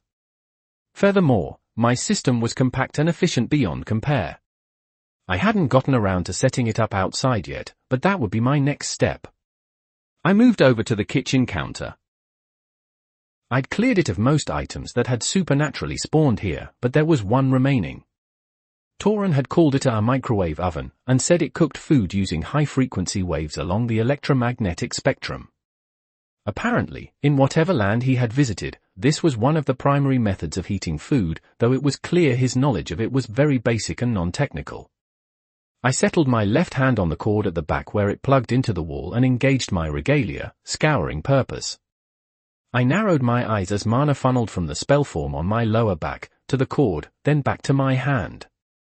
It provided an almost instinctual understanding of the inner workings, the spellform simultaneously accelerating the pattern-matching abilities of my brain. My regalia didn't outright tell me the functions of items I used it on, but it made me far more receptive to deducing them myself. And from the information I'd absorbed from this cord, I sighed in irritation. It was easy for me to spot wherever ether was involved in a construction when using my regalia. Everything, even mana artifacts, had a distinct pattern associated with them. A cause and an effect that I could eventually put together. But when ether imposed itself on the world, there was no cause. Only a preordained effect. I unplugged the microwave with a hint of sour irritation. Tauren had hypothesized that this zone merely imitated the effects of that other land he was aware of, meanwhile filling in the blanks with etheric effects to bridge the gap. And it appeared he was right. The wire had copper running within, presumably to conduct a charge, but there was no electricity coursing along it to energize the microwave. It simply worked as if by true magic. I grasped one edge of the microwave with my left hand, then moved my right arm to hold the other end. Except I didn't have my right arm. I paused absently, cursing myself for the stupid mistake. My right hand had been my dominant one, and without it, every single experiment's efficiency was cut in half at least. I'd never appreciated the convenience of my previous dexterity until now, where I floundered to use my non-dominant hand like a Wogart. And I can't afford to even show myself outside these tombs, I thought with a complicated swirl of emotions. If I do, the protection that being an ascender affords me will be stripped away. And I won't be able to see my sister for a long time, I thought with a spike of anger, feeling my gut curdle at the thought of the Vicar of Plague. But then my anger dispersed, drifting as if it was never there. I grabbed the microwave with one arm, strengthening it with mana so I could grasp it with ease. I hefted it up the nearby flight of stairs, then deposited the machine with every other ramshackle item I'd cleared away from the ground floor. It's better this way, I thought. Nothing will interrupt my research here anymore. Now that I can navigate the relic tombs with precision using my new spell form, I don't have to worry about collecting rare resources anymore, either. I can go directly to their source. And each of these houses generates food in their refrigerators on the regular. I don't need to leave these tombs, and nobody can trace me here. I turned as I heard the door to the house open, perking up. Okay, I muttered, maybe there's one person. Torin peered around at my admittedly messy mishmash of equipment and devices that took up nearly the entirety of the first floor of this house. He was the only mage alive who could successfully track me down in this town zone. Severin, he called uncertainly, could you stand to make things any more cluttered, he griped. He took a careful step in, avoiding a thick tangle of mana-conducting cords, then shifted to avoid a rather precarious artifact used to denote the resonant frequency of objects. He failed, bumping into the long cylindrical artifact. He deftly caught it in his hand before it could hit the ground, then paused with wide eyes. He looked at me from across the way. What exactly is this? He said, inspecting it with curious eyes. It's reacting with my sense for mana. It's like I'm hearing double when it touches my hand. I felt a spike of adrenaline as the word settled in my mind. I weaved my way through the clutter, closing the distance. It's a mana-bound resonance detector. You use it to detect the resonant frequency of objects. Once artifacts get really compressed, you need to make sure parts don't resonate in tandem, else they'll rip each other apart. But the implications thrummed through my mind. Torin heard ether, didn't he? How did this connect? Take it, I said absently, my eyes boring into the item in his hands. I've got a spare. Run whatever tests you need to and get back to me. I looked up at Torin. Did you manage to get the fluid dissector toolkit without issue? I said, feeling a flash of worry for my friend. None survived a conflict with my family unscathed. Torin hesitantly pocketed the dark cylindrical artifact. It was stressful. I met your mother, he said. I focused intently on my friend. What happened? I asked, worried. The etheric striker massaged the bridge of his nose, something I knew he did whenever he was trying to think of what to say. Gradually, he began to tell me the story of how he'd approached our estate, the meeting he'd had with my mother, and his extraction by my sister. Thank you, Kara, I thought internally. Torin wasn't a good liar. He defaulted on simply remaining silent when pressed or giving obvious half-answers. His tics were relatively easy to read once you got to know him, and I was certain Lenora would have tried to pry the truth of my predicament from his hands whatever the cost. And I got an invitation from your mother, too, Torin finished saying. I blinked, then narrowed my eyes in suspicion. What did she invite you to do? I asked. She wants me to play my violin at the upcoming Dinoir ball, Torin replied, and I'm going to do it. I snarled, running through the circumstances in my head. Lenora knew I had been accompanying Torin at every concert he'd held, acting as silent political support and backing. No doubt she hoped to draw me to the ball if Torin were to play. You can't accept, I said angrily. My mother wants to draw me out, like a Corallian following the scent of blood. That's why she gave the invitation. Lenora was always trying to pull me away from my work in the relic tombs. My father, Corbett, thought I would eventually leave my foolish obsession with the arcane behind and join the fold, but my mother had made it her mission to force me in. Torin looked at me with a furrowed brow. Maybe that's true, he said uncertainly. But I've decided to accept anyway. It's an amazing opportunity. You'll be playing right into her hands, I said, feeling unnaturally angry. She's trying to manipulate you somehow. Are you fine with that? I know, Torin said calmly. But you know my goals for playing my music, he said. To try and reach as many people as possible. Touch as many hearts as I can.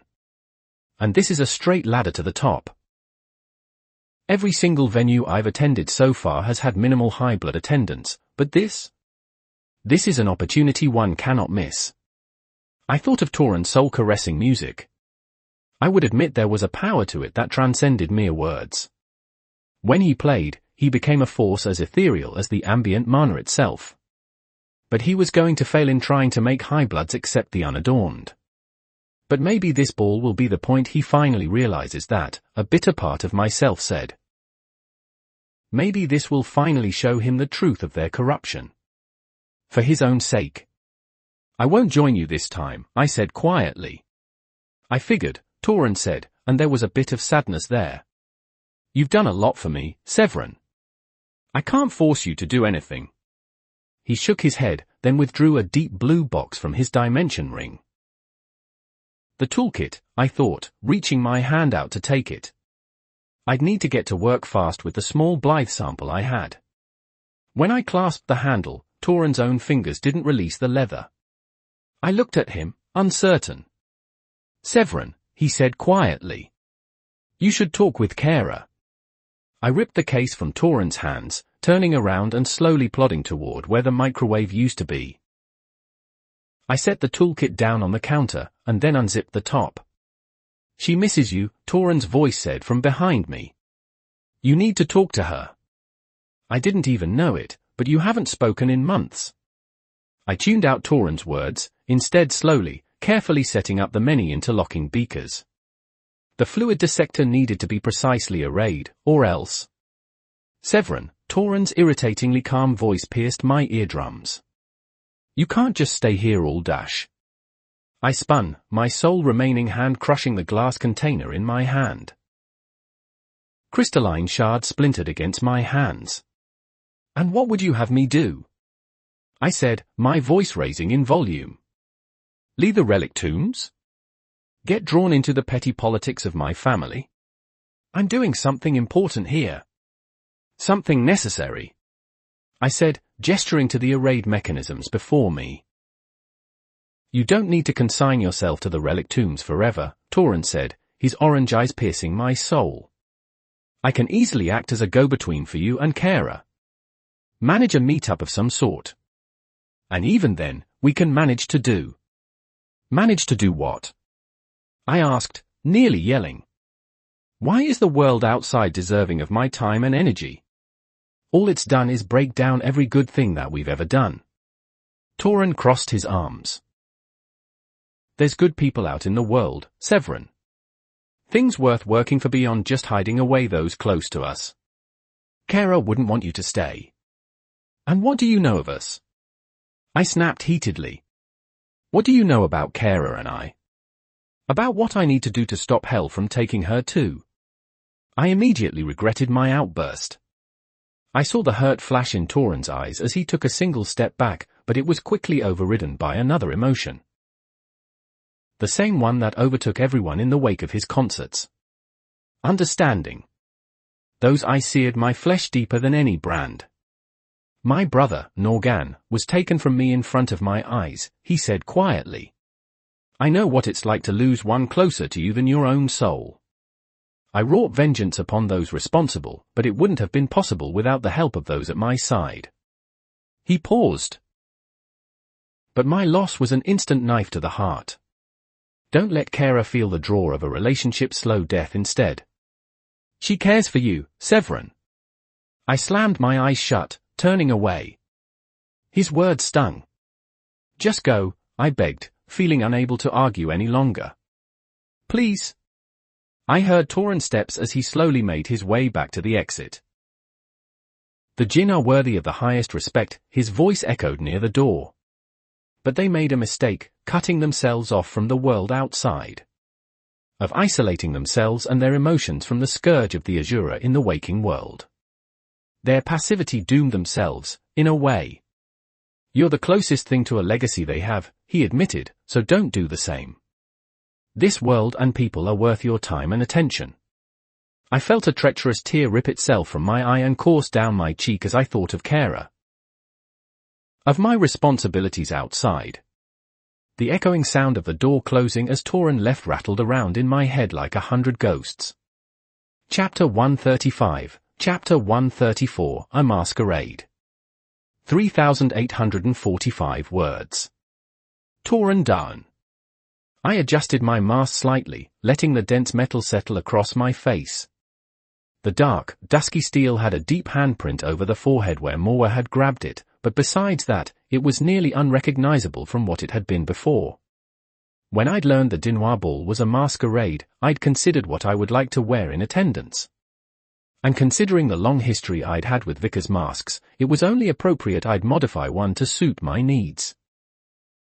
The metal along the faceplate had been sculpted to a sharpened beak instead of a normal nose. After the damage Moa had done to it, it only covered the highest part of my cheeks and nose, but that was okay.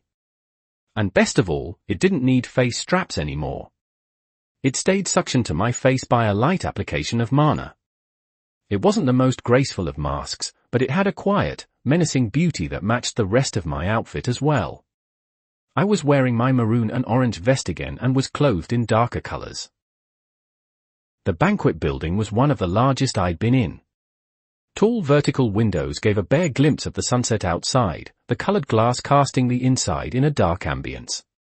The ceiling must have been 5 or 6 stories above my head, giving the entire area a lofty feel that displayed the grand elegance of the stone that held it aloft. As the eminent musician for the event, I was situated slightly to the side of the large rectangular room. I stood on an area slightly above the rest of the floor as I played a soothing tune on my violin, amplifying the sound outward with my magic. Introducing Renton of High Blood Morthelm, a voice said from a mana speaker. The doors at the front of the hall opened, revealing a familiar slightly pudgy man entering. His mask looked like the cutaway of an old Hellenic helmet in a deep black. The high bloods milling around gave the man cursory introductions and moved to speak to him in their small cliques. The Dinois ball wasn't just a ball. It was a social get-together for the highest in Alacrian culture. In fact, the ball part would only start later, once the sun was fully down. High in the stones above, Aurora's songbird artifact observed each group critically. Morthelm is giving most attendees neutral responses, my bond conveyed. He's paying special attention to the Dinar faction, of course, but it seems to be out of respect for their hosting of the ball rather than political preference. Though High Lord Zacian Exeter seems to hold his attention more than the rest. The political factions were quick to form as High Bloods filtered in one by one. Corbett and Lenora were surrounded by staunch advocates and allies. Opposing them was a group centered around a few other High Bloods, namely Patamu, Seaworth, and Plains Runner. And the other group of note milled near High Lord Exeter, clearly of a more neutral caste. Though there were half a dozen more High Blood groups milling about, it was Aurora's keen eyes and ears that helped me dissect the political landscape shifting in real time. Over the past half hour or so, the rich and wealthy of Alacria had gradually filed in. I'd spotted several familiar faces, including Kara, Lenora, Corbett, and more. Surprisingly, I hadn't gotten the opportunity to speak much, but that was clearly about to change. I drew out one last note on my violin, exhaling as I left the semifugue state. A man with a blonde beard, nearly silver, stroked his chin. His mask had a bluish cast and seemed distinctly crystalline. Much has been said about your ability, Lord Darn, the man said, an undercurrent of something in his tone. If that is all you can display, I'm disappointed. As I did whenever I finished a song, I allowed my violin and bow to hover near my head under telekinetic control. High Lord Uriel Frost, I said, barely bowing to the head of High Blood Frost. I'm afraid the main event hasn't yet begun. I hope you understand if I'm reserving my skills for that time. I can forgive some, Uriel Frost said, looking at me with slight dismissiveness. But it is custom for a named blood to bow in respect to his betters, he said, clearly annoyed. I tilted my head. Pardon my words, High Lord Frost, I said calmly, but the last person to force me to bow was Mardath of the Doctrination. And the second time we met, he failed at forcing it again. My enhanced ears heard a spike of muttering around me as spies subtly monitoring me burst into conversation. Uriel Frost's nostrils flared. My sons told me you were proud, but there is a thin line between pride and arrogance, Lord Darn. The relic tombs have given you a heightened sense of importance. I felt myself smile, thinking of the very, very obvious arrogance the Frost twins had displayed. Maybe I was a bit arrogant, but here was a man throwing stones within a glass house. I agree, I said simply. But arrogance with substance is ultimately well-earned pride. Another voice cut off Iriel before he could speak.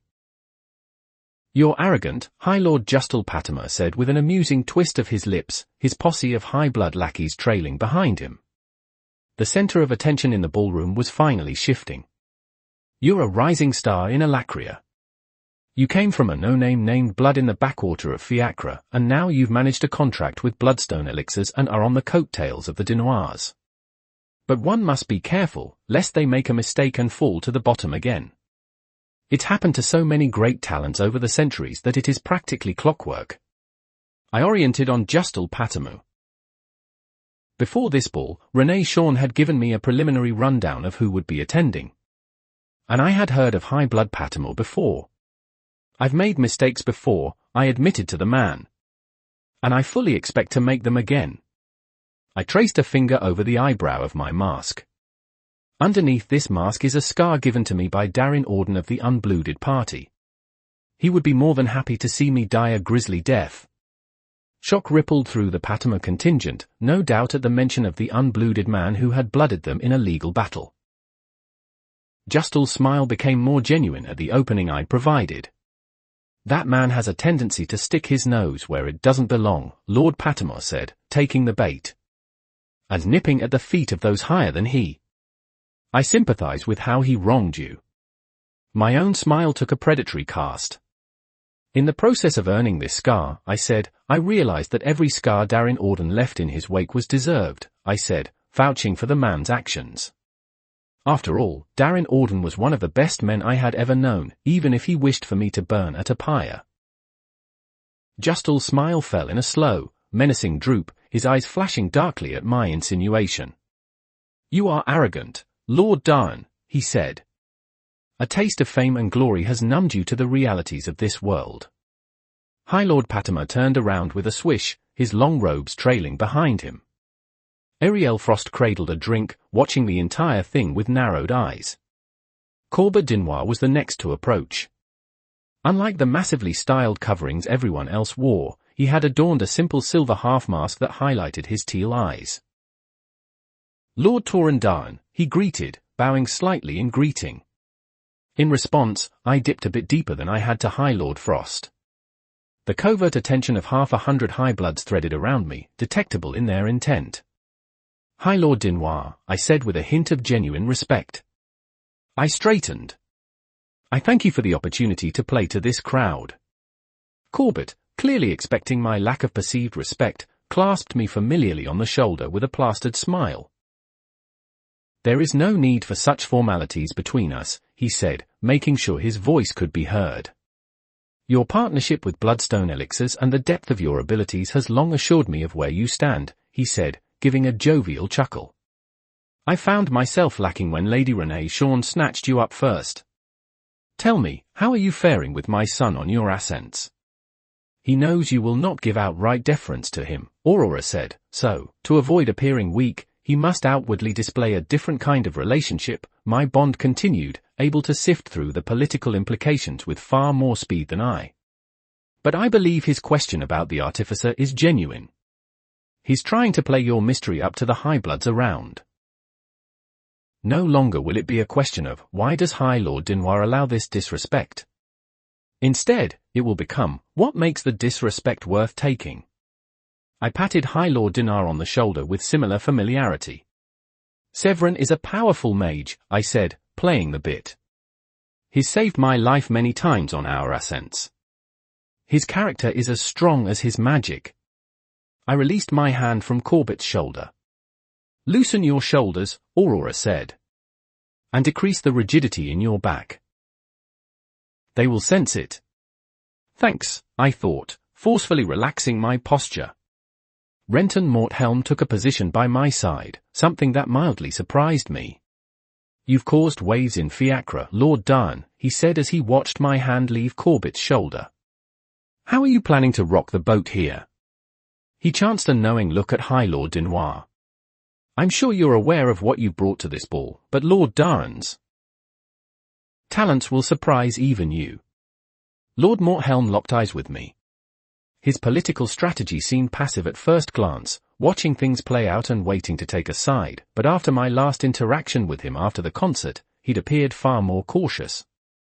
Rock the boat, Corbett said, smiling slightly. Well, perhaps that's what will happen tonight. Speaking of, he said, giving me a nod before extricating himself from the small group.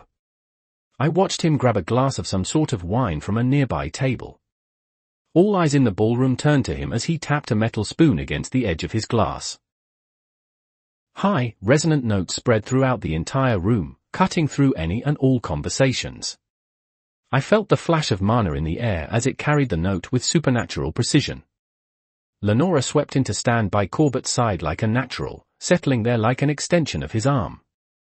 Her eyes burned into my own for an instant, but then it washed away as she assumed her role as High Lady Dinoir. Corbett waited until the conversation simmered down. We've gathered here today to converse, drink, and discuss the times, as usual, he said, his voice echoing out powerfully. Many a time have we repeated this over and over.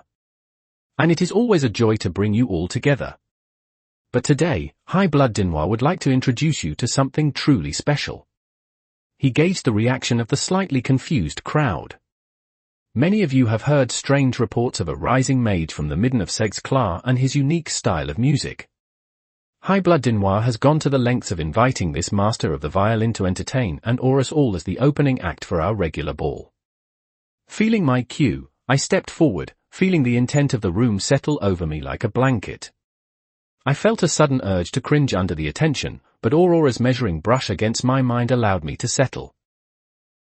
My enhanced ears picked out many of the mutterings of the High Bloods. Their skepticism, irritation, and sometimes outright disgust for my position as Emilia named Blood. Corbett nodded to me, giving me the stage. I took a deep breath. I would like to thank High Blood Dinoir for this chance, I said, allowing my voice to carry through the mana around us. I have been a musician for a long, long time, but what I hope to show you is something that is utterly new. And even better, any mage among you can master this skill, regardless of your spell forms. I turned my head, scanning through the crowd. Clearly, many were uncertain of what I was about to do. Afterward, I'd be more than happy to answer questions about this skill. Lord Darn, a voice cut through the silence, many of us have heard of this music. In fact, some of us expected this outcome, Justal Patimer said with faux amazement. But while I don't doubt Lord Dinoir's hospitality, he said, clearly doubting Lord Dinoir's hospitality, I've heard that this technique of yours alters the minds of those who listen to it. And for a host to allow his guests' minds to be intruded upon would be the greatest of sins. All around the ballroom, men and women muttered uncertainly, some looking at Corbett and Lenora uncertainly. I narrowed my eyes at Justal as he held aloft a small artifact. This is a mind shield developed by Eensgar War Industries. It detects effects upon the mind and blocks them, and if it is truly harmful, reflects the effects back onto the attacker. It would be acceptable to use this, would it not? I knew about those devices. They detected formed spells, sensed their effects, then would amply and return the attack. If I were going to try and influence these people in any way, that artifact would theoretically mirror the effect back at me. But the sensitivity was adjustable. It could be altered to reflect both the most dangerous of attacks or the barest of soothings, but there would be no way to prove that difference. Justal's eyes flashed in silent victory. If that device went off because of my magic, Corbett's reputation might never recover. All eyes turned to Corbett, who suddenly seemed apprehensive. Was this some sort of subtle plot by High Lord Dinoir to toy with their heads? But I was the one who spoke up next. Of course it would, I said, smiling more genuinely. I'd learned my lesson since my first concert in Fiacre. People would try and push back against what I showed, trying to discredit it. And that device would not protect them from reality. The High Lord Dinoir looked at me with a flash of genuine fear, though he smoothed it over quickly. Justal smiled maliciously. "Thank you," he said, slipping the medallion under his shirt. He handed out a few more to his nearby compatriots, and as he did so, the mood in the ballroom suddenly became nervous. Many glanced at the door, and Corbett's eyes had a pinch to them that told him he was more than worried. Justal was protected from a perceived threat, yet they were not.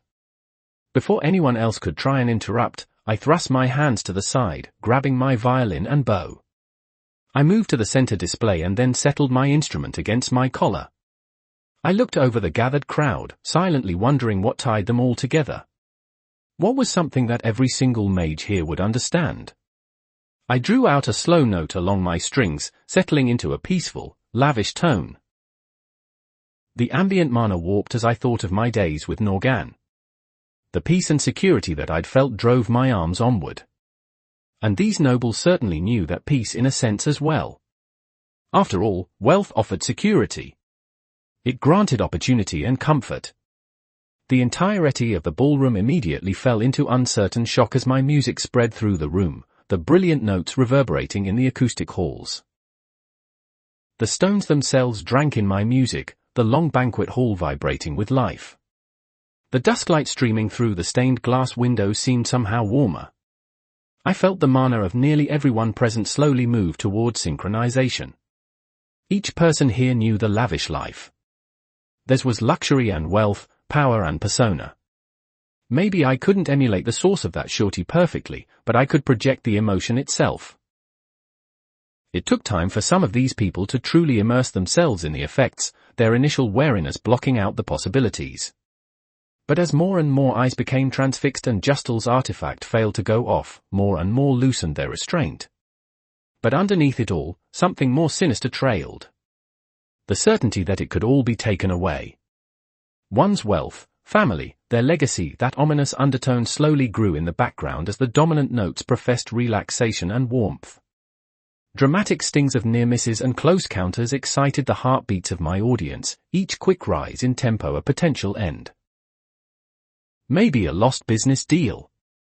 A failed relic tomb's ascent. Or maybe the erasure of one's house entirely. High Lord Morthorn's eyes flashed as the light dimmed further.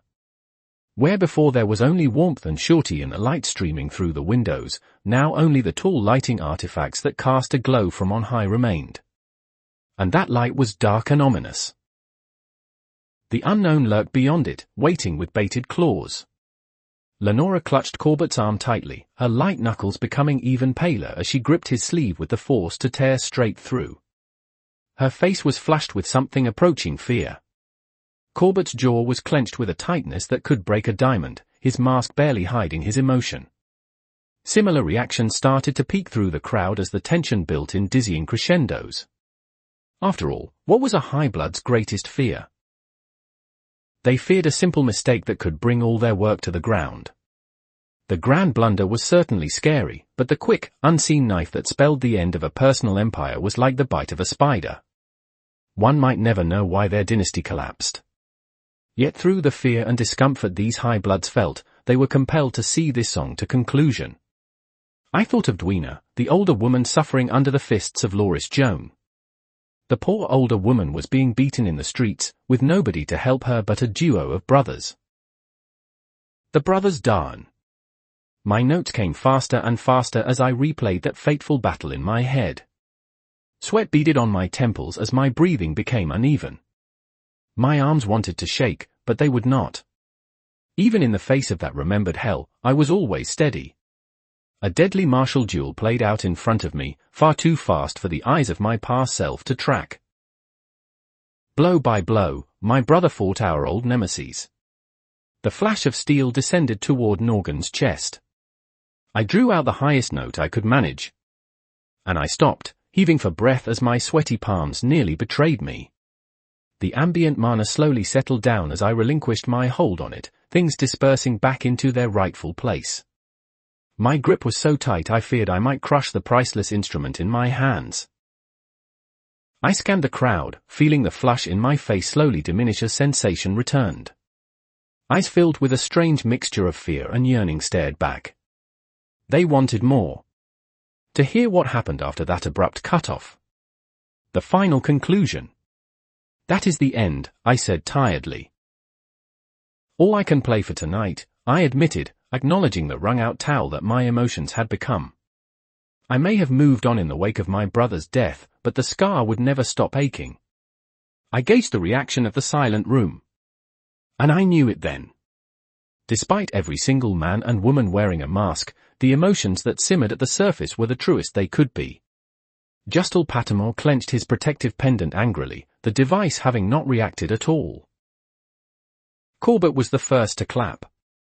His eyes still glared holes into my chest, his forearms taut with tension, but that tightness was unnaturally buried as his mask finally came back into place like a well-oiled lock.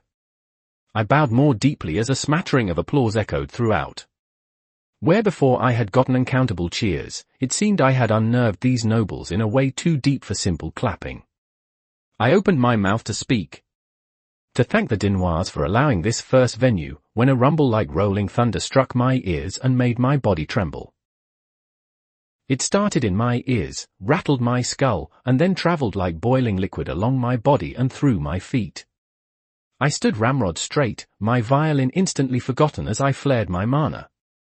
The mags around me shied away in shock as I pulsed with power, trying to identify the source of the sound. It came again, like the ringing of a gong. Yet I couldn't seem to exactly pinpoint where it was coming from. Lord Darn, Justal Patmore said, recovering the fastest. How dare you engage your mana in these? Another crash of thunder drowned out his words, leaving his mouth moving and me uncomprehending. Several mags began to move forward, revving their cores at the threat. Finally, some movement. I looked at them in surprise.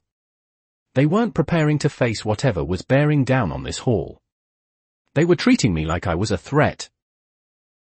Corbett was saying something, moving and waving his arms as he tried to settle the situation, but it felt inconsequential.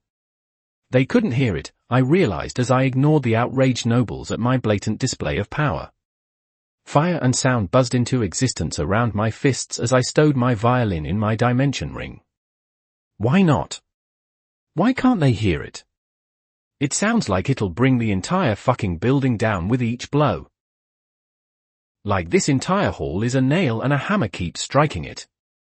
By the skies, Aurora thought with alarm, her puppet flying down from the rafters and growing in size to the size of an eagle. It is your heart-fire sense. I didn't realize it because I do not share this sense with you, but this is the source.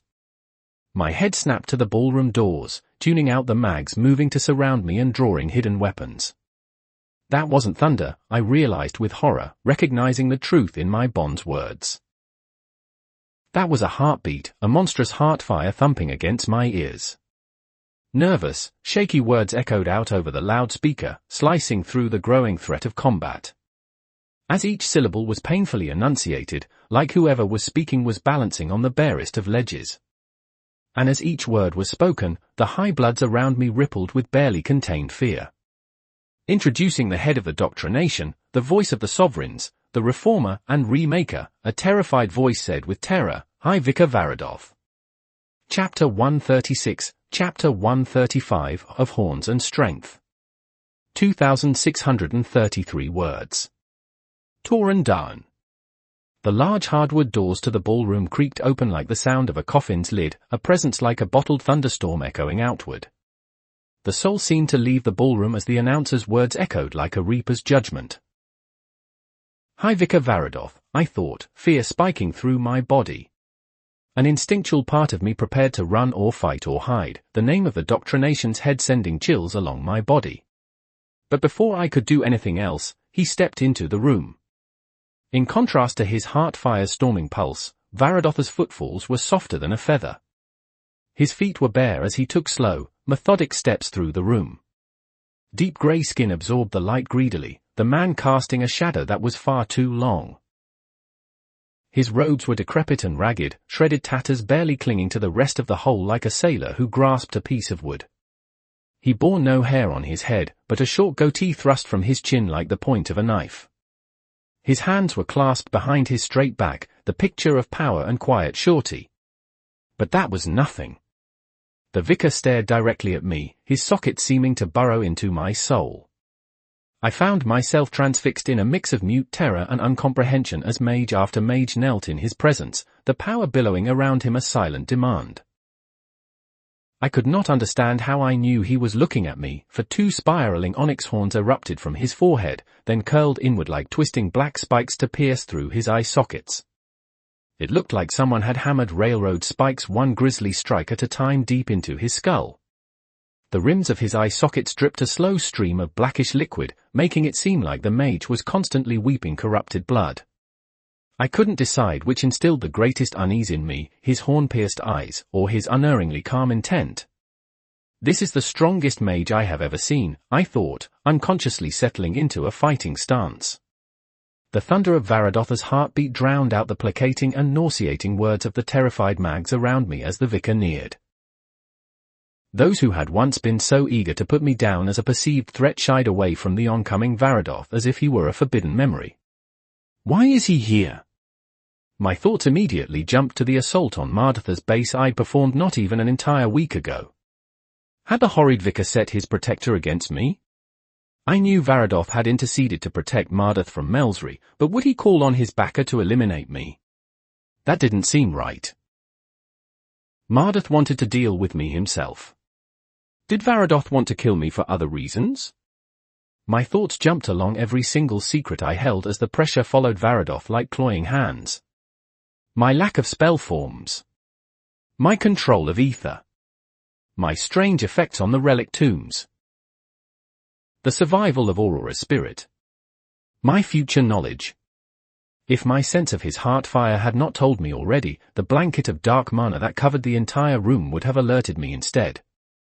Every single high blood in the room knelt nervously, the silent intent of the room stinking of terror. It clogged my nose like a cloying rot, threatening to overwhelm my own thoughts. Aurora's mind bolstered my own, her clockwork form settling nearby in a convent of silent support. Internally, I considered the possibility of running away, using the Jinn relic's alternate form to make a quick getaway. But we both knew that if this man tried to kill us, we would be unable to run. The metal contraption slowly dissipated into its bronze brooch form. If this came down to battle, my only chance came from Lady Dawn's full focus on supporting my mind. Varadoth stopped several yards away from me, tilting his head as if he could still see. Those black-blooded tears seeped into his robe. We watched each other, me with concealed apprehension, he with something I couldn't understand. He had no eyes to read. "Why do you not kneel, Tauren Dawn?" the man finally asked. Despite his monstrous appearance, his voice was smooth and even without deeper inflection. I found myself taken aback by how soft it nearly sounded. My mouth felt as dry as cotton. Taking a breath of my bond's mental support, I worked up the courage to respond. Just one sentence. "Do you want me to kneel?" Varadotha's face didn't twitch. He didn't furrow his brows. He didn't smile, or frown, or even change anything at all. His response was robotic. When my horns began to curve toward my eyes, I felt fear. Every day I awoke, the first thing I witnessed was the encroaching spikes of my own body. As my power grew over the years, so too did my horns. They inched closer and closer to my eyes, those spikes a paranoia-inducing reminder. If the Vritra-bloodied High Vicar still bore eyes, they would be boring into my own. Instead, a black tear splashed against the ground. In the still silence of the room, I could hear the impact like that of a rainstorm. And one day, they finally pierced my eyes. My innate mana arts tried to heal them over and over and over, turning my days into those of constant agony as my eyes attempted to reform around my horns. And still, they continued to grow despite my terror. Despite my pain. Despite my hate. And yet when they fully pierced my eyes, I experienced the greatest clarity any mage has ever enjoyed. The High Vicar unclasped one hand from behind his back, then slowly and methodically wiped away the streaking black blood from the edges of his eyes. Sparks of black soul fire erupted over his fingers, burning the corruption to nothing. My emotion seeped away as if on the wind. The agony remained. The pain remained. But what truly entered my mind was not the tips of my horns. It was perspective. No longer did pain burden me. No longer did fear overwhelm me. I was stripped of those burdensome emotions, and I recognized the power of perception. He turned to observe the quaking high-bloods, somehow able to see through his empty sockets. Wherever his head turned, men cowed in submission. The greatest politicians and the smallest servants alike. Through perception, power is leveraged.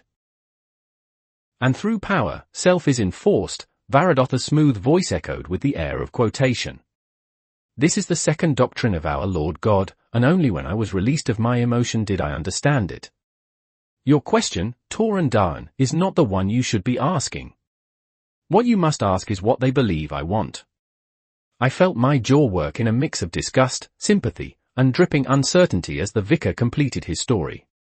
And as he spoke of his change, something equally horrifying revealed itself to me. High Vicar Varadoth had been lobotomized by his own horns. His body broke his emotion. You refuse to kneel, Toran Daan, because you are strong. You perceive yourself strong enough to resist, the vicar said at last. Internally, I acknowledged his point. Several months ago, I would have knelt in this man's presence, regardless of my principles. Survival was key. And as the vicar told me his story, I felt a strange sort of emotion come over me. He wasn't acting hostile toward me. Far from it, in fact.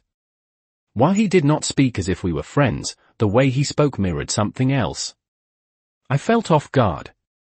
The first thought that had crossed my mind upon hearing Varadotha's name was that he wanted me dead. That those thundering heartbeats were my death toll, a bell signaling my execution. Yet instead of fighting, he was questioning me. Questioning my principles?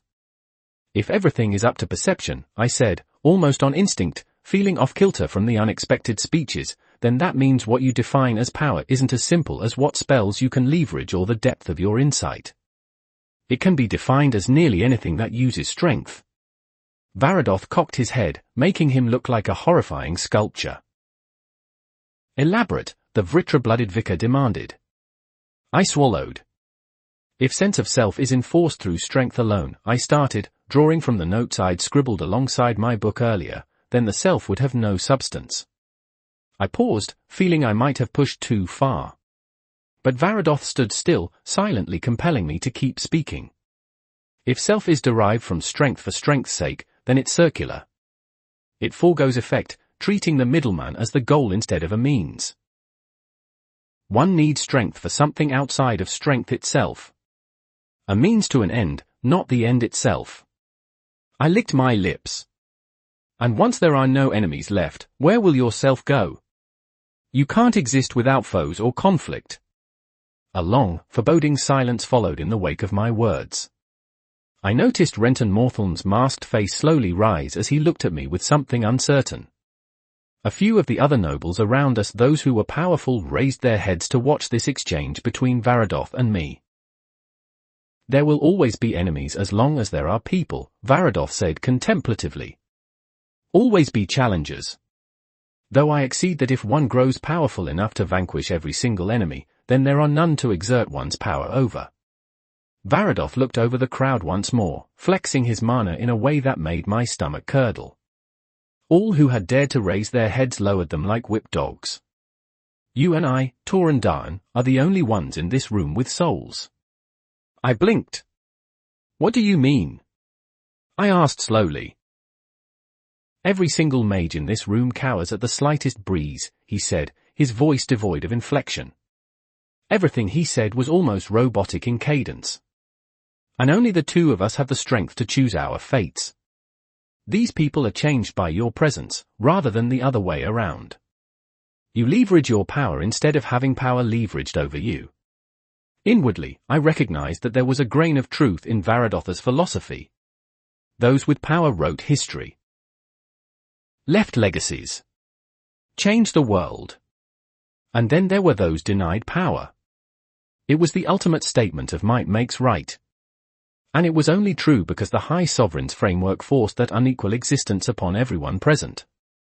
I blurted the next words that came to mind, feeling almost invigorated by our back and forth. Under that idea, if I managed to change your mind about the doctrine of strength, I said, would that not make me more powerful than you? My own strength of mind, strength of reason, would have overcome yours. Varadoth was quiet for a long, long time. The mana in the air swelled, and I began calling on the power of my phoenix will as I sensed my mistake. Goose flesh rose along the back of my neck. The men and women around us gasped like fish on dry land as Varadoth's king's force bore into them. Every time I meet another with a soul, he finally said, his voice as cool as a grave, I ask them what drives them to their heights. His horns glistened with dark blood. Tell me why you fight, Tauren Daen. The chain on my arm glowed as I engaged my phoenix will, sinking into the familiar depths of its power. The runes under my eyes burned with the warmth of hot coals. My fingers twitched, adrenaline racing along my veins. Outwardly, Varadoth showed no change, but I could almost feel his mana revving in turn. I hadn't fully engaged my acquire phase yet, but I was on the cusp. I could feel it in the air, in his intent. Whatever my answer was, it would decide whether he would try and kill me or not. The silence slowly grew taut between us, an unspoken understanding connecting our mana. There is someone I need to kill, I said at last, choosing to speak part of the truth. I made a promise to rid this world of their rot. The vicar's mana swelled further. You do it for others, he said, a hint of contempt in his voice. You present weakness, Tauren Daen. To rely on others is a crutch. The one who wished this of me is dead, I said cryptically as I struggled to resist the vicar's king's force, fighting not to buckle under the weight. It was technically true. My breath came in spurts as Lady Dawn's mind struggled to support the clearness of my thoughts. Their voice compels me from beyond the grave. I considered diving deeper into my phoenix will. To engage my second phase. If I wanted to survive a battle with this mage, I didn't see any other way to escape. And for once, Aurora didn't protest. For one thundering heartbeat, then two, the pressure continued unabated. Then it gradually melted away, leaving my skin cold and clammy. I felt as if I'd been in a sauna for hours, only to be suddenly thrust into an Arctic chill. Ah! Varadoth breathed. Vengeance. The purest of motivators. It is the pinnacle of all emotions, for it is what drives our high sovereign, he said. I can no longer feel the drive of such pure emotion. You are among the privileged, Tauren Daen. I swallowed, forcing my knees not to tremble. Mardoth wants to kill you, Varadoth said, as if he hadn't just been threatening me with death 2 seconds ago. I heaved for breath, blinking as stars finally cleared from my eyes. Your actions not a week ago with your companions infuriated him deeply. He wishes you to know he won't let your friend live a second time. Lenora's head, which had remained bowed in a curtain of brilliant white this entire time, slowly rose to look at mine at Varadoth's words. I ignored it for the time being. Are you here to kill me for him? I asked, feeling drained. Your quarrel with Mardoth is your own, Varadoth dismissed. It is a true clash of strength. A driver of souls. I find myself wondering who will emerge victorious. And besides, the vicar said, tilting his bald grey face. To kill you when I intervened in Mardoth's blunder at the Victoriad would be hypocrisy. I furrowed my brows, still feeling cold sweat trickle down my back. And why is that? I asked, not following. You are under protection from the greatest retributions, Spellsong, Varadoth said with a wave of his hand. He turned around, seemingly done with the conversation. Most of the aforementioned higher powers do not even recognize the shield that has been placed before you, but regardless of their understanding, it will move to try and protect you from one such as I. The strength of that shield is undeniable. Just as I granted Mardoth his one-time favor. Were I to breach that, it would invalidate Mardoth's soul, and I would need to kill the vicar myself to make things right. The High Vicar continued to walk away, leaving me with a swirl of questions. I internally tried to go back over our conversation, feeling like I'd missed something. What is this shield? I called out as Varadoth walked toward the doors, feeling dizzy and confused. I took a few steps forward, my legs shaking from the effort. What do you mean? He didn't answer me. His shadow stretched from one end of the ballroom to the other as his footsteps receded, the sound of bottled thunder echoing in my head. Chapter 137, Chapter 136, To Dance. 3,569 words. Torn down. The echoing boom of the massive hardwood doors closing behind Varadoth mirrored the thunder of his heart fire. The high bloods in attendance pulled themselves to their feet one by one in a collective daze. I saw one man wearing a mask that bore an exaggerated feather wobble as he stood, his bright white suit bearing prominent marks of sweat. Another woman stumbled into her lover, and he nearly went down again. And as people gradually came to their senses, more than a few hastily scrambled to the doors, trying to escape the ballroom. What had once felt so tall and grand had become claustrophobic and looming as Varadoth's power tainted the light. Corbett's olive hair was in disarray as he squared himself, his breath shuddering. He spared me a glance, one that asked 100 questions but had played a long game of keeping those to himself. I didn't know what I should say. Apologize? Ask to leave myself? I was in just as much of a scattered daze as the nobles who watched me like I was radioactive. Instead, the man displayed a level of self-control I found enviable. He smoothed his bangs back into their typical part, straightened his jacket, and raised a glass to the air, calling the attention of all who remained at the dinner ball. I think we've had more than enough excitement for the week, he said, his voice barely wavering. As he spoke to the crowd more, it became steadier and steadier.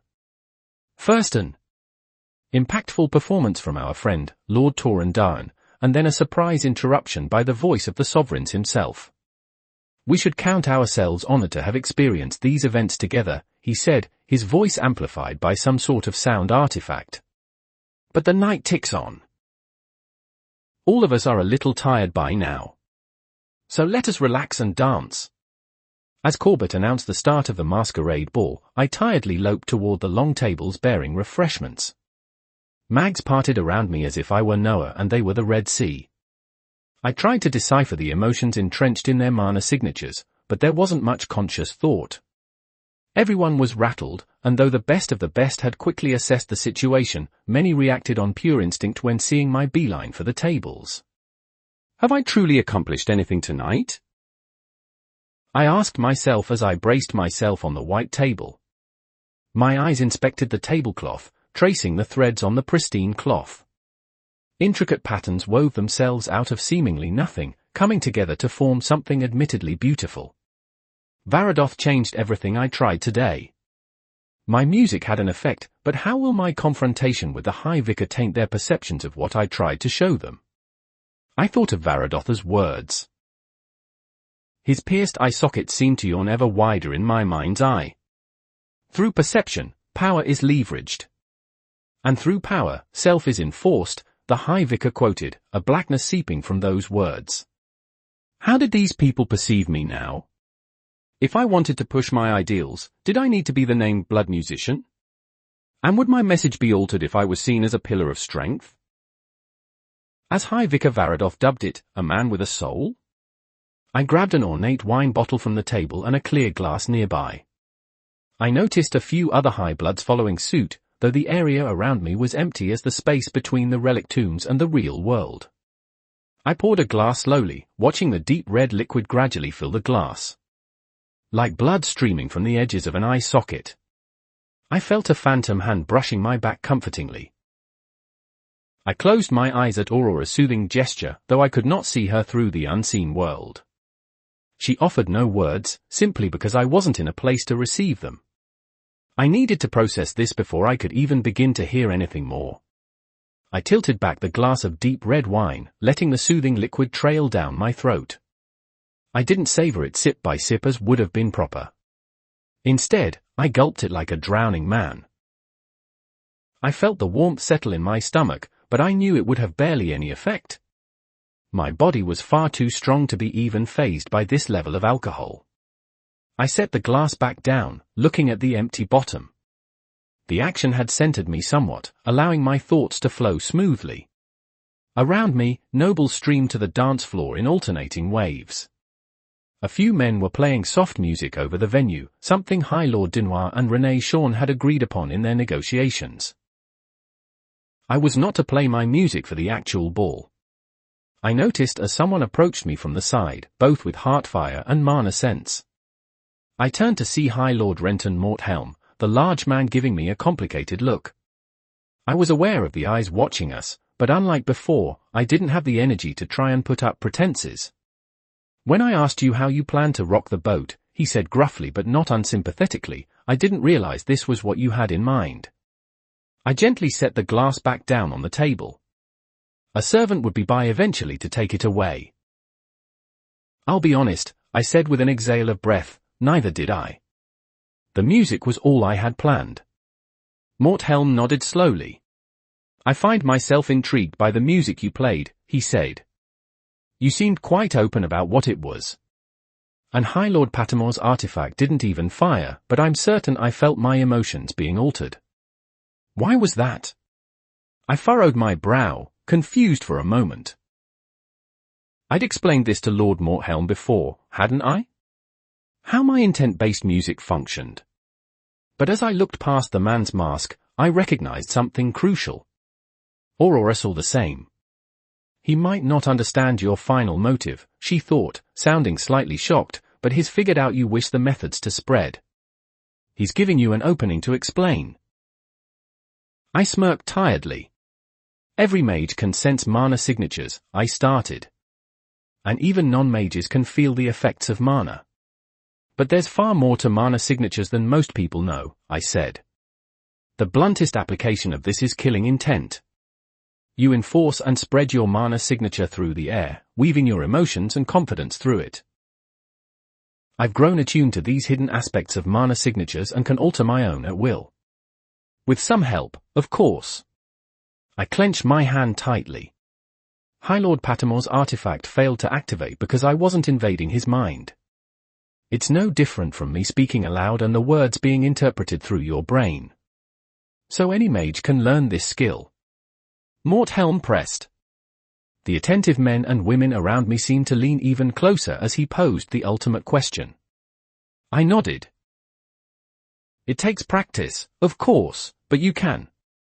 One must learn the subtle intricacies of their own mana signatures and subconscious intent, but it's entirely possible, regardless of your runes. Morthelm nodded sagely, opening his mouth to say something when a familiar woman strode toward me in a deep olive dress. Her plain silver mask matched her husband's, and when Lenora Dinois offered me her milky white hand, I felt a renewed dread in the pit of my stomach. Lord Darn, she said imperiously, I do not believe you have been inducted into the dance floor. Seeing as you are our guest, it is only right that I show you the hospitality of the Dinois. I looked at that hand like it was the jaws of a venomous snake, but as I chanced to glance around, I realized I had no reason to refuse. I bowed slightly, then took High Lady Dinois' hand in my own. It was surprisingly rough.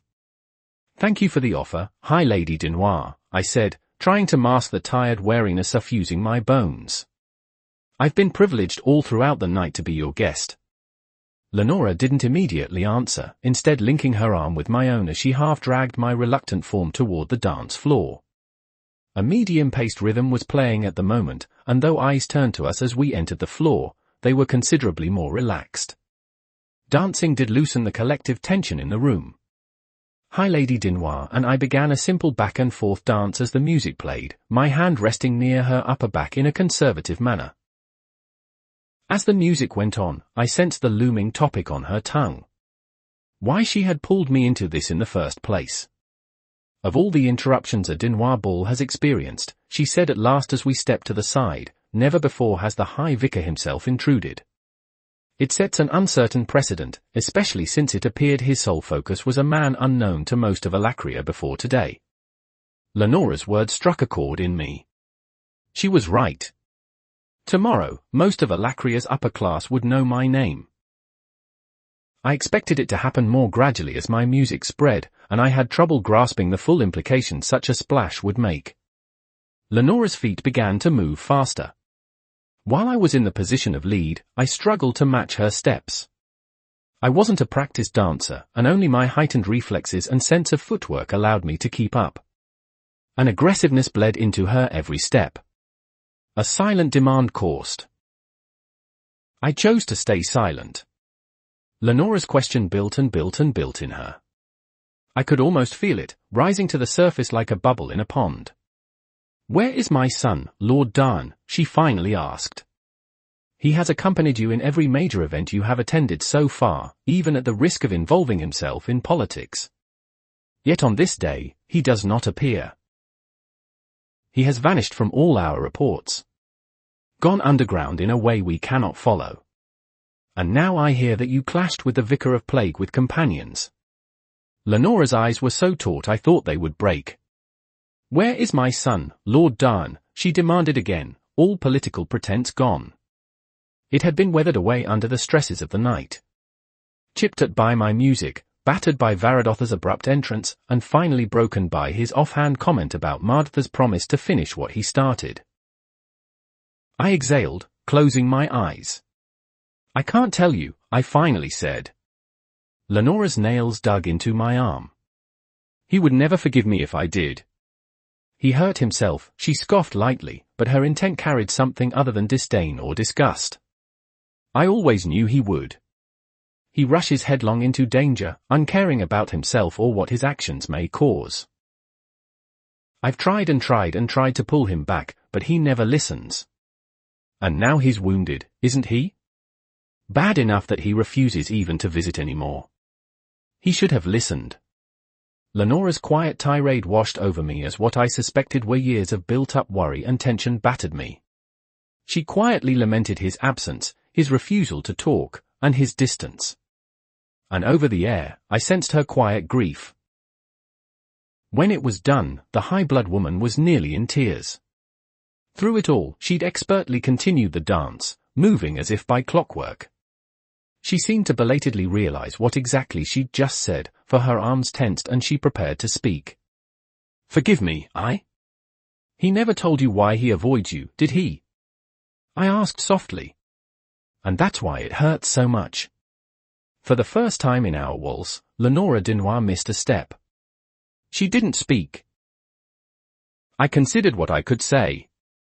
As the woman had unknowingly vented her frustrations to me, I gradually realized that Severin's one-sided depiction of Lenora was not all there was to her.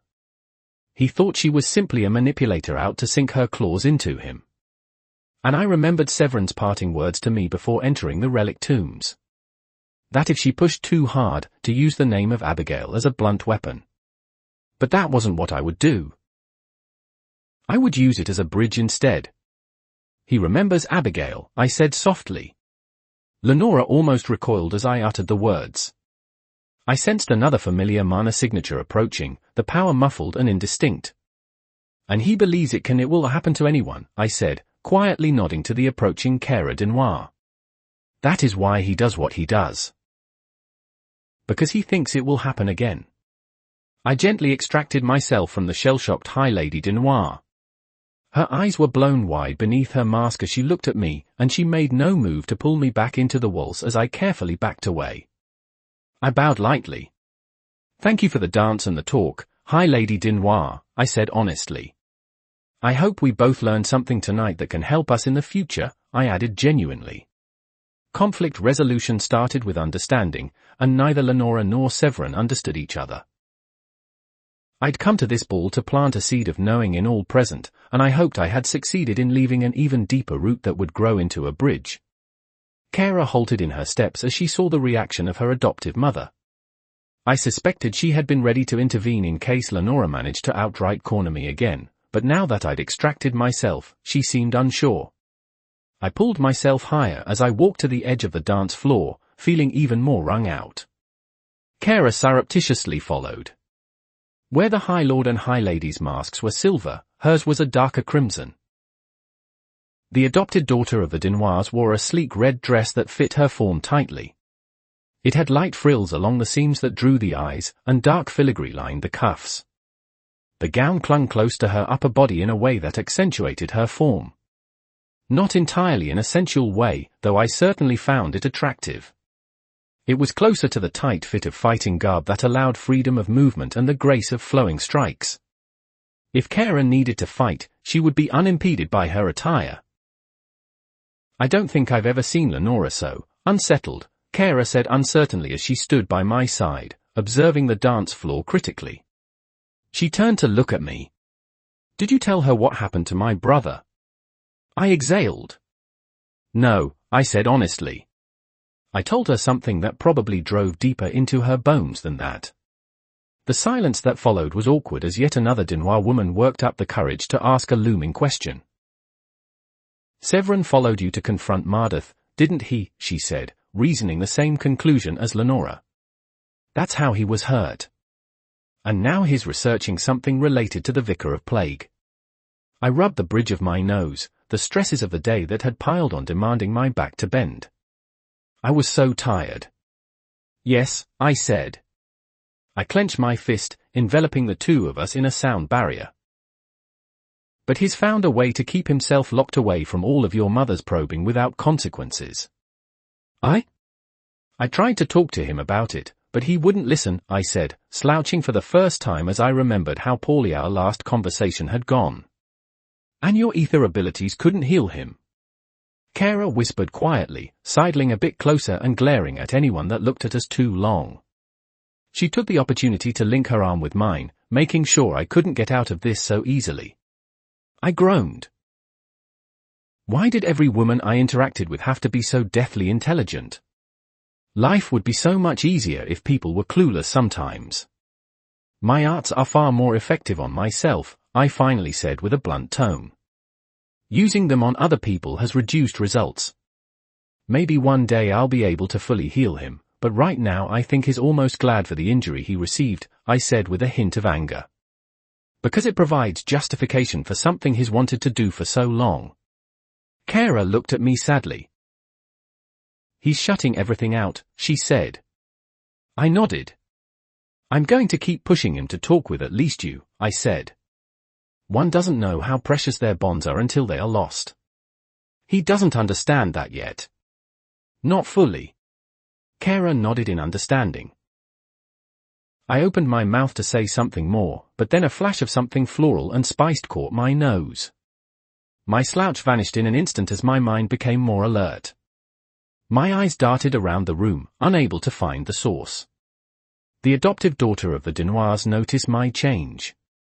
Her fingers brushed her dimension ring as she subconsciously prepared for combat, covertly unlinking our arms. She shifted slightly in her sleek red dress, and I suddenly had no doubt it was designed for battle in mind. What is it? She asked conspiratorially, trying to track what I sensed. What do you sense? Is it Varadoth again? You were the only one who noticed him coming at first. I caught a flash of dark hair streaked with navy in the milling high-blood guests before it disappeared from my sight, a glimpse of pale skin and a dark fur mantle before it was swallowed by the crowd. Kara focused on me, then brought a delicate hand to her lips as she chuckled. Oh, she said teasingly. Not the kind of battle I was expecting. Her white teeth flashed with mirth. That scent was drifting away, and I felt myself itching to follow. I looked at Kara, whose eyes sparkled with amusement. Go on, she said with faux dismissiveness. Find your lady friend, Lord Darn. I wish you luck. I'll simply have to find another man to dance with tonight. I coughed with a bit of embarrassment into my fist, feeling my face flash slightly. Yeah, I said. I'll do that. As I turned away, my enhanced hearing barely picked up Kara's muttered words. I have someone I need to chase, too. I set off from the corner of the ballroom, tracing where I'd last seen that barest glimpse. I couldn't sense my quarry as I weaved through startled high-bloods. My fingers tingled as I pulled on my mana, circulating it through my body and into my nose. For a flash, I sensed Aurora's disapproval. I lurched mid-step as I remembered her misgivings, but then the phoenix did something I hadn't expected. She let herself go distant, our tether becoming more and more indistinct. She wasn't rejecting me or pushing me away. No, she was giving me space. Why? I wondered absently, remembering her last words. You need to relax tonight, she begrudgingly admitted, her voice distant and airy. It would be unbecoming of me to deny you that. I felt a smile curve on my lips as I inhaled. Scents washed through my nose. The sweat of unnerved high bloods. The grape red aroma of aged wine. The oiled steel of the perimeter guards. And 100 different perfumes and colognes mixing together into a cloying scramble. But one stood out from them all. As I enhanced my senses, I could tell it wasn't just floral. There were hints of a familiar drink seeping throughout. I followed the undertones of redwater tea through the milling high bloods, uncaring whether they shied away from me or not. I caught a flash of dark hair once more before High Lord Patmore's body blocked the way. I took a step forward, intent on what was past him. Justal, however, shuddered visibly as I approached. Lord Darn, he said shakily, taking a step backward. I wish you well on. He tripped on a few nobles behind him, causing him to cry out in alarm as he fell over. I blinked as I realized what I'd inadvertently done. I felt something brush my back, slow and graceful as it traveled up toward my neck with a delicate touch. I shivered involuntarily. Suddenly the scent of tea flowers was overwhelmingly close. My vision swam as it enveloped me, my mana-enhanced physique not ready for the sudden deluge. I nearly drowned in the aroma before it suddenly retreated again, leaving me shaking. I inhaled sharply through my mouth, gasping as I turned creakily. The perfume simmered in the opposite direction. I walked slower this time as I followed the trail, a quiet worry of being overwhelmed again holding my thoughts. I became more methodical and confident as I wove through the crowds. More sure of myself and my step as I passed the many dancing nobles. And I finally reached the end. A smaller door led out onto a spanning balcony, the late spring air just cool enough to be crisp. I cautiously opened the door, marveling at the wide expanse of stars beaming down from above. The moon was full in the sky, its reflected light spreading the balcony in misty silver that stole my breath. Standing near the railing was Renee Shawn.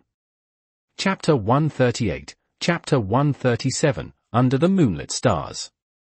3,200 words. Tauren Dawn. I stepped out into the night sky, feeling the warmth of the ballroom abandon me as the chill night air took its place. My assimilated physique crossed with that of part phoenix shrugged off the cold as if it wasn't there. And a deeper part of myself felt a flow of warmth from somewhere else. Renee Shawn stood by the balcony railing, her delicate pale hands resting on the balustrade. The full moon smiled down on her, casting a shimmering silver light over her almost petite form. Her midnight black dress drank in that silver greedily, the lines and furls demanding my attention. Flashes of deep purple accented the elegant dress, and I felt she looked more regal than any of the high bloods within. Her bangs shadowed her eyes as I pushed myself forward, leaning on the railing a few feet away. We were in the central dominion in the heart of the country, well east of Cardigan City. Small mountains dotted with forests meandered in the distance, sloping in easy flows. A stream cut through the estate, a gurgle of quiet water barely perceptible to my ears. From the balcony's elevated position, I could see a near-endless expanse. And towering above it, stretching to either side as far as the eye could see, were the powerful peaks of the Basilisk Fang Mountains. I spotted the famous smoking Mount Nishan, the volcanic mount belching its simmering discontent into the atmosphere. They dwarfed even the small mountains around us, seeming to project their majesty as Varadoth enforced his strength. Each peak looked like the spike of a crown. And if they are a crown, I thought, who is the king? Renee's gaze was locked north, her eyes contemplatively tracing the massive spears of the fangs. Have you ever thought about the High Sovereign's home? She asked me, not turning away from her inspection. Tigrin Selim, the mighty fortress of Agrona Vritra himself. I locked my fingers together as I peered at the shadowed mountains. Far in the distance, my final quarry waited. Nico Seva trained there under Melsri and Vs of Vritra, slowly honing himself to try and bring his old love to this world. After High Vicar Varadotha's questions regarding the reason for my strength, I'd found myself subconsciously contemplating my enemies. I think about that mountain more often than I care to admit, I said. What was Agrona doing up there?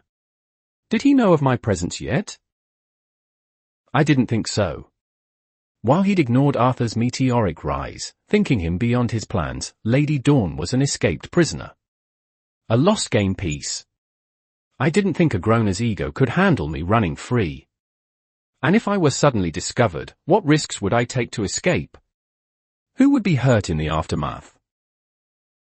Those mountains cast a shadow larger than any other on this world.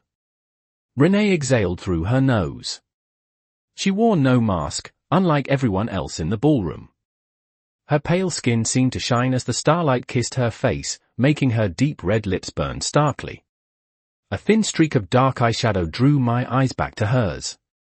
They stretched so tall, Renee said, a complicated cast to her tone. Higher than anything there is.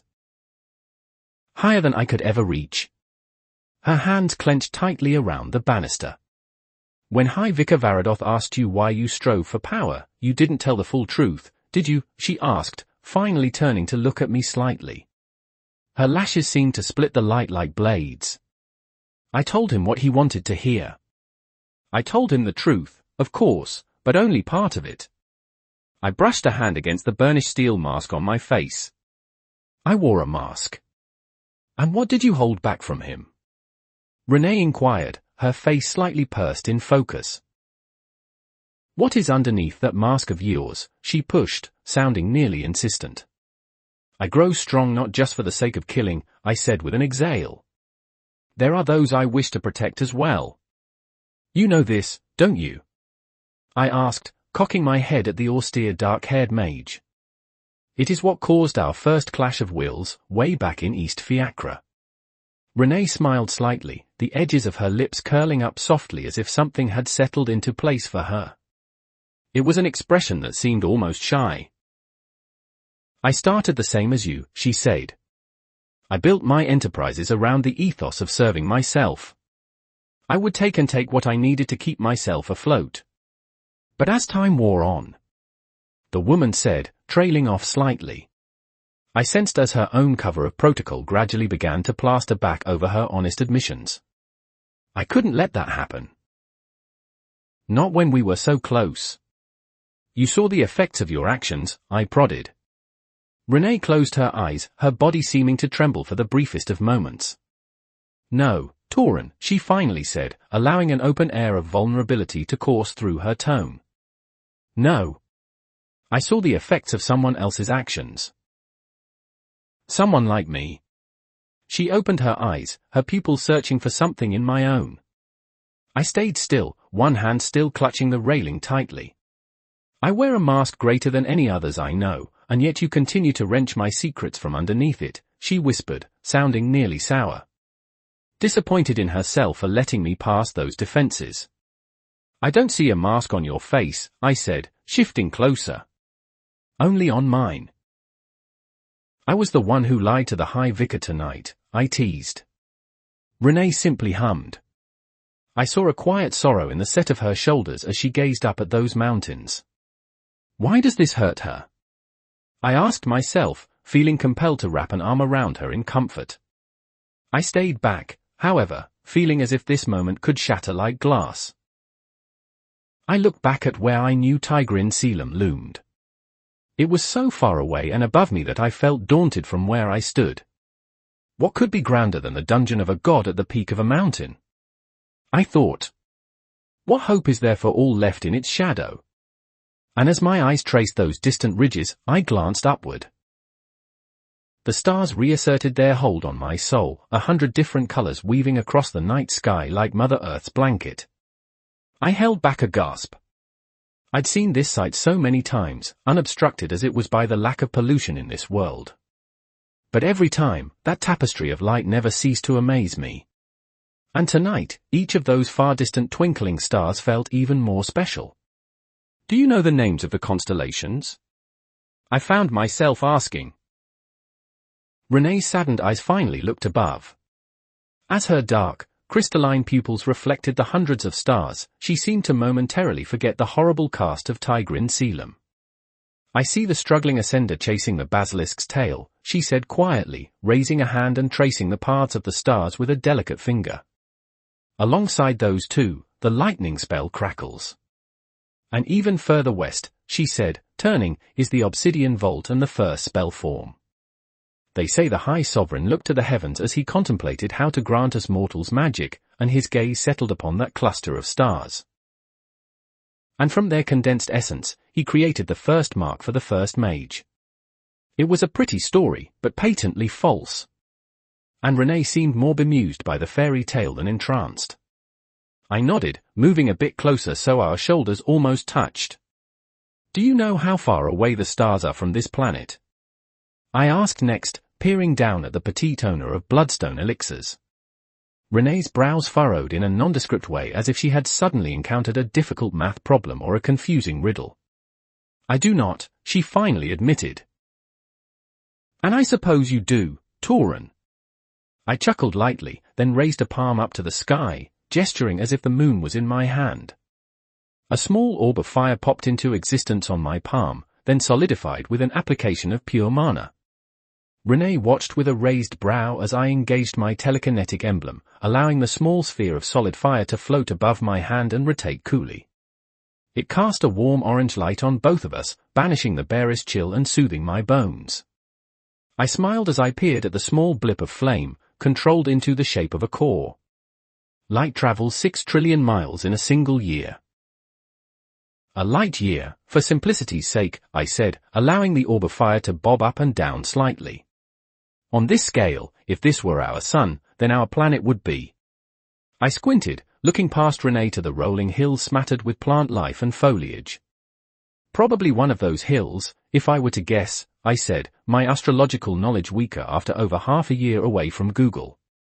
I feel as if you're trying to make a point, Tauren, Renee said with an artificially imperious tone, turning to face me. But I am a busy woman. I do not have time for long-winded diatribes. I twirled my finger, allowing the small orb of fire to slowly circle Renee and me. She watched it dance about with a bemused expression. Patience, patience, I chided good-naturedly. There's a method to my madness. A method to your madness, the woman said, a thoughtful expression slowly overcoming her features. She tilted her head, her dark tresses rolling over her shoulders as waves stretched against a beach. Her eyes peered at me from behind her bangs. I like that saying, Tauren. I'll be keeping it. She waved a hand dismissively as if she held all the power in the world. Continue. I am interested now. I snorted in amusement. The small orb of fire settled back above my finger. If our universe were scaled down so that the sun was this size, I said quietly, leaning forward with a conspiratorial whisper, then if you traveled the real-life distance from our continent to Dikathan, you would still be far, far from the struggling ascender or the lightning spell. I looked past Renee's shadowed eyes, feeling a touch of buried longing wrench itself to the surface. Those stars are thousands upon thousands of light years away, I said breathily, gazing up into the brilliant sky. Innumerable other suns shining their light. There could be other worlds out there. Things far different from what we know here. I felt the cool, delicate tips of Renee's fingers brush against my forearm, then stay there lightly. Testingly. Why do you think there are other worlds beyond this one? She asked, her eyes glued to the night sky as well. She didn't seem to realize where she kept her other hand. Why wouldn't there be? I asked in turn. This ball of rock we live on is nothing compared to the vastness of the cosmos. We're so small here, Renee. The stars shine above even Tigrin Selam. I let out a long, long breath. Lord Indrathan the High Sovereign? Compared to that yawning distance of space, even they are small. We aren't as special as we like to pretend. Renee raised her other hand to the sky, her body straightening as if to give her more reach. Her fingers splayed outward, and for a moment, it looked as if she grasped a star. Yet when she opened her hand, there was nothing there. They seem like they are so close, Renee said, her other hand tensing slightly on my forearm. Her touch burned and chilled simultaneously, sending shivers up my spine. As if I could just pluck them out of the sky. And yet when I try, I am forced to recognize my hubris. That a mortal such as I will never scrape the stars, no matter how hard she tries. At that moment, I almost felt my ability to make music was a waste. I could capture the rawest of emotions with my chords, drawing on the depths of shared humanity. Yet as silver moonlight pooled around Renee Chant's feet, her mournful hand trying to desperately take a star from the sky, I wished I were a painter. This image of sorrowful mortality burned beautifully in my mind, the graceful lines and curves of this woman resting against the balcony etching themselves like a brand.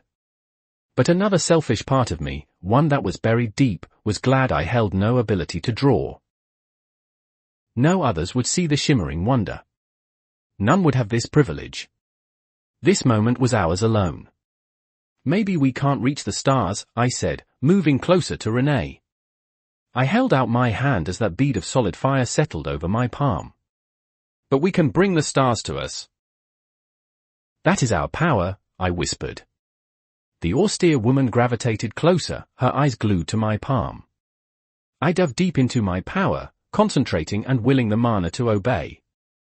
As I'd assimilated with Lady Dawn's will, I'd just barely managed to achieve this.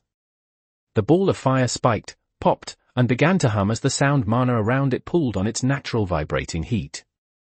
It puffed up once, twice, then settled into a bead of humming red plasma.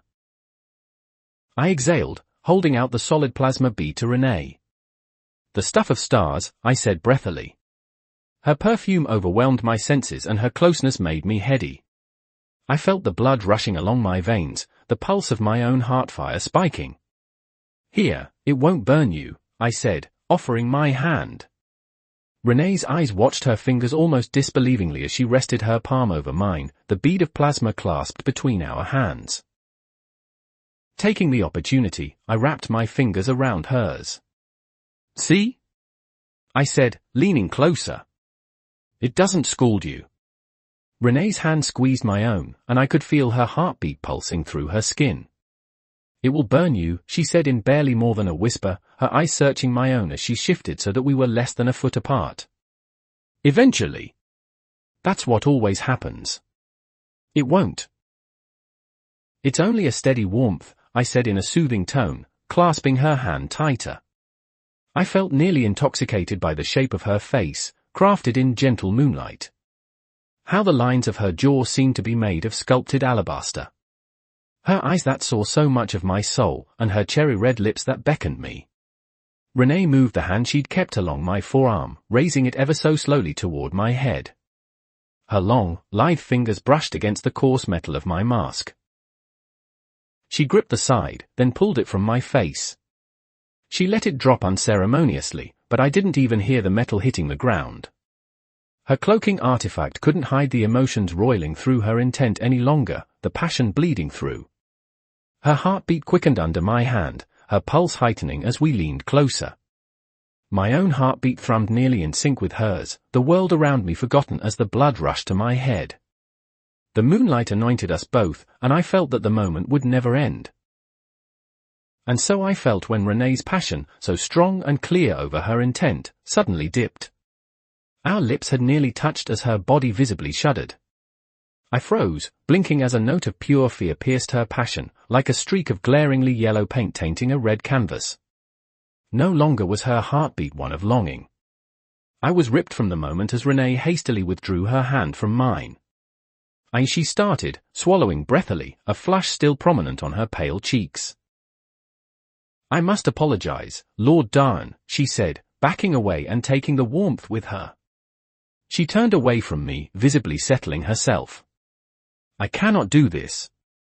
My heightened breathing slowly returned to normal, alongside my sense of the world. I felt lost and adrift as if I were a sailor cast out to sea, but I reined my emotions in. My heart still clenched painfully in my chest as I struggled to make sense of everything once again. I slowly curled in my right hand, feeling a startling coldness in the absence of Renee's slim fingers. It's okay, I said once I finally regained control of my emotions, taking a careful step backward. I understand. No, you don't, Renee said, her voice trembling slightly. She turned back to look at me, and I saw her attempting to smooth her features back to that of the stern mask she always wore. You delved deeper and deeper, Torin Darn, ripping away my protections one by one. And I find myself wanting them stripped raw the further this goes. You're breaking my mask. The only thing that keeps me safe. She blinked, seeming to realize the tirade she'd just gone on. She scoffed at herself, then turned back to look at the distant mountains. Her intent finally receded back under her cloaking artifact, closing me off like a heavy steel door slamming shut. I knelt, picking up the bird-like mask I'd been wearing before. My eyes followed the divots and lines etched into the surface, then inspected the deep handprint Morwa's decay magic had left. I ran a finger along the beak, a line of blood drawn as my finger traced itself to the point. We need our masks, I found myself saying. I thought of how many walls I'd erected around myself in this world. How many lies I'd told others and myself just to keep my sanity safe. I peered into the dark eye holes of the mask in my hands, feeling for once how heavy the dark steel truly was. I'm sorry I've hurt you, I said, internally making a decision. I might have said that the plasma in my hand wouldn't burn Renee, but I couldn't ignore the reality any longer. One day, I was going to kill Nico Sever. And what would happen after that? What would become of all the relationships I'd built in Alacria? I came back to that ever-present gnawing wound in the depths of my soul. Something I'd known from the start, even as I'd encouraged this burning flame to grow.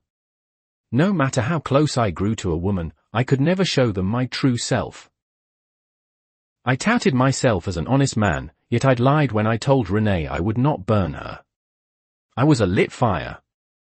Anything that grew too close to me on this continent would go up like smoke once I completed my mission. I'll endeavor to keep our interactions professional henceforth, Lady Sean, I said, standing and putting my mask back on. I ignored the way the words tore at me, wrenching emotion from my gut in a way I didn't expect. I bowed slightly as I retreated from the balcony. The last thing I saw was the tremble of Lady Sean's shoulders. Chapter 139, Chapter 138, The Truth of Blythe.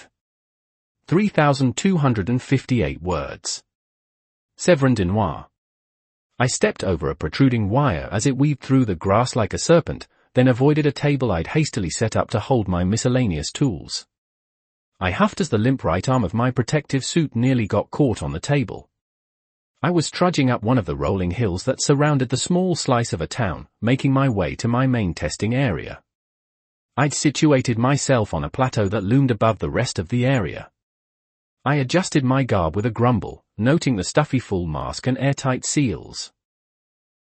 I'd almost forgotten to put on full mana protective gear in my haste to complete this next test, and I'd needed to fetch it from my main store of supplies back at the main house. The baggy clothing was stiflingly hot, but I didn't know what would happen as a result of this next test.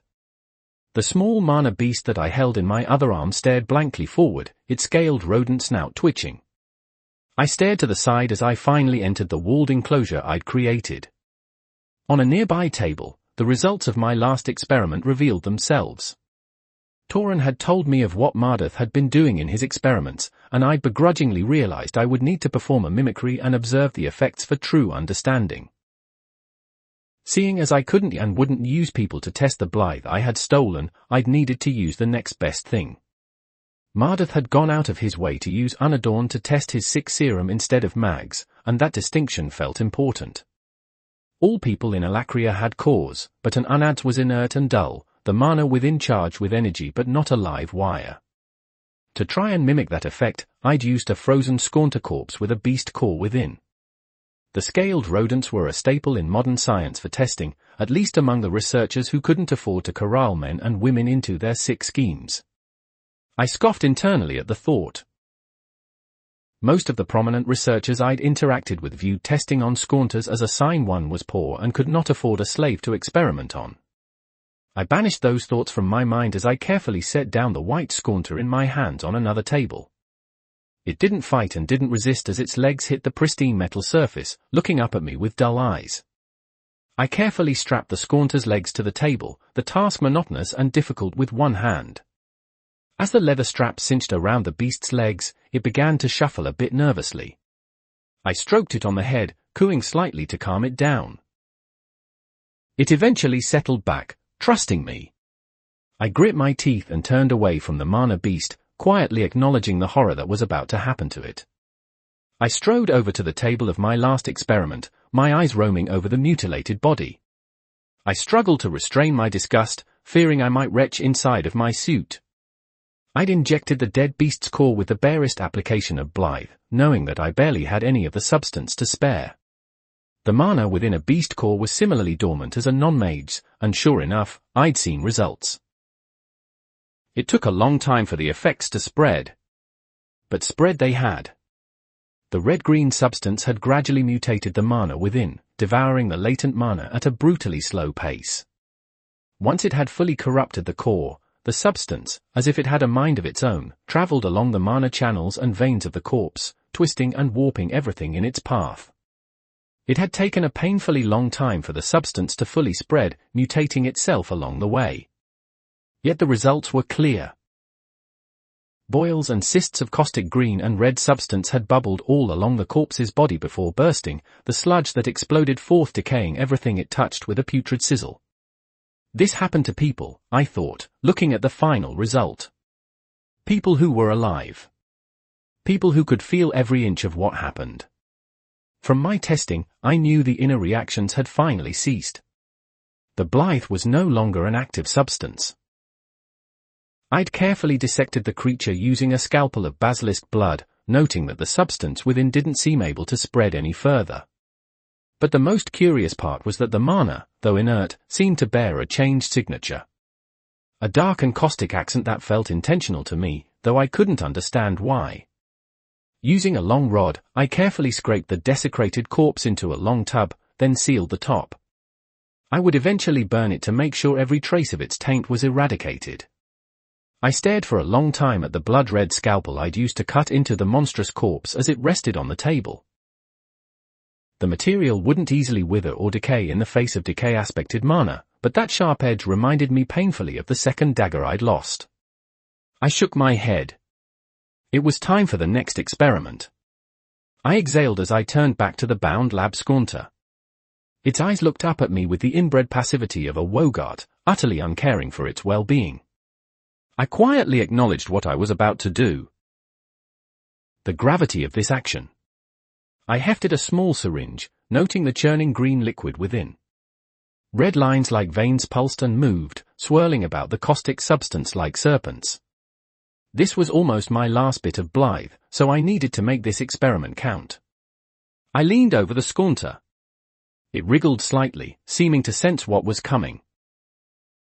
The beast, which I knew would have been docile under any other experiment, seemed to understand the wrongness of my slightly glowing syringe. It screeched slightly, fear growing in those once trusting eyes. "I'm sorry," I said, pressing the needlepoint to its sternum. "I wish there was another way for you," I added quietly as the beast began to scream in utmost terror. The blithe in my syringe seemed to react, churning faster in what felt like anticipation. I blocked out the horrible noise and slammed the syringe deep, the point piercing the mana beast's core. I slowly pressed the plunger as the screams became deafening, the monster making sounds of too human terror. It thrashed against its bonds, trying and failing to escape. I took a step back, thinking the reaction would take time to spread as it had for the dead mana beast. I would need to grab some of my mana-sensing tools to try and decipher what exactly had changed in the beast's mana by the end of this and compare it to the readings I'd gotten from the dead creature. But I was alarmed as I felt the thing's mana swell. I jumped back in horror as the scaunter's cries of terror shifted to guttural whimpers of pain, green and red lines stretching along its visible skin as the blithe spread at a horrifying pace. The corruption was moving far faster than I had expected, the horrible caustic sludge racing along its channels and devouring its mana. The monster's struggles weakened quickly, its legs kicking only intermittently as hell took hold. And then the horrible screaming cut off. My startled gaze centered on the monster's exposed gullet. A burbling, chunky mist of green and red was amassing there. I paled inside my suit, recognizing what was about to happen from years of facing catastrophic experiments. I engaged my regalia, dictative mass, jumping back as a caustic mist erupted from the scaunter's mouth. The mist lurched toward me, seemingly with a mind of its own. I saw death in that substance as it tried to swallow me whole. I blurred backward 50 feet in nearly an instant, stumbling on the ground as my balance, off due to the lack of an arm, made me stumble and trip.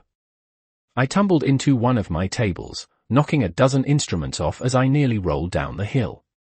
Metal flashed and glass shattered as my sloppy mishmash of items went everywhere. But my eyes were glued on the mist as it paused for the barest instant midair once I'd blurred away, seeming to lose interest in me. It immediately jerked to the side, streaking toward the table where the Scornter corpse had rested. The red within pulsed, then dimmed. And then, the table absorbed the blithe mist. No, I realized in horror. It's not the table that's absorbing it. The red swirls within the aerosolized green sludge, the color a bit too dark to be blood, seemed to draw it onward. Yet the mist didn't stop coming. I got to my feet worriedly, recognizing this experiment had pushed past the bounds I'd intended. I needed to abort it somehow before it got out of control.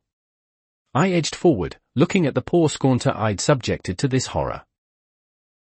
It was still alive. It twitched weakly every now and then, a constant stream of horrid mist streaming from the depths of its throat. The Blithe is forcing its mana core to produce that mist, I realized in horror. The thing writhed in horrid pain, but it was unable to even voice its screams any longer.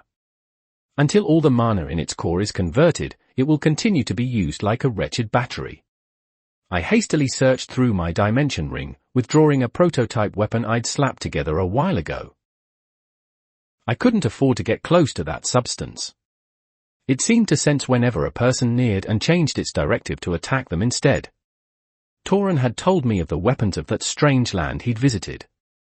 He'd called them guns, and he'd allowed me to hold the relictum's crude recreation of one of those guns. And unbeknownst to him, I'd engaged scouring purpose while holding it. I leveraged my own prototype recreation of a gun, aiming down the sights toward the poor Scornter.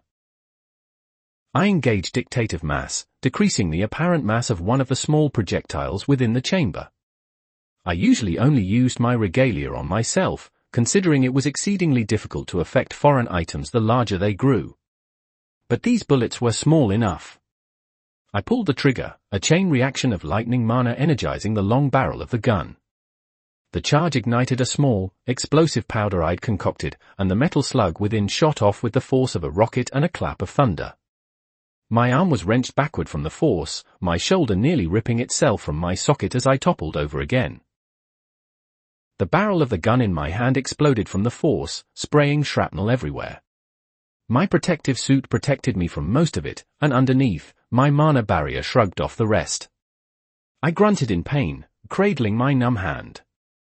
I looked up, blinking through the pain, and exhaled at what I saw. The bullet I'd fired was about as large as my thumb, but I wouldn't have guessed that from the devastation it had caused. I gulped as I looked at where the lab Scornter used to be, the table obliterated. A large hole burrowed into the dirt where the projectile theoretically threaded through. But the mist had been stopped. Vritra's horns, Toran, I said aloud. What kind of weapons did they create in that land? I asked mutely, the prototype perhaps working too well. The original construct Toran showed me would have fired a smaller bullet and with less force. Considering the moment my dictative mass disengaged on the bullet once it left my range it would retain its former mass while retaining most of its hurtling speed. But still. But I had other problems to worry about now. I loped forward, noting the smoking destruction and tinge of death in the air. Blythe left a stench behind that seemed to seep into the land itself, corrupting and tainting everything it brushed. I looked down at the table that appeared to be absorbing the Blythe mist automatically. And my blood ran cold. It wasn't the table that absorbed that horrible mana. It was the blood-red scalpel. The basilisk blood blade churned within a light, a trapped vortex of ultra-condensed mana caged within. The red and green energy writhed and swirled, but it was thoroughly trapped with no escape. By the sovereigns, I said, finally putting it all together. That energy was trapped. Contained. But if something pierced that prison, allowing a funnel out? I stumbled out, recognizing the implications of all of this. This new strain of Blythe was a mana plague that would spread on its own once released, hopping from mage to mage with abandon. And once it was done and had sated its fill, all that energy would funnel into the closest basilisk blood crystal. I stumbled backward, tripping over the remains of my prototype gun. I ate the dirt, then cursed as I tore my way out of my protective suit with rabid claws. I couldn't stay here anymore. Martha's plans were so much worse than anything we'd suspected. I tumbled down the hill as I tried to run for the exit portal, my balance still off from my lost arm. I scraped my arm on the pavement as my body finally reached the town zone proper, all of my equipment behind forgotten. I needed to talk to Torin. He had to know what I'd just discovered. I forgot to engage my spell form as I rushed through the dissension portal, belatedly cursing myself as I appeared in the second layer of the relic tombs. I tore my way forward, ignoring a worried receptionist trying to ask me about any relics I might have. Sir, she said, a note of fear in her voice as I stalked forward. You need to be tested for relics. It's protocol. Please? I snatched at the pocket watch-like inquirer in her hands with my sole remaining limb, aggressively scanning it over my body and then thrusting it back into the receptionist's arms once it came back negative. Now that I was out of the zone, I belatedly realized I didn't know where Torin was. He was at that ball, wasn't he? I thought urgently. Then he'd be in Cardigan's outskirts. I need to get a Tempest warp there now. I took a few steps forward, ignoring the startled looks of the mags around me. I heard my name muttered more than once, the terms cripple and wounded popping up. I pushed those away, lamenting this inevitable fate. I needed to. Severin, a painfully familiar voice said, causing me to freeze in my tracks. I turned robotically, looking behind me with wide eyes. Kara's scarlet eyes were glued to the hole in my sleeve, her jaw working soundlessly. She was wearing a sleek red dress that seemed more fit for a banquet than the second layer of the relic tombs. I hadn't seen her in months, and yet she seemed so much older to me. Kara? I asked mutely, feeling a spike of something pierce through my soul focus. What are you doing here? Her eyes bore into my empty sleeve as she opened her mouth to speak. I felt an urge to turn my right side away, shame clouding my mind. My sister shouldn't see me weak or wounded. It was my job to stop her from ever seeing something like that. I turned my body sideways, hiding my missing arm from her sight. Your friend, she said, swallowing, Torin said you were hiding where none of the Dinoirs would find you. And I thought about it for a while, and I realized what that meant, she said, turning a glance toward the nearby ascension portal. I was going to go on an ascent. Until I found you. I felt anger replace my earlier shame. No, that's foolish. You shouldn't have done that, but I ground my teeth angrily. You said you spoke with Torin. I pushed instead. Where is he? I need to talk to him. Now. Kara moved closer so our voices couldn't be heard. She took in my ragged appearance, darting eyes, and tense posture with a calmness I had never expected from my baby sister. I found myself unsure of how she could be so still. Is this about Mardath? She asked with a whisper. I swallowed, internally cursing Torin and his loose tongue. It doesn't concern you, I deflected. Just, please tell me. Was he in Cardigan, at that ball? He was at Cardigan, Kara hissed, I don't know where he is now. He left in a slump after the ball. I don't think he's there anymore. But that doesn't matter, she snapped. You're shutting me out. Treating me like some sort of child to protect. I turned around, ignoring my sister for the moment. I needed to. I couldn't afford to listen to her right now. And if Torin wasn't in Cardigan and he wasn't in the relic tombs, what was the next most logical place he would be? I forced my legs to march me away from my sister. Behind me, she scoffed. You act like you're different from her, she called after me, anger coursing through her voice. But you're treating me just like Lenora does. I froze in my step, then turned back to look at Kara. She marched up to me, a flush on her face. She seemed to no longer care for the watching eyes and listening ears as she slammed a finger into my chest. You tell me you've got everything handled. That I don't need to worry about anything. That you'll manage it all. There's nothing I need to do. I can just sit pretty and waste away in the Dinoir estate like a flower, right? I opened my mouth, the touch of her finger feeling more like the point of a knife. And you both think I don't know what this world is like. You treat me like a glass sculpture that could break at any moment. But you don't know what I've struggled with, because you don't dare ask. I stumbled backward again, raising my hand to my head. Kara, you can't, I said, the parallel stinging me more than I ever expected. It's dangerous? I asked myself. Is that what you were going to say? I trailed off as I met my sister's angry eyes. I needed to see Toran. It wouldn't be so dangerous to take her along with me, would it? I exhaled. We're going to Fiacre, I said finally. That's the next place I'll check for Toran. Kara's eyes widened. You mean? Just come on, I said harshly, already regretting my decision. We don't have much time. He's the only one who can do something about what I discovered. I started walking away, my own thoughts a thunderstorm. Kara's steps fell in nervously behind me like a shadow. I could feel her desire to speak. But somehow, she smothered that desire with willpower. I felt surprised as my sister adopted the air of a trained soldier focused on a mission as she walked beside me, her intent growing to match my own. The angry girl faded away as resolve took its place. We had a mission to complete. Chapter 140, Chapter 139, A Message. 3,177 words. Toran Darn.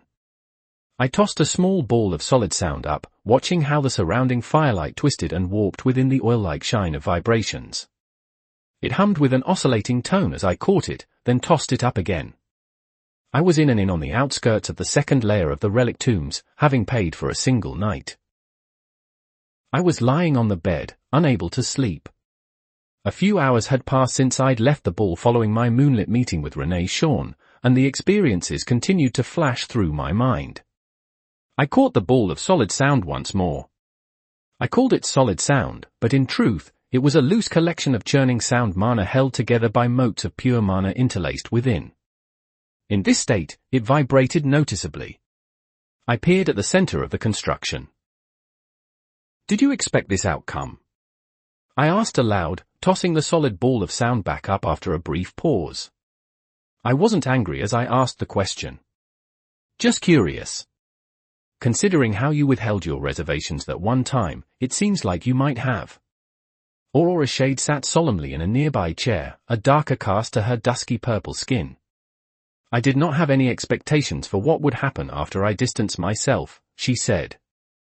I recognized the stresses that had acted on you all throughout the night. I simply thought. She shook her head. I simply thought that perhaps the affections you held for this Renee Shawn may have soothed your soul. I should have seen further ahead.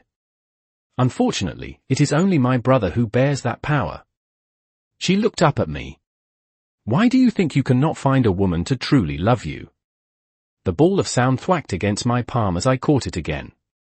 No relationship can support itself on a foundation of lies, I said after a moment. And the more Renee and I spoke, the more our protective masks wore away. The ones I think we both needed. They keep us safe. From the world.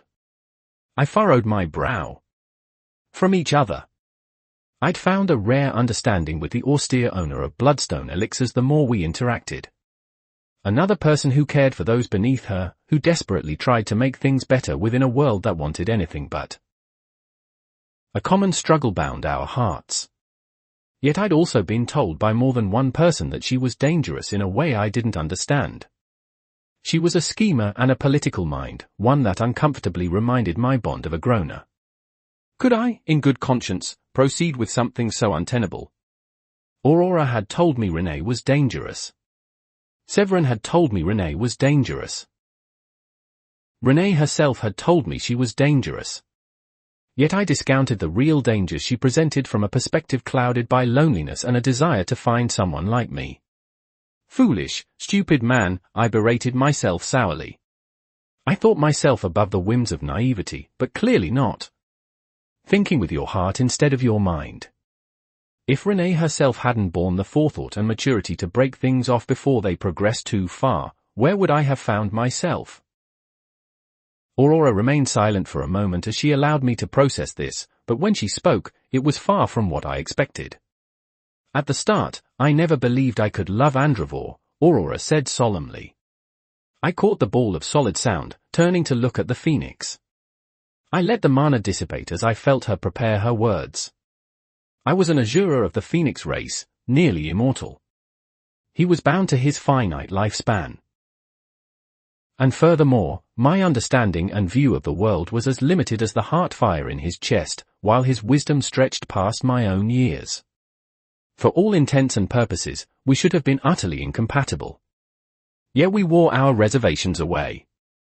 The phoenix ran a hand over the hole in her chest, her burning eyes closed in memory. I mean to say that these things are not as impossible as you may think them, Tauren.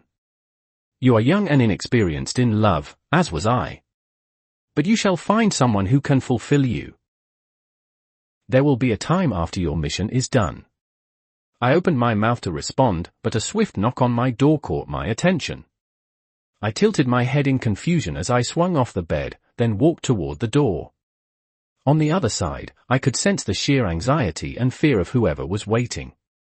I cautiously opened the door, looking down at the timid man I'd rented the room from. He shuffled from foot to foot, something held tightly in his hands. Yes? I asked, feeling confused. He licked his lips. I was supposed to deliver this to you, he said, quickly shoving a letter into my hands. I accepted it with a furrowed brow as the man retreated back down the hall, seeming ready to jump at his own shadow. I looked down at the letter. It was sealed with a nondescript wax, no indicator of the sender. Cautiously, I broke the seal, pulling out the letter within. I felt my hands tighten as I looked over what the paper displayed, my mind spinning as adrenaline began to course through my veins. The pristine beaker sigil of bloodstone elixirs was painted in dark ink across the paper, except a deep red streak had slashed straight through the glass. It wasn't ink that crossed out that image. Beneath the threatening symbol, someone had written a message in blood. The first of a promise. Fire erupted from my hands, burning the letter away as I burst out the door. I skidded to a halt, my eyes tracing down the hallway. I slammed a telekinetic shove into the wood beneath me, splintering it as I blurred to the front of the building. The owner of the inn yelled in surprise as I popped into existence next to him. He tried to stumble backward, but my hand, quick as a whip, snapped out to grip his collar. Who gave you that letter? I demanded, feeling my mana thrum in my veins. My heartbeat picked up speed, matching the tempest in my head.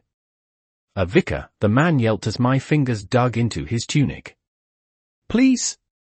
Please, I don't want any trouble with. I released the inn owner. He tumbled to the floor, then scrambled away from me. Ignoring him, I blurred out the door, the implications clear. Mardith is going to try and kill Renee, I thought, slingshotting myself into the air and above the many stretching buildings in the second layer of the relic tombs. My earlier reservations and self-loathing fell away as thunder sounded in my ears. And not just her. All the mags of bloodstone elixirs are at risk. I need to get to her first.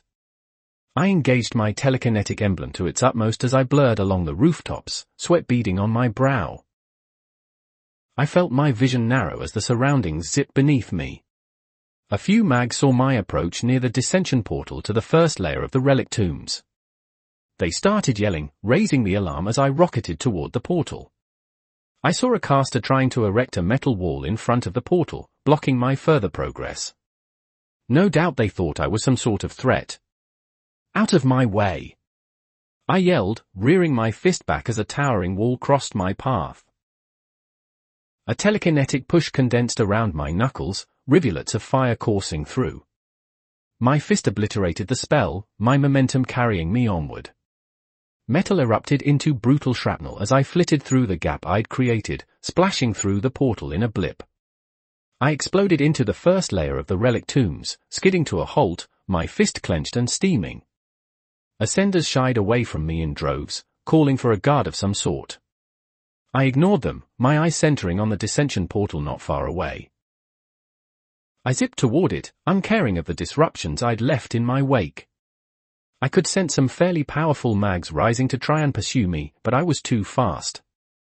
The dark atmosphere blurred past me as I silently begged that I wasn't too late. A burst of wind traveled in my wake, kicking up dust and throwing back hoods as people ducked for cover.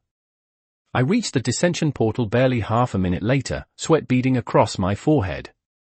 The attendant lurched as my feet slammed into the stone platform bearing the dissension portal, the pane of purple yawning high.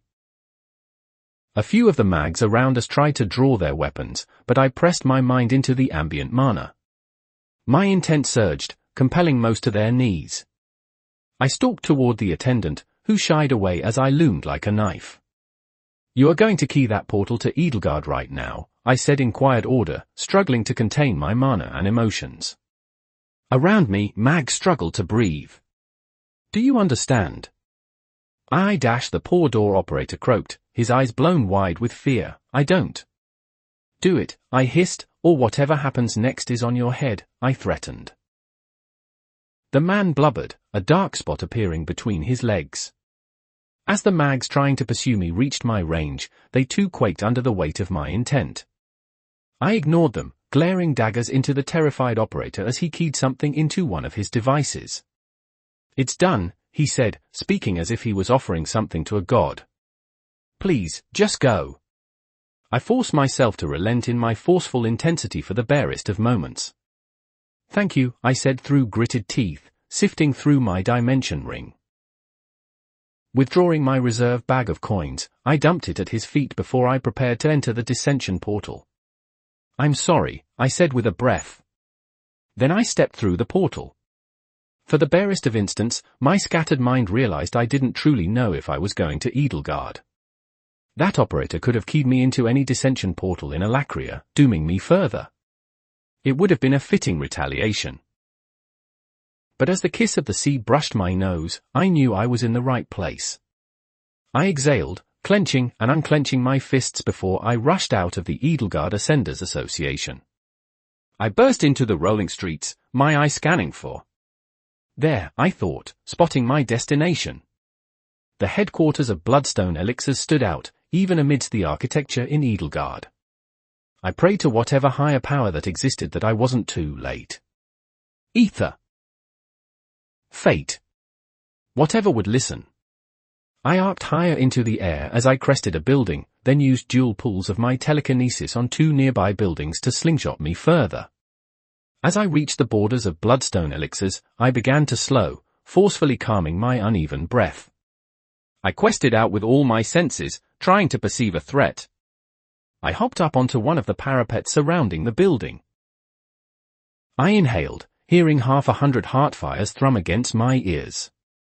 It seemed that Bloodstone was having a slower day, the signatures I could sense within milling about with their only concern being their work.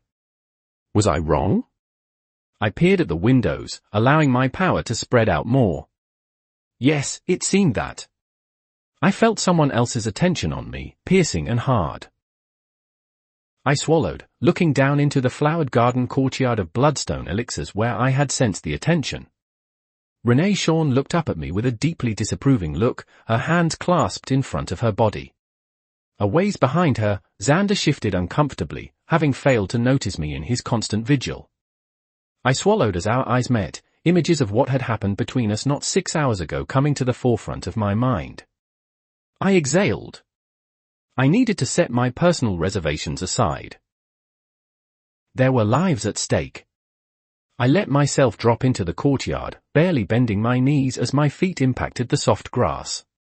I strode toward the owner of Bloodstone Elixirs, burying the desire to simply turn away. I stood a respectful distance away. "Lady Shawn," I said in greeting, my tone more even than I expected. "Lord Darn," Renee said, a disapproving, almost angry note lacing to her voice. "I would like to know why you have so rudely barged into my building." I looked around again now that I was closer, trying to sense anything that could be amiss. I didn't think the message Mardath had sent me was a fluke. He wasn't the type for those kinds of games. Did that mean I was early? I received a message, I said after a moment, unable to divine anything out of the ordinary. From our mutual enemy. Claiming he would reap blood here. I thought it wise. I said, trailing off. Was I even thinking at all? No, I hadn't been. I'd been acting, driven purely by raw emotion. The damage I'd left behind in the relic tombs rushing here was proof of that. I felt it wise to move as quickly as I could. See if I could make some sort of difference, I said, reprising my statement. Renee's frown deepened. Part of me still hoped her displeasure was not at me. Then she turned toward Xander behind her. Xander, she said in a commanding tone. Order the evacuation of our employees inside. Take them to the predetermined panic point for emergency attacks. This is not a drill, she said evenly. Xander gulped visibly, his eyes darting to look at me with uncertainty before he rushed toward the building behind him. My senses blared at me as something long and dark streaked toward Xander's retreating back in a blur. Acting on the barest of instincts, I rocketed forward, drawing Oath from my side in an explosive tug. My blade barely smashed the black object away mid-air, but the impact made my teeth rattle and my arm shook from the blow. A long, dark arrow of blood iron was embedded into the soft dirt nearby. Xander, who seemed momentarily frozen from his near brush with death, burst back into motion, darting toward the building to sound the alarm. I barely spared him a glance as he made it inside. I turned on my feet, mana thrumming through my veins as I felt the mana around me surge. Blackened heart fires pulsed in my ears as they surrounded the courtyard, murky and dark energy tainting the air. Jorta, the vicar whose stomach I had obliterated, sneered at me from a rooftop beyond the courtyard, a longbow clasped in his hands. His vicar's robes were tattered and worn, and the place I'd hit with a return arrow was patched over with a sickly green, bulbous mass. His heart fire, above all others present, felt sick. I moved back to Lady Sean, trying to cover her with my body. I didn't even glance at her, too preoccupied with trying to keep all the Vritra-blooded mags within my sight. Their hoods were all up, obscuring their features, but I could hear the darkness in their heart fires as a discordant wrongness in my ears. 5 in total, including Jorta. They were strong. You got here fast, Toran Darn, Jorta mocked from afar. I'd hoped you'd be later, so you could see the after effects of Mardatha's vengeance. His leering eyes flicked to Renee. So you could watch your petty lover's blood taint the stones, knowing it was your fault for intervening in something greater than you. So the corpses of all the dead men in that building would lie heavy on your soul. He sneered, drawing his bowstring back to his ear. But it will be satisfying to see it in person, too. He released his blood iron arrow. It hurtled toward me in a blur, but unlike what I'd seen before, it split. One arrow diverged to become 2, then 4, then 8, then 16 as a barrage of metal spikes surged toward Renee and me. The mags surrounding us added their spells in tandem, trying to overwhelm us all. Bullets of dark fire, grave black ice, and lurching dusky lightning added themselves to the wall of mana that sought to overwhelm us all. I growled, settling into stance. The barrage wasn't aimed directly at me and Renee, but more at everything in my near vicinity. I threw up a large pane of telekinetic force, hoping to disperse the oncoming projectiles. The blackened lightning shifted, crashing into the side. It crackled solidly into the dirt, the dark ice following suit. But too late did I realize my mistake. I could divert this barrage, but it would pepper the building behind me like a smattering of dark hell. All the men and women inside would be riddled with poisoned arrows, grave ice, and soul fire. I hastily threw out a stream of solid fire beads, allowing them to elongate into daggers. The weapon surged forward under my control, trying to divert the dark spikes further. Oath flashed as it smashed 3 in quick succession, but there were too many. I'd have to dip into my acquire. A flash of brilliant white mana burned into existence nearby, arcing into the sky. It expertly cut off the paths of the projectiles I couldn't deflect and divert, smacking them aside as if they were little more than twigs. The dark mags all halted their barrage in surprise, looking at something by my side.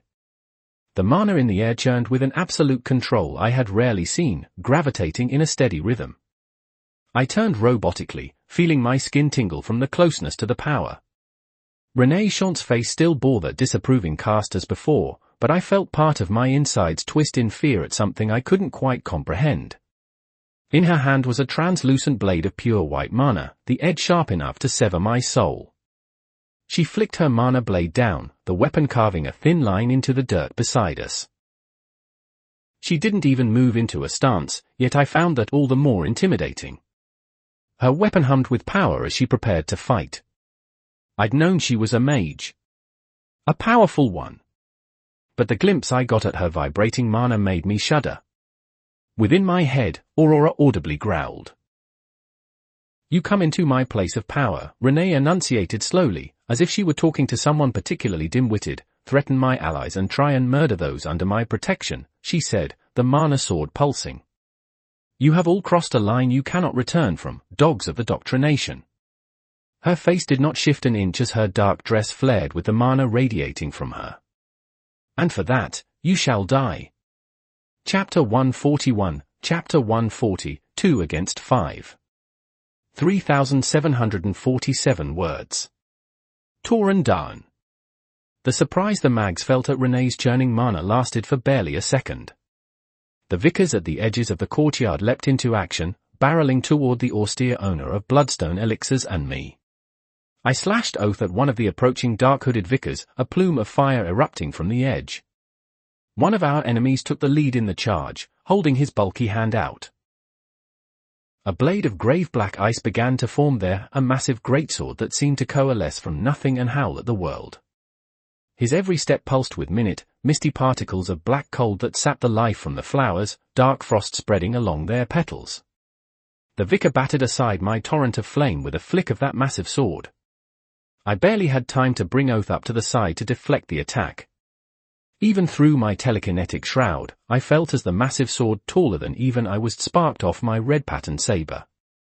I immediately shifted my stance, a coating of fire erupting over my knuckles as I twisted with the strike. I threw a punch at the vicar's exposed chest, expecting to crater it. Instead, that suffusing aura of grave ice sapped my fire of its strength, a deep cold spreading through my limbs that made me feel slow and weak. My fist hit the vicar's chest, knocking him back a step, but it was far weaker than it should have been. From underneath his hood, the vicar grinned. I inhaled, feeling as his aura coated the inside of my lungs. My entire body started to creak as dark ice spread across my limbs, hampering my speed and making my entire form feel like death. I snarled in anger, thrumming my heart fire and fire magic. An unfocused coating of flame spread along my body, fighting against the chill. Simultaneously, my innate ether healed over the frostbite left behind. Just in time for me to throw up a wall of pushing force, then duck. A stream of blue-black lightning, each tendril strangely solid and refusing to dissipate, was suddenly diverted high into the air. Another vicar had fired that one that was holding further back. I caught a flicker of surprise on the faces of my enemies. No doubt they expected my slowed reactions to allow a clean hit from that sneak attack. I chanced a look to my side.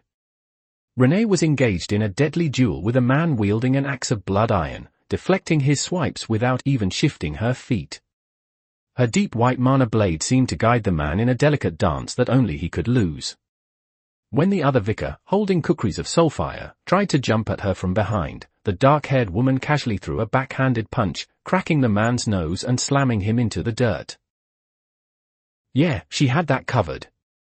Feeling reassured by her strength, I bolted for the greatsword vicar. I led a shroud of sound over the edge of oath, then enveloped that in a burning nimbus of fire. I quickly closed the distance with the vicar, swiping deftly.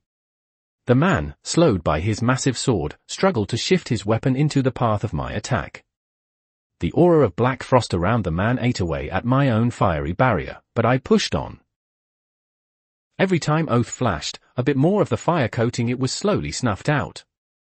I pressured the man, shifting around the garden, leaving footprints that burned and froze respectively. The man was sweating to keep up with my speed, and at our angle, the wall of Bloodstone Elixir's headquarters blocked me from Jorta's sight. He had no way out. Until finally, the shroud of sound beneath my weapon was revealed. I feinted an upward cut. Having fallen into a pattern, the vicar naturally tried to smack it to the side. Expecting this, I then shifted to a stab that maneuvered its way right past the vicar's massive sword. Only the tip pierced his shoulder, but that was all I needed. My sound spell went off, mana particles smashing together as my vibrating power rattled the vicar's insides. He shook, tumbling backward as his body convulsed. I turned, throwing Oath to the side like a boomerang as a torrent of decay-tinged lightning surged toward me. Using a telekinetic pull, I yanked on the greatsword vicar's body, pulling him into the path of the lightning and obstructing me from sight. The vicar barely managed to haul his unwieldy sword in the path of the attack. The lightning pushed him backward, knocking him over. But I was already moving, gunning for the vicar who had thrown that spell. His eyes widened in shock as I seemed to phase into existence nearby, his hand swinging wildly to intercept me. But that was a mistake. Oath spiraled in from the side, cutting deep into the vicar's skull and shearing through something hard. The vicar collapsed, screaming in agony and clutching his face. I jumped forward, grabbing my returning saber, preparing to bring it down on my foe. At the same time, my senses warned me as arrows formed of blood iron sought my head. I used a telekinetic pull on the ground, ducking low to keep my surface area small and throwing up a small dome of pushing force. A score of Jorta's arrows diverted around me, peppering the ground like spears and leaving me safe amidst a field of black death. The vicar I'd been reaching for screamed, lightning erupting from him in an unfocused tempest. It arced everywhere, smashing into the walls, carving up the dirt, and launching for me. I pedaled backward, surprised by the sudden ferocity of the outburst, but not fast enough. A whirling current of solid plasma wrapped around my arm like a vine, constricting like a coiled serpent. The lightning flashed, half a dozen solid needle-like and jagged protrusions erupting and retreating back into the main bulk in instants. My arm erupted in pain as the spell punched through my telekinetic shroud like it was paper, shredding my arm a dozen times over. I growled, preparing to try and break it through sheer force of mana, before something white and buzzing flashed innumerable times in the air. Renee's pure white mana blade sheared through the spell wrapping my arm, the pure mana going through precise cuts faster than I could track. Capitalizing on the save, I pulsed a sound shroud around my forearm, further breaking the solid lightning into smaller bits, before a nimbus of fire destroyed the rest. "Thank you," I said, shifting back into stance beside Lady Shawn and massaging my forearm.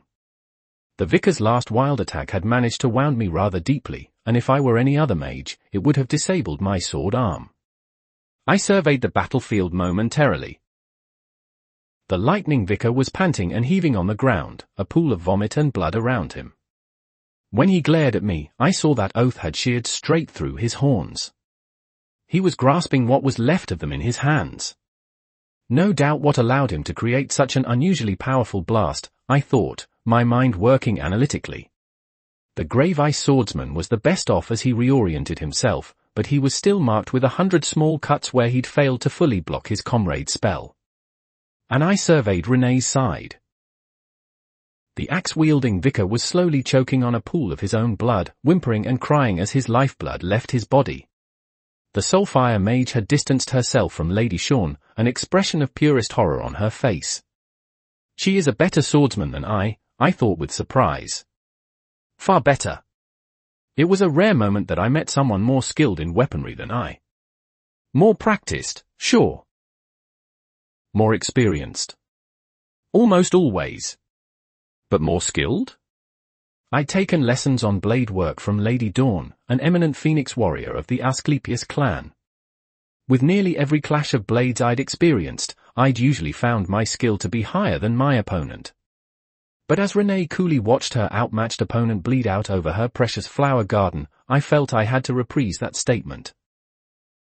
"You are reckless, Tauren," Renee said, not taking her eyes off her fallen opponent. She didn't seem to realize she'd used my first name again. You do not care for bodily harm. I flex my hand, amping my heart fire higher. The orange-purple light of my soul smoothed over the gaping wounds in my forearm, the flesh regenerating at an exaggerated rate. I don't need to, I growled in response. I'd never been a quipper in battle. I'm going to finish this. Renee looked at me oddly, a furrow to her brows, but I pushed it to the back of my mind. I drew on the deepest depths of my core, feeling the will respond. I coaxed it to the surface, noting as my acquire phase set in. My sense for heart fire expanded a dozen times over as the world became clear. My body thrummed with warmth.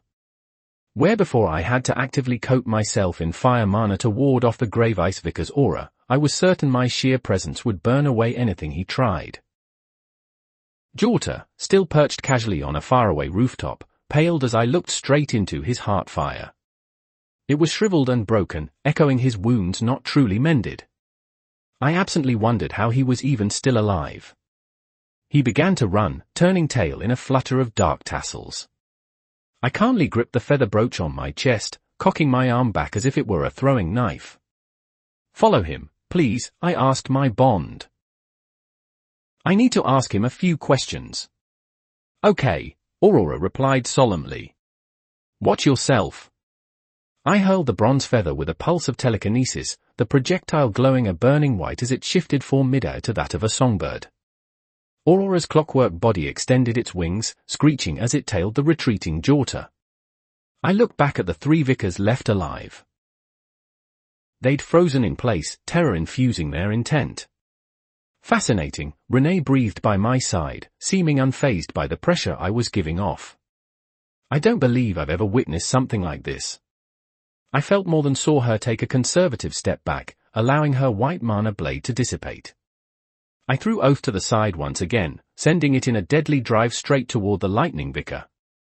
He called on his power in a rush, raising interlocking walls of solid electricity that tried in vain to stop its advance. My weapon continued on unerringly, propelled by my psychokinetic hold. I blurred forward, twisting to throw a roundhouse kick at the grave ice vicar. The bulky man didn't even realize what hit him as my shin, coated in a shroud of sound, impacted his side. I felt as my spell traveled through his body, pulping his insides. He coughed up blood and what I suspected was part of his own stomach as he hurtled to the side, smashing into the courtyard wall and cratering the stone. I lazily thrust my other hand to the side, pulsing outward with a wall of shimmering sound mana. An absolute torrent of soulfire smashed into me, enveloping me in a long cone of decaying hellfire. The Vritra-aspected mana ate away at my vibrating barrier, but in the process of pushing through it had been dispersed and weakened significantly. After my sound shroud, it met a wall of fire that matched its strength for strength. And the barest motes that pierced my fire were swept away by a simple telekinetic wall.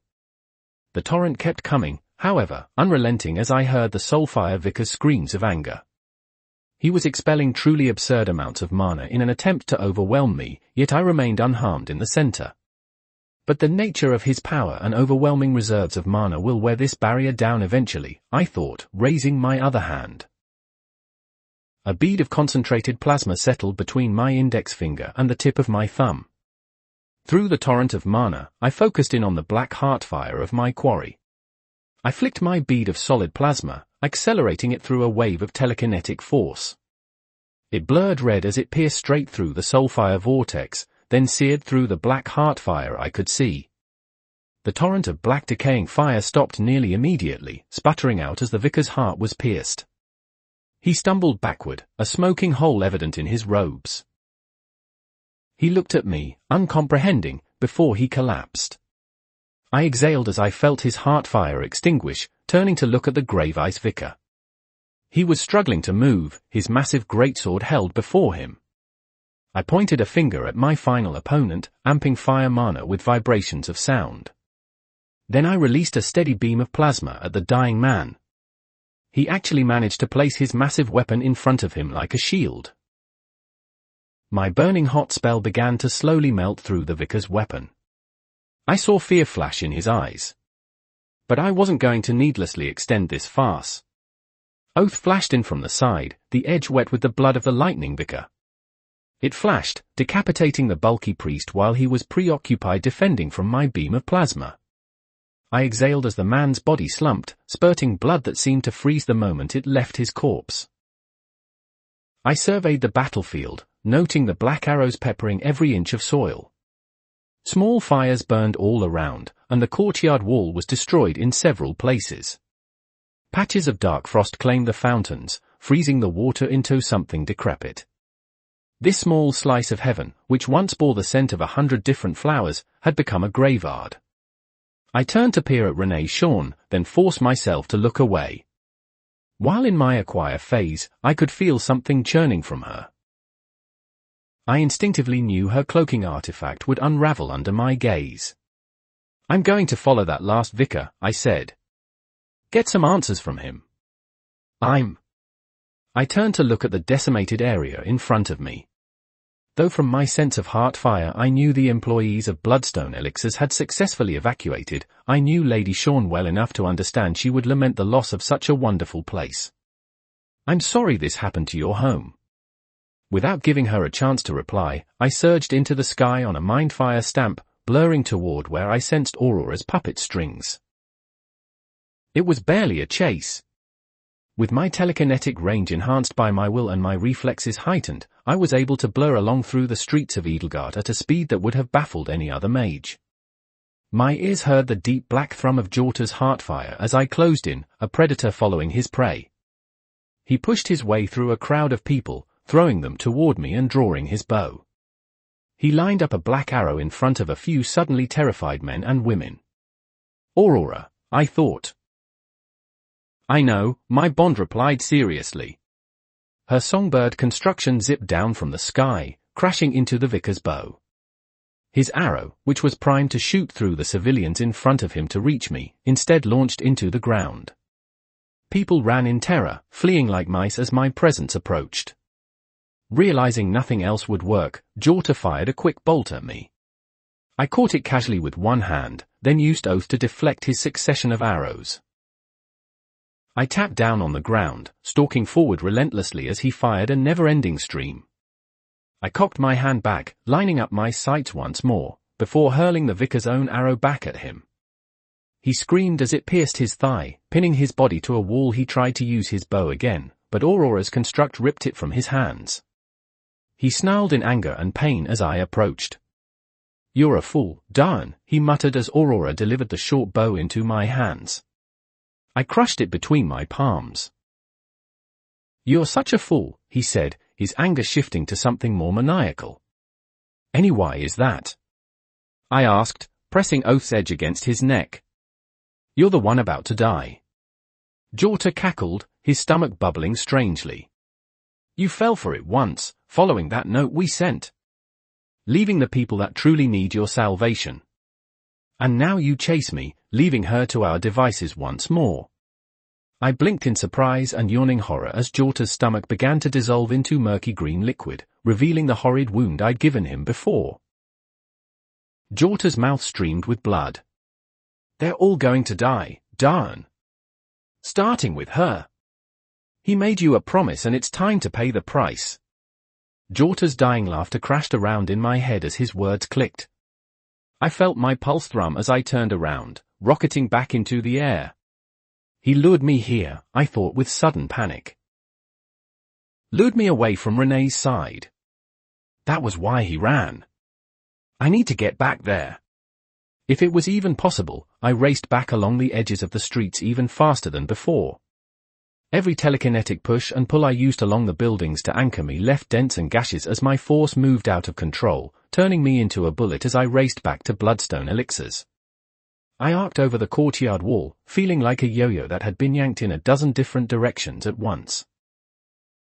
My eyes took in the aftermath of my recent battle, watching in horror as something erupted from Renee's shadow, lunging for her. I was about to cry out, but Renee casually summoned another pure mana sword. The dark inky mass impaled itself on the razor-sharp sword, coughing fluid up. It tried to swing an arm down, but Lady Shawn easily flourished her blade, severing the hand that tried to thrust down at her. I landed back in the courtyard, standing stock still. I watched the shadowy form materialize fully as it died, revealing another vicar I'd missed. An assassin. And in their severed hand was a syringe swirling with green and red liquid. Blythe. I looked back up at Renee Shawn, feeling a wave of relief as we locked eyes.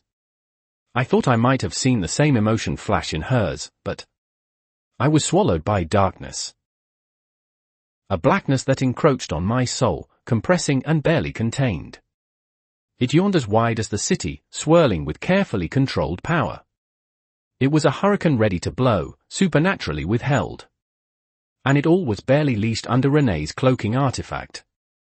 Tauren, Aurora's seething mind said directly into my own. Tauren, you need to withdraw your will. You can't let this spell overcome your mind. By nature, it decays. My eyes burned with pain as I slammed them shut, wincing as I broke eye contact. My forehead beaded with sweat as I pulled myself from that darkness. Renee seemed to belatedly piece together what had just happened, her eyes widening perceptibly and her lips coming to a thin line. I let my acquire phase go, allowing it to shift back into my core. Renee's phantom voice scraped against my mind as I realized what I'd just done. You delve deeper and deeper, Tauren Dawn, ripping away my protections one by one. And I'd just torn away another layer.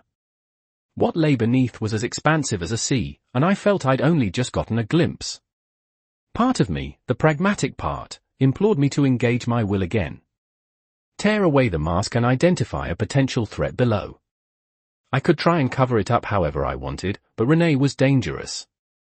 She is so much more than we could have imagined, Aurora thought hastily. Tell her nothing.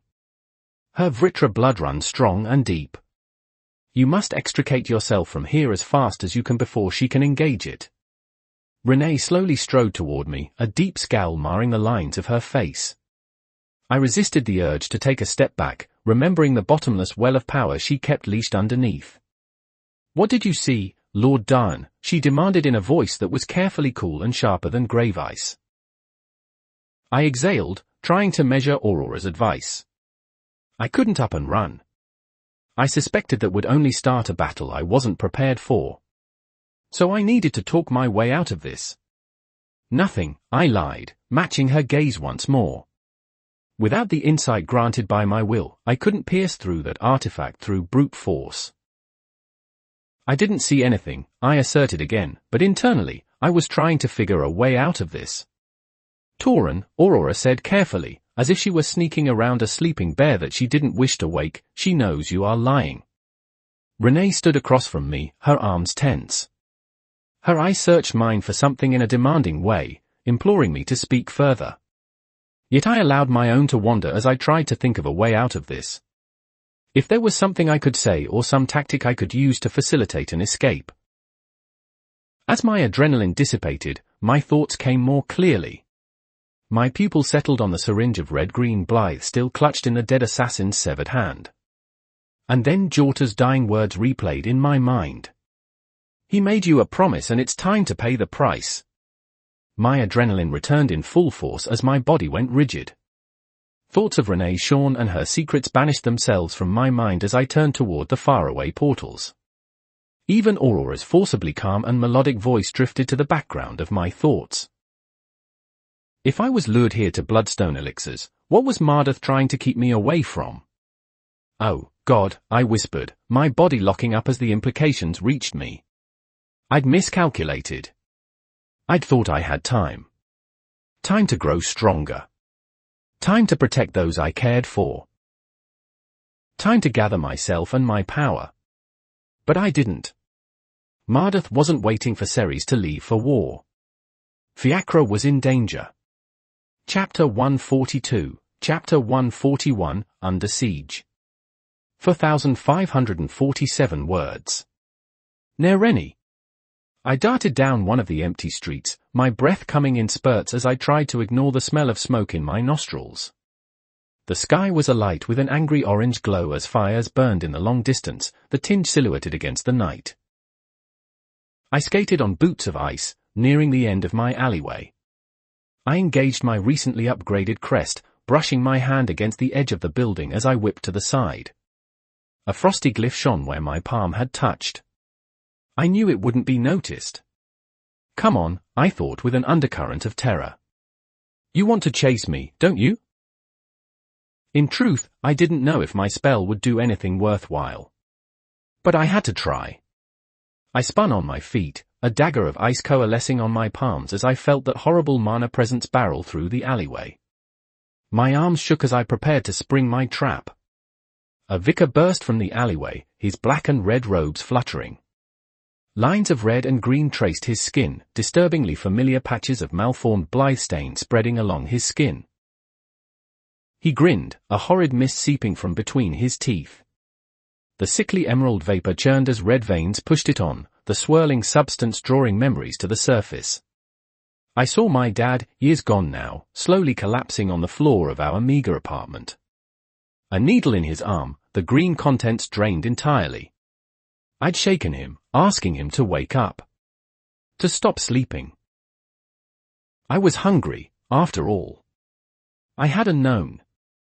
Not until the next day when my dad still hadn't woken up. And then he'd grown cold. Colder than any spell I could make. You should stop running, rat, the vicar mocked. Drink of our elixir. Stop fearing your final piece. He'd been chasing me for the last few minutes after what he'd done to poor John, one of Bloodstone Elixir's guards. I'd watched as the mist seeping from the vicar's mouth had enveloped the man I'd known, leaving behind a blithe broken body that spewed more of that same horrid toxin. So that it would continue the cycle. John was one of the better ones. He knew what it was like to grow up on the streets, to fight for every drop of food. I'd stolen a few of his silver buttons, but he hadn't minded.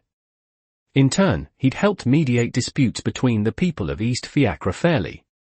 He hadn't deserved to become what this vicar made him. I'd say the same for you, I said, my voice strained. I threw the dagger I was holding at the vicar. He smacked it out of the way, but it left a shallow cut. The dagger embedded itself into the stones nearby. You've gotten slower since you murdered John. Why don't you lay down and rest?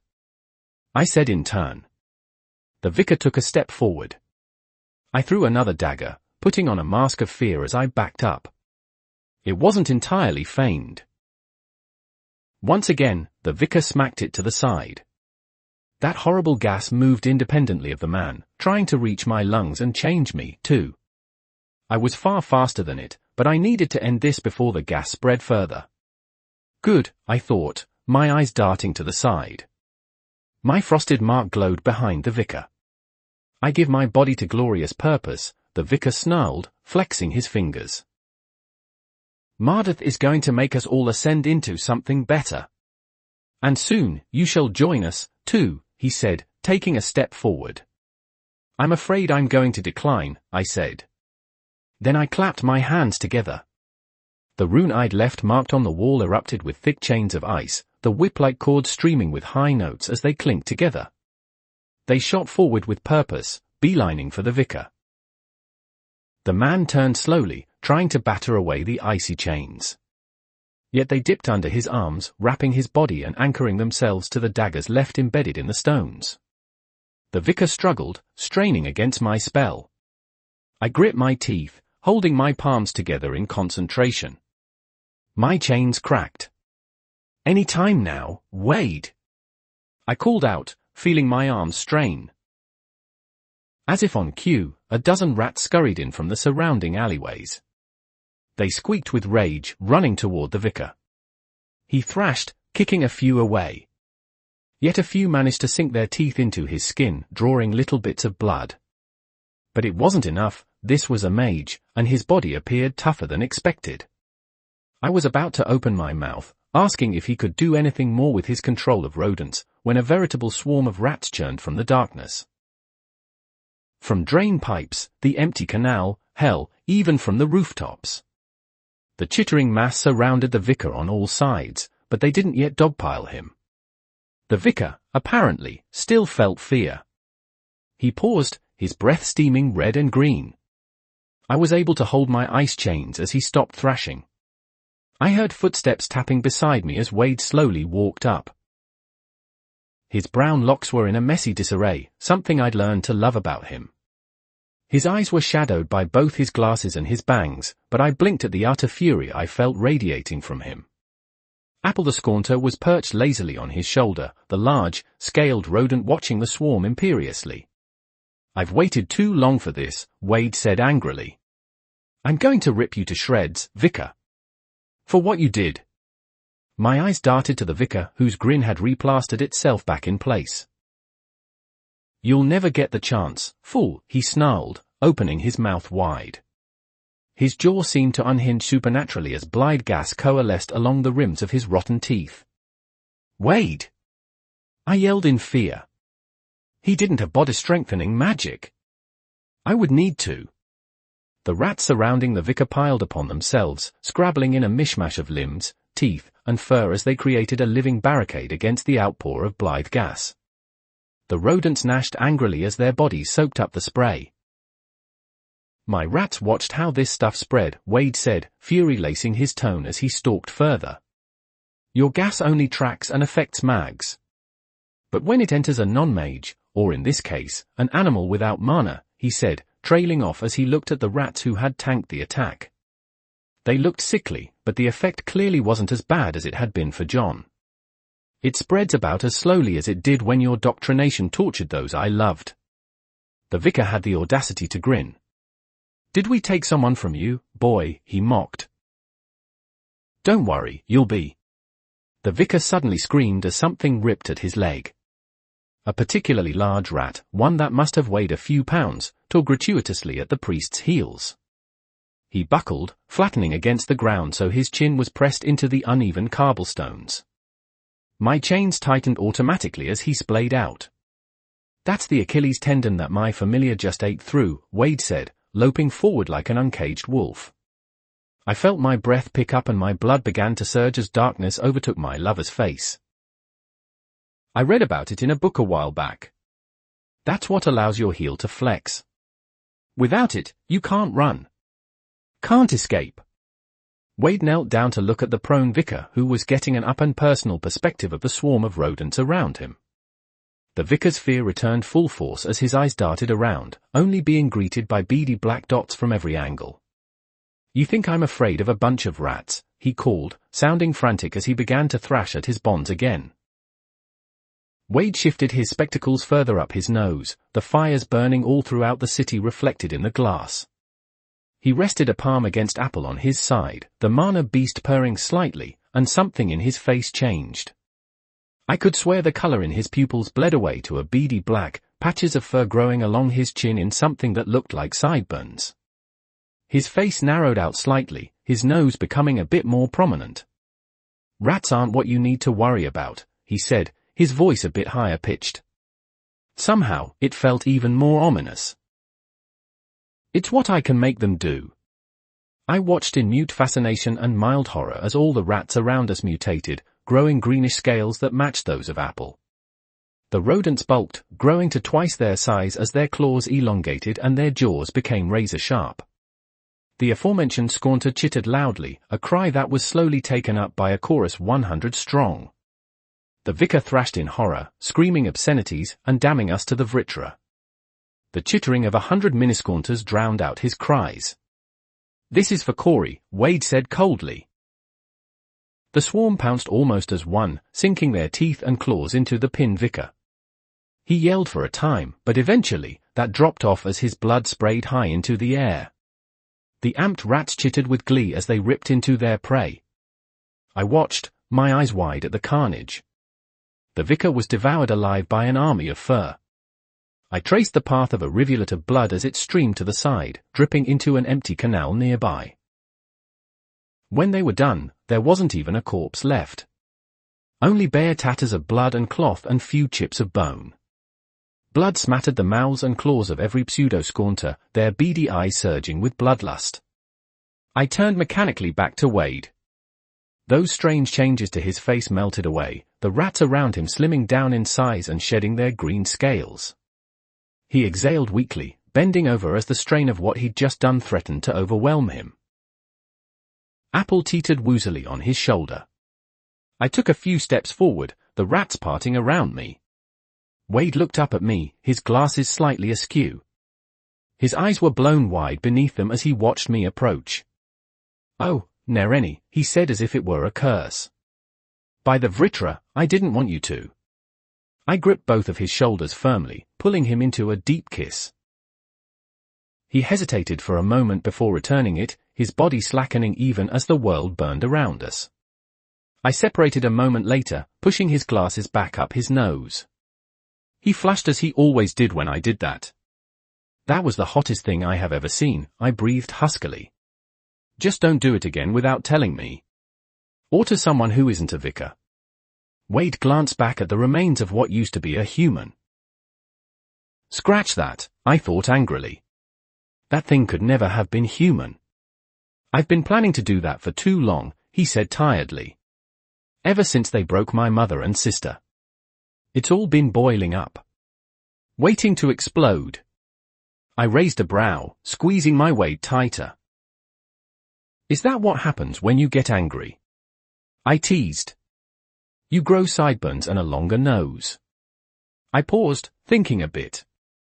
"Hey, if your nose gets longer, does that mean that you're—" Wade flushed, cutting me off hastily. "It's just something I figured out recently.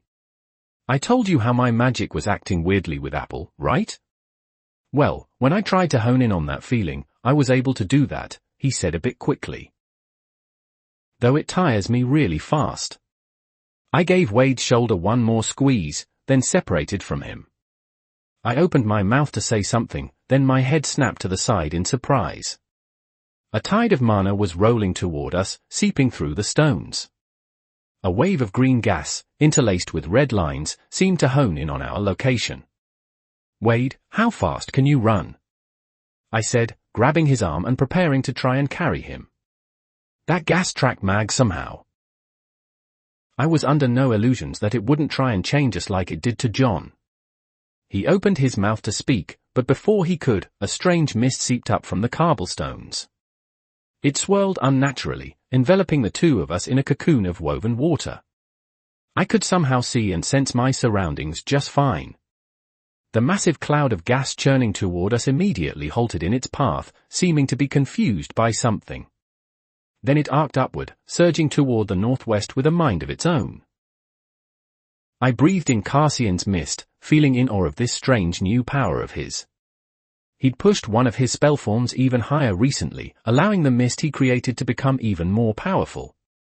There was something deeper to this spell of his that I couldn't put my finger on, however. It seemed that my master's spell was able to hide us from the probing effects of the Blythe gas. Speaking of my master, I turned on my heel, looking at where he stood. Wade did the same a moment later. "Hello, Car," I said jovially. "You missed out on all the fun." Cassian's eyes, hidden behind his mask, flitted to the remains of the vicar. "We need to move to the center plaza," he said, his voice short and curt. "Plan some sort of response to this. I'll need you both." I swallowed, looking past the mist to the burning outline of the city. I could smell the smoke in my nose. Every now and then, a blot of Blythe gas would rise into the air from somewhere and dart in that same northern direction.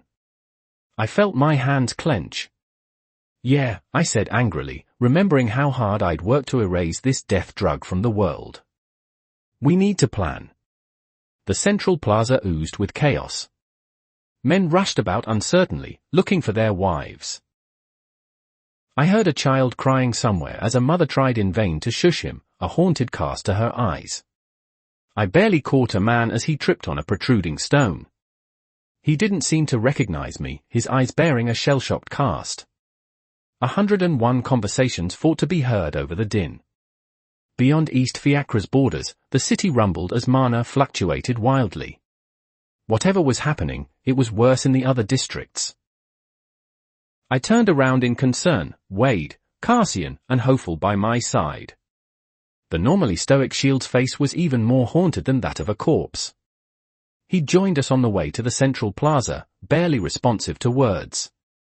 He was part of the doctrination way back in the day, I thought, but he left because of the horrible things they did.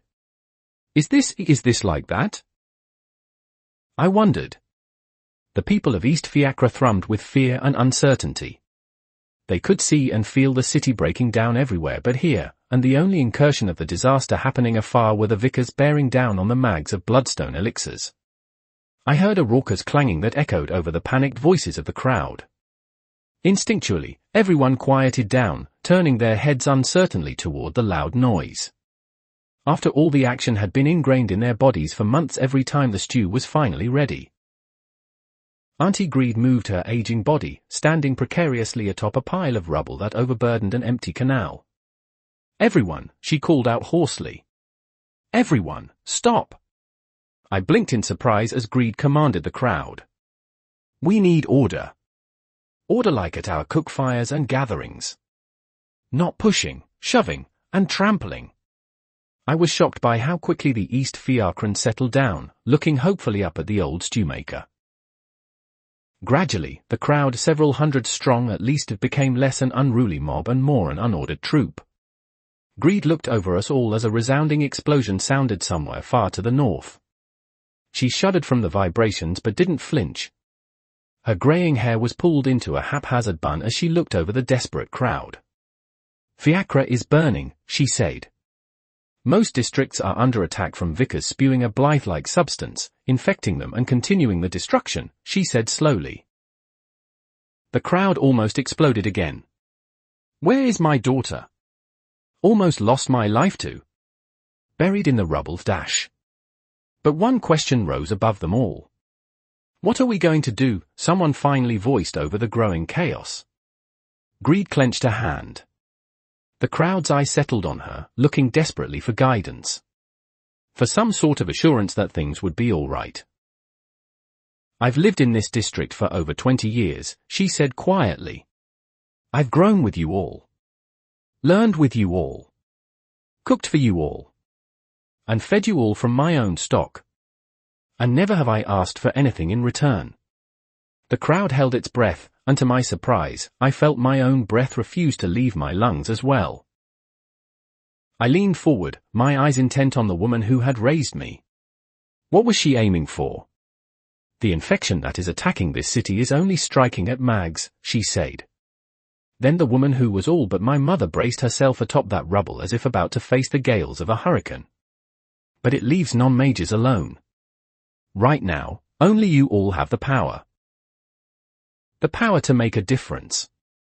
There was a beat of silence. 2. Then an eruption of pent-up fury. These people, who had been beaten and trodden over all their lives by the well-to-do mags of this city, surged in fury at Greed's suggestion. A chorus of shouts rose up. What had any mage done for East Fiacre? Were they supposed to just forget their oppression? Why should anyone put themselves in danger? A few moved forward as if to tear Greed from her perch, and I felt my mana churning as I prepared to intervene. One of them grabbed at Greed's leg, but she stepped around it. "Look at you all!" Greed yelled hoarsely. "Listen to what you're saying. At how you're acting." She slammed a closed fist against her breast. "I am a mage. I always have been. And yet I have always been here, toiling in the mud alongside you all." "Then maybe you just want to get your greedy friends out of trouble," a voice said further up. "Just like a mage to save their own skins." From my faraway vantage point, I couldn't make out his exact features. But Greed obviously could. "Cello," she said pointedly, her eyes piercing the exact spot the man stood. "I remember you. I helped your wife deliver her child when the clinic was full." The man recoiled as if he'd been struck. "And Warren," she said, pointing out another man. The one who had tried to grab at her leg. "When your children nearly starved, it was me who you came to for food." She turned on her perch, seeming to grow bigger with every word spoken. "Baylor, you couldn't afford medicine for Benny's frostbite. I helped soothe the wounds of his lost fingers. Do you all remember?" The crowd had gone silent, each person remembering their small moments of kindness from the woman. Images of her smiling face as I darted around her small apartment playing at being a mage surfaced. The first time I'd awoken a rune. The utter joy on her features, but also the sadness that I would be leaving. Yet I didn't leave. You think it's the mags who oppress you all? Greed said, lowering her hand and clenching her fists. Maybe some do. But do you know who pushes for it? Revels in it, she demanded, drawing the crowd's emotions further. The ones who truly make this happen. You've seen it all your lives, but never been allowed to think. Constantly, we've all fought against the epidemic of Blythe. How many nights have we spent weeping in prayer, hoping our children would awaken? And when they do awaken, knowing that they'll be sent off to war to die in the first wave or be swallowed by an unnamed zone in the relic tombs. And how many times have you been told the only one to blame for your suffering is your lack of faith? The fault is with our sovereign gods. Greed cried, her body trembling. It's our horrid, despicable gods that let this happen to us. It is their doctrines that grind us into the dirt. That demand we pay in flesh and blood simply for a right to live. It was the doctrination who made Blythe, and the vicars who distributed it. It is the vicars who deny you magic. It is the vicars who burn this city. They burn our city, she yelled, her voice becoming more manic and hoarse as she went on. If you want someone to hate, hate a groan of Vritra. The entire plaza had gone deathly silent. An aura of shock suffused every man and woman. I felt as my eyes went wide at Greed's declaration. His statement of disloyalty to our sovereigns. To the ones who had given us everything. How could she? I caught those thoughts as they came, for some reason only now recognizing how twisted they were. The broken logic of it all pressed against the insides of my skull. And from the shuffling of the crowd, I knew they were realizing it, too. And it terrified them. It terrified them because it made sense. The horror-induced understanding that our very gods cared not for our struggles. The doctrination preached that all who struggled and gained power would be rewarded by the sovereigns. But where was Sovereign Orleath when men starved and froze during the winter? Where was the doctrination when petty gang fights ripped East Fiacre apart? Where was a groan of Vritra when those we loved died in a pointless cycle of poverty and despair? I took a step forward mutely, pushing aside bodies as I wove my way to the front of the crowd. The silent, terrified lull continued, but I didn't care. I made it to the front of the crowd, then slowly climbed the same rubble that my mother in all but name stayed perched on, her eyes widely tracing the shocked, horrified masses. I stood up, feeling the wind on my cheek. The attention of all present had shifted to me as I stood beside Auntie Greed. I raised a hand to my face, feeling the rodent-like masquerade mask resting there. I took it off slowly, allowing the breeze tainted with the smell of blood and smoke to caress my face. Many of you know me, I called out. And many of you don't. But know for certain that I know all of you. I am the young rat. I called, hefting my mask into the air. I heard murmurs of recognition spread through the crowd. All my life, I've lived in East Fiacre. Just like Greed, I've bled with you all. Sweat with you all. And when push came to shove, I decided to make a change. I balled my fists. I've stolen from half a dozen high bloods. Scammed more nobles than you can name. And every single one of those was deserved. I cried. But there is good among the bloods of Fiacre, I said, my voice going quieter as I thought of a friend. Toran Daran fought for you. Bled for you, too. And he never gave up on you. He showed you at his concert, didn't he? That you and the mags that are dying right now are not so different. And he joined us at every cook fire. At every sharing of warmth and community. The crowd began to shuffle in anticipation. I felt heady, adrenaline coursing through my body as I raised an icy dagger into the air.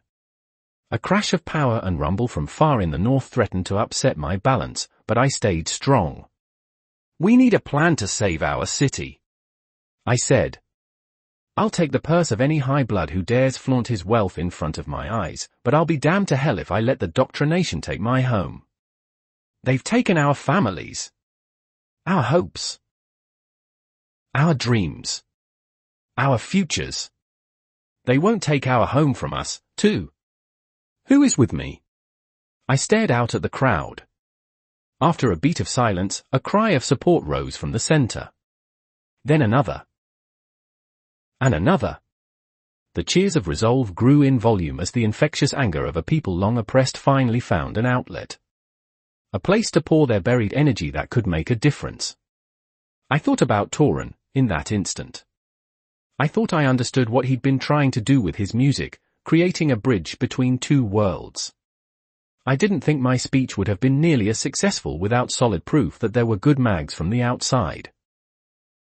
Toran thinks he understands us, I thought quietly. And maybe part of him does. But he still hasn't fully experienced our world. Our pains. Our struggles. I exchanged a solemn smile with Greed, giving her a hug before I dropped back into the crowd, the stream parting around me as they shouted for what must have felt like the first time in their lives. Maybe Toran can be a bridge, my thoughts continued. But he wouldn't know how to direct these people. That's my job. The rat's job. We're the voice for the voiceless. My eyes settled on where I'd left Wade, Hopeful, and Cassian. Then they narrowed as I spotted two unfamiliar figures. One was talking with Cassian in a clipped tone, but they turned as I approached. I blinked as I recognized the cloaked face. Severin Dubuis? I asked, my eyes flicking to his empty sleeve. The other guest chuckled. It's Denoir, she said, lowering her hood to reveal long, navy hair. Her scarlet eyes sparkled as they met mine. My name is Carer of the same blood. That was a fantastic speech you gave. Thanks, Boulders, I said to the well-endowed woman, turning back to Dubuis. I caught the lady flushing in either embarrassment or anger in the periphery of my vision, an affronted cast to her face. Oh, it was so fun when they got pissed off quickly. I could sense her strength from her mana signature, the glimpse I caught leaving me impressed. A friend of Toran is a friend of mine, Dubuis, I said, offering the man a hand to shake. He looked at it critically. Oh, I thought, feeling stupid. I switched to offer my left hand. He shook it reluctantly, and his eyes narrowed as they caught my fingers snaking toward his cuff links. I've heard a lot about you from him, too, he said, making sure to keep his golden links safe from my fingers. Clearly, Toran had told him about my best qualities. And I think I have a way to stop what's happening here for good. Chapter 143, Chapter 142, To Stop a Plague. 4,325 words. Nereni. Dubuis' words made everyone focus on him further. Toran's been following Mardatha's actions for the past few months, tracking down his operations through Alacria. And most recently, we managed to infiltrate a base of his along the Redwater. I picked up how Severin's stump of a shoulder twitched uncomfortably at that mention. But I managed to get a look at the machine the Vicar of Plague used to create this altered Blythe concoction, and I studied a sample of the drug myself. He winced as another explosion went off somewhere in the distance. Mardath seemed to have incorporated some bits of an acid beam Hivemother's mana pattern into his concoction. Whenever that awful mist touches a mage, it perpetuates the cycle, infecting their mana core and spreading to others. Once the Blythe mist is unable to detect mana any longer, it will seek the closest crystal of basilisk blood. Hopeful drew his pipe from his trench coat, looking at it. His fingers trembled as he tried to light a smoke, his eyes more than haunted. What's the point of all this? He asked, dropping his pipe. He didn't try and pick it up again, instead looking emptily at the fires blooming in the distance. Just to cause pain? To cause suffering for suffering's sake? Dubuis shook his head.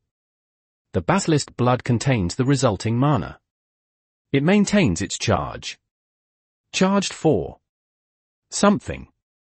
I never got that far. Once I realized it was a mana plague, I left my base immediately. His eyes flicked to Boulders. My sister opted to join. I'm a powerful striker, the navy-haired noble said, stepping forward. I can more than carry my weight in helping you, she said seriously. Ah, this one needs to prove something, I thought, scrutinizing Cara Denoir with narrowed eyes. Is there a way to stop it? I asked aloud, forcing a cheery tone, to stop both the spread and the concentration. You're the smart one here. We're all different flavors of idiot, so you'll need to tell us in simple words. Severin hesitated, his pure white bangs shadowing his face. He suddenly looked half-starved. I've got an item here, he said, withdrawing something from a dimension ring that might be able to break the connection to the basilisk blood. My eyes widened in surprise as they drank in what was nestled in his palm. A dark crystal seemed to absorb the light. Absently, I tried to calculate how much it was worth. I knew what it was, after all. They'd been used in the Jones failed Clarwood Forest expedition. A beast ward, Wade breathed, his hand instinctively brushing against Apple's flank. The adorable Scornter hissed in disgust. My lover caught onto Severin's plan quickly. When these are broken, they're able to scramble an acid beam hive mother's connection to the rest of her hive, at least on contact. That's what you're planning to do. Severin sighed, withdrawing the item back into his dimension ring. That only solves one part. I can't stop the spread of infection from person to person. The best way. He visibly hesitated. The best way would be to kill the infected. Put them out of their misery, he said with steel. Death makes the mana inside their body go inert. Once the mana is inactive, the mist won't spread any longer. Greed pushed herself forward, looking up at Severin Denoir. Even while missing an arm, the man held himself with a sort of dignity as he matched Greed's stare. That isn't the best way, she said sternly. That is the easiest. Those two are not the same. There are no doubt hundreds of mags who've been infected. Maybe thousands. To kill them all would be a massacre on the greatest scale seen since the war between Vetcher and Segsklar. So what do you think we should do instead? Severin asked bitterly. I didn't get time to try and make an antidote. And considering there isn't even an antidote for normal Blythe's effects, I'd like to hear what solution you've got in mind. Greed's mouth worked as she faced off with the high blood, but it was Cassian who spoke up next. My mist can mask those within from the searching intelligence of the Blythe waves, he said, his mask of joviality long gone. I can help us move a small team to wherever the basilisk blood crystal is located.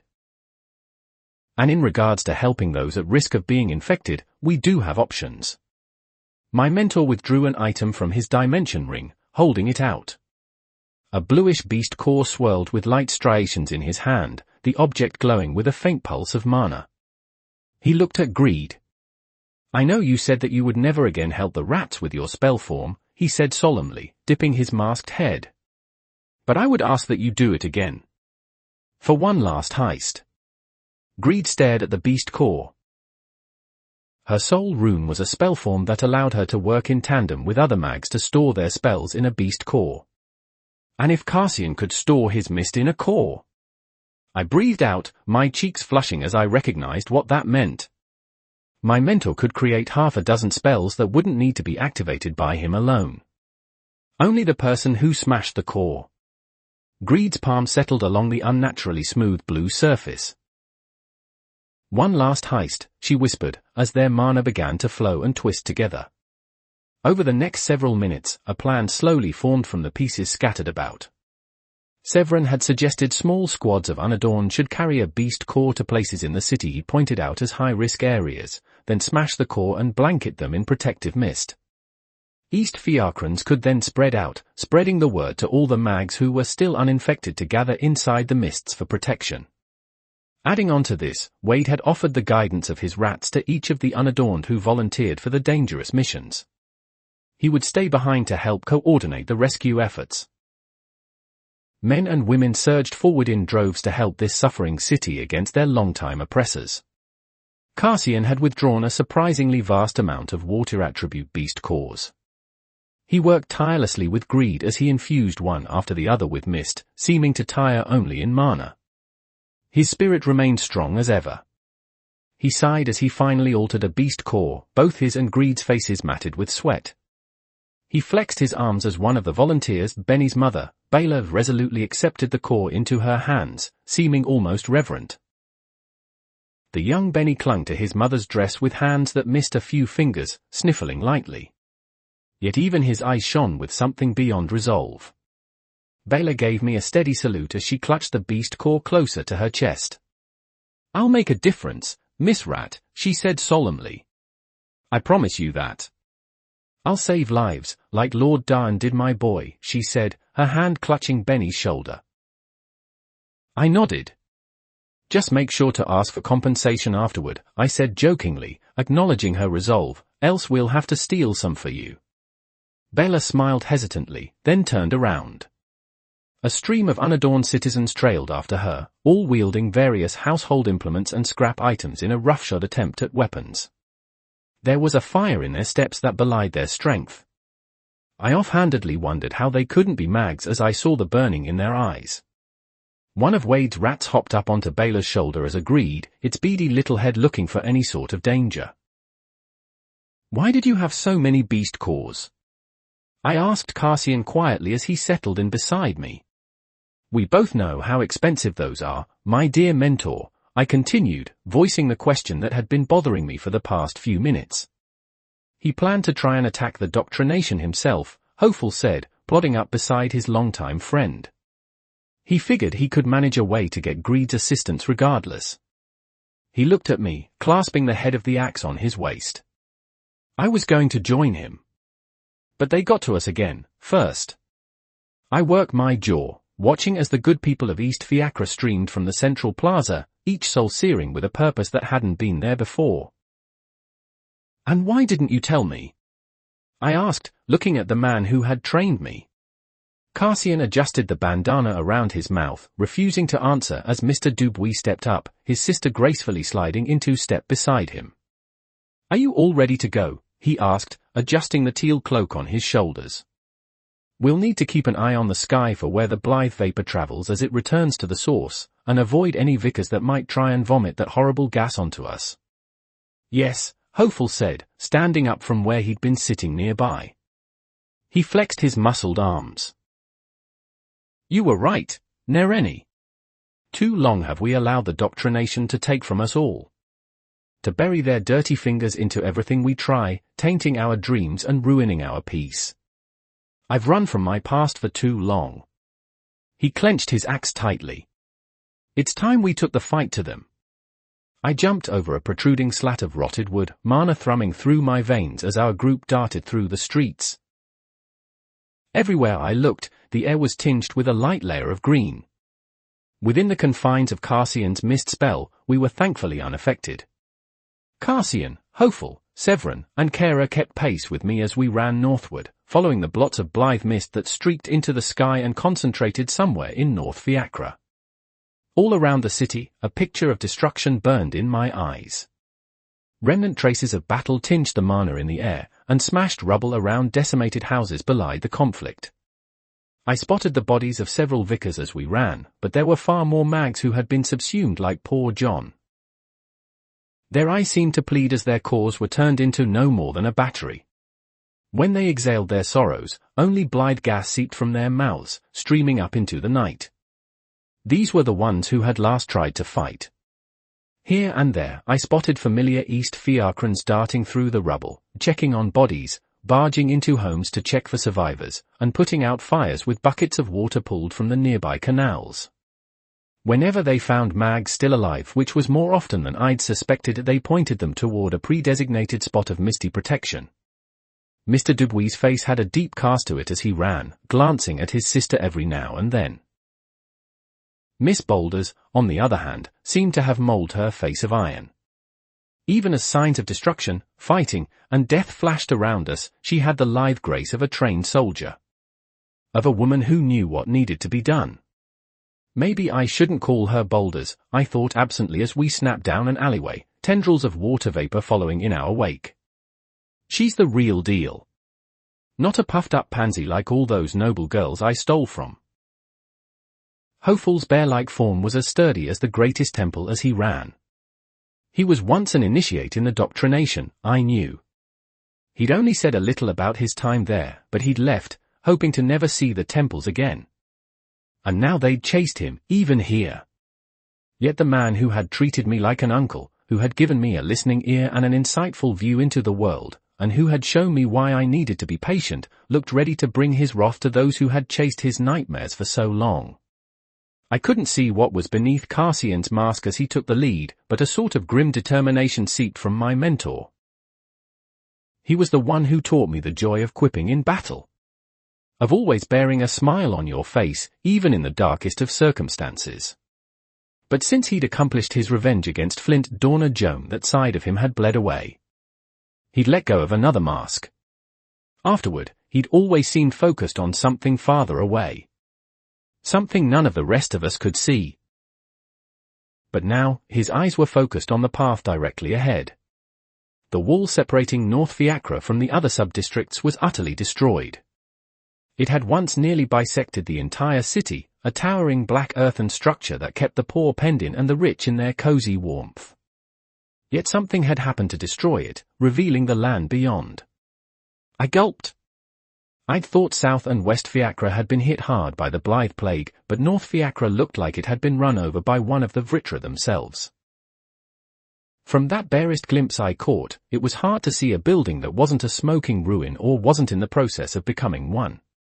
Patches of conjured metal, seeping earth, and dying frost littered the northern district, signs of pitched battle throughout. Cassian's spell shifted as something hurtled toward us. I caught a flash of roaring fire as a mist clone ejected from our protection, intercepting the fireball as it tried to blow away our protection. A vicar was perched on a nearby rooftop, glaring down at our protective bubble. "Run!" Severin shouted. "We can't afford to waste time here." Another fireball hurtled toward us, but we were already moving. We crossed the border to North Fiacre, vicars hot on our heels as they trailed us. Some tried to get close, but crescents of wind from Kara and warding ice knives from me kept them at bay for now. I grit my teeth as we crossed the border into North Fiacre, running for all I was worth. My legs pumped as I spun on my feet, throwing out a flurry of conjured daggers. Simultaneously, I thrummed mana through my foot, leaving behind a frosty white glyph on the stones. As my knives dug into an approaching vicar's arms, chains erupted from the rune, lashing him to the floor as the link sought the handles of my thrown knives. He grunted in pain as he face-planted into the cobbles. "How the ground taste?" I mocked behind me as we continued to run. "Certainly better than your sister's." Something erupted from the cobbles beneath our group, spraying chips of stone as the earth seemed to birth vicars in real time. I reacted on instinct, driving a dagger of ice through the eye of one as he tried to pull his torso free, Blythe vapor sifting through his teeth. Hopeful reaped bloody vengeance as a swing of his axe decapitated two, preventing them from exhaling their fumes. Severin Dinois tried to avoid the swipe of a vicar's outstretched hand as they clawed up from the stone, which seemed to be malleable under their touch. He moved as if to throw a punch with his right arm, but it wasn't there. That cost him dearly. The vicar latched onto his leg, then threw him bodily toward the border of the mists. Toward me. His body hit me in the chest, knocking us both out of the protective cover in a tangle of limbs. Internally, I panicked, feeling a flash of fear as I realized we were now exposed to the open air. I got a glimpse of the assault on Cassian's mist. Vicars clung to the far edges, warily watching the area of effect spell. It wasn't clear where exactly we had been within, and that uncertainty was all that spared Severin and me from a bombardment of spells as the mist left us behind. Severin scrambled to his feet, about to try and rush back toward the mist cover. I yanked on his ankle, pulling him back down to the ground. He whirled on me angrily. "I need to get back to my sister," he snapped. "And that cover is all that's." I jumped up, snapping a hand over his mouth and cutting off his sound. His eyes glared at me, but he seemed to recognize the situation we were in. "We aren't going to catch up without getting riddled with holes," I said quietly, inching us toward a nearby canal. "They'll be fine, Mr. Dubuis. Cassian knows what he's doing. We'll meet up later, got it? But because you knocked me out of my protection, too, I'm going to make us even." Cassian's mist wall continued to travel north, masking their trek. As I suspected, my mentor knew I'd catch up. Most of the vicars followed it, trying to get rid of whatever was fueling the spell. Severin's eyes darted to the canal beside us. I smiled sweetly. The best way to make it past this wall of vicars is underwater, I said. The Blythe mist can't reach us as easily underwater, too. And it's just so sad that we're both going to have to swim through it, isn't it? The high blood pushed my arm away, then withdrew a small metal cube. I have a powerful cloaking artifact here. It's how I managed to smuggle my sister and me into your camp in the first place without drawing the attention of that Blythe, he snarled, his shoulders heaving. We don't need to dunk ourselves in a canal, but we can't afford to move too fast, or else the protection will fuzz. I frowned, feeling irritated that the man had ruined my plans to push him into the water. Fine, I ground out, feeling almost pouty. But you're going to follow me. I know these streets almost as well as East Fiacres. We're going to walk like thieves, Mr. Dubuis, not soldiers. I felt the little device in Severin's hand activate, covering us both in a small wall of condensed mana. I breathed a little easier as I felt the shorty envelop me. I clung low to the ground, keeping to the shadows as I took a covert route northward.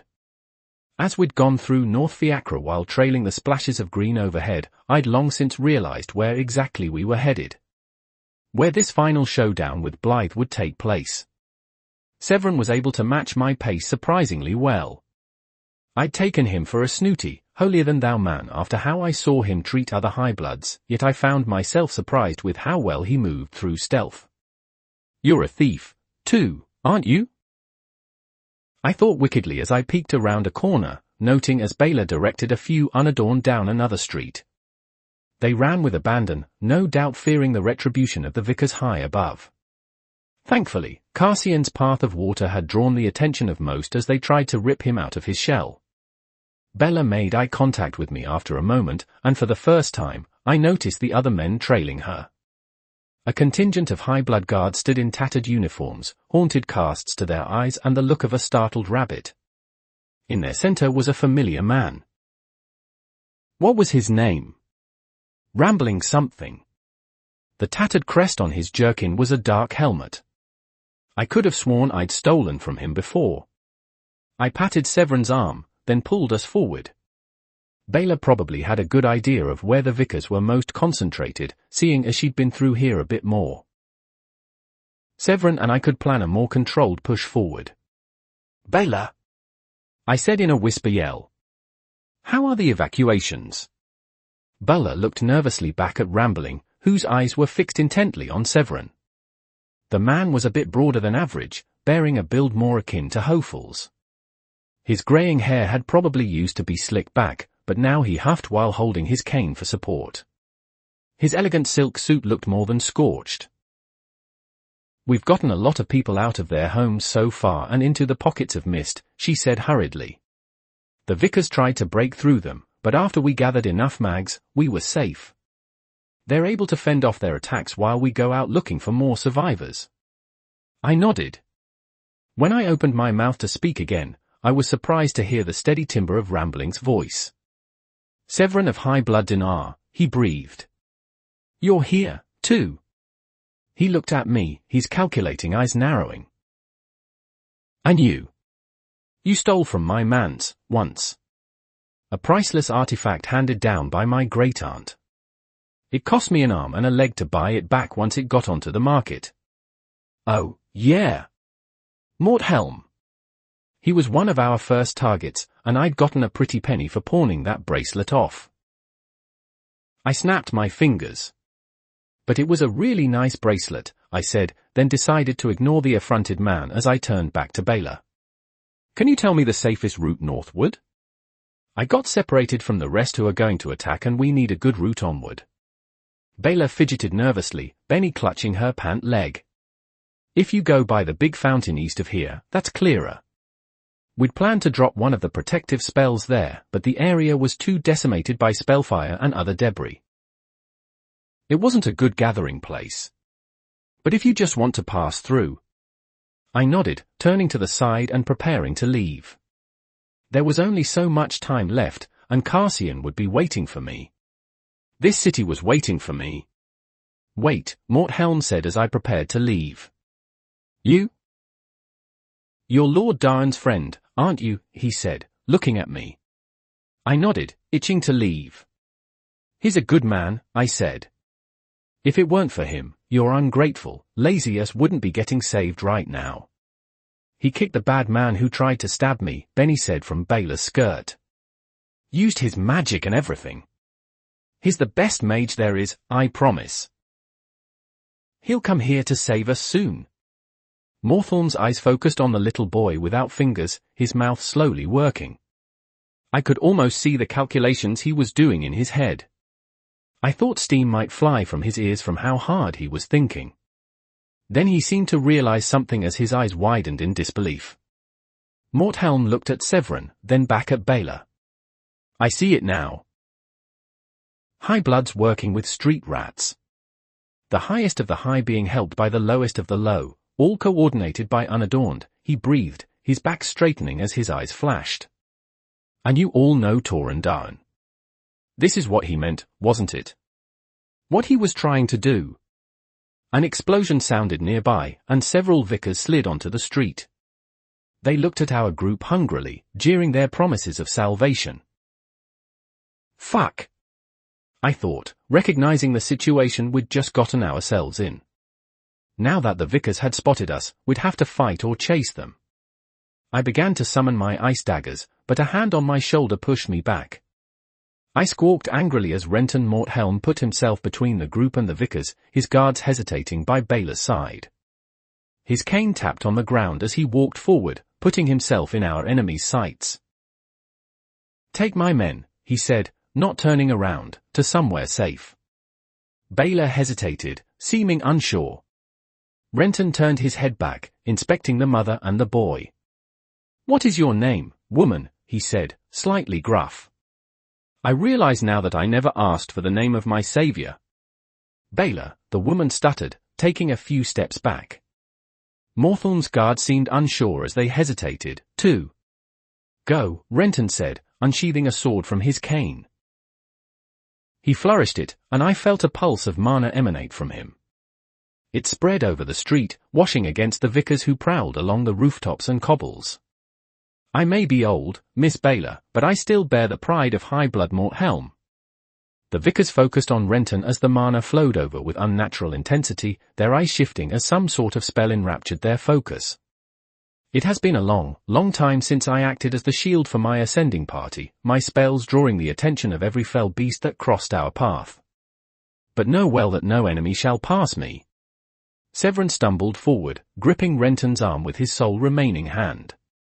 You intend to die here? He asked, sounding baffled.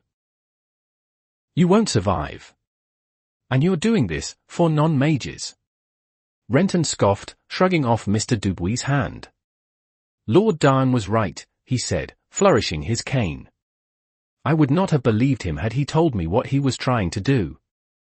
Yet without his efforts. Without them, we would all be consumed. I am old, not senile. Our home has a chance because of Lord Darren. So go with the young rat, Lord Dinoir, and save our city. I grabbed Severin's shoulder, towing him away as the vicars closed in. Renton breathed out a puff of air, then tapped his cane against the ground. A swirl of wind rose along his body, coating him entirely in armor that redirected and disoriented anything that got too close. A helmet settled over his head, one that looked exactly like his family sigil. Come, you beasts, he called, protected from the blithe mist so long as his spell held. Know the strength of high-blood Morthelm.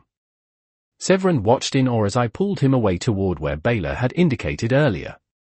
I gritted my teeth as I heard the sound of clashing steel and spellfire behind us. We needed to reach the Joan estate. Chapter 144, Chapter 143, Event Horizon. 4,887 words. Nereni. I heaved for breath as I leaned against a wall, trying to get my breathing under control. I brushed my hands against the bricks as I looked up, spotting Cassian's mist bubble at last. It had been a tense few minutes as Severin and I had run toward the Jones estate, and sure enough, I could see the Blythe gas concentrating over the estate. I walked toward the mist, the one-armed high-blood in tow behind me. Something in what old Renton Morthelm had done had shaken the man deeply, his steps almost coming a moment too late every time we moved. I entered the mist without reservations. As expected, it didn't hamper my senses at all. Cassian had keyed his spell to the both of us, after all. Kara ran through the fog, enveloping her brother in a tender hug. "Took you long enough to get back," she said tiredly. "After you were knocked out of the bubble, the others said you'd be back. That Nereni would lead you here just fine, but I didn't entirely believe them." Kara looked at me, swallowing with emotion. "Thank you." I waved dismissively. "It's no problem, Boulders," I said. "Your brother here can't help but throw himself into danger." Boulders, of course, looked as affronted as the first time I'd called her by her new moniker. Then her features shifted into something more devious. "So you say, Twitter fingers," she said, puffing her chest out slightly. I blinked, then looked down at my hands. Sure enough, I'd been wriggling them as I sometimes did subconsciously whenever I was stressed. Oh, she can hit back too, I thought, a grin stretching across my face. I patted Kara's arm playfully as I passed her, and for once, I didn't even try and steal something by doing so. "You're a quick learner." Cassian was camped outside the gate into the Jones estate. The leaves had finally started to come in on the trees surrounding the large courtyard, and they provided excellent cover. His eyes traced a spot of blithe mist as it entered the dilapidated estate, still decrepit and broken from the battle that went down inside months ago. The area was silent as a grave, the only sound the occasional explosion or rumble from the far distance. "It's too quiet," Cassian said. "The attacks from the Vickers dropped off shortly after we got closer." I hummed nervously, acknowledging that truth.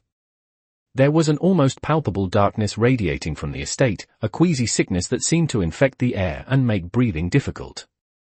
The hairs on the back of my neck stood on end, a silent warning as power gathered in that estate. How much mana has been siphoned from the people of Fiacra? I thought, licking my lips which felt suddenly dry. The trees around me seemed to cringe away from the ominous aura that churned in the heart of our destination. "Our plans don't change," Severin said, patting his sister on the back as he walked forward. He withdrew the beast ward from his dimension ring. Breaking this around the central node of basilisk blood should disrupt the hive mind functions of the Blythe itself. And once the Blythe is inert, it shouldn't spread so dangerously. I summoned a dagger of ice, closing my eyes as I kissed the pommel. I remembered my father's cold body, the Blythe needle stuck in his arm just like a dagger. We end this today, one way or another, I thought, walking in lockstep with my mentor as we passed the gate. The Jones estate yawned like the mouth of an old mausoleum. Yet a mausoleum would hold nothing but dusty bones and forgotten memories. This place? It held demons. Cassian's hands gripped the doorknob. He looked at everyone present, giving them each a quiet nod of acknowledgement, before opening the door. The inside of the estate had changed from the last time I'd seen it. Most of the roof had collapsed as months of weathering wore away at the already weakened structure. A large room stretched before us, doubly larger due to crumbling walls and unsupported floors. What had once been a picture of decadence had fallen into the deepest sort of decay. That of being forgotten. But my attention was immediately drawn to something at the center of the room. A massive heart-shaped ruby-red crystal vibrated audibly, the noxious aura emanating from it scraping against my skin. Green energy roiled within, a streaking red seeming to tie it back into the crystalline form. The sheer amount of compressed mana in that thing made it hard to think, the pressure scrambling my thoughts and causing my reason to run dry. 2 black spikes, each as long as my forearm, thrust into the heart like nails driven into wood. How many people? I thought, struggling to speak. How many others lost their fathers to this drug to make whatever this horrid heart is? I watched mutely as a stream of blithe mist descended from the hole in the ceiling, no doubt having come from some poor fool who'd been converted to a mana battery. I watched in disgust as the mist wrapped itself around the red crystal, being absorbed at a rapid pace. Severin stepped forward, the beast ward covertly held in his palm. A mask of grim determination spread across his face. "I've waited for far too long," a voice like oozing slime said from above, "far too long to see my purpose fulfilled." My limbs locked up, the contained pressure radiating from the crystal battery suddenly overwhelmed by a power beyond my ken. My breath left my body as an aura in the air stole it from me greedily. My knees shook, my mana stalling as I looked up, my wide eyes drinking in the horrible sight before me. Mardath, the Vicar of Plague, hovered near the ceiling, his long, gangly legs crossed nonchalantly and a misshapen finger tapping against the side of his skull. I'd never seen the man before this, but I knew it was him. His mottled skin was riddled with blithe stains, and a milky white eye, though clearly blind, seemed to strip me bare. It seemed set too far forward in his skull, like it wished to crawl its way out to get even closer to me. An aura of quiet menace radiated from the vicar, making everyone present quake. Yet that aura was only compounded by the long, protruding horn that jutted from his forehead. It looked mismatched for his body, it was smooth and elegant, bearing striations of deep red across its onyx surface that seemed to dance with the shadows.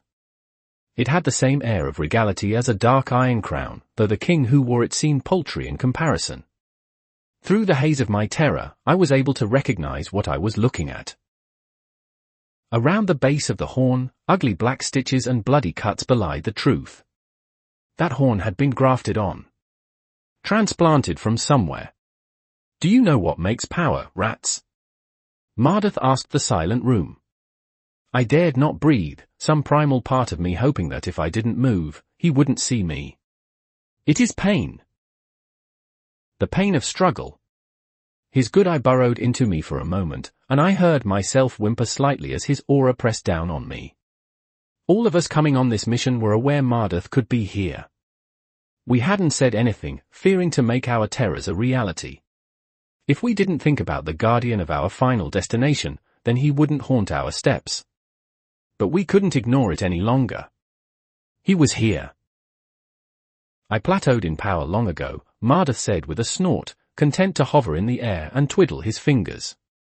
"I wanted to become Scythe Melsry's retainer to help me push past my limits. Then I'd kill her, too, taking her position as Scythe.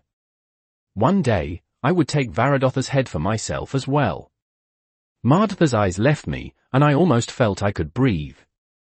Instead, his soul eye narrowed to Severin de Noir, who shook visibly, clutching the remains of his sleeve. Until I discovered something. "Something ancient, dark, and powerful," he said, brushing his hand against the deadly beautiful horn grafted to his skull. "They say a god died where the red water flows. Nobody knows where the rumor started. Who witnessed such a battle, or when exactly it took place. Every account differs on why there was a fight. Some say a basilisk was protecting you petty lessers. Another claims it was simply bloodlust driving the fighters. But every single account says that a god died. That their blood and sacrifice tainted that river forevermore." Mardath smiled, his lips stretching nearly to his ears.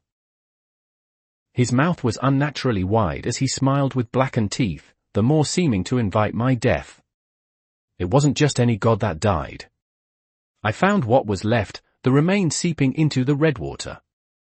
A Vritra died in those waters, their corpse long gone. But there was something that remained for me, as if fated. And so I knew what I had to do. I would make myself a god." "You think you'll be a god?" my mouth said. My brain desperately told me to shut up. To slink away, back to East Fiacra. That's where I belonged, not here doing something so important. I was simply a slum rat. "You're no Vritra. And you never will be. That horn on your head would fit the shit on my shoes better than you," I snarled, emotion overriding sense. Mardath's hand slowly lowered from the horn on his shoulders.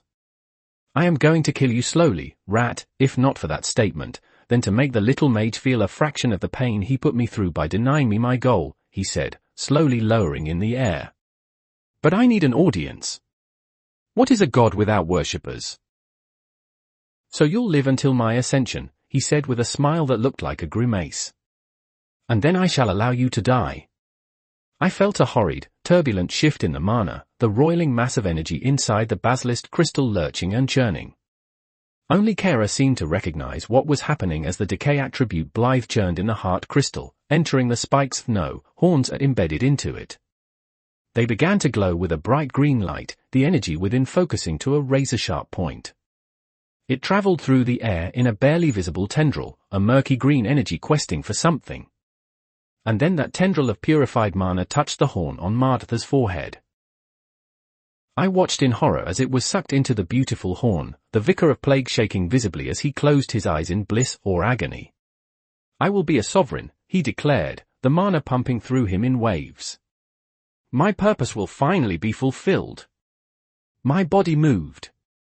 My mind still stayed in that place of terror, where I was a little girl again unknowingly on the streets and running from every shadow. But my instincts blared at me, I needed to stop this. I couldn't let whatever Mardath was doing with the energy come to pass. Every fiber of my being told me that whatever the Vicar of Plague was trying, the completion would spell doom for all I knew. I threw an ice knife at Mardath, leaving behind several glyphs as I ran forward. The knife dissolved with the Vicar's skin on contact, sickly green ooze absorbing the spell. He opened his eyes, a frown plastered on his face as he stared down at me. An all-encompassing mist surged through the room like galloping stallions, covering every corner as Cassian engaged his regalia. I felt the cool water vapor surrounding me as it covered me in a protective embrace, the dewdrops kissing my skin. Though the mist sizzled away whenever it neared the massive red crystal, I felt a wave of relief as a bit of Mardath's pressure relented. A mist clone leapt at Mardath, swinging a knife made of solid mist. A tendril of deep green punched through it, dispersing it as if it were never there. Hoful leaped forward, scraping his axe against the floor and pulling walls from the ground. They rose in a step-like pattern, ascending toward Mardath's waiting form. Along the topmost step was one of the glyphs I'd placed earlier. The vicar seemed surprised by the mist, his single good eye turning and trying to focus. They passed right over me as I circled the floating monstrosity, laying down glyphs with every other step. I felt my mana squeeze as I wrung myself dry, each rune taxing me more. I could no longer distinguish the sweat glistening on my forehead from Cassian's mist condensing along my body. Hoful followed behind me, slamming his axe into the ground around each of my glyphs. The earth underneath spurted up like a tower every time, intricate little details and architectural sculpting inlaid into his spell. Yet my runes rose to Martha's height, pillars ascending one by one. A blade of wind rocketed toward the vicar from Kara, who was wielding a single-edged ruby blade as long as she was tall. I recognized the material immediately, the same basilisk blood that formed the crystal behind us. But as I continued my circle of the vicar, Kara's devastating wind blades kept the monster focused. He had to visibly focus to sense where they were coming from, the mist damming even his perception to oblivion. When they neared, tendrils of murky green acid ate away at the mana, but Kara repositioned with the grace and speed of a trained fighter, never using the same exact cut twice. "You think this can kill me, rats?" Mardath asked, his slippery voice sounding amused as he chuckled. Intermittently, mist clones surged from the pervading vapor, trying to stab Mardath in the back or pull on his leg. The vicar's tendrils of sludge seemed to detect these automatically, dissolving them or constricting around each clone. "This mist is nothing to me. I can destroy it with the twitch of my fingers." None responded to the vicar's jibes, every single person too wary of giving away their location. Instead, we cast our spells with near-perfect synchronization. There was no time for quips. No time for banter, as I usually did. Only survival. I completed my circle, heaving for breath as my mana core ached. I stumbled as I reached the first pillar Hoful had created, leaning into the stone and trying to gather myself. My fingers brushed over the intricate arches and designs he wove into each and every structure, the tactile familiarity grounding me. But there was still one thing more I needed to do. I concentrated nearly every remaining drop of my mana into a single spell. Ice formed over my palms, condensing a dozen times over into a compact dagger. The weapon that eventually formed was a deep, static blue that seemed to freeze even the mists around it. My legs trembled from the effort I'd expended to create it. I held the dagger out into the mists. "This is the focus," I said, slumping against the pillar. As expected, I felt a phantom hand take the knife from my grasp. Hoful skidded to a stop next to me a moment later, wrapping his beefy arms under my shoulder. "You can't stay in one place too long," he admonished as he helped me move. "You need to be in every place at once to allow the mist to work at its best." I locked eyes with Kara, who seemed to understand the silent communication I sent her. With her next swipe of wind, she backed off, ready to allow our plan to settle into place. A dozen mist clones coalesced around the many earthen pillars that surrounded Mardoth like the bars of a cage. They stood stock still, each looking up at the vicar with grim determination.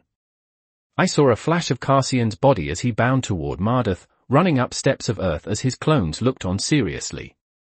He jumped as he reached the top step, my deep blue dagger flashing in his hands as he held it in a reverse grip, prepared to drive it into the vicar's back.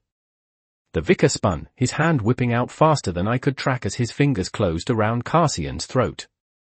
My mentor lurched in midair, my stomach doing a perfect mirror of the action as the monster held him suspended by his neck. Mardoth sneered contemptuously as he wrenched the dagger from Cassian's hand, his touch dissolving the appendage down to the bone just on contact. Cassian screamed in pain. I felt compelled to do the same, feeling a grim terror wash over me as green lines spread through my mentor's throat. But I couldn't. The battlefield froze as Mardoth inspected the dagger in his hand. "You thought this was enough to kill me, did you?" he asked, inspecting the spell-forged knife. Cassian grunted in pain as he clawed at the vicar's hand, still clasping his throat. But as my mentor's bandana slowly decayed, I saw his signature smile. The one he wore as a mask from the moment I'd met him. "No," he ground out, his voice pained and watery. "No, I didn't.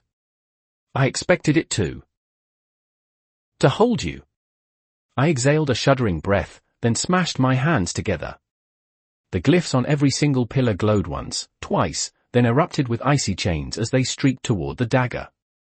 As was the nature of this spell, each interlocking chain wove around the target before cinching back toward the deep blue knife. Thick bonds grew taut as the vicar was bound fast, 100 wrappings tying him to Hoful's raised stone monuments. My ice hissed and popped with power, the utter focus I'd put into them evident. The mist clones below darted away in every direction as the trap was finally sprung. Mardoth looked at Cassian, whom he still clutched tightly in one hand. Cassian grinned. "First rule of thievery, Mardoth," he said cheerily, his voice strong despite the agonizing pain he must have been in. As each and every mist clone ran away, they fanned out in a perfect circle. Yet as one of the mist clones neared the basilisk blood crystal, it dispersed from the radiating energy, which still tracked toward Mardoth's grafted horn. And underneath that mist clone was the one-armed Severin de Noir. He held the beast ward in his hand, primed to smash it against the crystal. By hiding within the presence obscuring effects of the mist clone, he'd been able to get far closer to the source of that power than otherwise. And because a dozen clones ran in different directions, it wasn't immediately clear that this was the target. The high blood was so close, barely 10 feet away. He would make it. My chains only needed to hold the vicar for a second. Hope surged in my breast as I grinned, feeling the oncoming euphoria of a heist completed. We'd conned so many people, but this was a masterpiece. Everything that happened next seemed to come in slow motion. Mardoth's eyes widened, a sense of horror twisting his face as realization dawned. And then he blurred. The bindings I'd conjured shattered around him as he dropped Cassian, then grabbed one of my icy chains. He heaved on the chain, a primal power coursing through him as he wrenched the pillar free from the earth with my spell as leverage. In one swift motion, he flicked the chain at Severin, several tons of stone following in its wake. The one-armed man, who had been so close, barely managed to duck the attack, throwing himself to his stomach. The pillar whooshed overhead, arcing back around toward. Hoful leapt in front of me, slamming his axe into the ground and conjuring a wall to protect us both as his own earthen block hurtled toward us on a leash of my own ice. Yet Hoful's defensive wall was hastily made, conjured in the spur of the moment. The pillar he'd formed before had the same amount of powerful condensation as my ice chains. The pillar broke through Hofel's makeshift barrier, tearing through half the Jonah State's remaining walls in the process. The horrible sound of rock shattering was the last thing I perceived as the pillar smashed into Hofel, blowing us both away. My world erupted in pain as I hit something hard. I felt something in my leg snap as I cracked against stone, a scream wrenching itself from my throat. I struggled not to black out as I tumbled forward from the wall I'd crashed into, falling onto the floor. Hofel's body, bloodied and beaten, rested nearby, the older man coughing blood from his lips. I whimpered as I looked back up at the battlefield, some primitive part of my mind terrified of what I might see. Agony surged from my broken leg, my thoughts hazy after the sudden impact. But that agony felt minuscule as I watched Marder stalk toward Severin.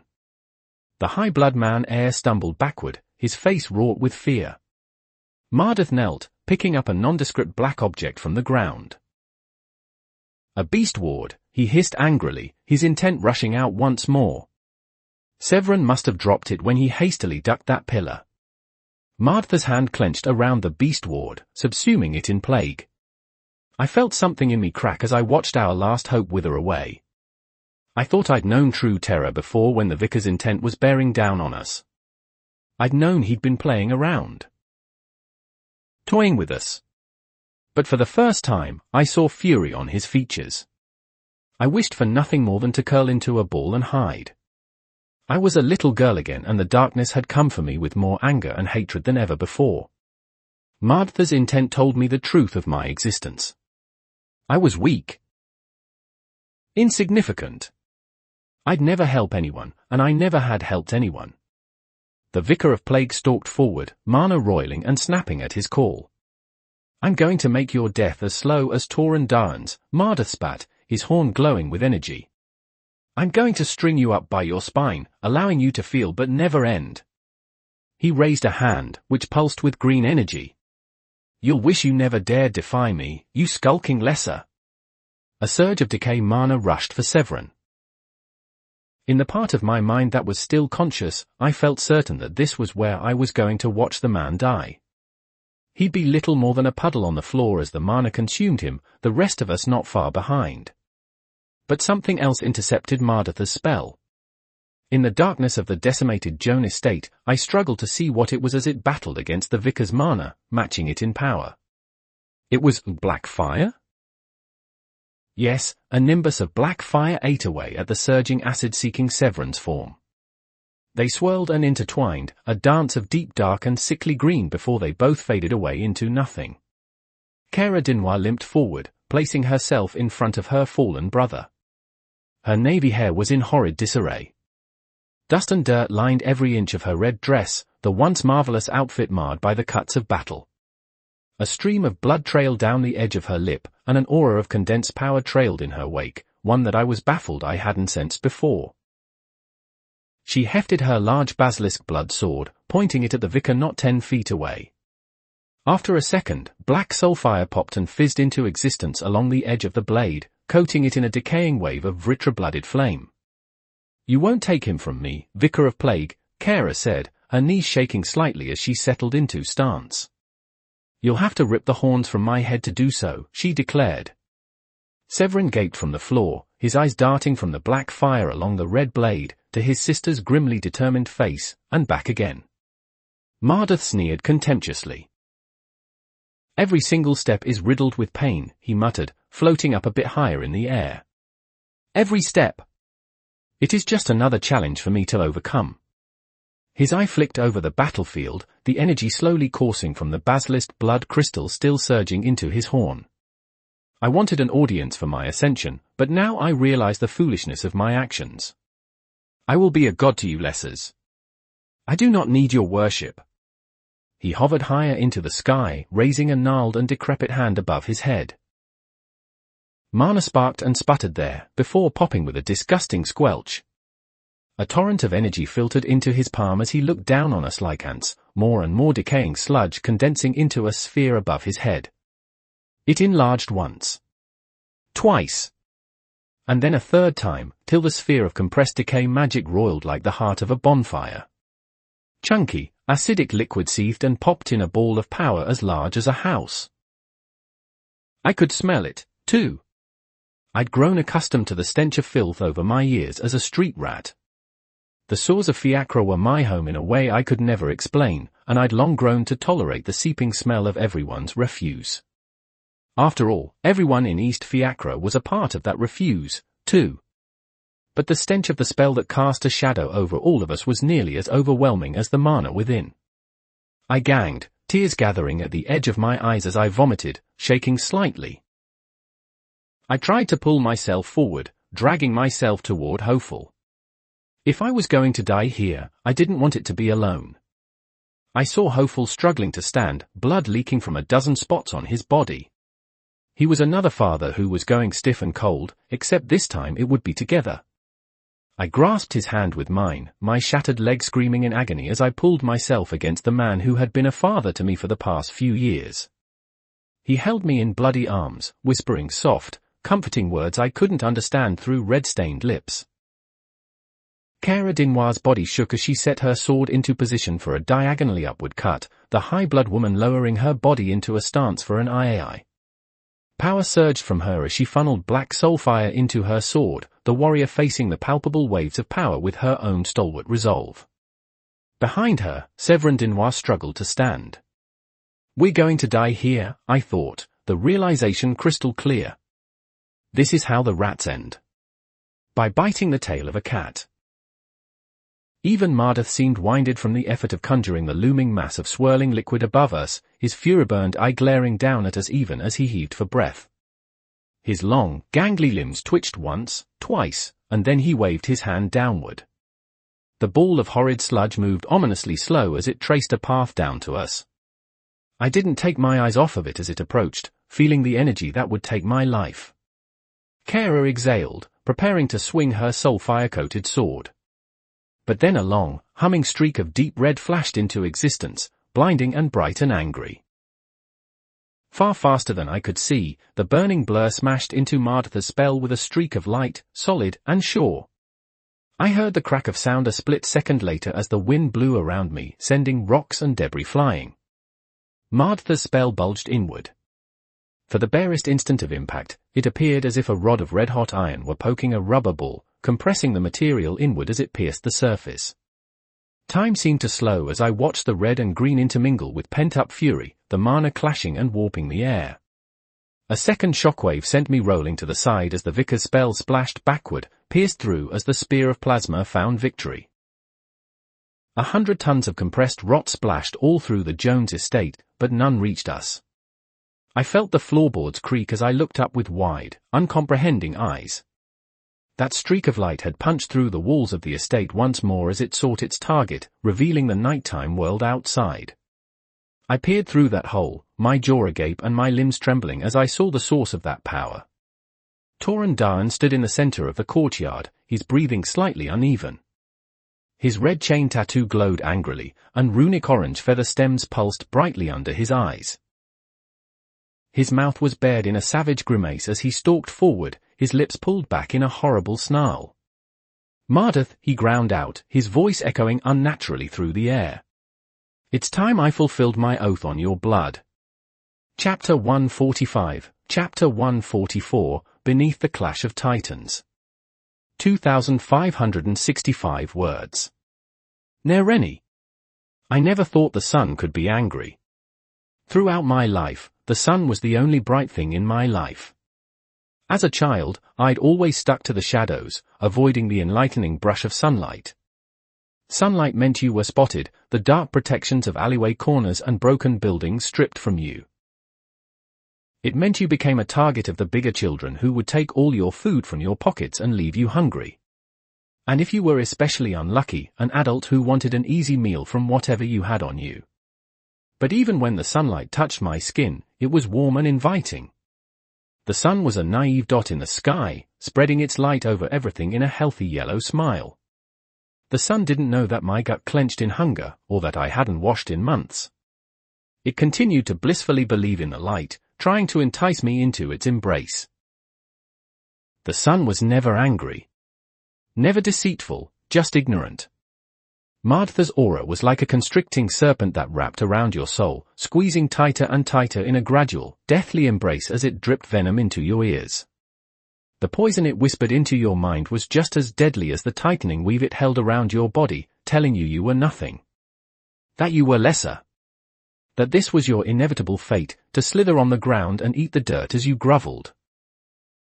But Tauren's intent blazed like a furious star, waves of power radiating off of him in a palpable rhythm. It was like the beating of the world's deepest drum, the reverberation seeming to travel through the very ground I lay on. The power that he cast wasn't ignorant like the sun, but neither was it warm and inviting. It was a burning thing that barely resisted the urge to sear. Its purpose was to burn everything away, after all. Tauren's aura made me want to huddle and close my eyes for fear of blinding myself. This wasn't a person, it was a force. You couldn't reason with a force. You couldn't steal from a force. You just hoped it would not burn you for daring to witness it. I can't tell who is stronger between them, part of me thought. Their strength is so far above mine that I can't even gauge it anymore. When submerged beneath the water, one couldn't tell if it was a lake or a sea. Cassian watched from where he lay, green lines stretching along his neck and shoulders from where the vicar had grasped his throat. He coughed weakly as Tauren slowly advanced, a smirk on his scarred features. Hopeful groaned next to me on the floor, his face a mask of pain. Severin Denoir slowly pulled himself to his feet as Kara's soulfire sputtered out, her scarlet gaze wild and uncomprehending as it roamed over Tauren's form. She moved out of the way as Tauren stepped past her, watching his back.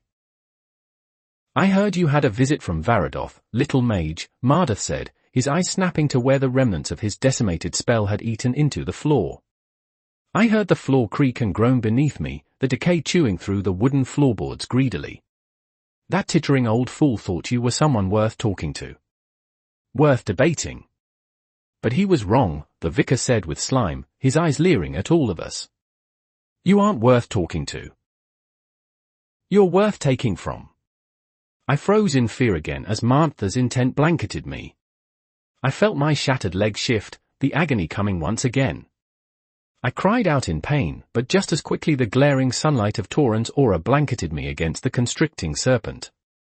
I knew that Tauren was strong. Frightfully so. But never had I imagined this. Tauren looked from the stream of energy sifting from the basilisk blood crystal, tracing the connection up to the horn grafted on Martha's forehead. Those burning eyes, which seemed to peer too deep, widened in even further alarm. That's what you've been planning, he breathed, drawing the saber at his side and flourishing it once. To integrate, to ascend past the white core. He shifted his stance. I won't let you. There are legends, even in the depths of the doctrination, of what happens when one's core is pushed too far. Of when it feels the deepest pain, Mardoth mocked, that sickly grin plastered on his face. I will be of the sovereigns themselves after tonight, little mage. And you will bear witness. For the barest heartbeat, the room held its breath as Mardoth's sickly promise oozed through the air like cloying rot. I felt as the tension inched closer and closer to the event horizon, power lashing around the two in waves. And then the battle began. Tauren disappeared in a blur as he impacted Mardoth, the two disappearing further into the dilapidated estate. Bursts of plasma and buzzing sound made the entire building rattle as spells went off. Green splashed somewhere in the distance as roaring thunder cracked across the earth, making the ground shudder. Throughout it all, I could hear Mardoth's demented laughter.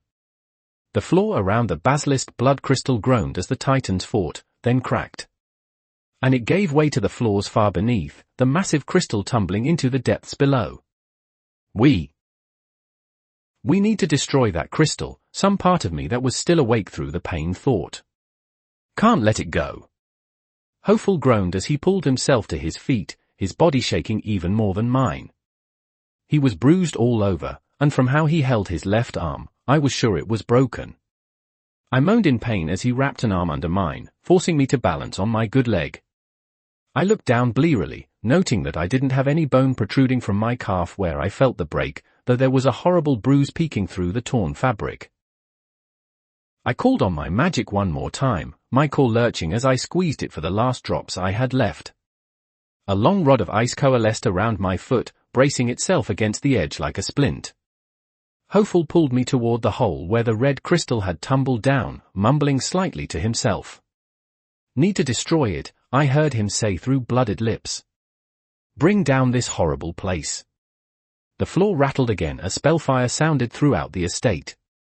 Hoful tumbled forward, landing with a grunt and bringing me with him. I managed to cushion my face with my forearms, the barest trace of my instincts remaining. The hole wasn't far away, and I could see the others trying to inch their way closer to it as well. Toran smashed through a nearby wall backfirst, rolling over his shoulder once before adjusting his balance with supernatural precision. The fingers of his left hand, the one that wasn't clutching his red saber, dug furrows into the wood as he slid backward, burning tracks left behind on the wood from the soles of his feet. He was bleeding from a wound on his chest where his protective spell had shattered, but I watched in real time as it healed in washes of purple and orange light. His saber flashed, sending arcs of red plasma at oncoming tendrils of green mana. I could swear we made eye contact as his mana flared, his burning orange pupils seeing to my depths. Then he blurred forward again in a burst of fire and splintering wood, darting back into the dark abyss which he'd been thrown from. "They'll bring this entire building down on our heads," I realized, my thoughts coming more quickly as I wrenched myself to my feet. When I put weight on my splintered leg, I nearly buckled, but Hoful was there to steady me. We need to destroy that crystal," I said as I finally loped to the gap in the floor. A splash of moonlight streamed through the broken ceiling, casting the hole in light. Yet darkness nearly as deep as Martha's aura opened before me as I looked down. I couldn't see the dot of the crystal so far below, but there was a snaking line of mana that threaded from it to Mardath that I could follow. Kara was holding Severin underneath the arm, the black fire having diminished from her sword. She swallowed as the Joan estate rumbled again, dust falling from the ceiling. I might be able to break it," she said, holding her sword out. "It's made of the same material. It will work." Severin opened his mouth to say something, but his sister simply pushed him forward. Cassian slowly limped his way to the edge, peering down. His mask and bandana were long gone, and the green splotches where Mardath had gripped his throat. They'd spread further along his body. In fact, I could see as more and more of his body was being overcome by the green venom. In that instant, thoughts of the battle raging around us and the imminent burning of all I knew faded away. If Cassian didn't get treatment. I blinked, opening my mouth to speak. And Mardath was suddenly there, hovering in front of us. We all froze as his aura hit us again, the jerk in our heartbeats making us tremble. He grinned wickedly, raising a palm and congregating energy. "I'll wipe you off the..." Toran's fist crashed against Martha's face with a thunderous crack, blowing the vicar back toward the gate of the estate. The burning maid settled down, looking back at us. His clothes were already in tatters, and I spotted several wounds of his streak over with that orange-purple light. A wash of emotions flashed in those eyes of his. His bitter anger, the fury that drove him. The resolve that made him take each next step. And the pain at seeing us all in such broken states. He nodded solemnly, and then he was off again, zipping toward the exit of the estate. I watched him go, knowing the part one needed to play in this battle. The crystal down below was still feeding Mardath energy. Making him stronger. I can find a way to stop that energy, Severin said. Without setting it off to explode. We just need to. Severin's head turned to the side as he sensed something. A few seconds later, I felt it too. My blood went cold. The vicars, I thought with horror. The vicars that were dancing around the city. They're coming here. Go down there, High Lord Denoir, Cassian said, his voice raw and altered by the damage to his throat. Find a way to destroy that crystal.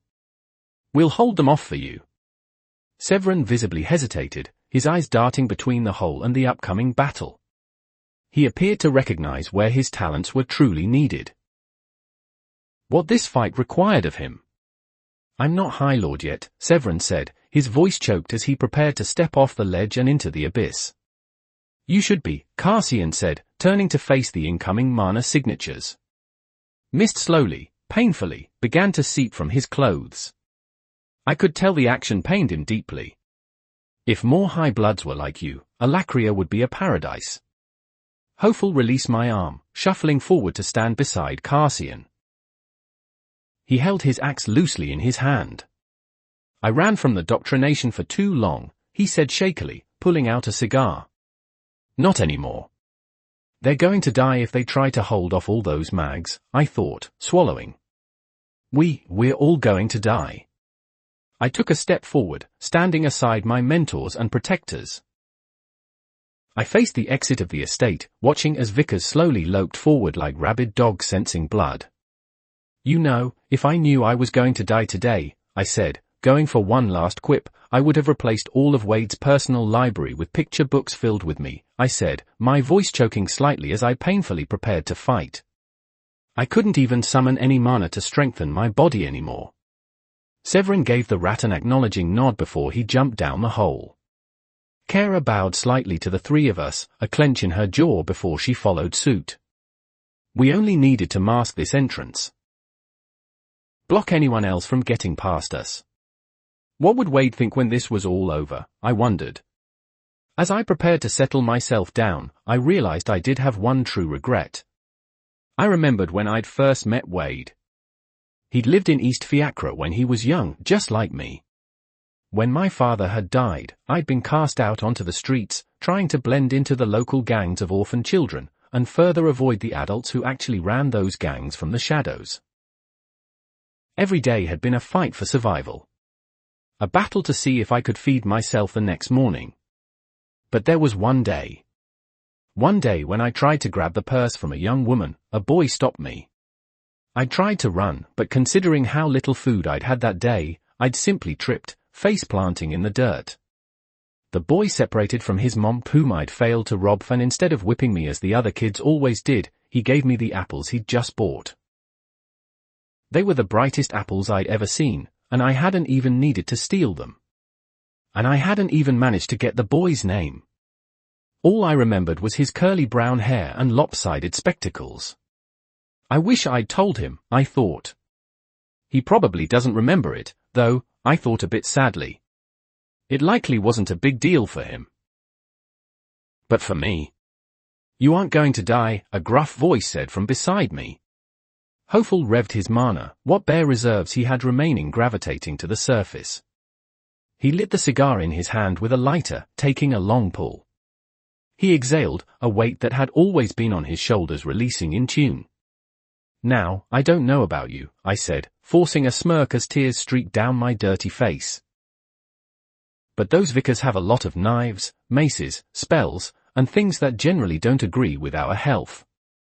And they look more pissed than Wade was that one time I turned all his books upside down. Hopeful offered Cassian the cigar, chuckling slightly at my joke as he did so. My mentor took it, taking a long, deep drag. When he exhaled, it almost looked like the mist I was so familiar with. Then he turned to look at me. That's not what he meant, Nereni, he said, almost softly. I had barely a second to think before Hopeful pushed me backward. I shouted in surprise as I toppled into the gaping hole, my balance unsteady due to my broken leg. In vain, I tried to grab onto his hand as I tumbled down, the dark swallowing me. High overhead, I saw a clear vision of the moon as it mocked me. Break this castle, Nereni, I heard Hopeful say as his earth spell closed the hole above me. Break it to its uttermost stones. Don't forget to like and subscribe to Sally Fox audiobook.